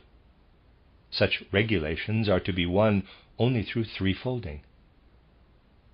As soon as you give yourself over to the illusion that something can be done without threefolding, then you are simply participating in the downfall. Just think for a moment about what it would mean if, for example, the Upper Silesians were to vote in favor of annexation by Germany. This would amount to nothing less than the Upper Silesian population's consigning its small territory to a larger territory, that if it continues to handle things as it has been doing, must soon fall into barbarianism. It cannot be a matter of allowing annexation by a territory that has not already shown itself to have overcome the old relationships. This has not been demonstrated by the decisive crises in Prussian Germany. In fact, quite the opposite has been shown. And so, we regard the facts of the matter in a simply objective manner. Annexation by Prussian Germany means consigning oneself to impossible circumstances. For you see, now we arrive at the other illusion, and we shall go into this further, which the best people on the side of the Allied powers allow themselves. There are people like Keynes, who has a certain following, and Norman Angell, who also has quite a large following. How do these people think? These people think that the Versailles Treaty must absolutely be revised, that we cannot get anywhere on the basis of the current treaty. But why do they think that? They think, quote, Europe was, before now, in economic exchange with the entire world, If Europe falls into barbarianism, then its economic life collapses.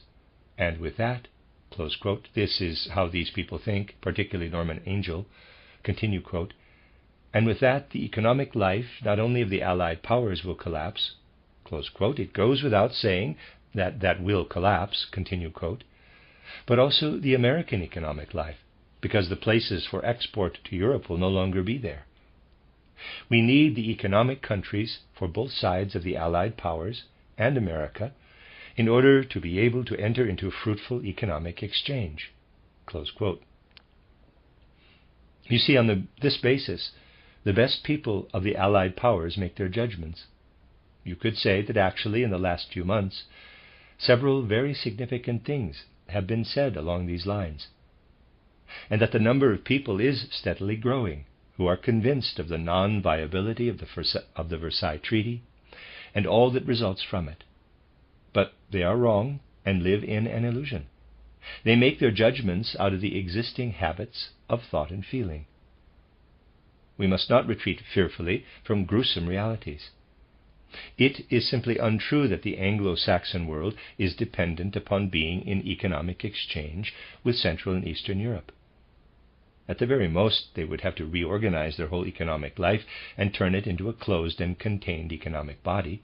They could then go on existing, even if a great number of people died of hunger in Europe. What people are saying is well-intentioned, but not true. It would take perhaps 15 to 30 years before the economic life in countries outside of Central and Eastern Europe could be reorganized so that it was entirely self-sufficient. But the real possibility for such a reorganization is there.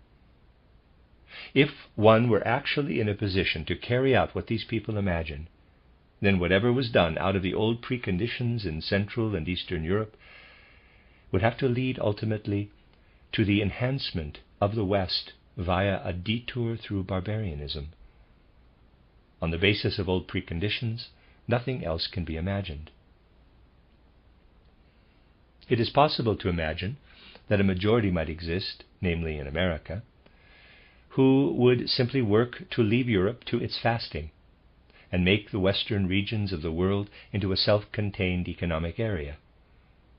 But voting to join with the current conditions in Central Europe would be the same as running toward this condition.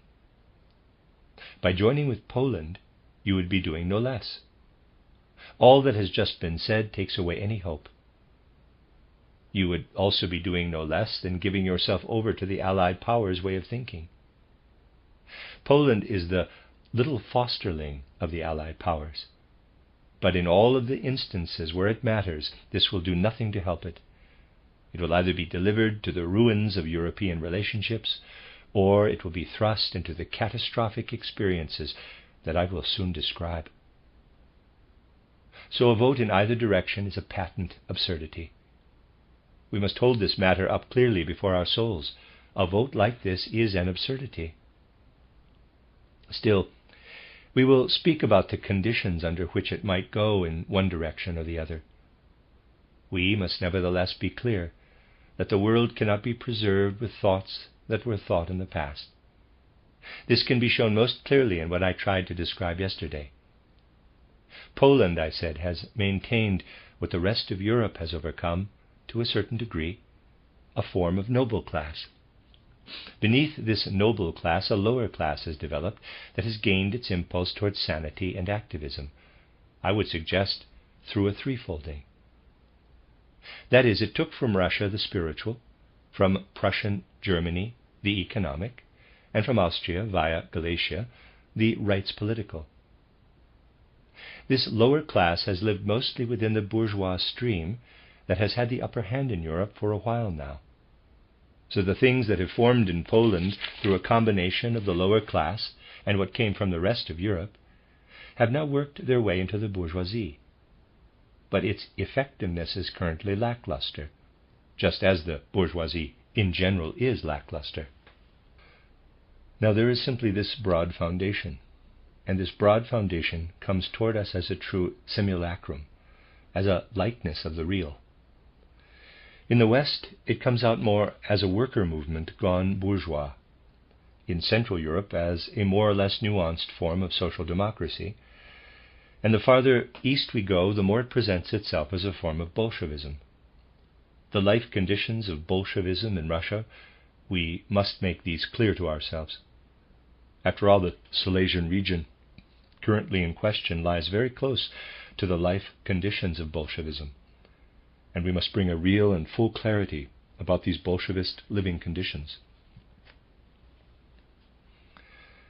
You see, the basis of Bolshevism is that the upper class, whether it be the aristocracy or the bourgeoisie, has found no possibility in recent times of extending its thinking beyond the same regions into which labor, and above all human will, have extended themselves. People have continued working with the old way of thinking, have built up the commercial, the economic element, have drawn upon a whole mass of the population. But no steps have been taken to attend to this mass of the population by any means other than the old state relationships. And unfortunately, it must be said that this still is not happening today, because the one way in which it could actually happen is not happening. This must be our primary concern. For it is a characteristic example of how leaders were brought to bear upon a situation when things were actually moving and stirring within the masses of the population. It was not well done. Ludendorff explains in his recollections that he was the one who called up the Bolshevist leaders in Russia. He says that it was a military necessity for him, and the politicians were consequently obligated to ward off the terrible results of this necessity. So he does not deny that he gave Bolshevism in Russia its leaders. He merely says that the politicians were not clever enough to repair the tremendously foolish thing that he had done. Such things are possible these days, and they are tolerated. So out of the very oldest forms of state relationships, which was how Ludendorff thought, the leading individuals were appointed to Bolshevism, not out of a sensible cooperation between people who know something about the course of humanity, nor those who would actually want to lead toward new relationships, and not just lead with the old relationships. This is something that must be recognized at the most fundamental level.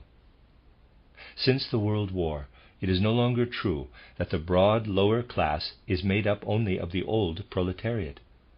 All members of previous classes belong to this wide-reaching lower class. And people are not reckoning with this fact either.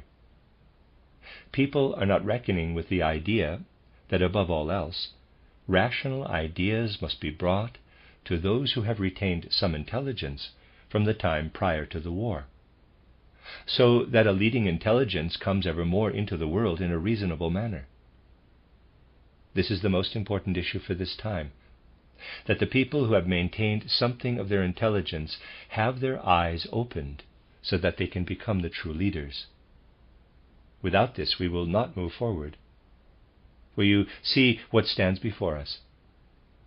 As I have already mentioned, the reconstruction of Central and Eastern Europe is not possible except on a foundation of threefolding. It cannot be done by the people of Central and Eastern Europe, nor by the people of the Allied powers. The people from the Allied powers and America could do something under only one condition, whether we are talking about the extension of a large-scale loan or small-scale credit. They can do this under only one condition, namely that a significant wage push take place in Europe over and against America. The American proletariat would be immediately against this, and the English proletariat also might not allow it. Any measure taken in this direction would lead to revolution in the Western regions. And this is precisely what must be made a part of humanity's outlook, that the Bolshevist revolution has also gripped the Western world, not yet from without, but from within the broad lower class. The leading individuals in the West can construct as many barriers as they like against the Bolshevist contamination of the West. But the transmission of Bolshevism from the East is not the main issue for the West. Rather, its main concern, the core of the matter, is what is coming up from below.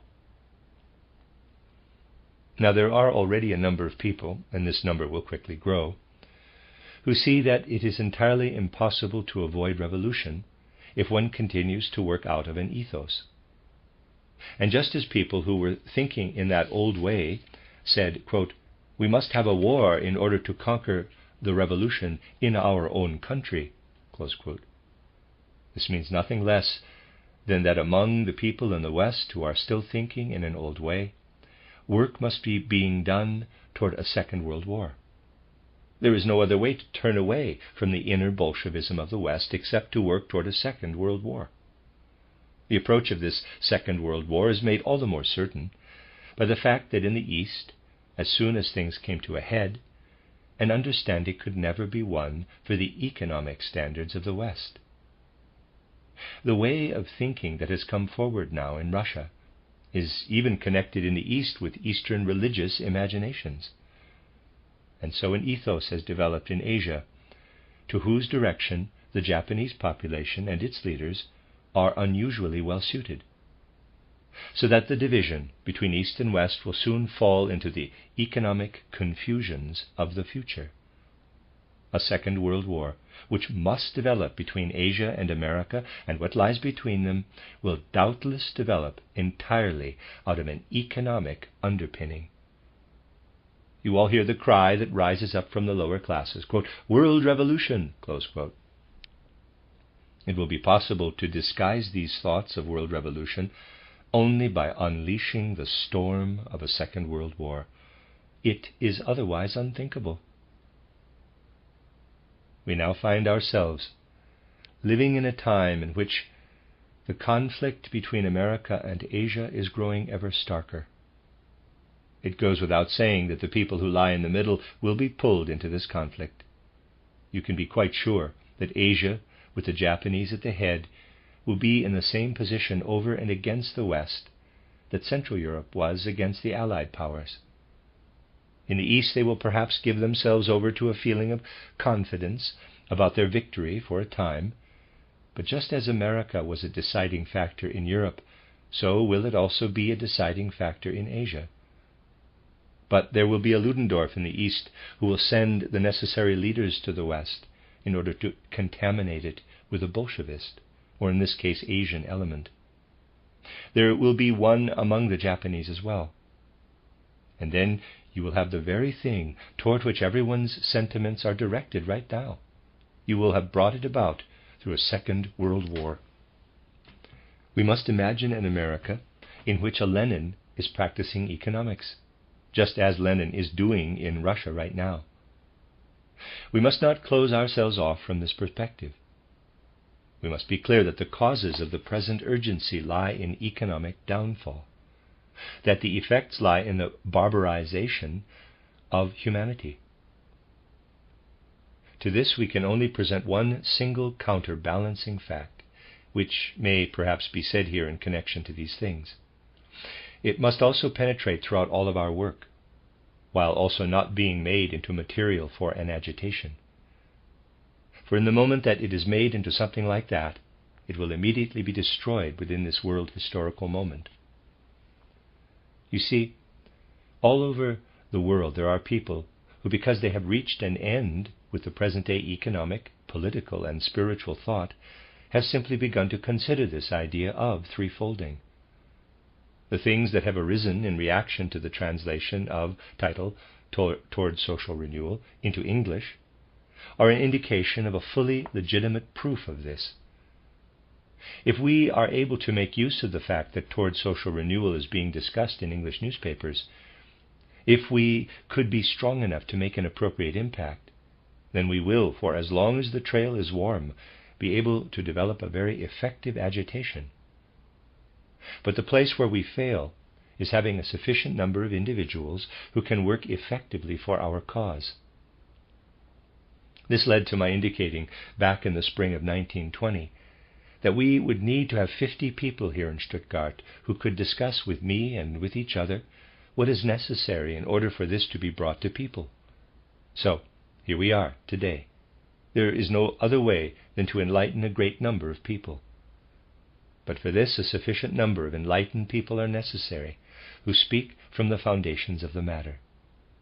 For you can be sure, if you present the things that we have discussed today and yesterday, they will have an effect. It need only be brought to a sufficient number of people. It will not be enough for us to spread out with just 10 people. Rather, we must fan out into the world with hundreds of activists. This is necessary, that we always have more and more individuals involved. So, as I said, from out of the lower class rises an understanding in opposition to barbarianism the world over. But leaders must be there, leaders who can understand what lies within the threefold social organism by way of their inner qualities. These leaders can exist only in Central Europe. This is the paradox that stands before humanity now, that in those regions that are most opposed, the most besieged, nevertheless live the people who are most able to understand the way out from the confusions of humanity. In this regard, we in Central Europe have been tested well enough. Just think, since the first half of the 19th century, the thought of an organization of the German people built primarily on ideals has emanated from the best qualities of that German populace. What manifested itself as a striving for unity, particularly since 1848, came out of the most beautiful qualities of the German population in Central Europe. It was essentially a precious stone in the cultural evolution of humanity. And it has a particular quality about it that must be called upon. It has the quality that will not allow it to be held in contempt, not be hated by any population on earth, but rather accepted by everyone. Even the Poles would accept it if it were to appear with the quality that it once did as a political idea in Germany. Among those people who later, in so-called realist Germany, were mocked as the, quote, idealists of 48, close quote, there were basically a few who best brought certain qualities to expression. Everything that has come onto the scene in the last few decades in Central Europe, in Austria as well as Germany, has been in opposition to that. It was later that things developed that at the most basic level contradict the German being. And these are the things that are hated by the whole world, that the whole world is complaining about. As long as Central Europe does not see that it has to work out of foundations that are in the spiritual realm, that it cannot base its historical mission entirely on power relationships, but only on the spiritual, then there will not be an impulse for any sort of evolved Central Europe, but ultimately only an impulse toward the downfall of the whole civilized world. In this regard, we can actually look back to Fichte. I will draw attention to only 2 points in Fichte, to the last words that he said in his title Speech to the German Nation, in which he called upon the Germans to remember their own qualities, to work out of what lies within them, because this will allow them to look from a higher point of view at the world. And on the other hand, he admonished them to relinquish their claim on sea power. Go and read in the, quote, Speech to the German Nation, close quote, how strongly Fichte advised against striving after any sort of sea power.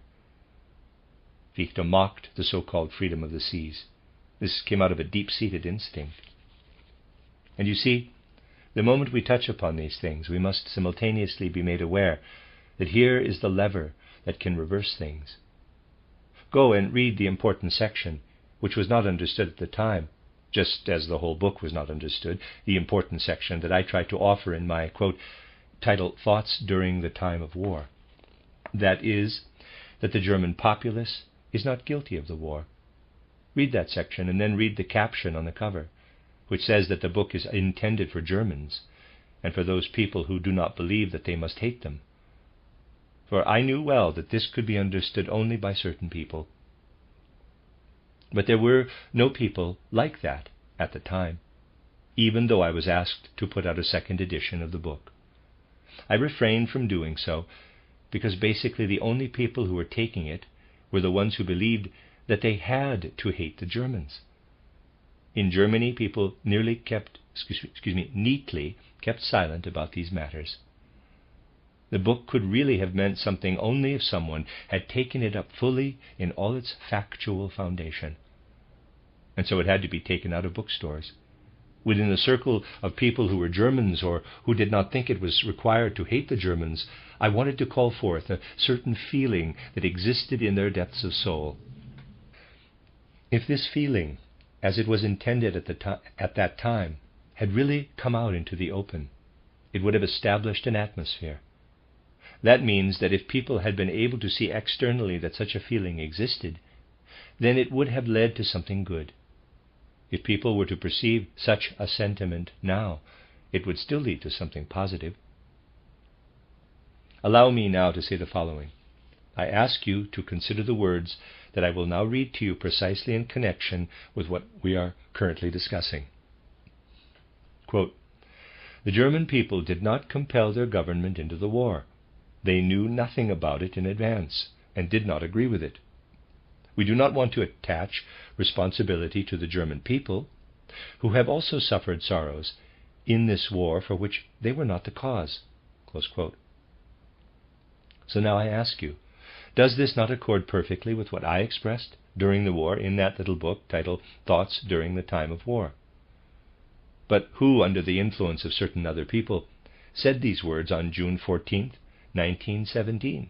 It was Woodrow Wilson. If this matter is properly conceived, then the possibility for an understanding throughout the world lies within it. We must think about this turn of phrase.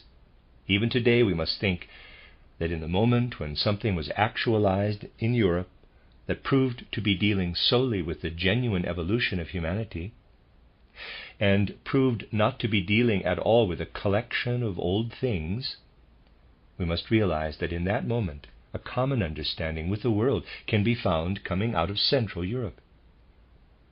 In the moment when, even if only on a limited scale, an appeal can be made at some point to the self-determination of people in Central Europe, it must be shown that the German being, when it truly comes out of itself, does not want to have any connection to the old forms of power. This is regardless of whether the old forms are old statesmen or industrialists, and regardless of whether they stand on the side of Helfferich or Erzberger, or on the side of German democracy. Everything that has a connection with what came to the surface for the first time in the Wilhelmine period must be discarded. And we must find what can be said within the true foundations of the German being, to which the Austrian being also belongs. For then what is said will be in accord with what is said by others the world over who still have some sense of reality. It would make an enormous impression upon the world if some small group were to say, quote, "We want nothing to do with Prussia in the form that it has taken on. We want nothing to do with everything that stands under the protection of the Allied powers.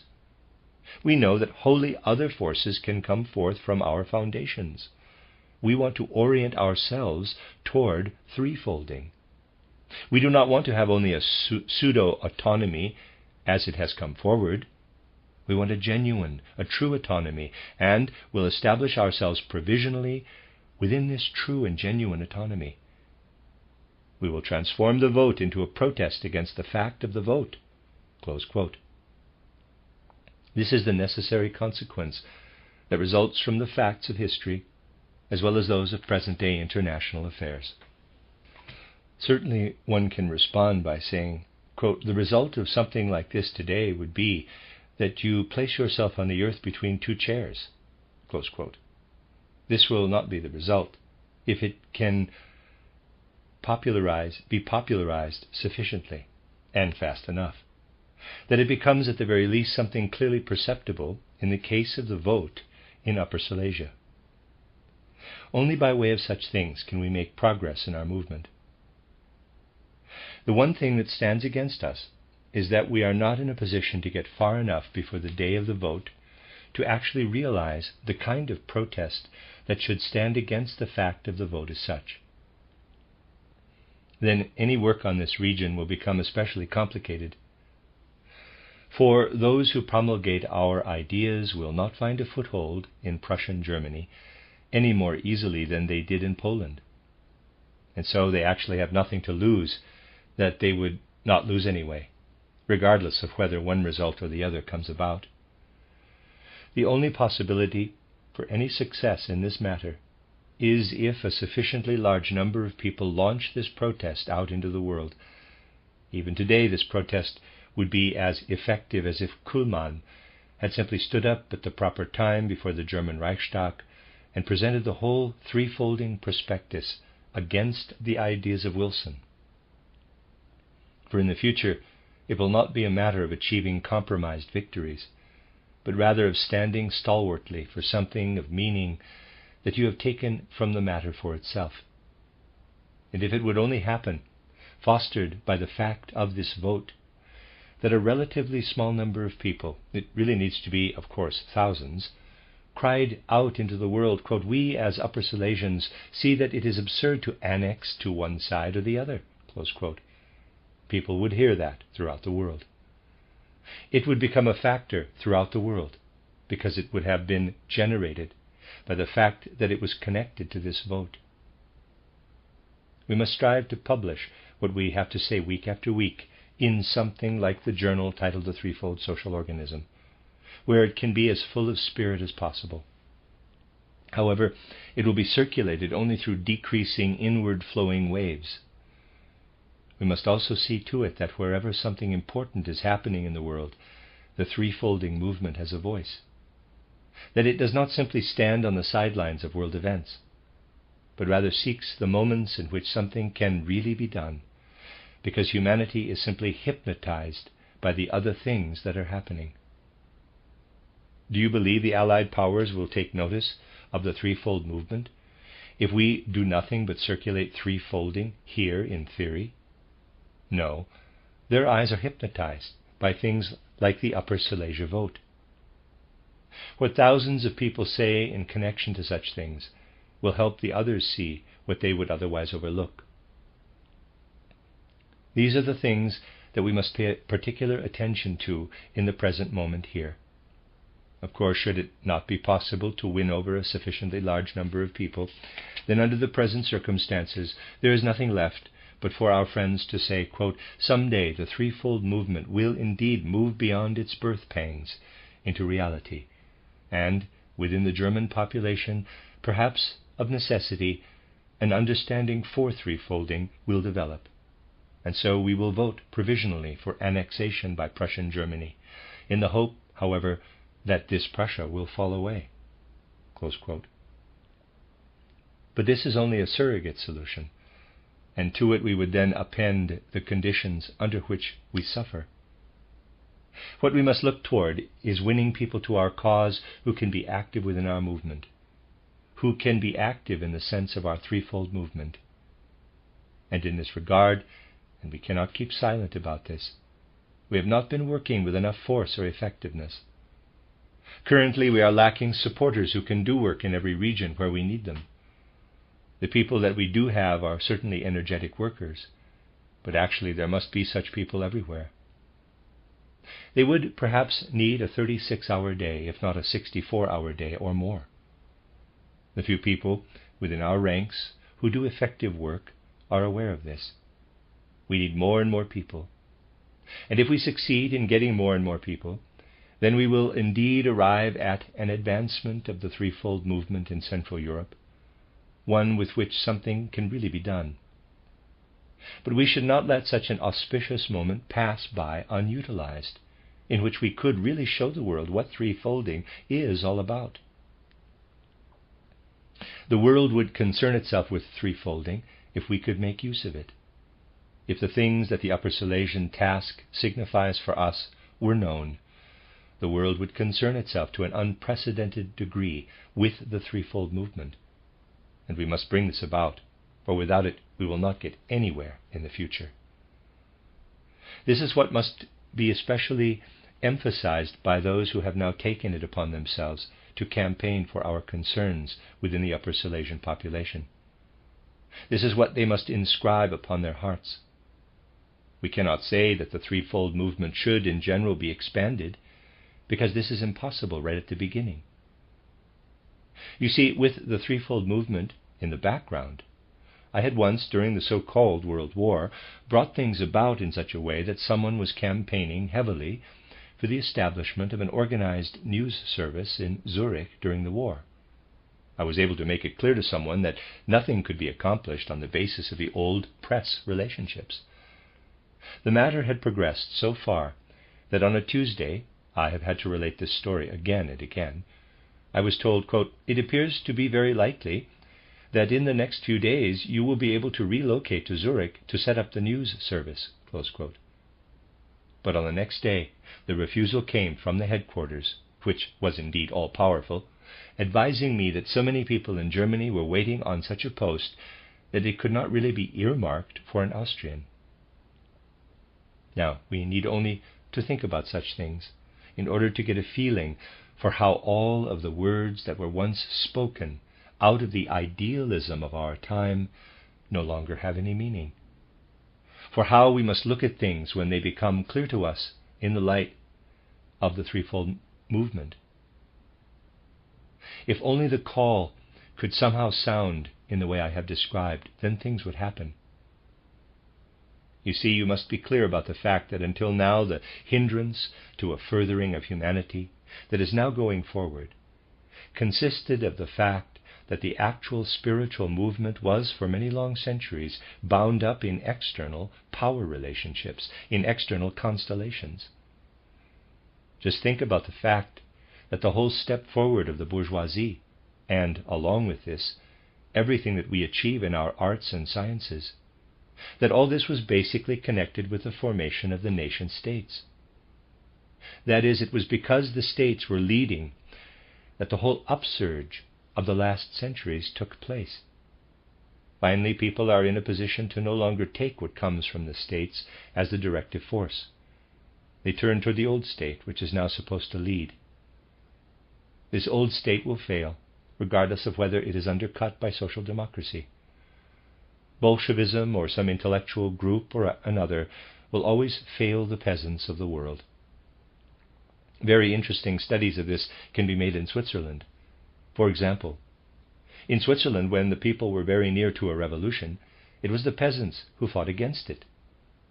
The Swiss have only the peasants to thank for the fact that the impending revolution did not break out. Here we have quite clearly the opposition between the general peasantry and what arises in individual cultural classes. These were the states, this was the state, and so forth. Only in Russia did the matter turn out differently. The 600,000 people who are now in the throes of the Bolshevist birth pains in Russia are not the ones who brought this about. What has arranged for this situation is that the whole mass of the peasantry dotes upon Lenin, and that this mass believes that they have some hope of receiving land. This peasantry believes that only if Lenin stays will things be completed in such a manner. If Lenin falls, then they will not get their land. What is the one single solution within this great cultural question lying in humanity's future? Naturally, this culture is dependent on there being spiritual leaders present. We can formulate it thus. Until now, these spiritual leaders had to look back to particular power constellations, back to the villages, back then to the cities, had to look back to the being of the state, because there was no sentiment present for creating a kind of organization that by way of its very recognition would be directive in and of itself.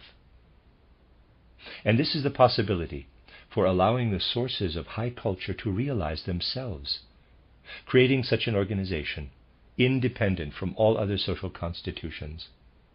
And between this spiritual organism and the broad economic organism, the right's political organism would stand, just as the rhythmic circulatory system stands between the nervous system and the metabolic system. The only solution to the question of the future is the establishment of a spiritual life that will work directly through itself. You can see work that has been done on this in my book titled Toward Social Renewal. Only the creation of this spiritual organism will lead us forward. In the moment that we allow ourselves to fall backward by pleading for the creation of a spiritual aristocracy, we do not understand the matter at hand. The Catholic Church, when it is commensurate with the old relationships, is finally just such an organization. It is independent from the state organization, and so on. But it no longer has a mission. Its mission is done. The fact that it can be organized into such a large pseudo-power lies in the independence of the institution from external power relationships. To that end, such a spiritual organization, independent of everything except itself, must be created. Understanding of this must be awakened in people. And if we find the right way of doing it, this understanding can be awakened, for it is no longer the pre-war proletariat alone that makes up the wide-reaching lower class. Rather, other classes have already been forced down into it, and our present task is to win them over, paying no regard to their class standing, but not by preaching our ideas. Instead, when there are concrete matters to attend to, we must handle them in accordance with those ideas. The end of Lecture 12, which is Lecture 2 and Part 2 of the book Communicating Anthroposophy. The last one, which will be numbered number 13, will be a question and answer session. So this is the end of Lecture 12. You are listening to RudolfSteinerAudio.com. If you are listening to the podcast of this, it is located at rudolfsteiner.podbean.com. Please consider becoming a patron. This is a reading of a collection of lectures by Rudolf Steiner entitled Communicating Anthroposophy, the Course for Speakers to Promote the Idea of Threefolding. Collected Works, Volume 338, translated by Rory Bradley. This is Lecture 12, I am calling it, Lecture 13. In fact, it's the question and answer session that was given after the Lecture 12, so I'm calling it Lecture 13, given in Stuttgart on January 2nd, 1921. Several questions have already been presented to me, and I think that you may also, in the course of our discussion, bring forward what lies in your hearts. First of all, we have some of the important questions posed already. Question: how should activists relate to the Catholic Church? Steiner: well, it is really a matter, first of all, for as long as you can, you will find it necessary not to relate to the Catholic Church at all, but rather, for as long as you can, to remain as close to the matter as possible and avoid stepping onto the field that will cause you to touch upon the Catholic Church at all. This question naturally amounts to something different in the areas that you are reckoning with here than in other areas of Europe. To that end, you will, of course, not be able to maintain the same attitude toward the Catholic Church that people have in the regions that could be brought into some sort of relationship to the Polish being. You must consider that for the evolution of Poland, the Roman Catholic Church has had an unusually large significance. The Polish being has taken up the Western Catholic religion and melded it very strongly with all of Polish culture, whereas the rest of Europe has freed itself altogether from the religious confessions in many branches of human life, namely the spiritual life. The Catholic confession continues to play a very significant role in Polish life. Is it not the case that the life of Bildung in Europe in the last century took place under the sign of the emancipation from church life? You must, of course, consider that this life of Bildung was able to keep itself free of the influence of the Catholic Church to a certain extent, because of the fact that the upper class simultaneously ignored it in order to win influence over the lower classes of the population, which just yesterday I had to present to you as particularly unfortunate. You see, we must take up something other than just the region currently under consideration, so that by way of comparison we can better understand what we are really dealing with. I would like to start with a concrete phenomenon. You see, from those who, like I, recently came over into Germany from Austria, so around the end of the 1880s and the start of the 1890s, for us the German gymnasium seemed, in its inner division, particularly regarding the material taught, to be fundamentally backward when compared to the Austrian school system. The Austrian upper school system, not the elementary school system, but the Gymnasium and the Realschule, was actually established in the 1850s under the leadership of Leo Thun. He was Minister of Religion and Education, who would most happily have left the whole of Austrian administration to the Church. As he went about the Gymnasium reforms, he created an objectively founded, but also Church-approved constitution that was then ruined by the pseudo-liberal regime. When I opposed the pseudo-liberal regime of Herr von Gauch at the end of the 1880s, people always responded to me with the fear that this protest might lead us back to clericalism. This same phenomenon expresses itself by other means as well, namely that the school books used during my youth, especially those used for the more scientific and mathematical subjects, were all written by Benedictine monks. And when other people began to write books, the books became abstract, bureaucratized, whereas the books written by the Benedictine monks were actually very good textbooks. In connection with the political, the liberalism in Austria has to be connected back to the emancipation from the Catholic Church. It came about as a branching off from the Catholic Church. A certain process of freeing the spiritual life was hindered in Europe by the founding of Protestantism. Protestantism did not have a liberating effect on the spiritual life. Rather, it effected a step backward. Protestantism became popular to a certain degree. As a result, it made an impact on Bildung, which was then obligated always to take the apparently progressive Protestant religion into account, while already at the start of Protestantism, one was so removed from Catholicism that one had the feeling that one had to get away from it. If Protestantism had not been founded, people would have eventually gotten away from the Catholic principle. But then you know that Protestantism brought about a consolidation of the Catholic Church through the Counter-Reformation, for example. The Jesuits were created as a reaction, as a counter to Protestantism. Now, Protestantism has been incorporated into the life of the worldly educated to a very high degree. Take, for example, those individuals who worked as philosophers in Austria. For the most part, these were people who basically were not forced to recognize any sort of influence from the dogma of the Catholic Church and the like. You could prove, on the other hand, that Kantianism is really nothing other than Protestantism transformed into philosophy.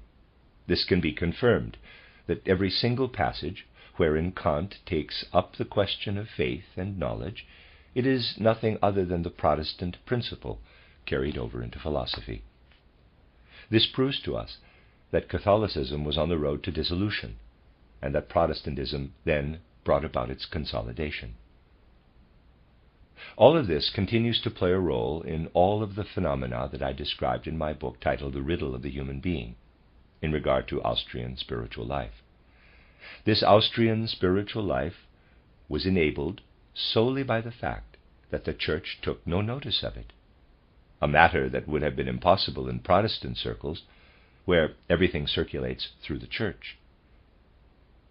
I do not mean that the Church literally plays a role in everything, but the whole way of thinking is circulated through the Church. Even the school system in Protestant countries took on a pietistic, sanctimonious course, whereas the schools in Austria, for example, were free of this pietistic edge, apart from the times when the appointed fathers would conduct the hollow religion lessons. For example, the Austrians who are here would not be able to say, even though the younger of them have grown up under the liberal regime, that they noticed as much of the pure Christian confession in their history lessons or their geography lessons as one can notice in the German school system. This must all be noted of necessity. You see, at a certain point, even the Benedictines laid great value on making things liberal, and the grasp of concepts which had a great influence on human education in general, the formation of concepts went better under the formal Catholic influence than the subtle process of concept formation, which often, however, did not really grasp the matter at hand, within Protestantism. Now, this is all true regarding Catholicism in areas that have nothing to do with Poland. Poland, on the other hand, took on Catholicism at a time when it was very strong, and thus its own unique Bildung melded strongly with Catholicism. But it created something different, and this is what first creates the strength of the Polish being within Catholicism, and also fundamentally strengthened the Polish national being. The Poles understood to nationalize the clergy. The Polish clergy is also Polish national, and it thinks, feels, and senses as such. But now we find ourselves standing before the fact that the Catholic Church is thinking about increasing its power by all means available to it. Protestantism as such is on its last breath. I mean that you should not give in to any confusion about this. World historically, it is in its final stages. It has dogmatized itself as a religion of confession, has degenerated into a workplace for preachers. A church will never be able to survive if it bases itself solely on the preaching of dogma. Churches can exist only as ritual, as that which abandons dogma. The Catholic Church does not fundamentally lay itself upon dogma in its own constitution. And here I am drawing your attention to something that absolutely must be kept in mind. Among anthroposophists, there are always well-intentioned people who, nevertheless, place a certain value on thinking past the facts. Sometimes it is even a kind of compulsion to think past the facts. And in the area that interests us right now, this expresses itself in that anthroposophists like to emphasize that we will befriend some religious confession, the community attached to some confession, by getting as close to them as possible. In the case of the Catholic, you can actually greatly increase your enmity with them when you try to get close to their dogma. The Catholic Church will only hate another community more when they find some similarity with them, or if they find at all that Christian truth is being sought. For the Catholic Church has as its goal the careful avoidance of Christian truth and the maximal increase of its own power. This is the goal of the Catholic Church. You will not move them by becoming more Christian. You can only reconcile yourself to them by simply being a man who, like a Roman, can swear by the Catholic Church. There is no other way to reconcile yourself to them. Now the Church feels that in the face of current events, that they believe they can fundamentally increase their power. It knew well that building upon the dynasties would not be able to help it much, because it is typically more well-informed than others. It also knows that those dynasties which still have the crown on their heads are dying out. So they do not want to connect themselves to things that are on the decline. On the other hand, the Church will use the upward striving of the broad masses to increase its own power. And the Catholic Church makes use of everything that might be at their disposal.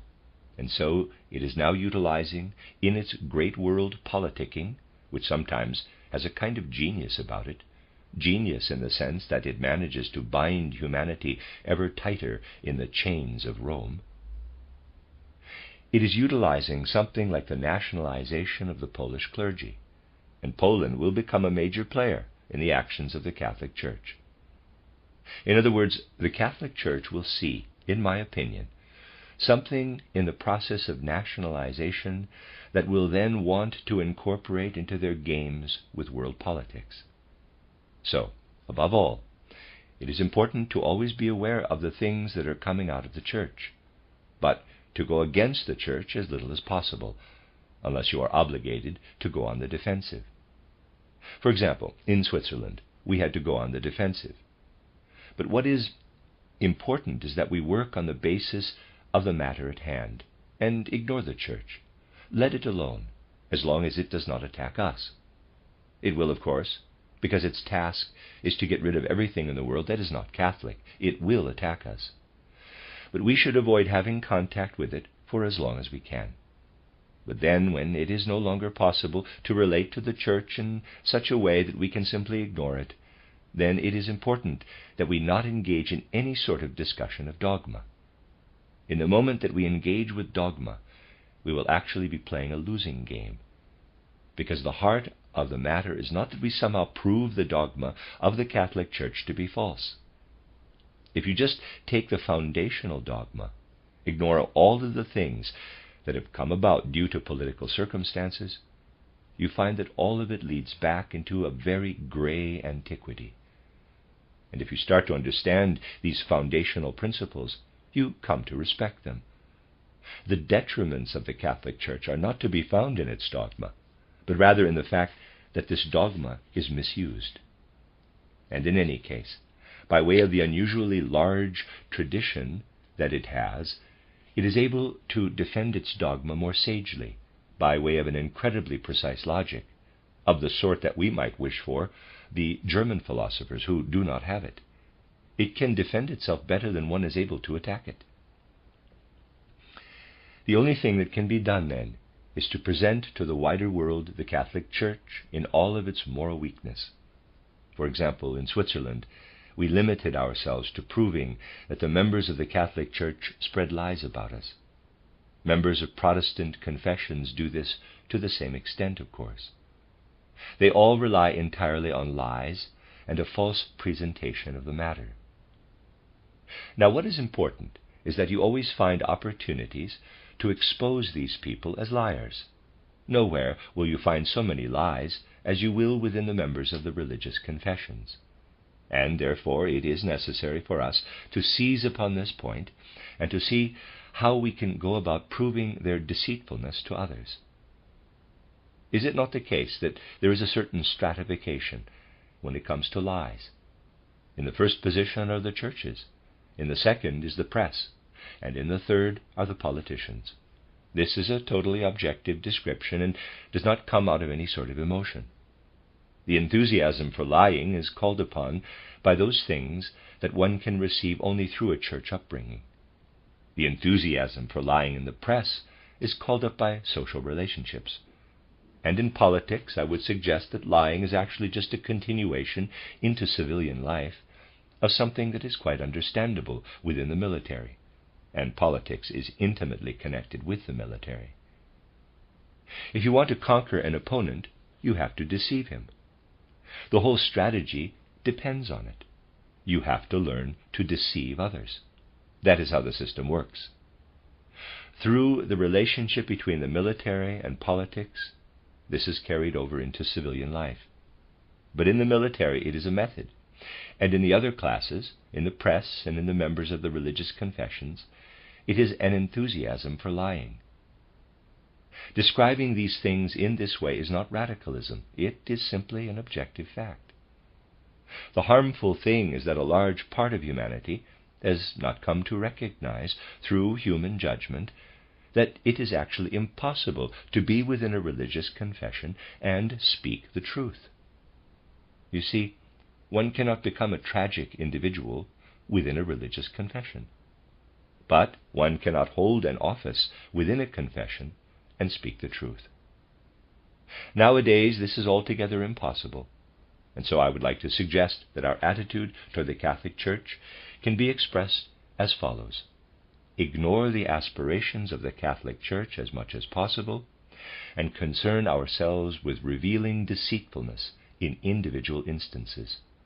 Then we will, at the very least, clear the way for a path offered by the facts. Question. The first thing that was considered was making the appeal to the people in German, but advertisements were given to the Polish newspapers. Would it be advisable to distribute the appeal in Polish? Rudolf Steiner.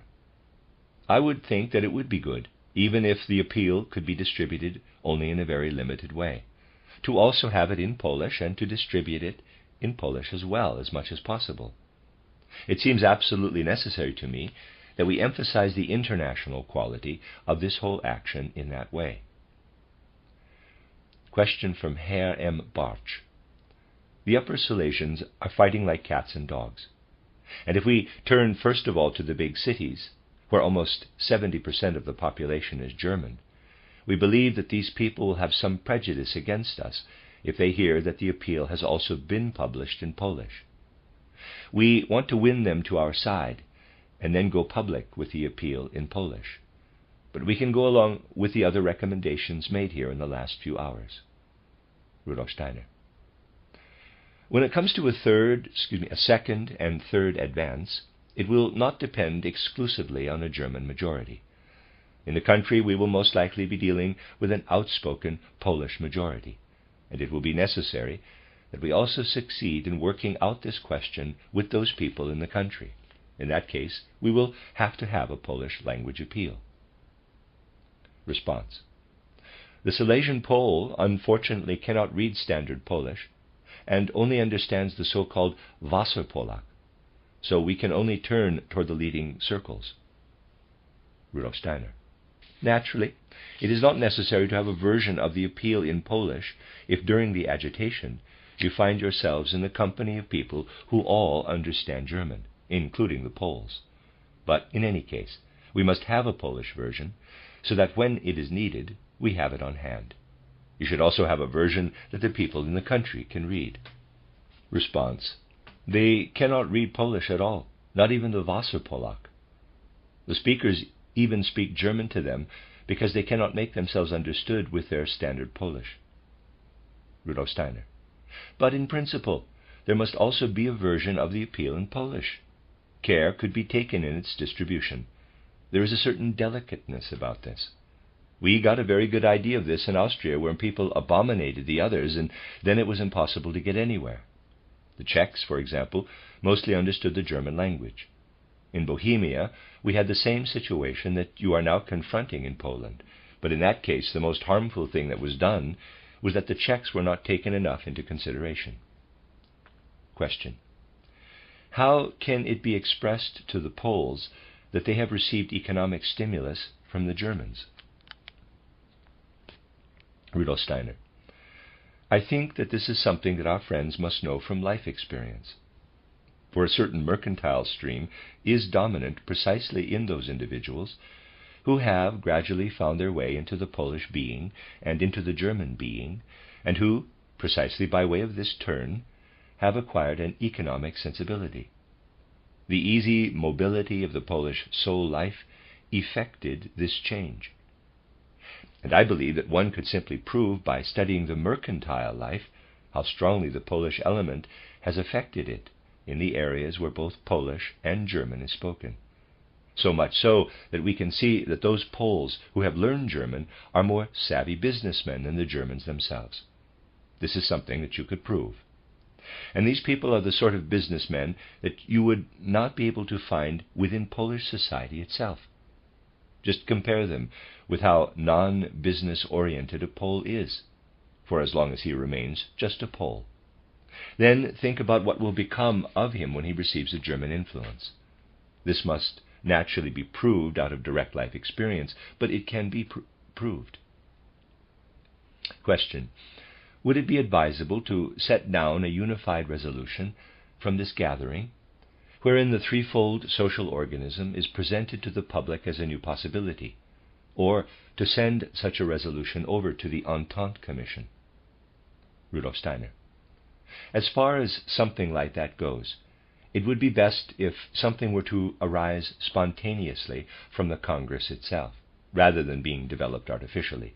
That would be best, if it were not necessary to artificially write up some resolution, but rather if such a resolution were to arise from the gathering. I do not know if you have noticed whether people there are leaning in that direction or not. I do not believe that it would be such a bad thing if a resolution were not set down word for word. On the other hand, it could be very significant if someone were to arrange things with no concern for the results, such that people could express their opinions in a sort of vote about what is really important here. Something like, if someone could bring it about in as careful a manner as possible, allowing people to say that they would like to take into consideration the idea of a protest against the vote. Then, of course, what must follow, in the case that the action would be brought about by succeeding in finding a sufficient number of people, is that a registry of the protesters be made up. This must be made up only after the vote. Question: should news of this be brought to the telegraph union? Rudolf Steiner: I do not believe there is any reason not to. That should certainly be done, but perhaps someone else knows better. Response: it has recently come to our attention that the telegraph union has close ties with Stins, and reservations have been expressed about having any sort of relationship with the telegraph union. Rudolf Steiner: the telegraph union will perhaps refuse us. It must be disposed to finding a means of launching these things into the daily press. Response: no doubt about that. Rudolf Steiner: granted, and even if a relationship exists between the telegraph union and the Stins venture, I do not see why there should be any reservations about turning our news, which we have decided should be passed along, over to the telegraph union. If, for example, a Jesuit institution were to stoop to bearing our news out into the world, would we have any reason not to give our news to the Jesuits? Response: Stins himself once spoke about an organization that was more or less tantamount to the associations you mentioned, and this is well known in proletarian circles. If the thoughts of threefolding were now to appear in the press, they would perhaps be filled with distrust. Rudolf Steiner: if you pay attention to such things nowadays, then you barely will be able to do anything in the world.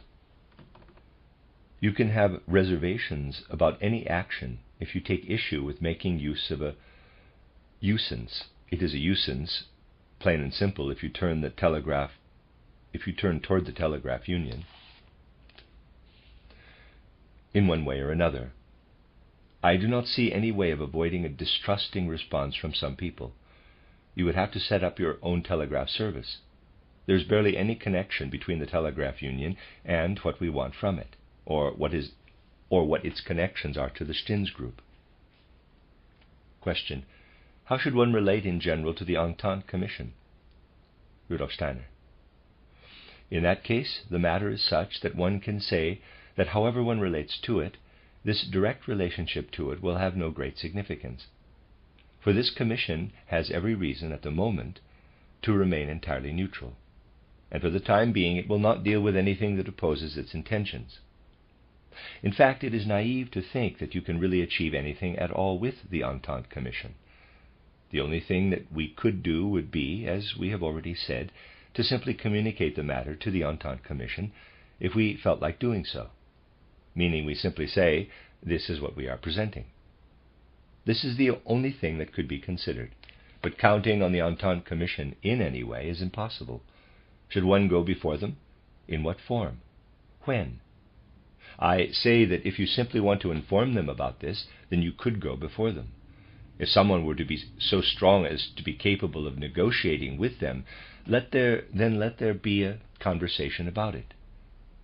However, we will not be able to bring it to much more than a demonstration that would perhaps strike deep into the will of humanity, and we must be satisfied with that.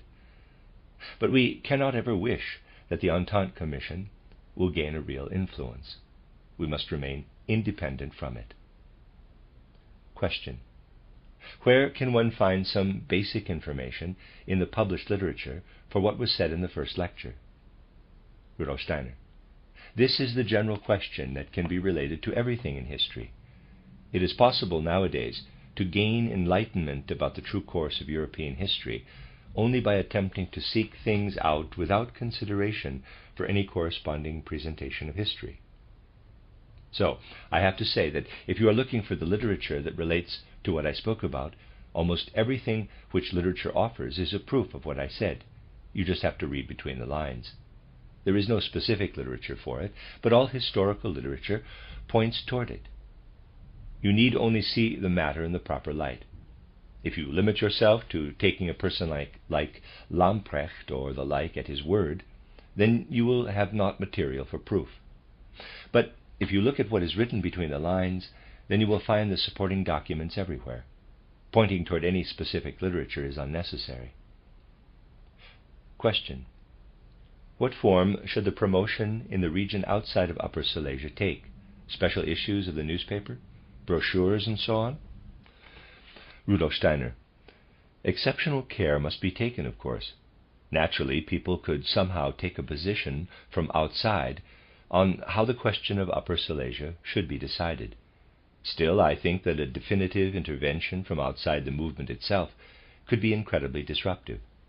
Some sort of intervention in the Threefolding newspaper, a direct agitating intervention, could, under certain circumstances, disrupt the movement considerably. On the other hand, I would consider it useful, once our friends have begun to work energetically on this, to make the world aware of what is happening, and in such a way that they do not believe that the government was transported in from the outside, that the movement was transported in from the outside, for that would be a great detriment, if people were to believe that this matter was brought into Silesia from without. The Silesians would not tolerate this, and the world would say, quote, people from outside should not get involved in internal affairs, close quote. Question: Silesia plays a large role in economic relations. Would it be possible to achieve a reciprocal relationship by way of a proper report of everything happening in Upper Silesia? Rudolf Steiner: we can try our best. In a news report, we could bring in the economic consequences for the world, and indeed this is something that, unfortunately, due to a lack of time, we could not discuss in detail. It is also true that one would be able to show what sort of economic consequences it would have for the world if Upper Silesia, as we suggested, refused to be annexed to either Poland or Prussia. This would allow the economic life of Upper Silesia to be freed. It is my opinion that this would win over the sympathies of the world, and, as regards the economic realm, would also be heavily endorsed by the world. But apart from that, the direct economic consequences are still to be expressed. Only through the realization of what we want will economic freedom come about. Otherwise, politics will weigh heavily on Upper Silesian economics. In this regard, articles could also be written to show what the world stands to gain from the liberation of Upper Silesian economics. But I would think that one should not write with the direct tone that one thing or another should be done.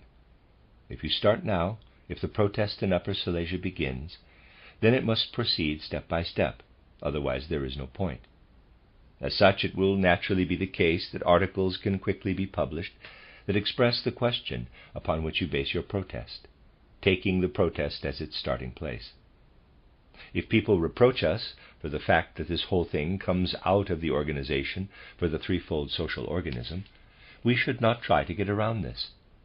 But in the moment that people recognize, and the world must be given an insight into this, that the threefold movement is not something that belongs to Stuttgart, but rather something that is just as applicable to somewhere else, that is in fact a human impulse.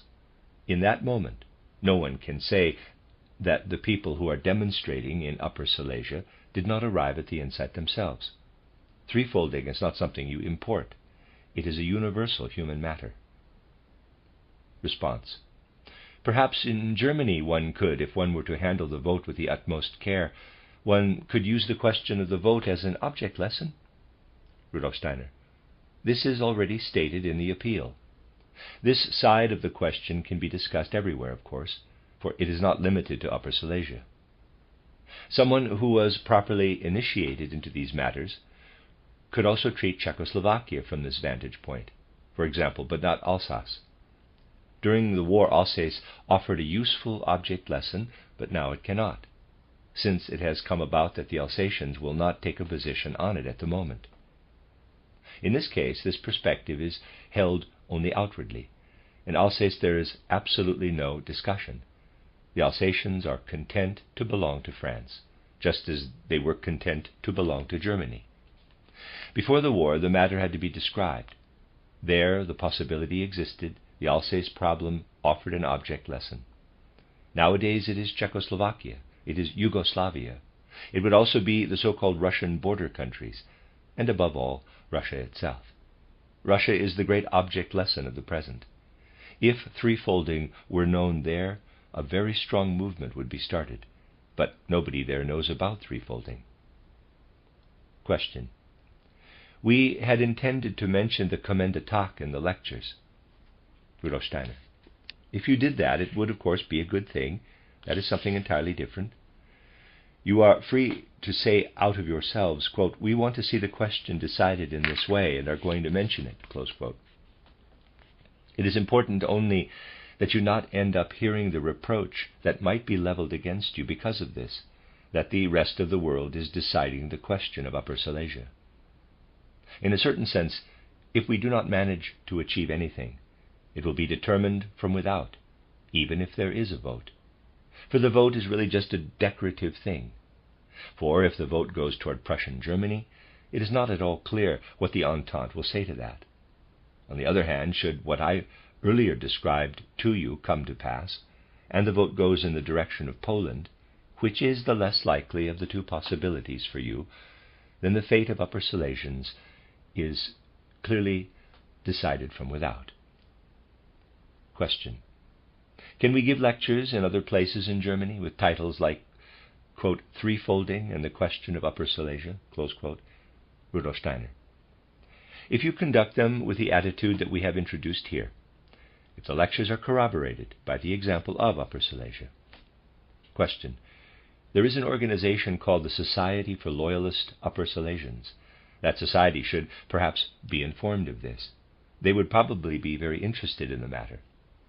Rudolf Steiner. This could probably happen by having the committee that is formed in Upper Silesia initiate something with them. The threefold movement can take over from there. Response. A number of presentations regarding the question of Upper Silesia have been made by German national associations. Rudolf Steiner. The sorts of things that Herr Molt gave me are not from the Silesians themselves. They are not something that is connected to any sort of inner truth. Quote, "A burning torch has been cast into the house of Germany. The fire teams are riding. Their alarms sound through the empire," close quote, and so on. Things like this are, of course, nothing more than a false front thrown up by the Germans. In that case, we are dealing with a conquest of the Upper Silesian ideals. Response.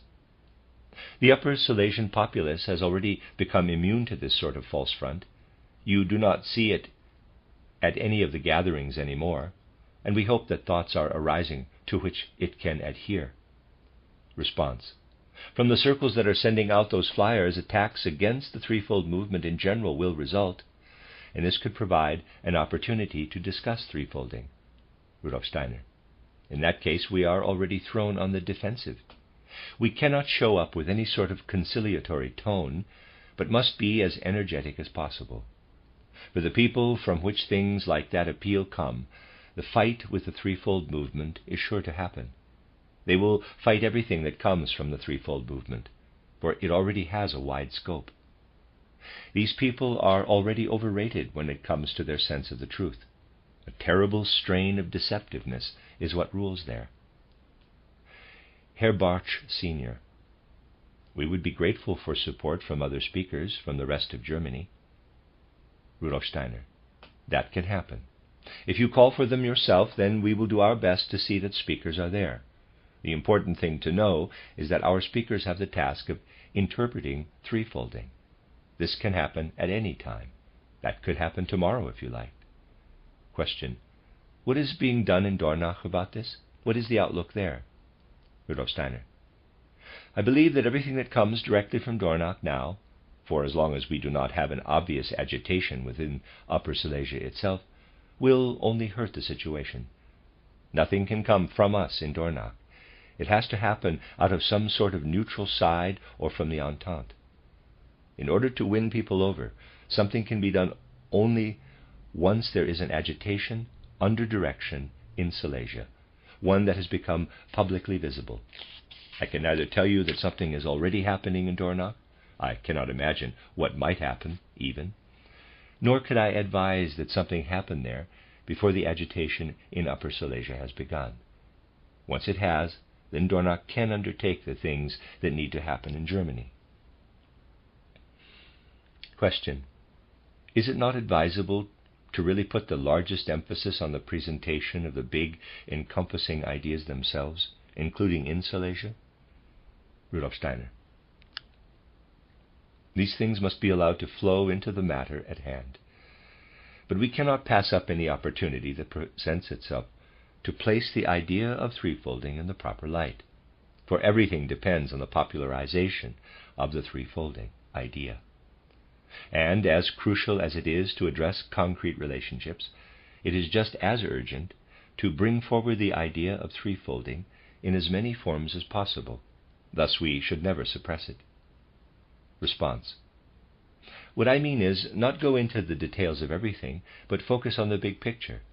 I can imagine that if one were to speak about the question of wages, for example, this would not really have an impact. Rather, one has to set up the whole historical backdrop. That is what I meant. Rudolf Steiner. This depends on whether threefolding lives in you in a very active way. The misstep that we so often make happens because as soon as people start to address threefolding, it takes on a utopian character. The threefold social organism is not utopian, but the discussion often takes on a terribly utopian character. There is no point in talking about what will happen to the seamstress or the painter in the threefold social organism. All of these things take on a necessarily utopian character. And if you want to campaign in Upper Silesia today, and you start talking in this utopian style, then people will say to you, quote, well, we really have other things to think about right now than what a future state might look like. Close quote. Something does not become utopian by being fantastical and foolish. Rather, it is utopian as soon as it cannot rationally be a part of the current agenda. This is why I have always used these things only as examples, and why I should not like to see them utilized further. The main thing is to understand the threefold social organism through and through. I organized my lecture yesterday in such a way as to show how threefolding makes it understandable that the poles have become the way that they are. This penetration of the idea of threefolding into all the relationships of life is what is important. This is how an understanding of it will be called up. It is not a matter of details that one can sink one's teeth into. If you are asked about it, you cannot avoid it, but it would be false to speak of just those sorts of details in such a connection. Question. Would it not be good for the perspectives that have been offered to us during these 2 days to be disseminated in a brochure? Rudolf Steiner. If the brochures were distributed in Upper Silesia, that could be very useful. There are certainly perspectives that have been discussed here that could be distributed. Someone should make it quickly and send me one. Question. I feel always that the idea of threefolding is born out of the deepest and purest impulses that live in human nature. Now it is becoming clear that a counter-impulse is arising that leads to the development of an instinctive opposition. How should one deal with these sorts of controversies? Rudolf Steiner. You have to handle this question on a case-by-case basis. In general, much depends on whether we succeed in popularizing the idea of threefolding as such, independent of all sentimentality. You see, when it comes to well-meaning, sentimental thoughts of reform, the world is not lacking. If you could really better the world with only the kinds of things that appeal to that which is most noble in human nature, then someone would have succeeded in making the world a better place long ago. I can only respond with the same thing that I have been saying to people for decades. With abstract ethical principles, you will accomplish about as much as when you speak to a stove with the categorical imperative, quote, you must make the room warm, close quote. That does not help. You can garnish your sermon beautifully with ethical words, but that accomplishes nothing. But it does help when you light the fire and stoke the stove, when you do what the thing as such calls for. The same is true of the threefold social organism. You have to make a case for it as best you can. And the people nowadays who have an inner opposition to the threefold social organism, as you say, out of an anti-ethical sense. Question. Thus, embracing the anthroposophical way of considering things in the same moment, I would say, Rudolf Steiner, well, indeed, then, as soon as the spiritual scientific foundations as such are attacked, you can do nothing more than defend them. What I am saying is true also of the foundations of anthroposophical spiritual science. Without those, we will not get anywhere, for the one means the other. A threefold social organism with the free spiritual life it calls for is imaginable only on anthroposophical preconditions.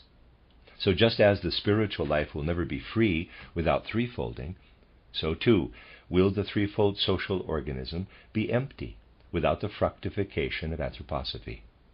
We must always be bringing this into reality. Thus we must not hesitate to defend anthroposophy as resolutely as we do the threefold social organism. We must stand fully on an anthroposophical foundation and bring about everything needed to realize it fully. There are people among us who say, quote, anthroposophy is dead, threefolding lives, close quote. Yes, that has been said to me several times. This, in my opinion, is the most baseless thing that one can say. The threefold social order is just floating in the air without anthroposophy. Response. I wanted to point out that I am hearing from many different sides that a particular need for anthroposophy exists right now. Rudolf Steiner. There is a very strong need for anthroposophy, but over and against this need, we must also emphasize the practical side of anthroposophy. For as soon as this need starts to tend toward a retreat from the world, we do great harm in emphasizing that need too strongly. The need to retreat from the world, which tends toward sectarianism, is something that we must not hesitate to fight. We must show that anthroposophy is both the way into the highest spiritual regions and the way toward managing the physical world. We must emphasize this sharply, for otherwise it would be very easy to speak too much to the passivity of present-day humanity. You see, people want to have anthroposophy because of a certain sentimental streak, because they would rather take a reproachful attitude toward the external world. Response. I thought that the oppositional movement, this negative impulse, is often, practically speaking, far more active than the anthroposophical impulse in many people. Rudolf Steiner. That has to move in the direction that we have indicated. Question. I do not know how much the question has been discussed in the interim of how this action should proceed from the trial period of approximately 8 days. It would be good if we were already considering how the matter might eventually proceed, depending on its success. Herr Bartsch, Sr. If there is a need for further public discussions and lectures, then we will organize more gatherings. We will make contact immediately with the gentlemen so that this action might be further supported. We will see to it that talks are made in smaller localities, and in the larger ones, perhaps again. It would be very good if we were to have speakers from outside come in and speak. Rudolf Steiner. It is important that the agitation be set in motion both through public lectures and through more private work in smaller circles. I imagine that you can only hope to try various things and eventually be able to glean from that the best method for proceeding. I also imagine that your valiant and courageous work will not stop before the vote is over. We are dealing with an either-or here. Either you plunge in with the intention of taking this to the public, or you give up the whole thing. A tremendous amount depends on this matter. For example, the question, quote, how do we bring the threefold movement out into the country, which until now has been a sort of riddle for us? For it is not so easy to get out there, because you have to have cause to do so. Close quote. This question, for the Upper Silesians, this question will be, if it succeeds, this question will be decisive. Because if you go out into the country to campaign about the vote, you will be able to win over some portion of the rural population. Then you are in and have gained ground for the future. We are always looking for ways to penetrate into particular circles. We tried this to a large extent with the question of the Workers' Council. it is only because we were flanked so strongly by the Social Democrats on the one hand, and because we made some practical mistakes ourselves on the other, that the matter had to be buried. But the attempt must be made to gain a foothold, and we will only get it when we are able to come with concrete questions, because those can always be discussed. Question: what should the guiding perspectives when dealing with the magnates and tycoons that are strongly allied with the Catholic Church? Rudolf Steiner: this is something that each individual must decide on a case-by-case, magnate-by-magnate basis. It would, of course, be desirable if they were to take up an action like this. But it is really a question of the utilization of personal influence and circumspection. So any sort of directive in regard to this matter can hardly be given. Because with the magnates, you always have to look for the right moment to address the proper thing. In this case, it will be a matter of seeing whether they are oriented more toward the Polish or the German. The two groups are fundamentally different from one another. Just as the lower classes are divided, so too, and to an even greater degree, are the Polish aristocracy divided from the German aristocracy.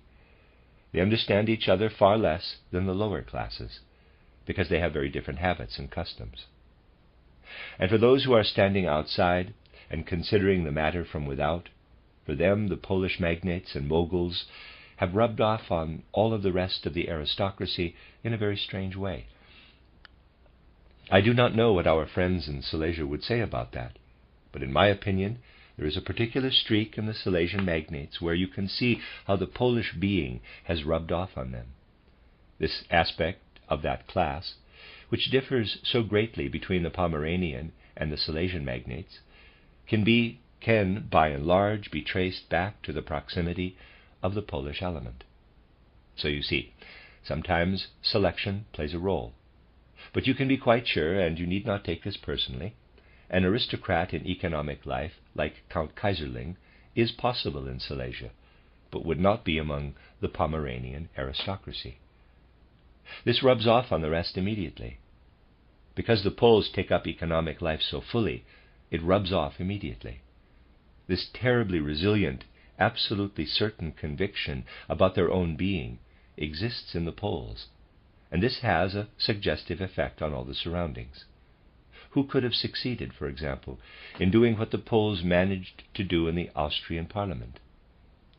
A reactionary movement came about in the schools. The whole set of prior public school regulations was to be rewritten with reactionary intent.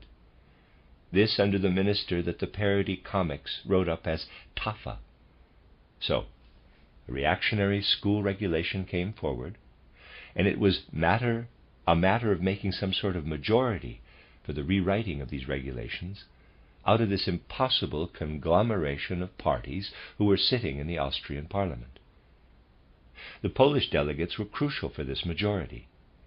They agreed to this reactionary school regulation, but took Galicia out of it. They left that region in the old ways. Think about that. Deciding on a reactionary school regulation for every region of Austria except Galicia, leaving Galicia out.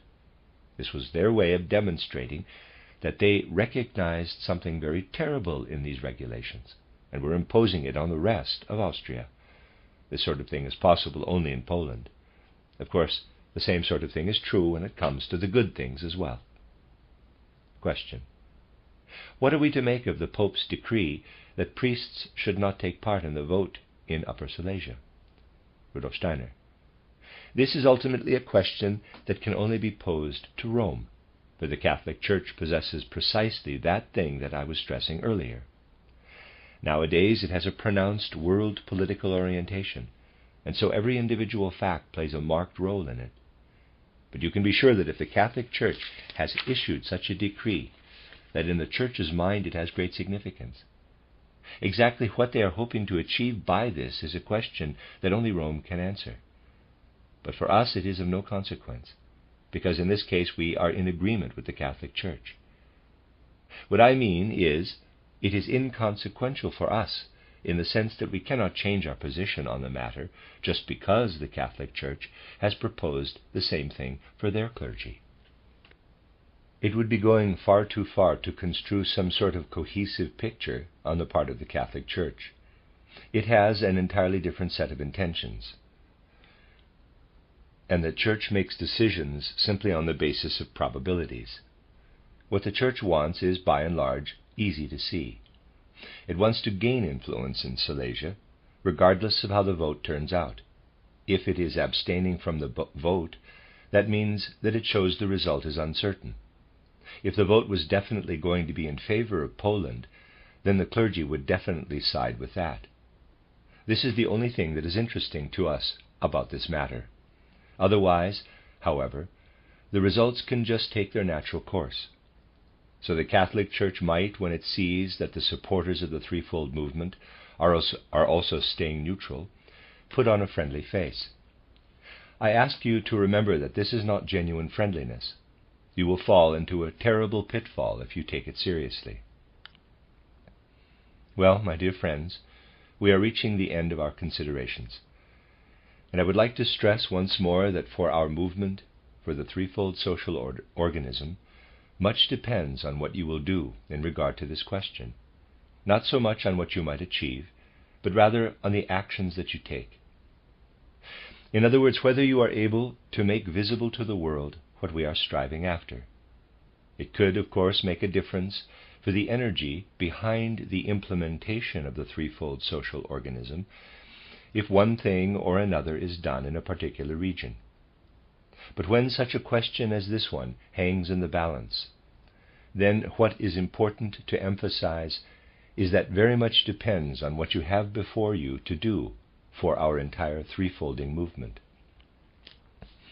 And we all will certainly have good cause to exert ourselves on behalf of the threefold social organism with the most lively, energetic thoughts, as well as, I hope, cause to follow with active offers of help everything that you will be undertaking in the coming weeks in this most exceptionally important corner of the world.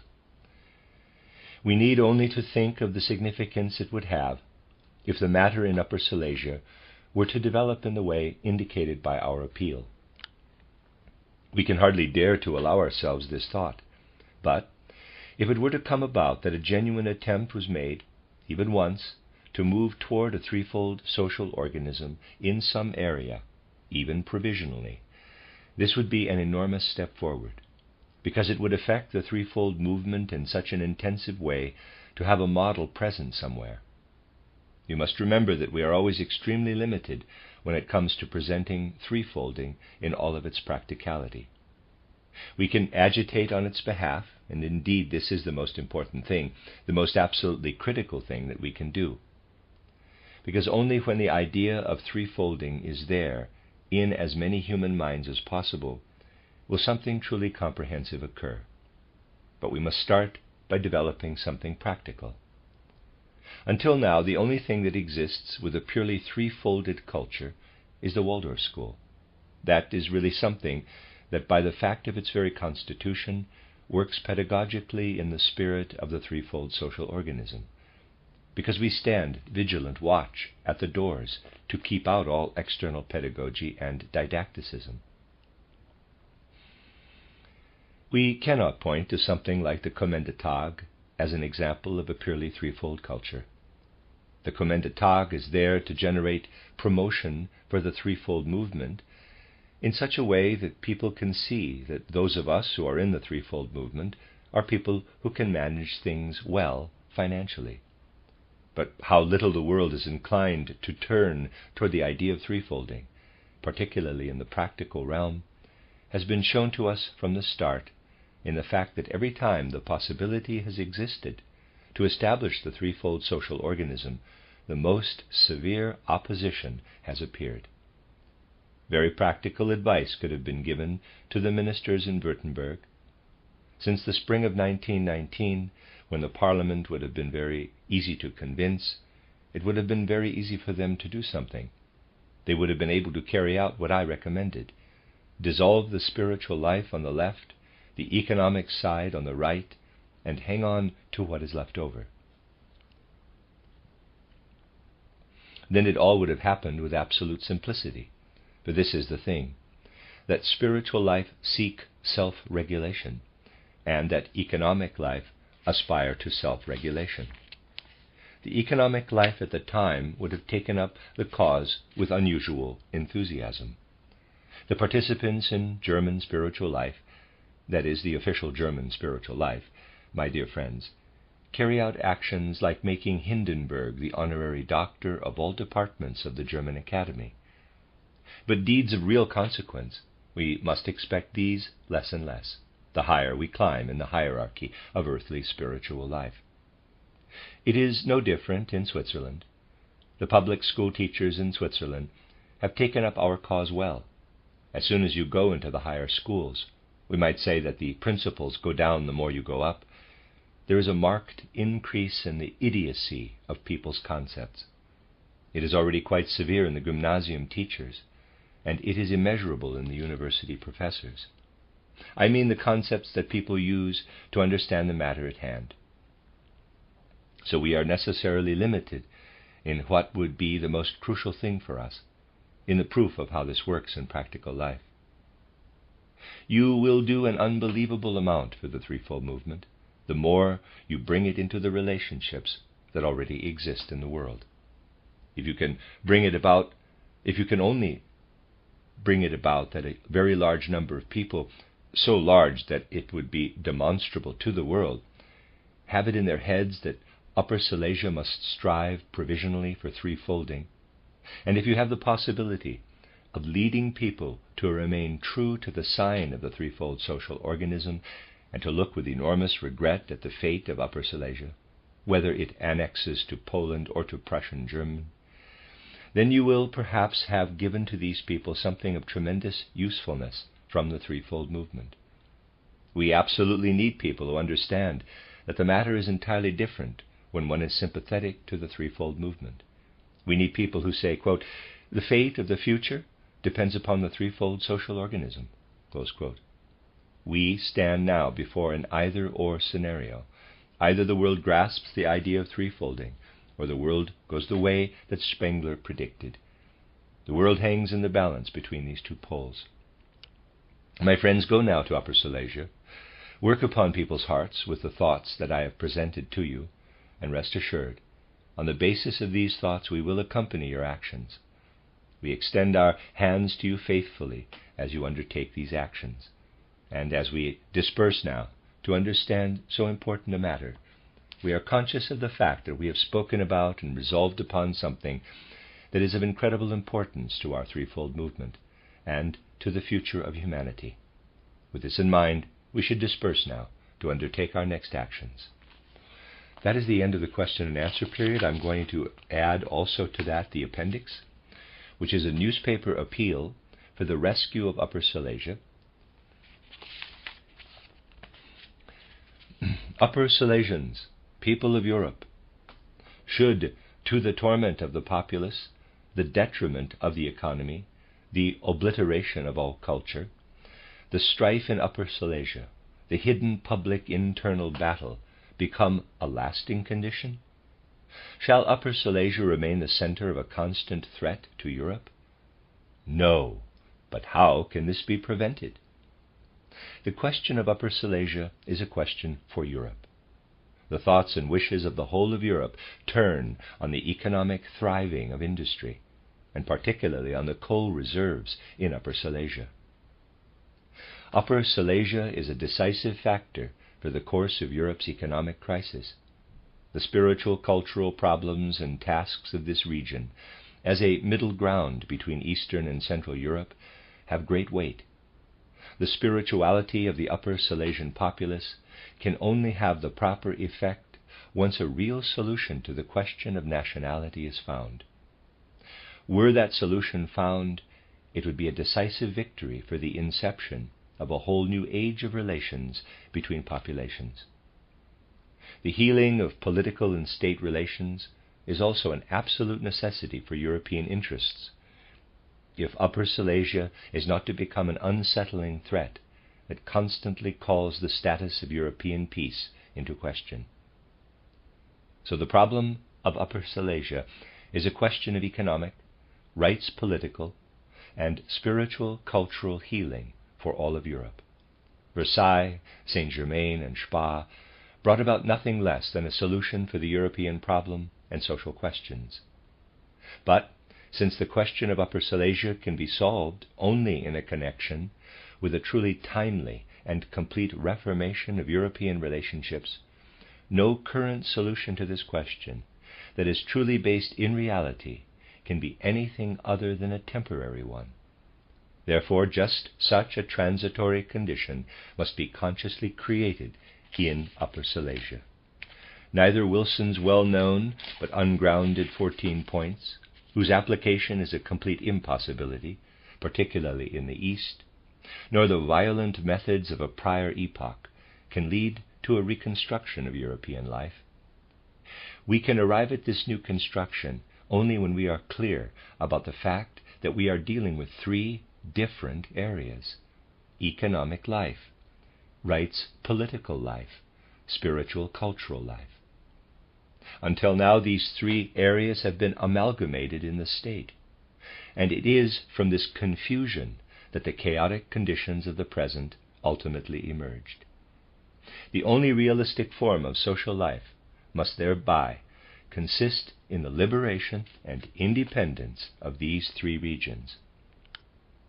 The path to this is pointed out by the threefold social organism. The threefold social organism demands that the state release from its power the economic life on one side and the spiritual life on the other. The only things that belong in economic life, therefore, are the production of goods, the distribution of goods, and the use of goods, all of which are to be carried out by experts working on an, quote, associational foundation, close quote.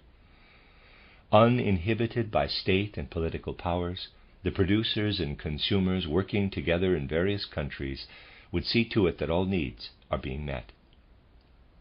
The spiritual limb in the threefold social organism encompasses science, art, religion, and the whole of the educational and judicial system. All of these spiritual cultural factors can carry out their task and properly fructify the social life only in full independence from state influence. The spiritual life, the culture, must take form out of the free cooperation of all spiritual creative individuals and establish its own administrative body.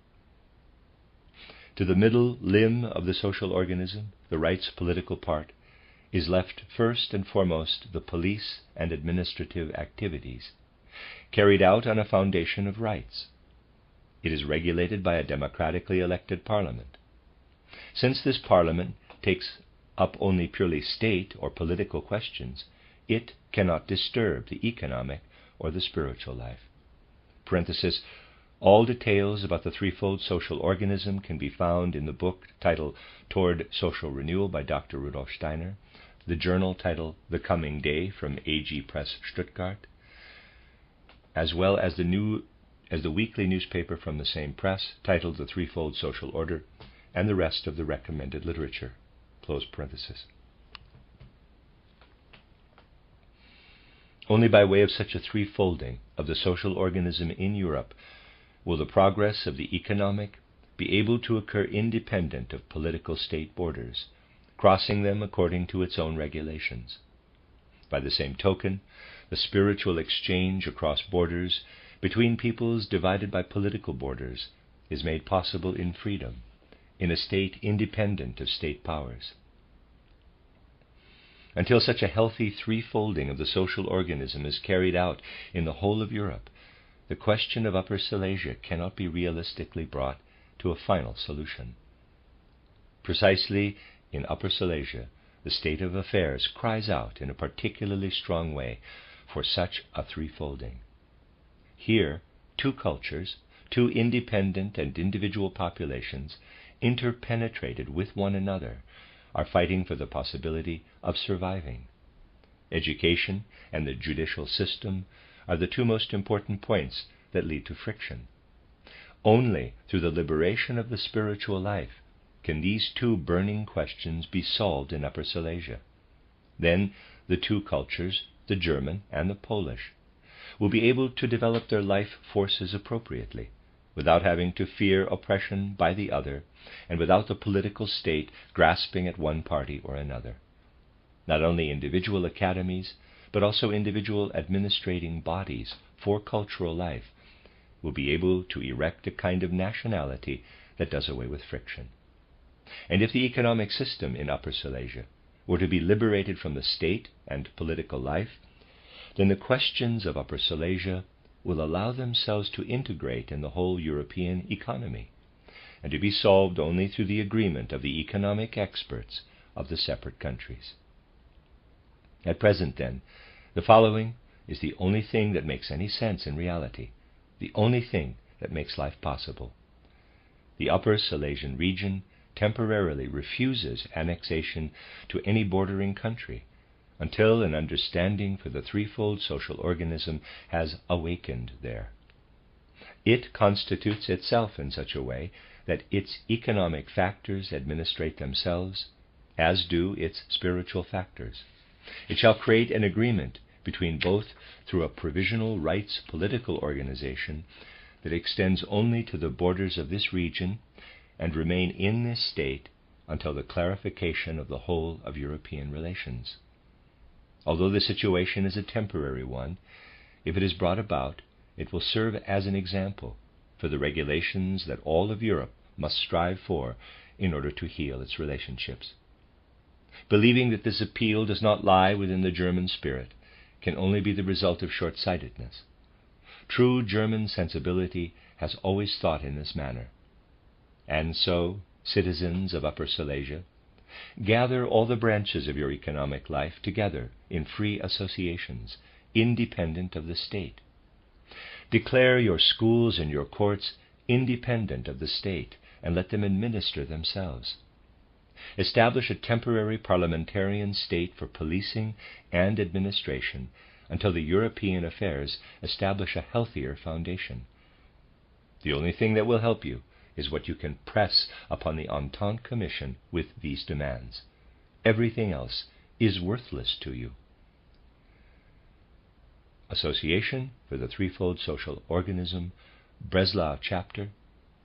Speakers on threefolding and Upper Silesia from the Breslau Chapter of the Association for the Threefold Social Organism can be reached at 16 Kaiser Wilhelm Straße, Breslau. Published in The Coming Day, AG Press, printed in Stuttgart. And that is the end of the last lecture with addendum, lecture 13. And there are some notes that Steiner has here that I'm not going to read. And that is the end of the book, Communicating Anthroposophy.